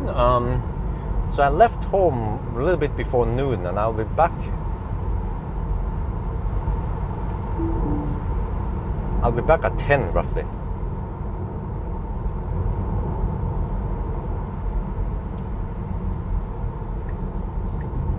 So that means only 10 hours. That means that the live stream will be roughly 10 hours long only. I think that's within limits. That's what I was hoping for. I was hoping that I wouldn't get too many distractions, or I mean the deductions and shit.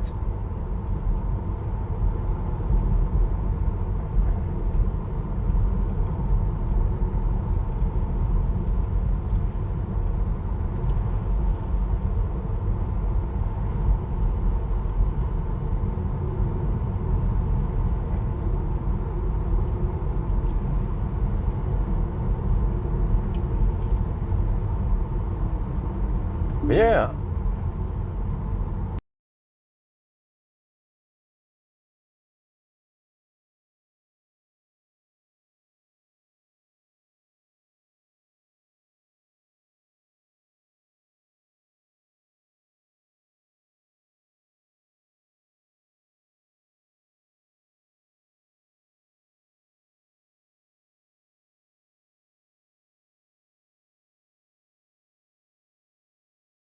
Trips 906. Yeah. Yep. Consumption 200. Oh, okay, now we have to look at that one. Total consumption is 214. So it's 910 now. Yeah, we counted like that. 910. So in 90 more kilometers. What's the time now? 8 hours and 8.5 hours, guys. 8.5. Back. Are you back?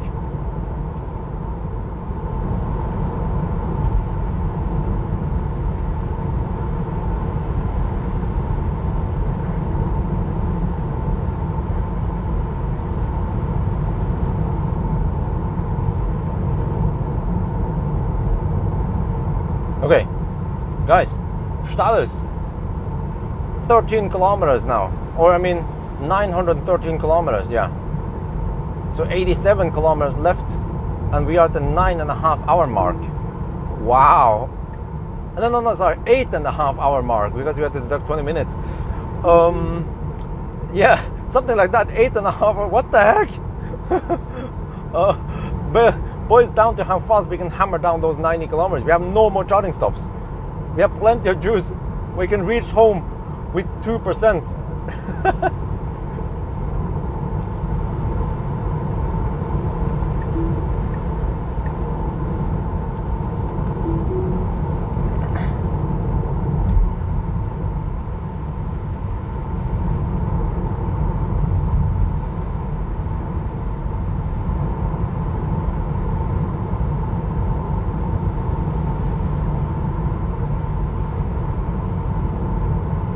915 kilometers.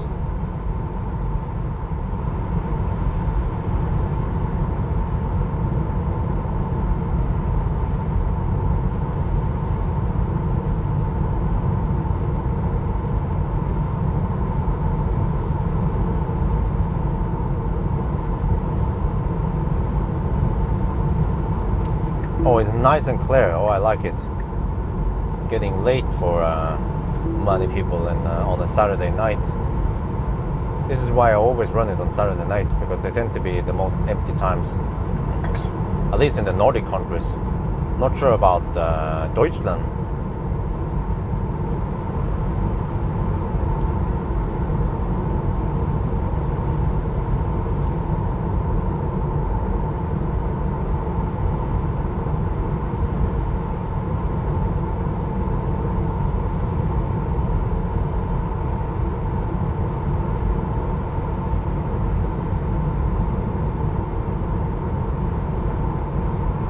So it seems like this Model 3, despite being a performance model, which matches many of the other competitors in acceleration, it's still quite fast. And I think the reason, I mean, it doesn't have the fat tires that the other cars have. And I think Tesla can get away with it, like the Pirelli P0, not so fat tires, because it's not so heavy car.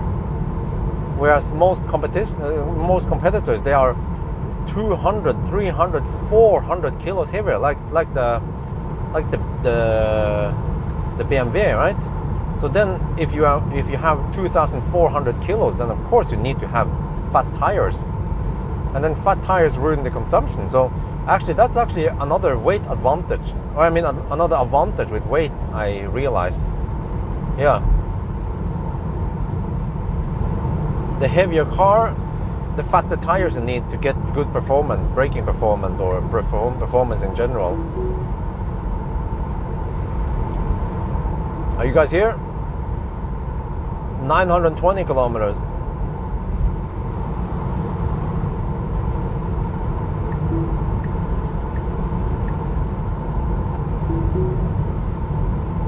Nine hours and 36 minutes now. Holy macaroni, this is fast.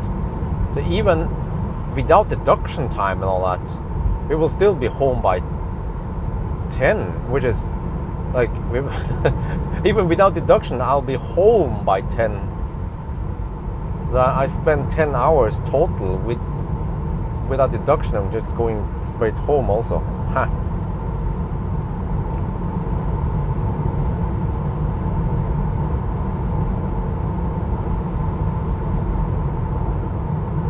Let me see, because I have only 4 charging stops, then the 99 will happen in a tunnel a little bit early in a tunnel, and Nordbytunnel, or whatever it's called.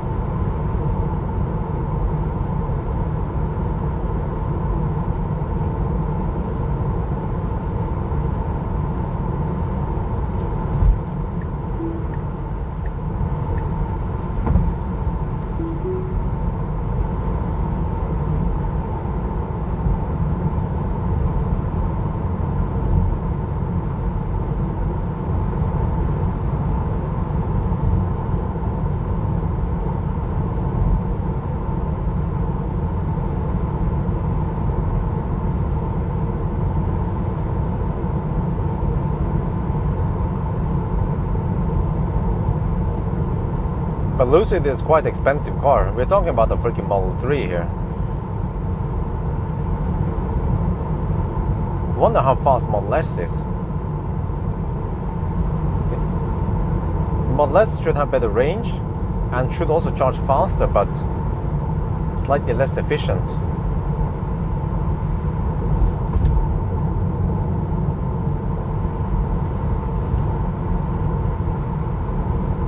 Ioniq 6, yes, Ioniq 6 maybe.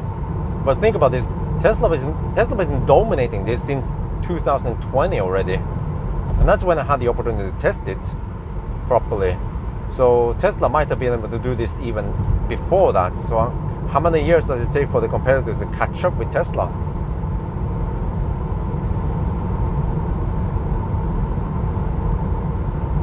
The second fastest now is Taycan / e-tron GT 935, but those are kind of expensive cars. And I haven't been able to try the EV6 in summer yet. That one should be a good candidate.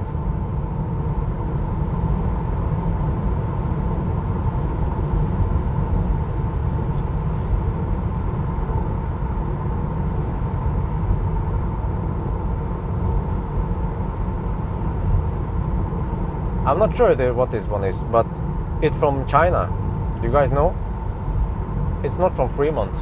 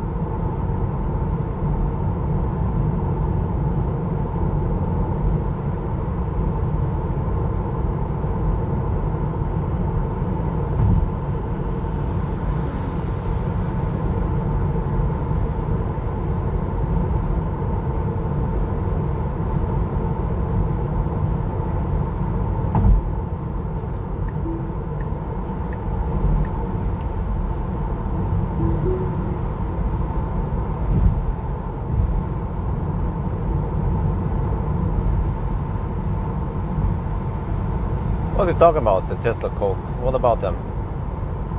Well, what's wrong with them?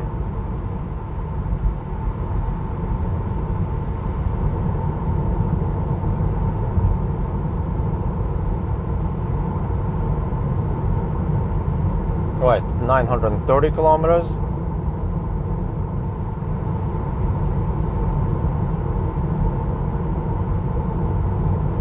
What is Lightyear? Is it even out? What the heck is that thing? We should at least be talking about production cars here. And also Lucid is not available in Europe, and this test is done in Europe.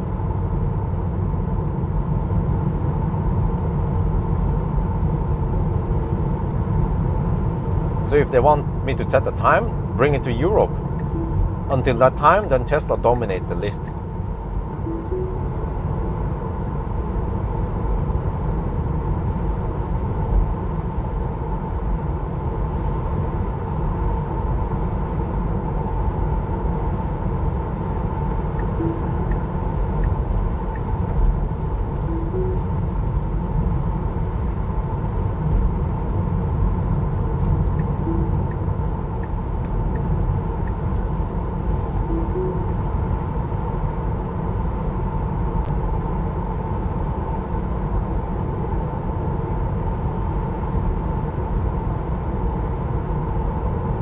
Ah, it's a prototype. Okay, then we don't talk too much about it. You can say that, well, Roadster is going to kick ass. Roadster will be the fastest one in 1,000 kilometer challenge. Well, they don't have a production Roadster yet, so it's just talk for now.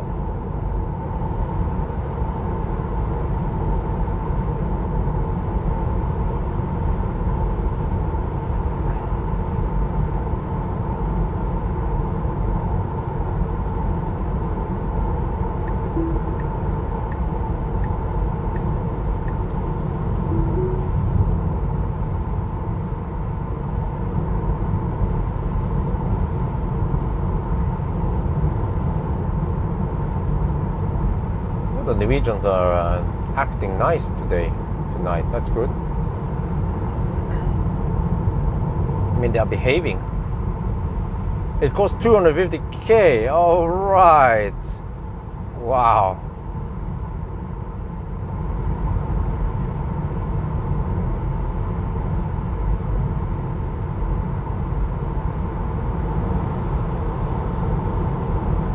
The crazy thing is that you can probably spec up a Roadster to be the same as a Taycan Turbo S.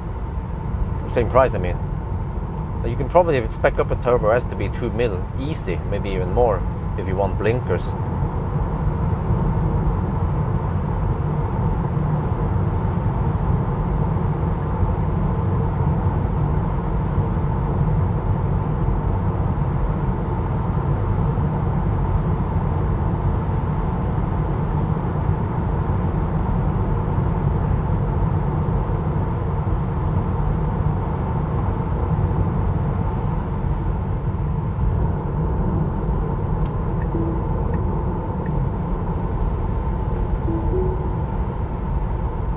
$937 kilometers.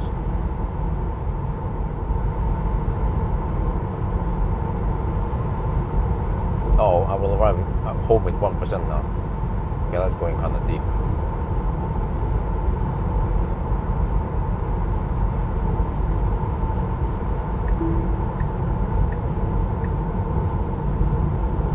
I don't know if I have to bail out or maybe it's a slow poke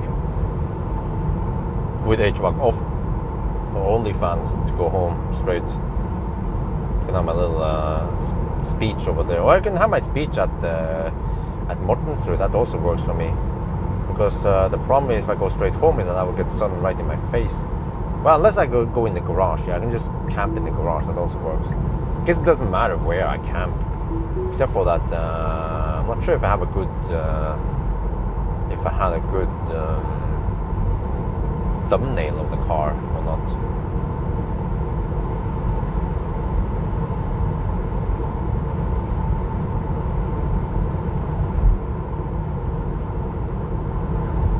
I mean, I should have, right? I can't have the thumbnail in front of the house. That's kind of silly. What about Camp Power? Yes, wait. That's Camp Power. Oh yeah, Camp Power. That's Solli.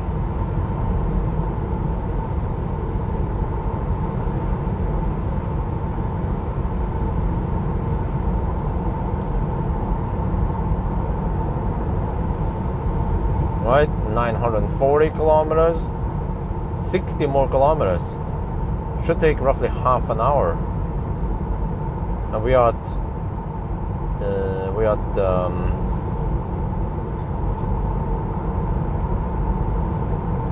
9:45. Oh, is it going to be a 9:50 run? That would be interesting.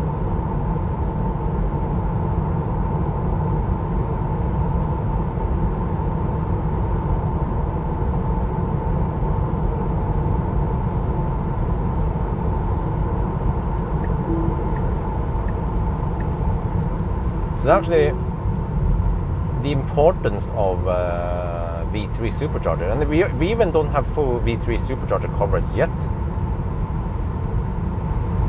It would be slightly better if you had V3 at Helsingborg. Yeah, actually that's it.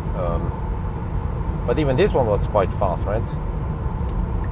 So I got the impression that at Ionity we had a nicer, flatter curve, so that by the end of the day the charging session took about the same time.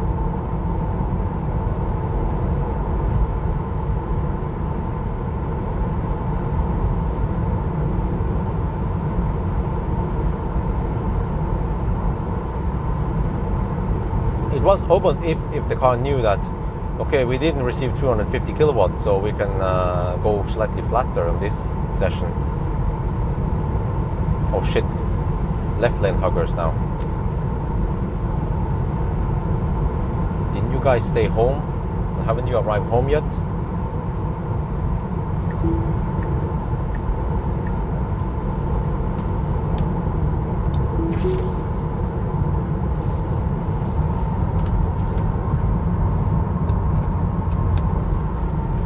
Got to block this guy. He moved over. That's good. Let's hurry. Then I have to block him like this. Okay.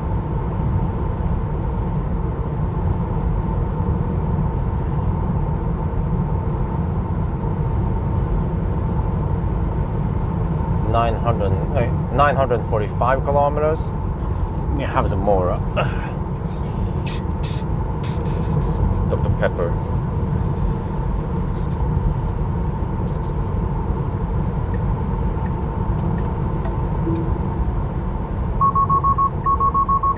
Jesus, man, the whole turn signal thing.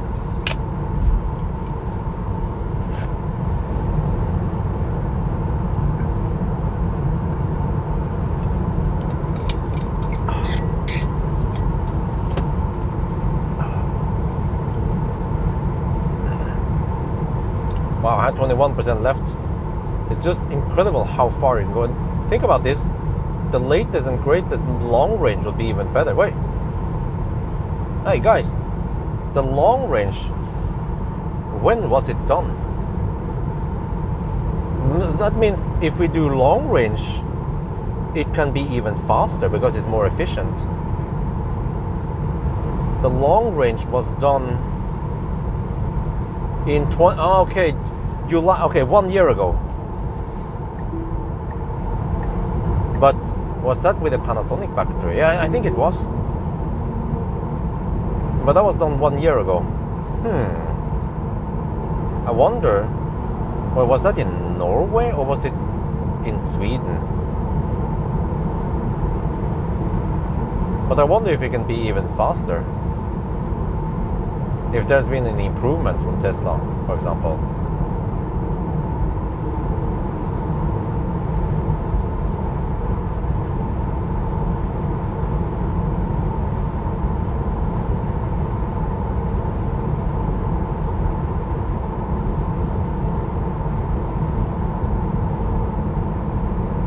Okay, it was the 82 kilowatt hour. Okay, Panasonic battery, something. Yeah. But did it charge at its highest potential back then? That's the question. And also, it was the Norway route, which didn't have too many V3s back then. Let me see. I had to watch that video to see what happened, but I guess I probably went to. I don't remember what I did. Maybe I went to the V3 at Foxerød. Did those guys speed up? Like, what the heck? Don't you guys use tempomat?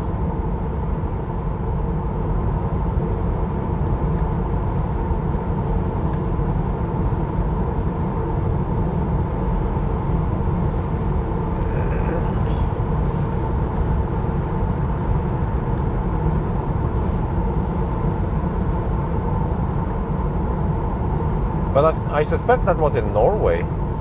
I don't remember. So it might. I mean, it should.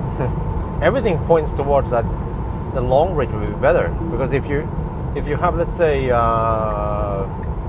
wild guess, 15 watt hour per kilometer lower consumption, then that takes. Well, it depends how fast you're charging, but maybe 5 minutes faster. So you can be, if you manage to set a new record today in 9:15, then long range you'll be able to do it in 9:10. So maybe if that's the case, then I guess I had to request a long range with those wheels from Marcus, and we do it again now in summer when it's nice and warm, and see if we can set another record. Just shatter the old record. Well, maybe not shatter it, but just rebeat it. What? 954 kilometers, but we're getting more and more traffic now closer to Oslo.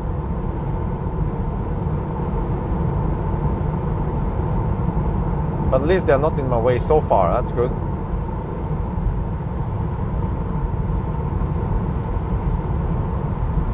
And if they are, then it should be not too hard to overtake on the right lane, since we have less traffic. Well, I hope. We'll see. Let's hope they can behave. Them Norwegians in front of us. 955, 45 more kilometers.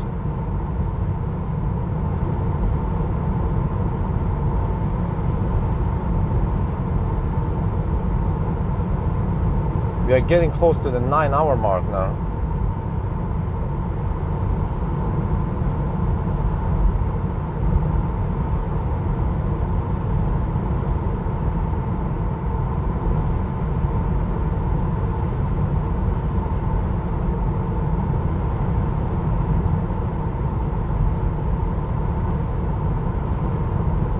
EQS, I don't know.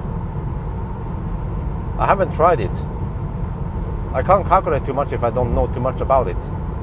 And also the EQS overdrive was tested during winter, so I don't know how good it is for summer. I don't sit on too much data, unlike the ID4, ID5, where I calculated stuff.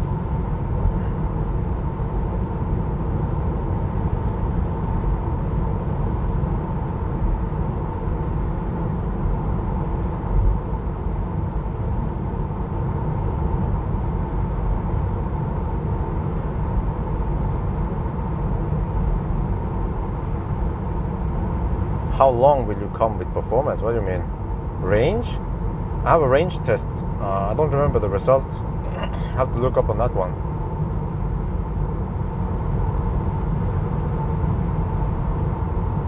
No, I did in Norway. Borders are closed and okay. Alright, thank you. Yes, that's what I also remember. And like I said, fast cars, fast efficient cars, they actually benefit from the 120 zone and so on. That's probably why this car is doing it so well now, despite being thirstier. So everything points towards that the long range will be even faster than this one.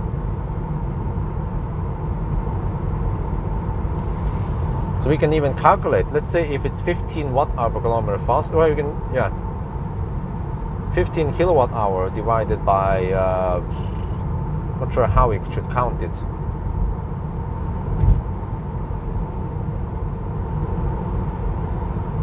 $150 kilowatt maybe. So 5 minutes, yeah, that's it. So I guess I will summarize and say that the long range should be 5 minutes faster than this one. So that means 9:10. Just have to prove it one day, I guess. But we should do it soon, when the weather is still nice and warm.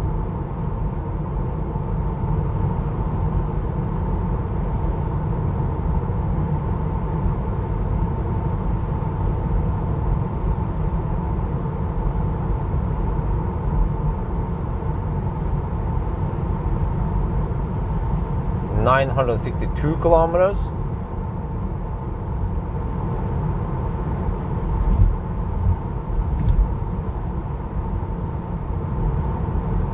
Speed limiter, okay. Well, it's going to be slower then if they are limited, but it just depends on how much is the limit. Would not make such a, well, no, you do the math. Because it's 15 watt-hour per kilometer, but for 1,000 kilometer challenge it's 15 kilowatt-hour. And then how long does it take to charge 15 kilowatt-hour? If you charge at 150 kilowatt average, then it's 0.1 hour, which is 6 minutes. So that's why I think roughly 5 minutes faster sounds plausible. I've been going for almost 9 hours now, with deductions.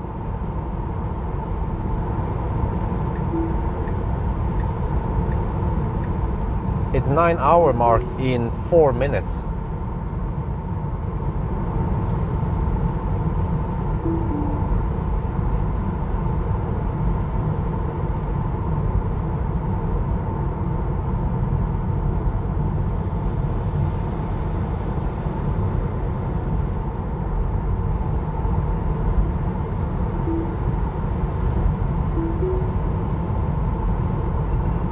All right, 3 minutes left for the 9-hour mark. Let's see how many kilometers we have at the 9-hour mark.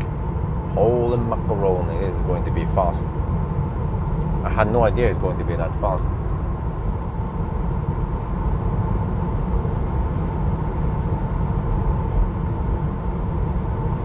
Wow, well, this total consumption, by the way, is 214 right now. So it's more efficient than MC Hammer, even when going faster. So there's just something weird with MC Hammer, why he was so inefficient. But I never figured out. Okay, in 2 minutes I'll give you the numbers.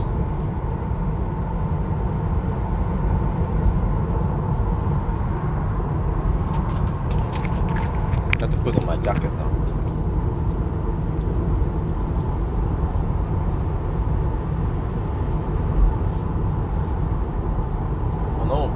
Mercedes B250E, one of the shittiest EVs ever made, because it's so thirsty. And no DC fast charging, only 11 kilowatt onboard charger. If you could at least get 22 kilowatt or 43, that would be better, but no sir, only 11 kilowatts.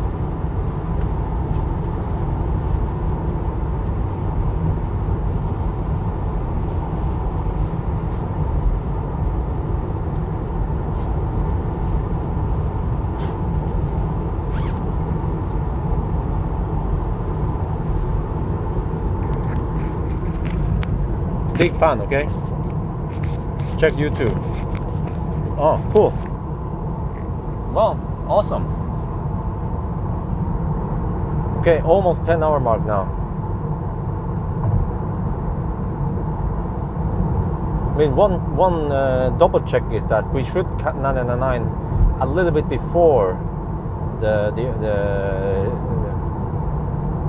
Tusenfryd section, since we have one shorter charging stop. We don't visit Spekkerud.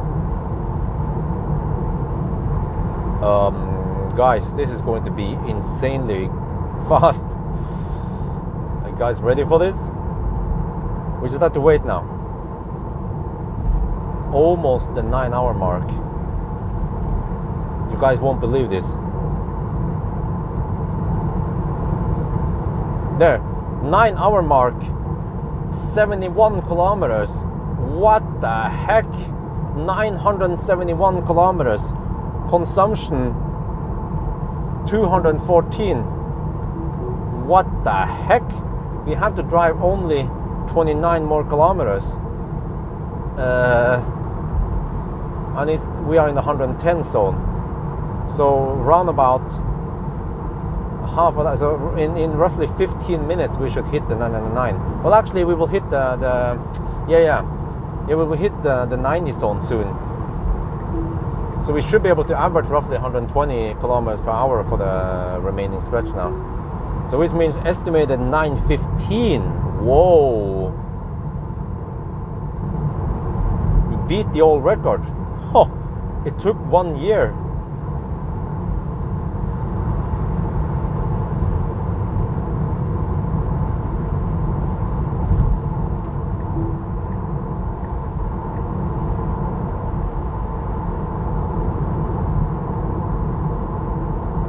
But I have proof. I just document everything, the charging sessions, the times and everything. I tried to record as soon as we joined there, and I record before we left so you can see the clock and everything. So I'm not bullshitting. And I also live stream this, so we see everything what happened with the deductions and everything. Laderstau. Just crazy how fast it is.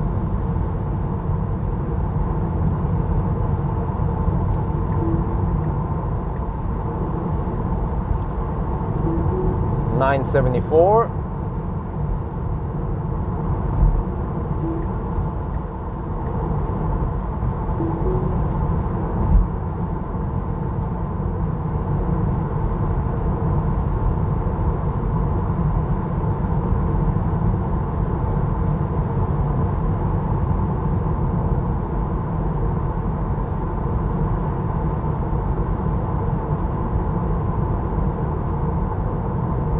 $975.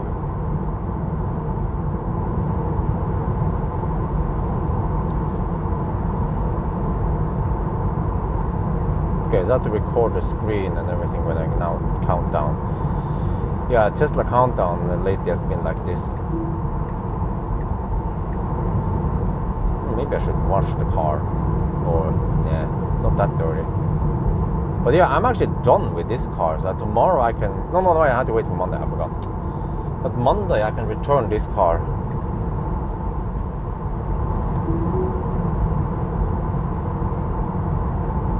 Model Y, half an hour slower. Yeah, kind of. The charging speed was a little bit lower. And yeah, the Model Y kind of suffers because it couldn't make it all the way to Varberg. So you had to do that little top up at Hogstorp. 977. Oh, traffic. Let's see, how can I deal with this? There's a freaking truck that dude is camping. He's going to camp all the way past the truck. And then all the other slowpokes will also overtake him before they will let me pass. I might lose 30 seconds here or more.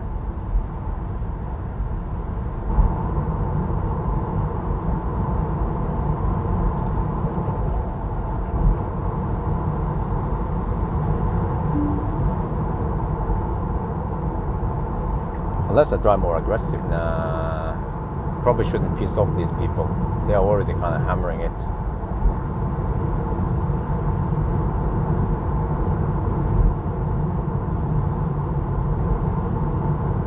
Okay, we didn't lose too much time, I hope.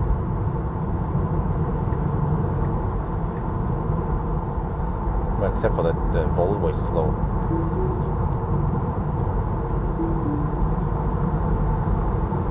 Oh shit, I'm down to 12%. Dude, the Volvo is camping. That is so typical Volvo. Okay, bye-bye.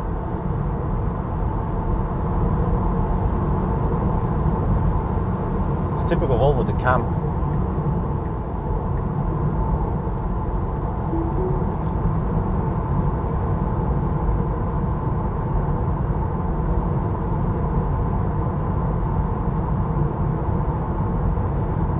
Oh, 981 kilometer.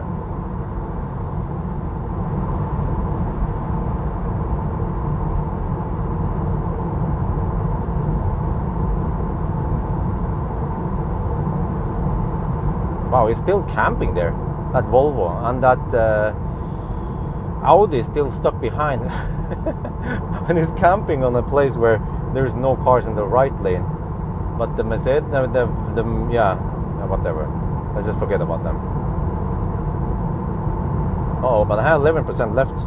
The car estimates 2% at home now. Wow, that is insane. I went 60%. I even documented when I left, not long time after I left, I had 59%. We can make it home on 60%, even home.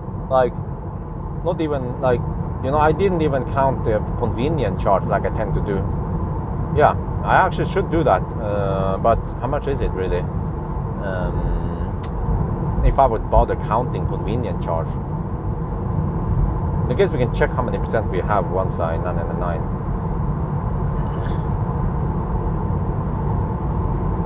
Yeah, but it's not that much. I can see it now. It's not that much. So the convenience charge might only be 2 minutes if we would care about it, like we actually do with the other cars anyway. So if we would, we could even deduct 2 more minutes.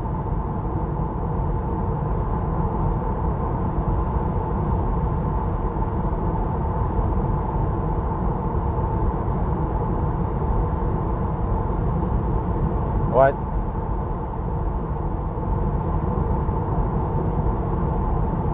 $985 kilometers. Wow, 15 kilometers left. Holy macaroni. We are past the 10-hour mark. 10 hours and 6 minutes now. Getting close to Shell Oz. And then we will hit the 90 zone not long after. We have a Lexus here we need to hammer past.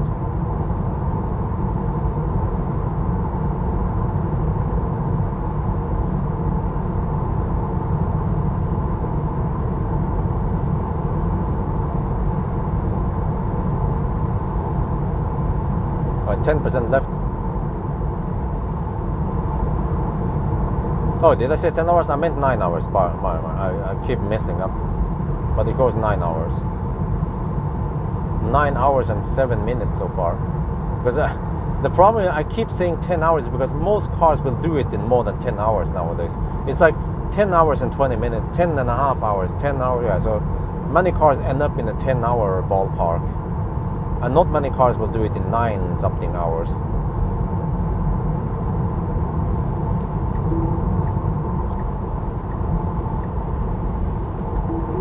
$988 kilometers.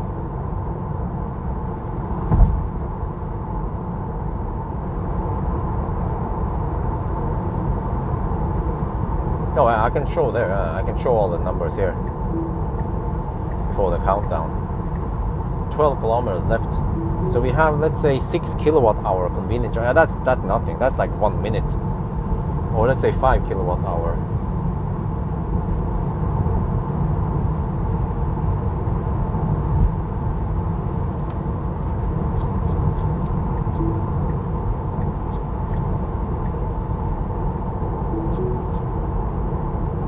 Yeah, so if we would bother counting, we could deduct 2 more minutes for the convenience charge.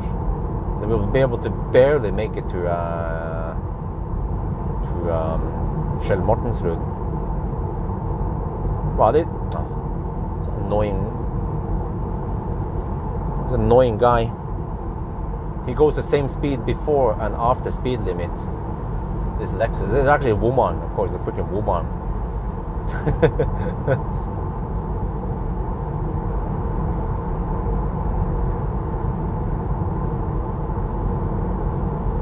Right, 991 kilometer. I guess I have to get ready. I'm gonna count down soon. We'll get all the cameras ready.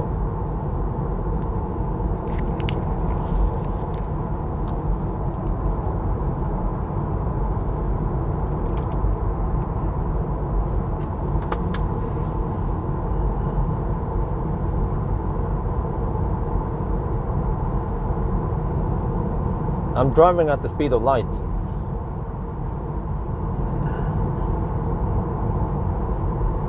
Okay, what is the name of this tunnel, by the way? Nordbytunnel. Yeah, that's it. Nordbytunnel. Wait.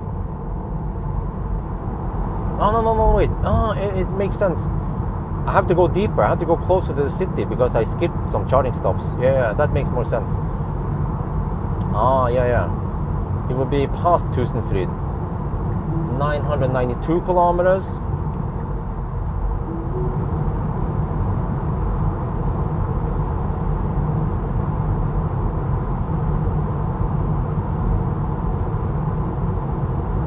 And we have the 9 hour and 10 minute mark now.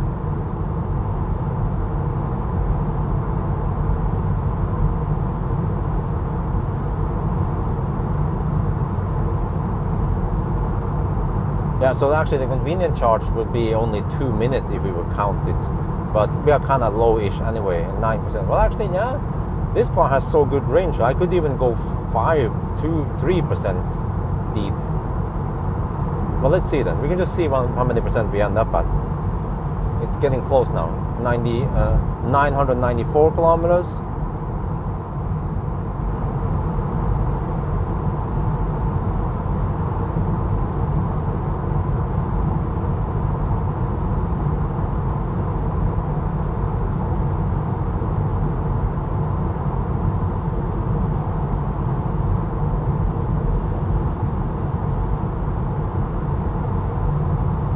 I guess I'll go straight home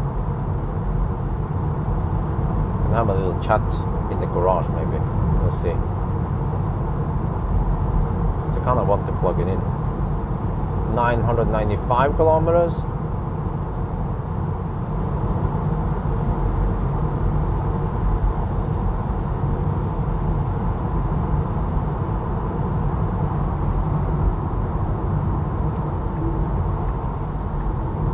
You see, it kind of goes a little bit slower now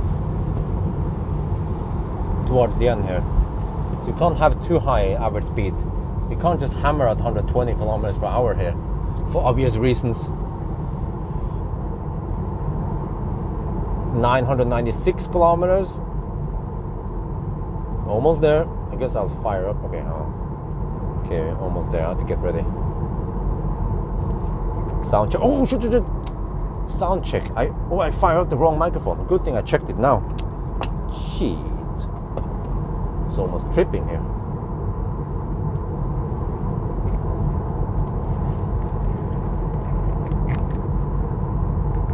Okay, sound is ready. 9. Okay. Alright, let's get ready.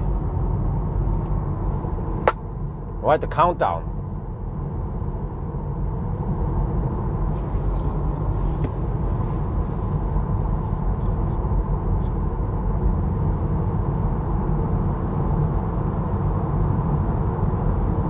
See.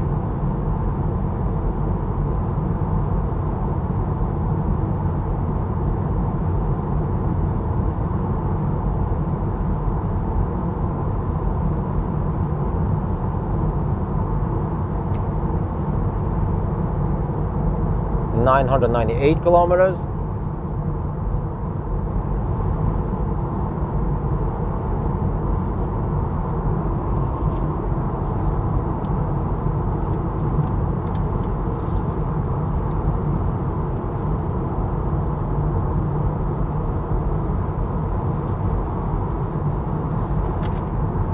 This is it, the countdown. Look here. You have to look at this one. When this one hits 100, then that's 1,000 kilometers. This one don't carry this current level. Okay, 9991, 9992, 9993,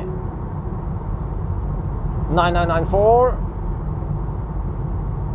9995, 9996,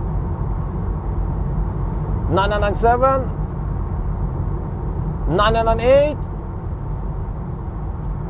9999, 9999, 1000. Let me see, I have to document something here. The consumption. Well, the consumption was 213 watt-hour per kilometer. I'm not sure if it's 212. I have to see if I need to correct it or not. But wow, that is very impressive. And the time, you can see it on top here. Oh, you can see it on top there. It's actually 9 hours and 15 minutes. But look here, we are at 7%. So you remember I talked about that convenient charge. So since we have 5 kilowatt hour left, let's say if we drive it down to 0, so let's say we charge 4 kilowatt hour extra, right? That would take maybe 1 minute only. So in this car, since it charges so fast, then I don't care about counting the convenient charge, right? So it's going to be 9 hours and 15 minutes, which is a freaking new record. Wow.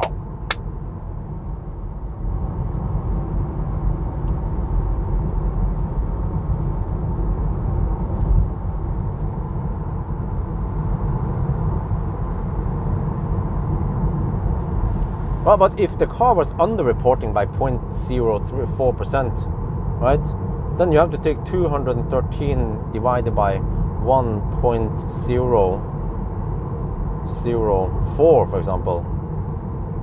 So it's actually 212 watt-hour per kilometer corrected, since the car is under-reporting. Yep, that's it. Rett skal være rett. Like, I did not expect this. I did not expect this at all. I was thinking, 940 maybe. I haven't calculated too hard. Now we're going to just hammer back home. I don't even have to save anything. I'm going to arrive with 3% at home.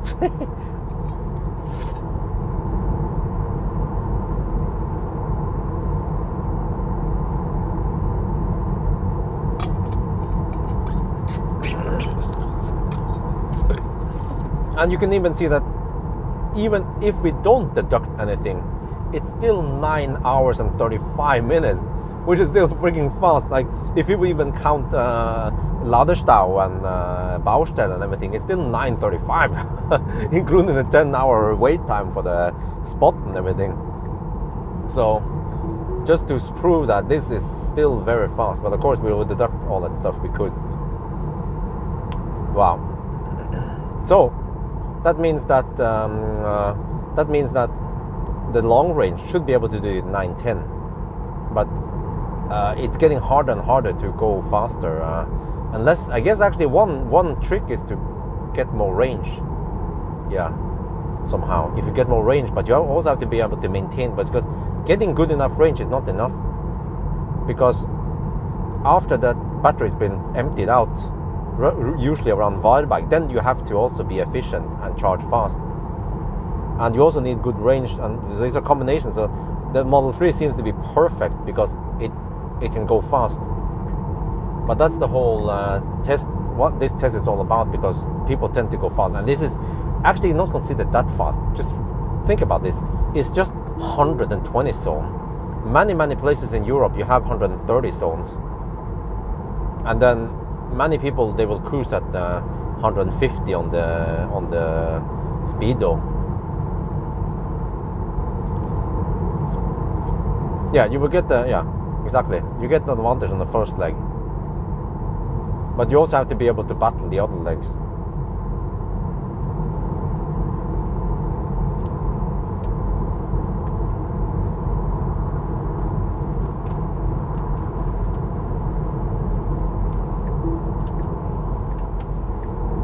there's a guy that wants to hammer it. Okay. Actually, this camper was going a little bit faster than I expected. I was thinking, hey, it's a freaking camper. But then no, he's hammering it, apparently.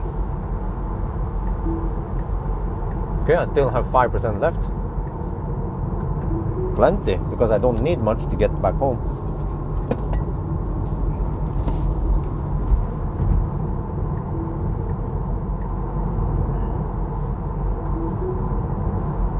I guess now I'll just enjoy the last protein bar. I can just eat now while I'm driving. Yeah, German Autobahn. Yeah, of course, but the problem with German Autobahn is that it's only for Germany.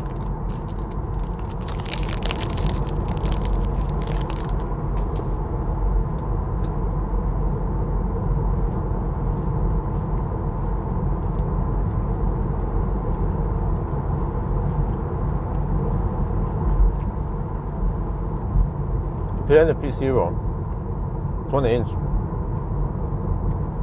You have it in a spreadsheet. Tire pressure, 3.4 bars. Getting the bit heated up.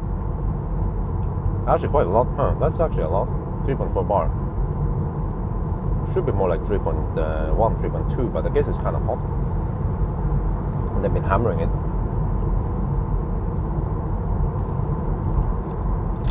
Yeah, but listen. Germany, just try it. Try to drive through Germany in the daytime and see what your average speed is. That means you can only drive faster at night.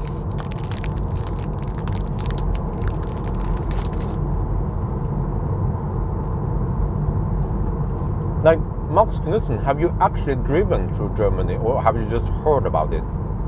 I have driven through Germany many times.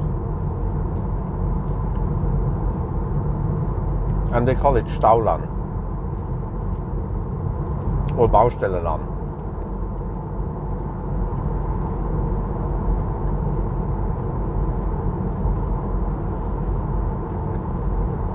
But many countries, they have 120 and 130 zones. Have you guys seen the French autoroute? 130 zones. Many places in the Netherlands and also Denmark, 130 zones, 110, 130 zones. Netherlands also has 120, 130 zones. So, and we only have 120 for a little bit, and then mostly 110. So I actually consider the 1,000 kilometer route to be, not Poland has 140. Yeah. So, like. Actually, the route I chose here was naturally because I live in Oslo, but I know that it's actually slightly slower than many other places in the rest of the world. 130, you see. And then I have to ask you guys. So, in France, for example, on the French autoroute, how fast do people drive there in the 130 zones? Or other places. But I've seen in Denmark that in the 130 zones, many people they hammer at 145, 150. They travel. They usually cruise at around 140 to 150. And trust me, I cannot drive. I never drive 150 on 1,000 kilometer challenge. Oh, this monkey! I was about to overtake him. He was like, "Okay, I'm gonna go now." I forgot that we are in Monkey Land now. Or Muppet Land, rather, yeah.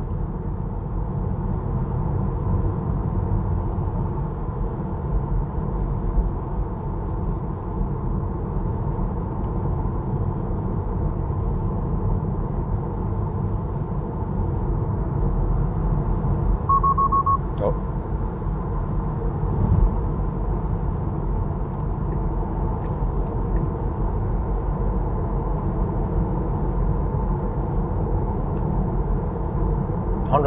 Yeah, you see, so that's what I've seen when I drive through most of Europe, is that 140 like 140 kilometers per hour cruising speed is more common, and I simply can't go that fast in the 110 zone. Which means that, dude, I have plenty of juice. I have, what's the range now? I have 17 kilometers of range left. That's plenty. Could almost drive to Kløfta. But yeah, so in a way, maybe the 1,000 kilometer challenge is a bit slow, actually, compared to what you can achieve in the rest of Europe. But then, but I also seen that you can have fairly high average speed through Sweden, where you can't have in, for example, Denmark. Yeah, I mentioned 130 zone in Denmark, but that's under the ideal conditions. The Danes, they are really bad mother truckers, mad mother truckers, hugging the left lane and cutting right in front of you. So Danes are in general quite bad drivers also. And normally you can't hammer through Denmark in the 130 zone. You get stuck behind all those freaking Danes. And that's a fact. And then Germany has Stau and Baustelle. But the French autoroute, though, seems to be one of the fastest ones out there.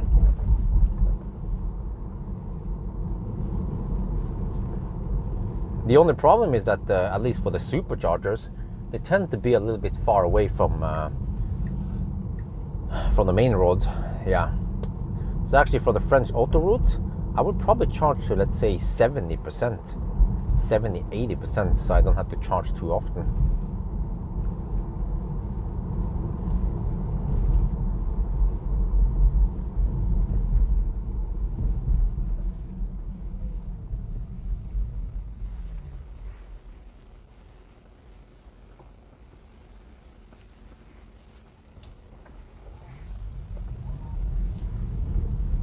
What? Huh?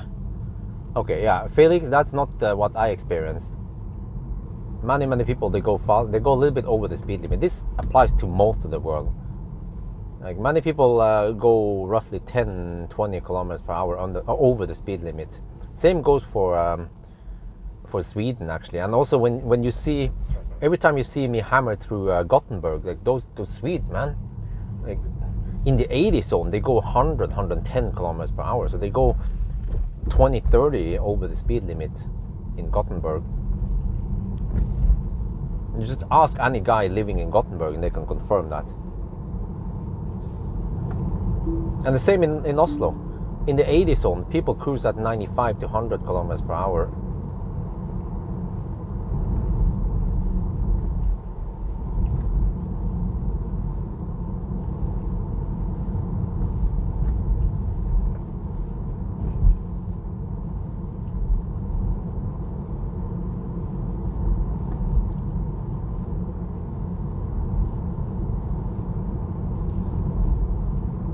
Well, I finished my energy bar.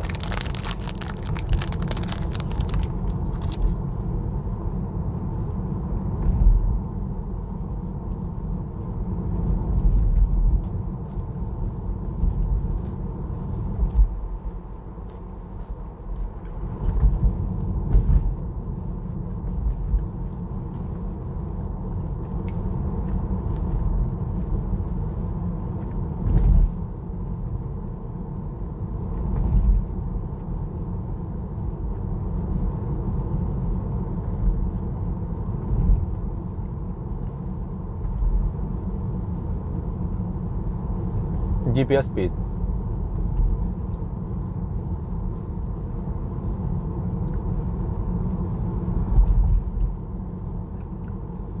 Normally when I drive those cars, I know, another thing maybe that I don't talk too much about is that if I know that the car is driving, I mean, if the car is kind of slow, right?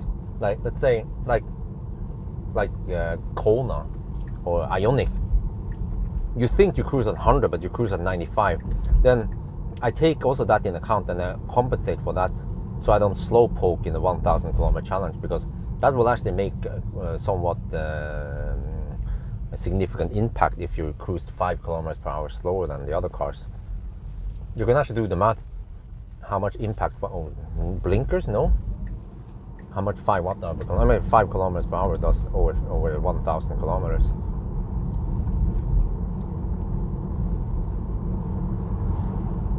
Okay, this is good. I don't have sun in my face.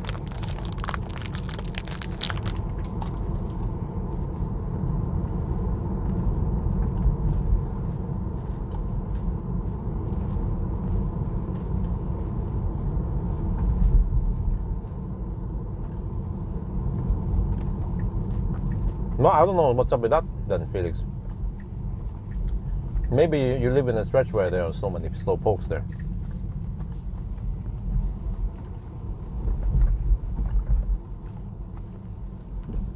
Nope, you can't restrict it. I guess one trick is that you could not preheat before you go there.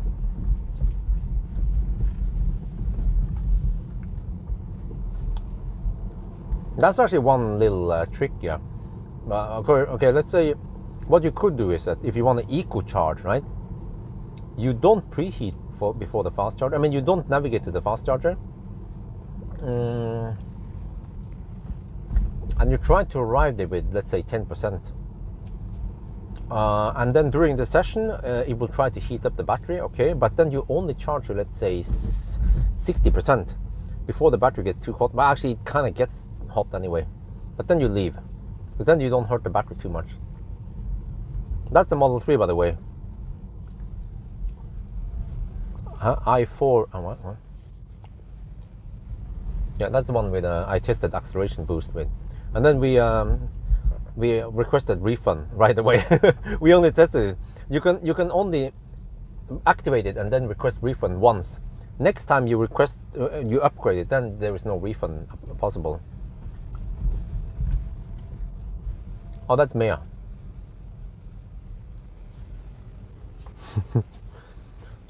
She's walking Dolly. So I'm home in time. I'm actually home before 10. Wow. Wow. I spent less than 10 hours getting home here, including deductions. Wow. Okay, let me see. Maybe I can just stay outside. Yeah, I can chat a little bit outside. I can plug it in maybe. Just feel like I want to plug it in. Wait, no, actually, no, I don't bother plugging it. I have 3%, that's plenty. I have 2 kilowatt hour left plus the buffer. I'll just plug it in the garage soon. Just have to do a little B-roll here, I guess.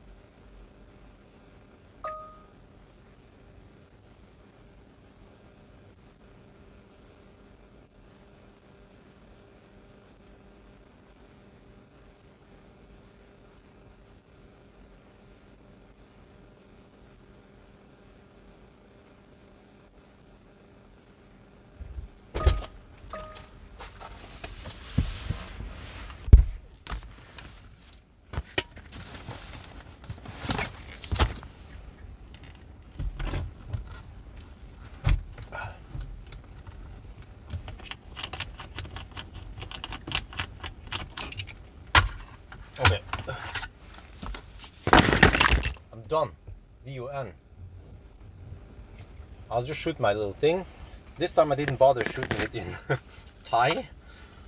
I feel like Thai people are kind of bored with Tesla videos and 1,000 kilometer challenges, so whatever.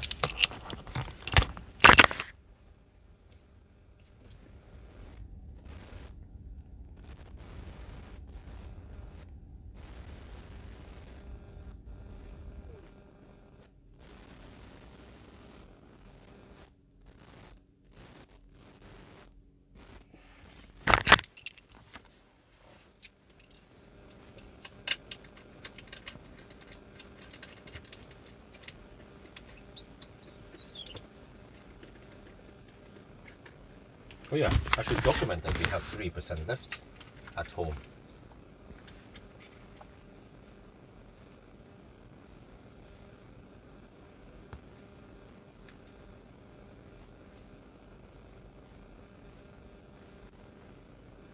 Easy one to contact me. They know how to contact me anyway, so.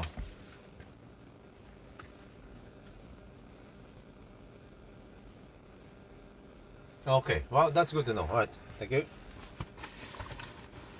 How about the EQE? Okay. Oh, just have to take a little bit more.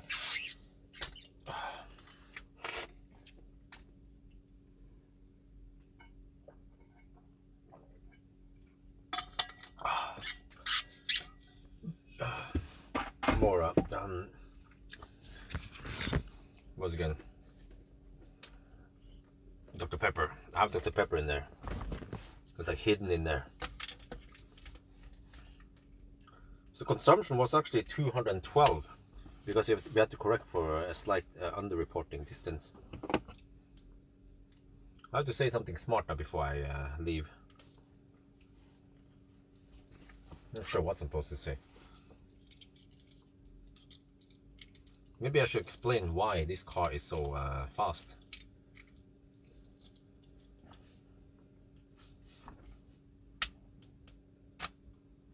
Well, thank you. I got a good haircut done yesterday. I just used f2.8. Yeah, I feel like it. Okay, and then check sound. Right, hello. Back me 100%. Okay.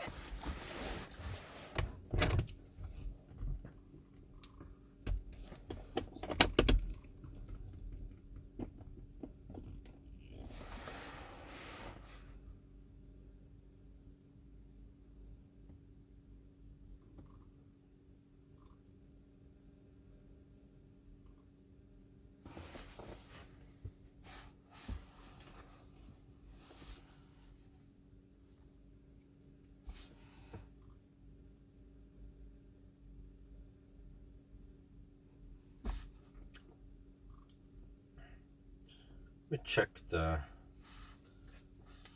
the consumption here.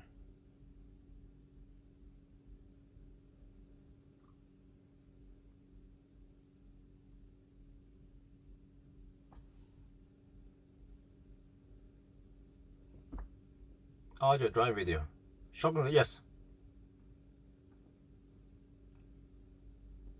212 consumption. That is actually very good. Not many other cars can match it. Well, Model Y, huh? Well, actually, it's just Tesla that can match it. Yeah. Huh.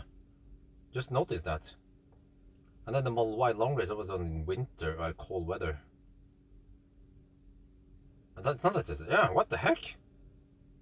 Only the Teslas have really low consumption. All the other cars, they have 250 and higher. Even in summer. Wow. Enyaq 230. Okay, that was in summer. Yeah. Enyaq is the closest one in summer. Okay. Yes, next Friday, next Saturday, I-440. Got to record a video now. 9:15.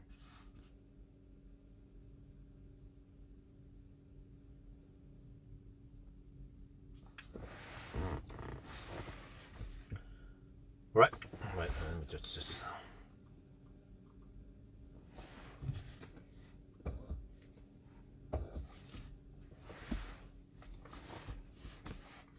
Right, we are back home now. So if we look at the results, 9:15 then. Why was it faster than the Tesla Model 3 long range? Because the long range had lower consumption. Well, I didn't write it in the notes, but that was actually in Norway if you watch that video. So in the Norway route, you have lower average speed, and that's why the consumption was better. But the consumption on that one should still be better because we have 18-inch wheels with the hubcaps. So the consumption we got today is 212 when we correct it for distance error. But then I actually suspect that if we redo this with the Model 3 long range, it will be roughly 5 minutes faster because it will be slightly more efficient. But then we will have the same battery. And then why was it 920 back then? Well, over there in Norway, we didn't have too many V3 superchargers. That was in 2021, yeah, 1 year ago roughly. So that's, you know, what's happened with Tesla. Every year we test Tesla, it will become better and better and better, because they make the cars more efficient. They might make the battery slightly bigger, and you also get more and more V3 superchargers. So, and even today you guys saw that we didn't even have full V3 coverage yet. So yeah, and one interesting thing is that the low consumption we get now in 1000 kilometer challenge, if you look on the table, you will see that most legacy automakers, they have Fat e-tron has e-tron GT has 256, Fat Taycan 275, Model Y, well, that's performance. Yeah, Tesla. See, all the Teslas, they have low consumptions in the low 200 something, and then all the other legacy automakers, they have 250 to, well, actually the Model Y, but that was winter run. Yeah, most legacy automakers, they have actually 250 or more. The only exception is Enyaq, yeah, and EQA also, yeah, 230. So you see, Tesla dominance not only in the top time but also in consumption. So yes, why was the Tesla so fast? Because mainly three things. You need good range, like we did. With good range, you can manage to go all the way to Barbike. And actually just having to take that one stop at Spekerød or somewhere, even though it's a quick stop like you guys have seen, like, whoa, we spent only 10 minutes there. Well, that's 10 minutes extra. Think about this. So instead of 9:15, it would have been 9:25, for example, right? And then we also need to be able to charge fairly fast, which this car can do. Okay, but it doesn't have that nice and flat charging curve, but that jolt of 250 kilowatt you get initially will actually give you a nice boost, like a quick sprint in front of the competitors. And then you also notice today that we only charge to roughly 40, 45, 50% most of the time. We had to go to 60% once. But that's usually what you want to do if you want to get the best time.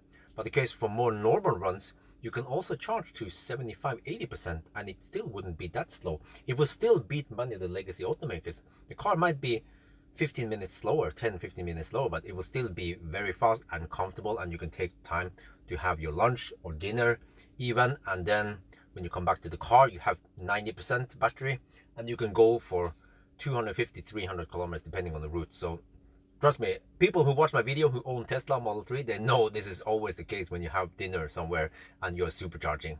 So yes, I think that's going to be it for now. I hope you guys enjoyed this video. As always, thank you for watching, and talk to you later.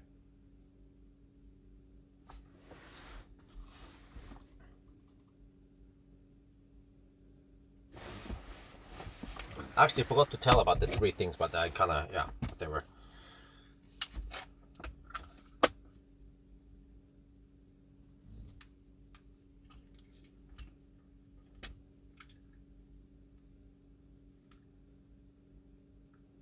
Okay, and I also forgot to take a sip of the Stormbike bottle.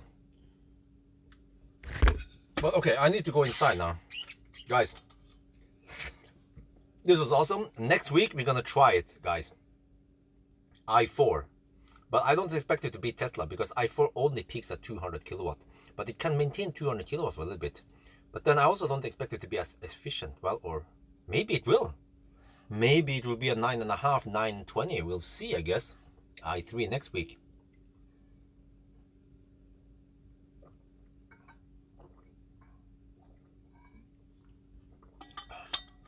Halmstad skip has been boring. No, because Dexmex, you have to watch the 1000 kilometer. Like I said, I only charged to 48% at Helsingborg, and I charged to only 50% at Varberg. If you go to Halmstad, you then have to charge to only 30%, which is kind of bad because you then have more detour time. So the sweet spot for Tesla is to charge to roughly 40-50%. Yeah, maybe, like, if you take too many charging stops like that Halmstad, and also another thing you have to remember is that Halmstad, you are literally driving past Borg anyway, so you have no detour to go to Helsingborg and plug it in there. And like we saw at Helsingborg, even if we didn't hit 250 kilowatt at Helsingborg at the Ionity, it was like the BMS knew that this was not the V3, and it will then give you a flatter charging curve so that we will reach 50% almost the same time as we would do with the V3. So V3 has like a higher peak and a zoop steeper drop, whereas the Ionity is like a flatter curve. So I think that was the best deal. We did it. It was perfect. I didn't make any mistake. I managed to arrive with deep, low state of charge every time. Except for maybe the last one, but that was no big deal, I guess.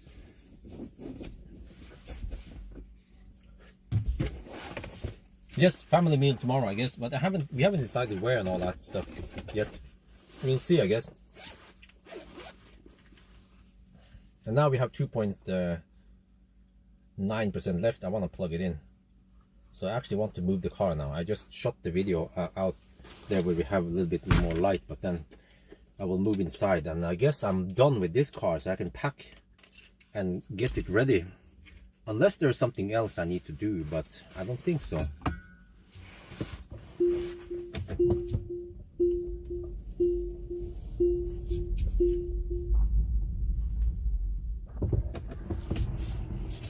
Yeah, I don't want to go inside now.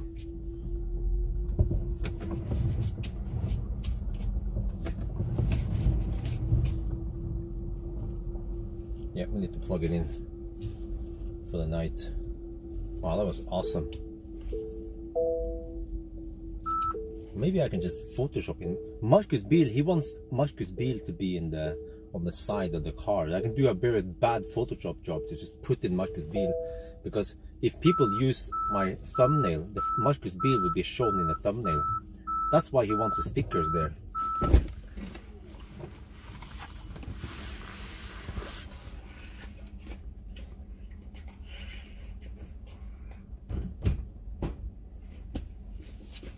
Oh, it always feels great to plug in when you have low state of charge. So now I just need to pack my shit. I always bring 2 bags with 3 cameras. See?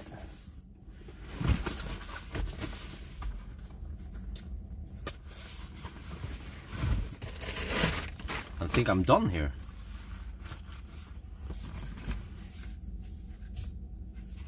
Here's the passport. Always bring the passport. Oh shit. Some pack and get inside soon. I have to do my final stuff here. Pack my shit.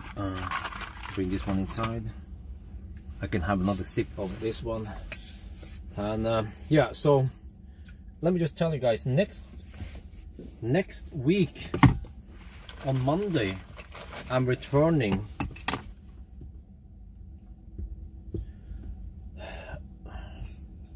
well,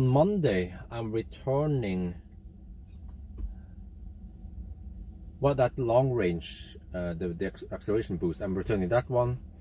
On Monday I will be returning this one. I pick up Millennium Falcon, and Millennium Falcon has the Falcon tires, summer tires now. I was really late to switching to summer tires this year because yeah, but I didn't ride Millennium Falcon that much, but I was waiting for some good deals. So yeah, we go for Falcon tires on Millennium Falcon. It's kind of funny, right? Millennium Falcon tires. And then I pick up the i4. Oh yeah, I guess I'm gonna put him in the garage. The charge port is on the wrong side, which is the left side or the right side. But then Monday it's going to rain, so that's why I was like, okay, I don't do anything on Monday. But at least for the i4, it's going to be fairly chill because I don't have to do banana box test. It's the same trunk as far as I understand. Yeah, it should be. No banana box test. I should do I should do a baby stroller test with it. That's gonna be freaking hilarious. Try to squeeze in that shit in their tight car. I guess I will do an ASMR driving, yes, and range test, and then 1,000 kilometer, and the acceleration, of course, noise, all that. So at least I will skip. I can skip banana box test Well, is that the only test I can skip? And charging test. I don't have to do charging test. It's the same battery. So, yeah, we will see what kind of tires we get. That's always interesting. What they put on press cars.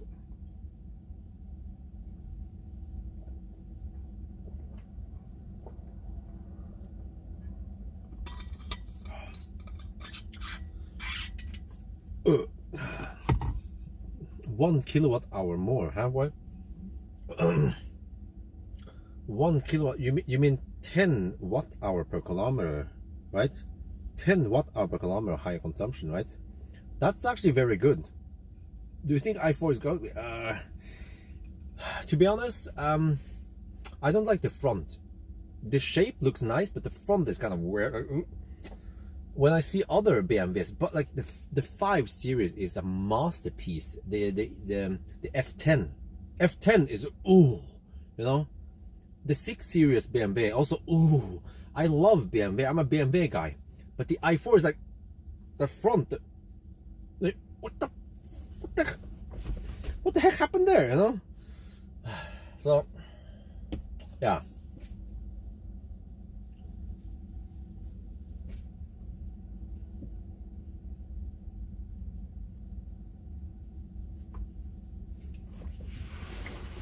I like the door closing sound on the i4 though. That must be one of the best features of the car. Okay, anyway, I shouldn't be digging around too long here, otherwise my wife is gonna call me like, dude, get inside. Okay, I need to pack my shit. I need to take this one out. And is there anything else I need to do with this car? I don't think so. It just feels great to check out this one and check out the other car also. So I have the Falcon and the Model Y. I can focus a little bit more on Model Y. I have to do OnlyFans run with Model Y one day.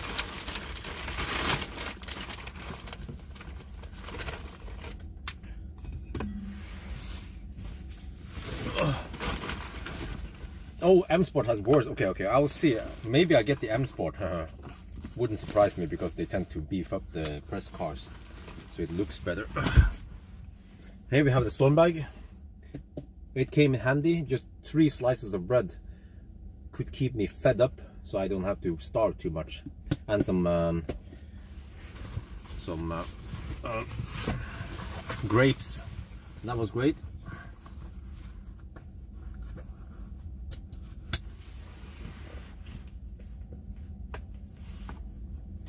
All right, let me pack my shit. I'm kind of done. I actually don't need to scan my Tesla. Nah, I'm done. I can take it. I can take that one out later, maybe. Just keep it on for now. So, all right, I'm kind of done with this one. Done with that one. Oh yeah, let me put this one away. Oh, actually, one thing I haven't done with the Model 3, maybe I should do it soon, is I have to do a baby stroller test. So maybe I'll keep this one for, well, actually I'm returning it, but yeah, I have to do a baby stroller test. Maybe I can keep this Model 3 for a little bit, just to be able to do the baby stroller test first, and then I can return it. So I don't have to do it tomorrow. Yeah, that's gonna be a bit stressful for me. But tomorrow I have to pick up the i4.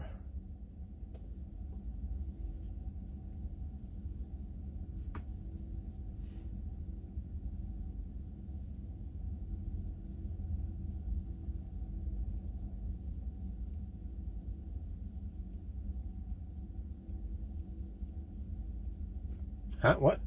What the heck is David talking about? The year of first.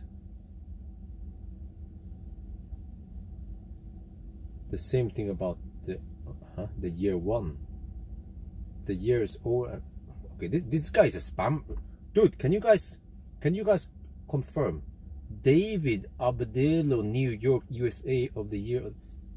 Is he a scammer? Is he a spammer? Because I'm about to bust his ass and permaban him. Just need confirmation from you guys. I haven't watched the chat too much. I just noticed that just doesn't make any sense. He's not making any sense.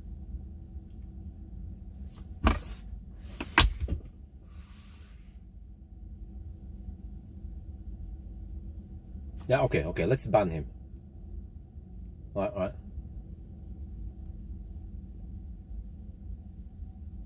No, actually, maybe I should. Can I report him? I should report him. YouTube added a stricter filter recently, so I should report him instead.